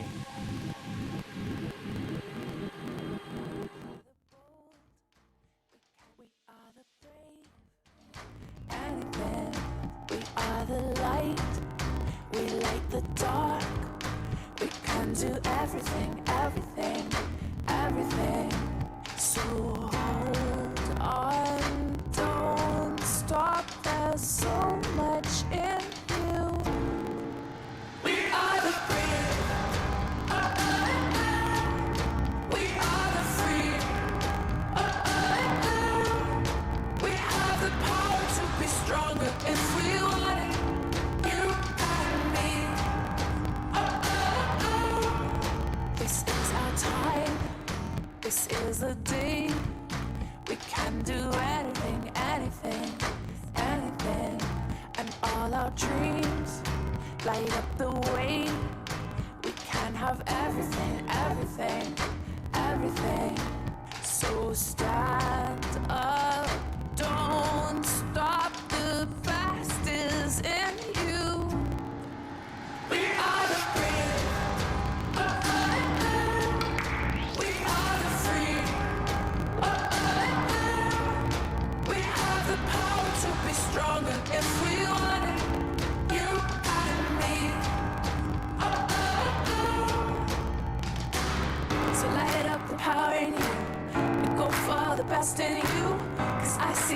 light shine through. So light up the power in you and go for the best in you. 'Cause I see light shine through. We are the brave.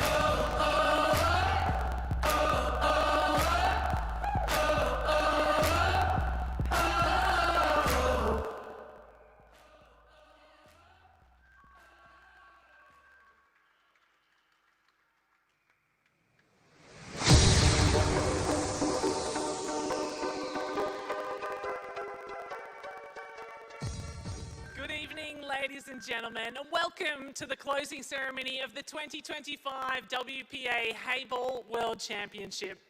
As you can see from the video we've just witnessed, it has been an incredible week here in Brisbane, celebrating the very best in the world of Heyball, celebrating all the skill, the precision and sportsmanship of this game on the world stage. My name is Kate Orman. It has been an absolute privilege to guide you through the championship on commentary and at the opening ceremony, and it's such a thrill and a privilege for me to be here again at the closing ceremony. This year's World Championship, if you tuned in, you will know how multicultural and diverse it was. 128 athletes were united from across 38 different nations. And over the past week, we've witnessed incredible performances, unforgettable moments, and the true spirit of international competition and companionship through sport. All of it made possible by our wonderful title sponsors, Joy Billiards and Lieber Windcloth, and thank you to those sponsors for making this event truly spectacular.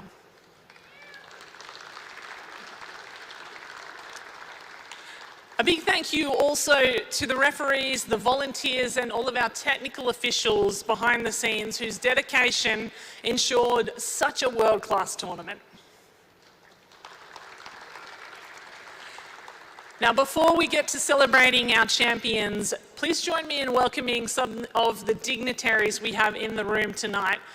We are so thrilled to welcome the Honourable Tim Mander, MP.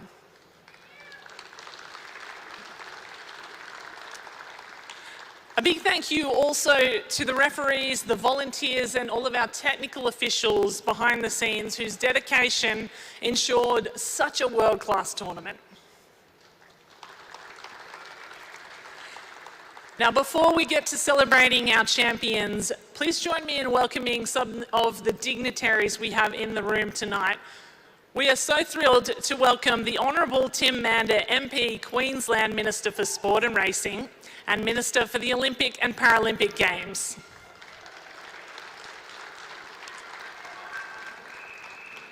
From Brisbane City Council, representing the Lord Mayor Pinky Singh, Councillor Krista Adams.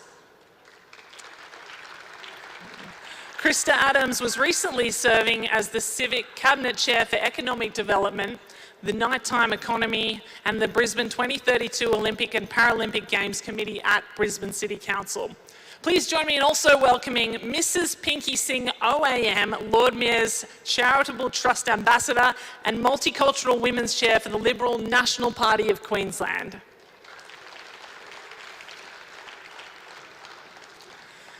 Welcome to Cassidy Shawland, the Senior Executive for Investment, Attraction and Business Development at Logan City Council.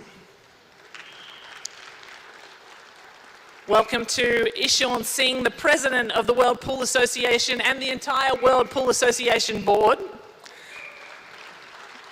The President of Q Sports Australia, Mr. Barry Jenner. Chairman of WPA Live TV, Glenn Weiland. The International Trade Manager of Lieber Windcloth, our sponsor, Zhao Hao Liang. And finally, the founder and CEO of Joy Billiards, our title sponsor, Mr. Chiao Yuan-Shu.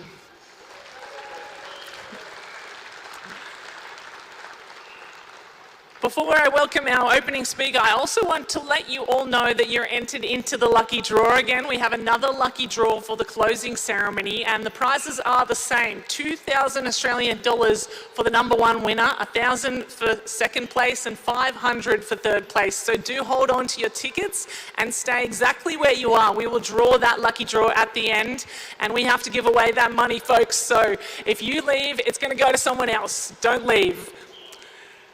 Now, I'd like to invite our opening speaker to the stage. You don't have to clap for that, that's fine. Please join me in welcoming the President of Q Sports Australia, Mr. Barry Jenner.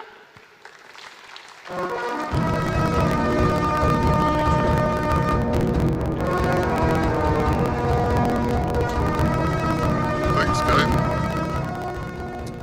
Well, good evening, ladies and gentlemen. What a fantastic 4 days of sport in this magnificent arena.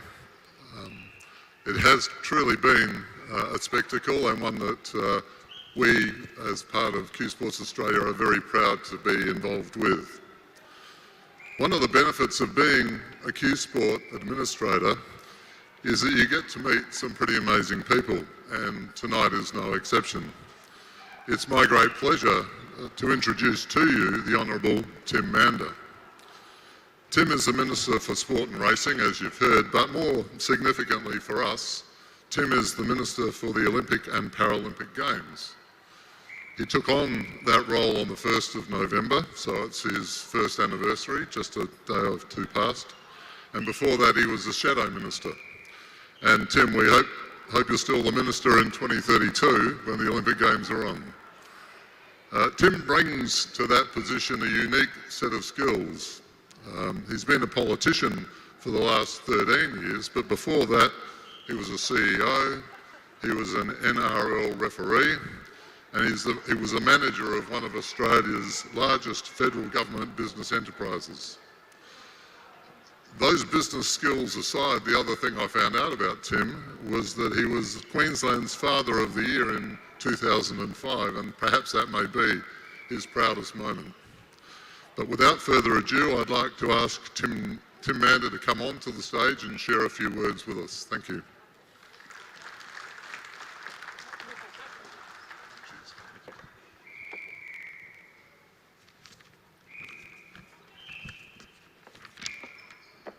Well, thank you very much, Barry, and good evening, ladies and gentlemen.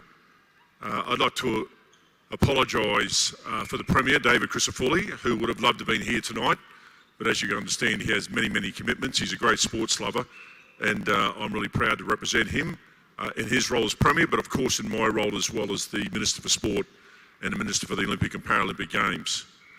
I do want to acknowledge some of the dignitaries here tonight. Ishan Singh, the President of World Billiards Association, Mr. Chian Chu, the head of Joy Billiards Group, Barry, of course, the head of Q Australia, Councillor Krista Adams from the Brisbane City Council, my good friend Pinky Singh as well, great to see her here, local organising committee and volunteers, dignitaries and guests. Well, it's great to be here in such an important event, and it sounds like it's been 4 days of great competition.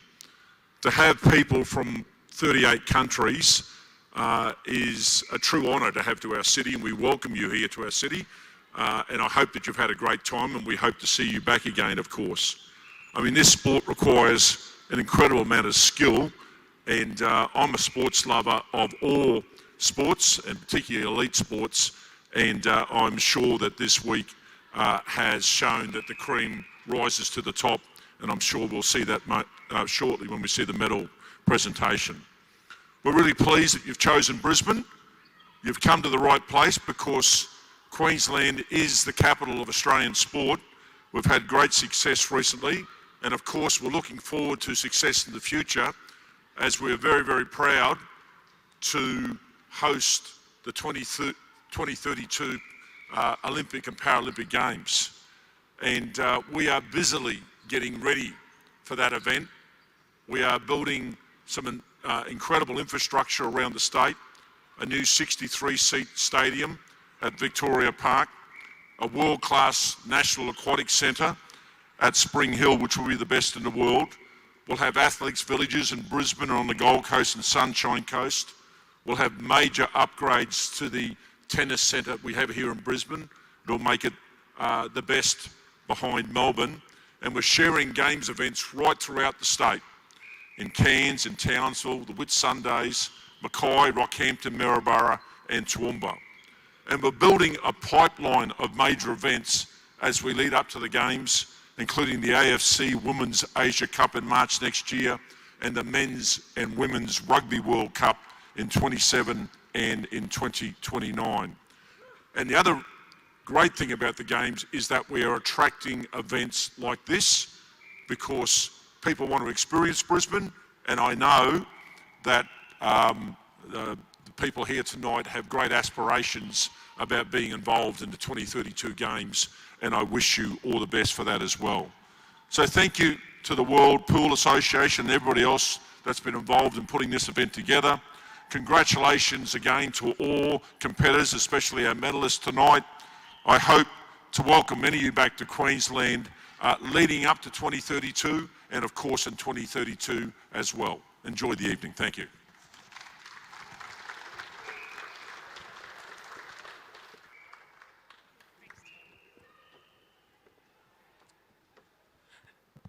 Thank you, Tim.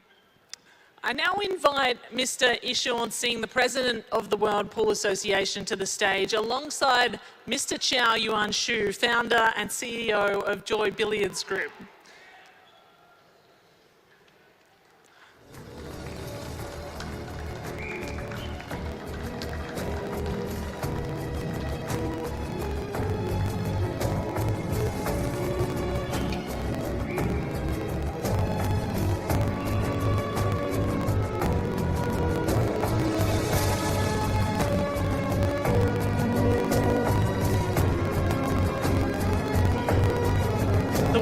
Association would like to present a certificate of authorization to Joy Tables.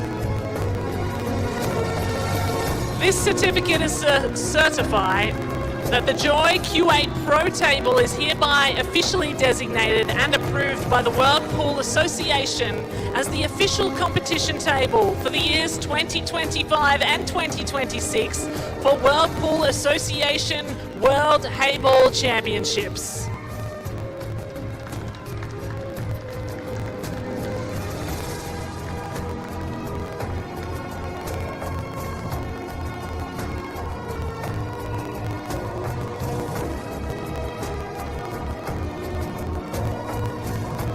Thank you, Mr. Chow and Mr. Singh, and thank you for the incredible tables you've given us to play with this whole tournament. They've looked spectacular, I think you'll agree, and the competitors have loved playing on them. I see a few nods.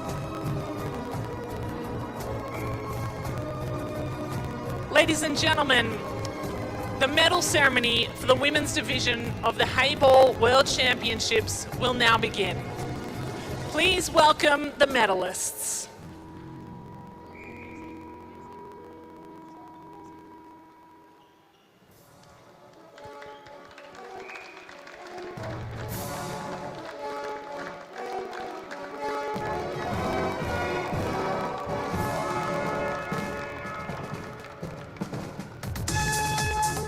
Presenting the medals for the women's division are Ishan Singh, President of the World Pool Association.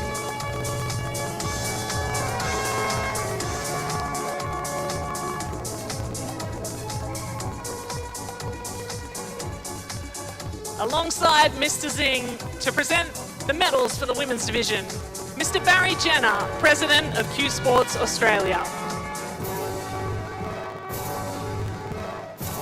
Councillor Krista Adams of Brisbane City Council, representing the Lord Mayor Pinky Singh.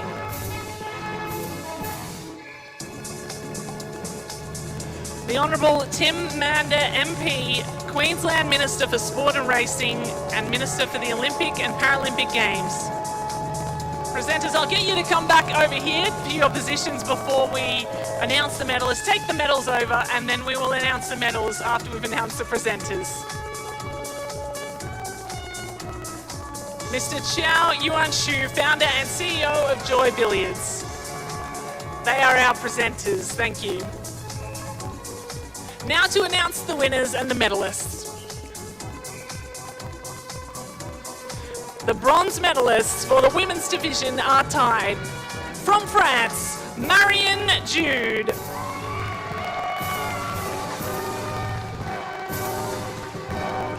And from India, AMEE KAMANI.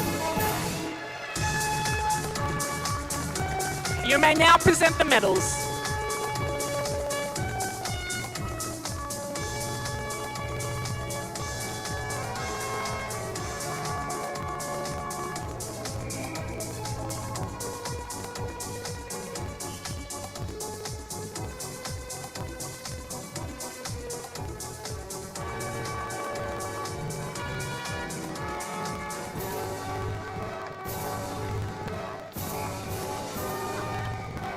Thank you, presenters. You can come back to this part of the stage now. The silver medalist in the women's division from China, TIANQI.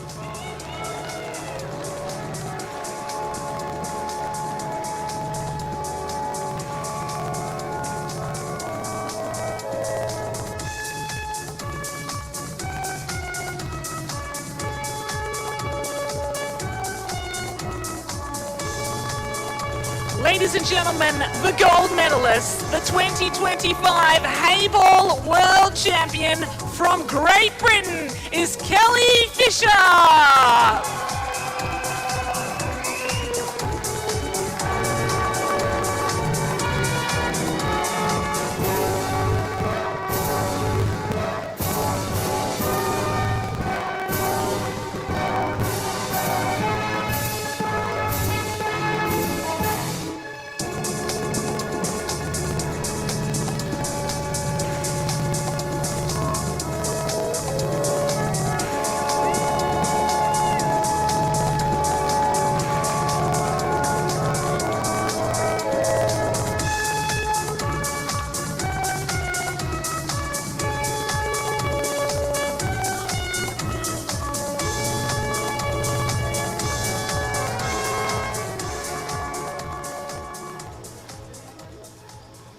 Thank you, presenters. Medalists, I'll ask you to remain where you are.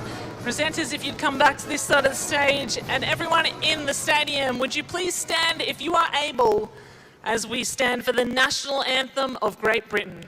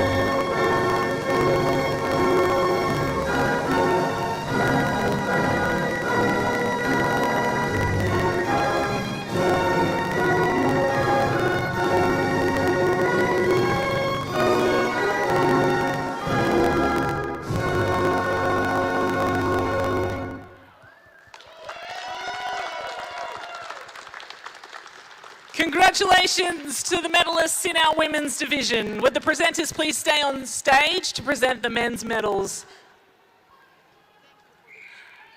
Thank you, medalists.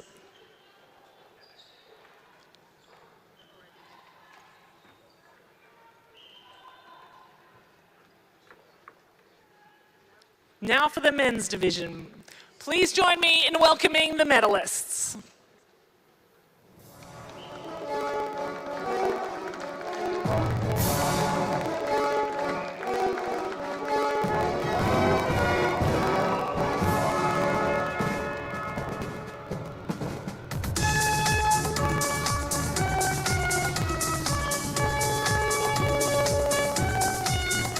The bronze medalists for the men's division are tied.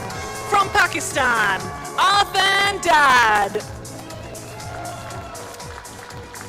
And from Great Britain, Jack Whelan.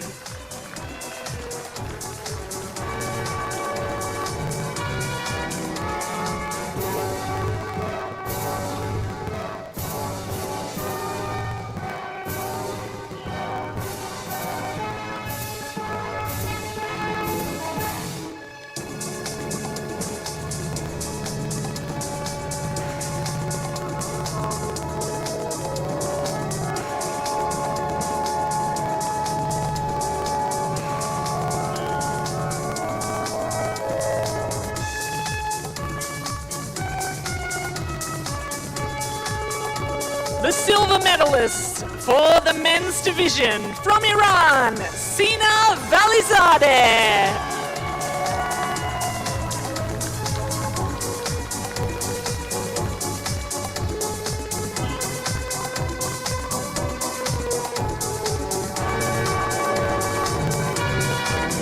And the gold medalist, the 2025 Heyball World Champion from Great Britain, is Gareth Potts.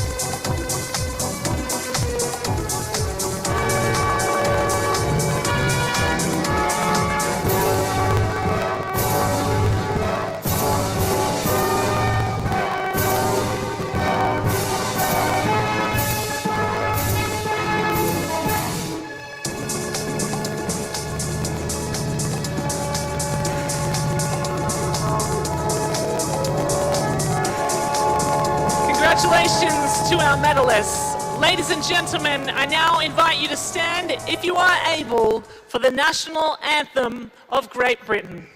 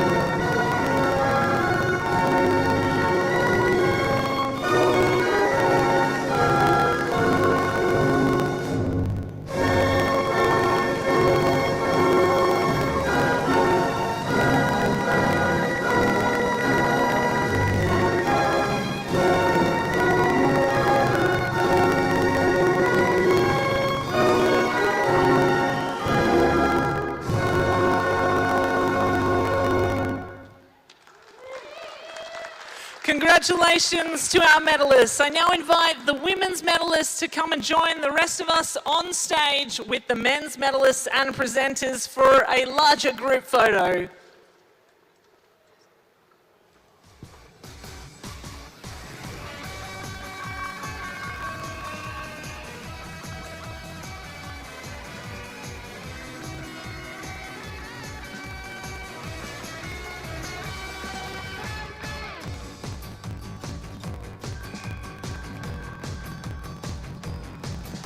Ladies and gentlemen, your 2025 Heyball World Champions.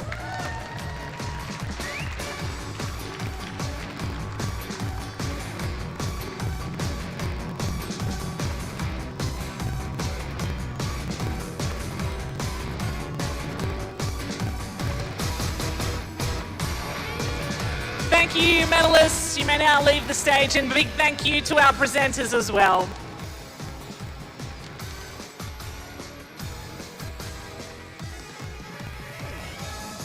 Now I might ask the men and women's champion to stay on stage with me because I need an assistant to draw the lucky draw. If that's okay, I'll grab you two. We need to draw some lucky draw prizes. Has everyone got their tickets? You've not got your ticket? Well, you've already got a check. You're going to help me draw them, and if it so happens that the person is not here when we read it out, we have to redraw, okay, everyone? Someone bring up the Women's World Champions ticket, please. We cannot have her miss out. All right, let's go to the middle of the stage. Now, Gareth, can you help me in drawing the first prize, please? That's what happens when you walk backwards on stage. Here we go for the lucky draw. Read it out to me, please. 020. Should we redraw? We might just check if the world champion had number 20.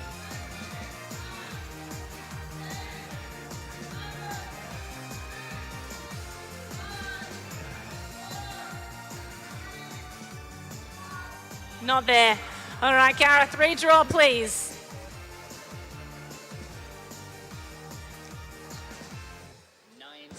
Nine six four.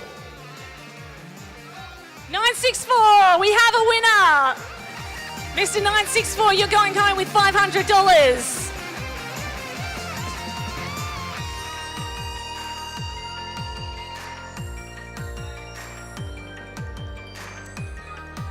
Congratulations, what's your name? Greg. Greg, you'll have to go and find your check over there. I believe it's, oh, there. $500, Greg.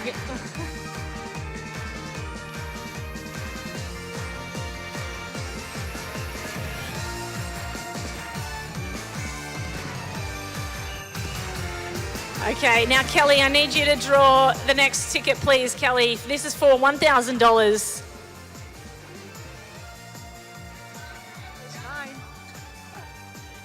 $990. Number 990. Do we have a number 990? Redraw? Let's go again. Hang on. Oh, we have a winner. Come on up, Miss 990.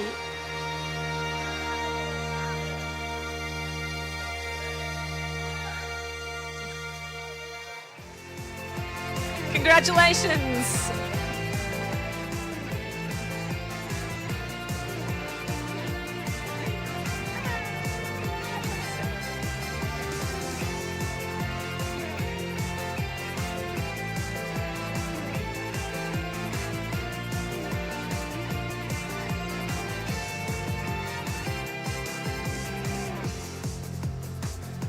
Congratulations to our winner of our second prize. Now the big prize, $2,000. Gareth, if you will.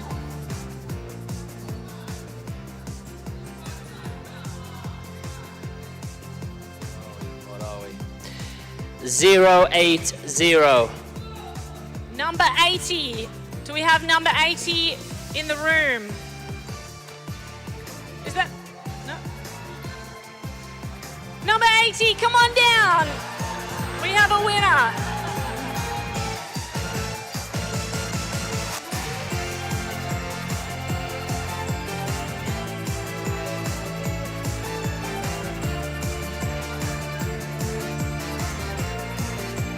Congratulations. You win $2,000.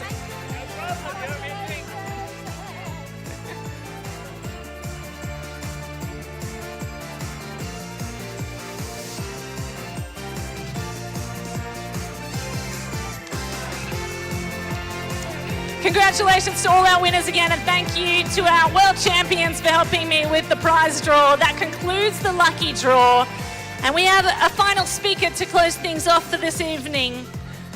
A man we are very grateful to for putting on this event with Q Sports Australia. Please welcome back to the stage, Mr. Barry Jenner, President of Q Sports Australia. Thanks, Kate.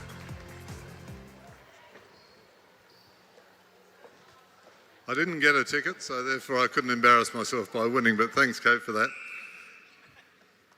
When I was here 4 days ago, I spoke about persistence and belief. And since that time, we've seen those qualities in abundance. Whilst there are two world champions here tonight, in reality, we've been entertained by 128 champions over the last 4 days. On behalf of the audience and the millions of online viewers, I extend our congratulations and thanks to each of you. Thanks also to our officials and referees. As the saying goes, the best referees are the ones that you hardly ever notice. Tim would have been hard to miss on an NRL field, given his height and stature, but our referees in this tournament have been virtually invisible. You've been outstanding, and well done to all of you. We've been also very lucky to enjoy terrific streaming of this event from the team at 4 Cents on WPA.live.tv. Glenn, thank you very much for you and your team. To have every table telecast at an event is a luxury rarely enjoyed by Q Sports events in the past. As it turned out today, I watched the women's final on the online stream, and the camera work and commentary was first class. We should also thank Mayor John Raven and his team from Logan City. Your support for this event has been tremendous. I've no doubt Logan City can become a focal point for Q Sports in Australia. Speaking as the president of CSA, we need a centre of excellence in Australia for Q Sports, all the more so as we press hard for inclusion in the Brisbane Olympics. Logan City is ideally placed to be the home of that centre. Finally, before we look to the future, we must acknowledge our main sponsors and the incredible contribution made by both Joy Billiards and Lieberwin Cloth. This year, Queensland has been host to 4 major international tournaments in Heyball: the Champion of Champions, the Parasport World Championship, the Junior World Championship, and now this World Championship. The first thing to note about these World Championships and these events is the depth of our sport and the breadth of our sport, the coverage for all athletes of ability or of disability, old and young. When we look globally at over 500 million players across billiard sports disciplines, we are a powerhouse. I expect every one of you in this room has held a cue in your hand at some point in your life. Cue sports are played everywhere. They are probably the paradigm example of a sport where there is universal participation. We must take our opportunity on the world stage at the Olympics. The financial rewards for the players in our adult tournaments have been very significant. What you might not appreciate about these events is the fact that we have an equal number of men and women participating, and that the prize money is equal for both men and women, something that is not enjoyed in many sports. Joy and Lieberwin have truly embraced the IOC principles in showcasing Heyball in Queensland. On behalf of the Q Sports community, I say shi. Whilst I haven't learnt much Chinese over the last couple of years, I have been able to say thank you to many people in Chinese many times. And it's featured regularly in all of our dealings. They are a gracious and generous host and sponsor to the tournament, and I thank you very much. Before I formally close this World Championship, I want to look to the near future. Building on the millions of dollars spent in 2025, the highlight of the Olympic campaign will be the Joy Lieberwin Heyball World Cup here in Logan in January 2026. It's a teams format with 32 national teams of both men and women's teams. And with prize money of over $865,000 US, it's the most lucrative and richest tournament ever held in the Southern Hemisphere. Again, we have the support of Mayor Raven and the City of Logan, this time at the fantastic Centre of Excellence in the Marsden State High School, starting on the 16th of January and running through to the 19th of January. I look forward to seeing you there for what will truly be an amazing event. Regrettably, it is with some disappointment that I must now declare the 2025 Heyball World Championship closed. I thank you for all coming. Thanks very much.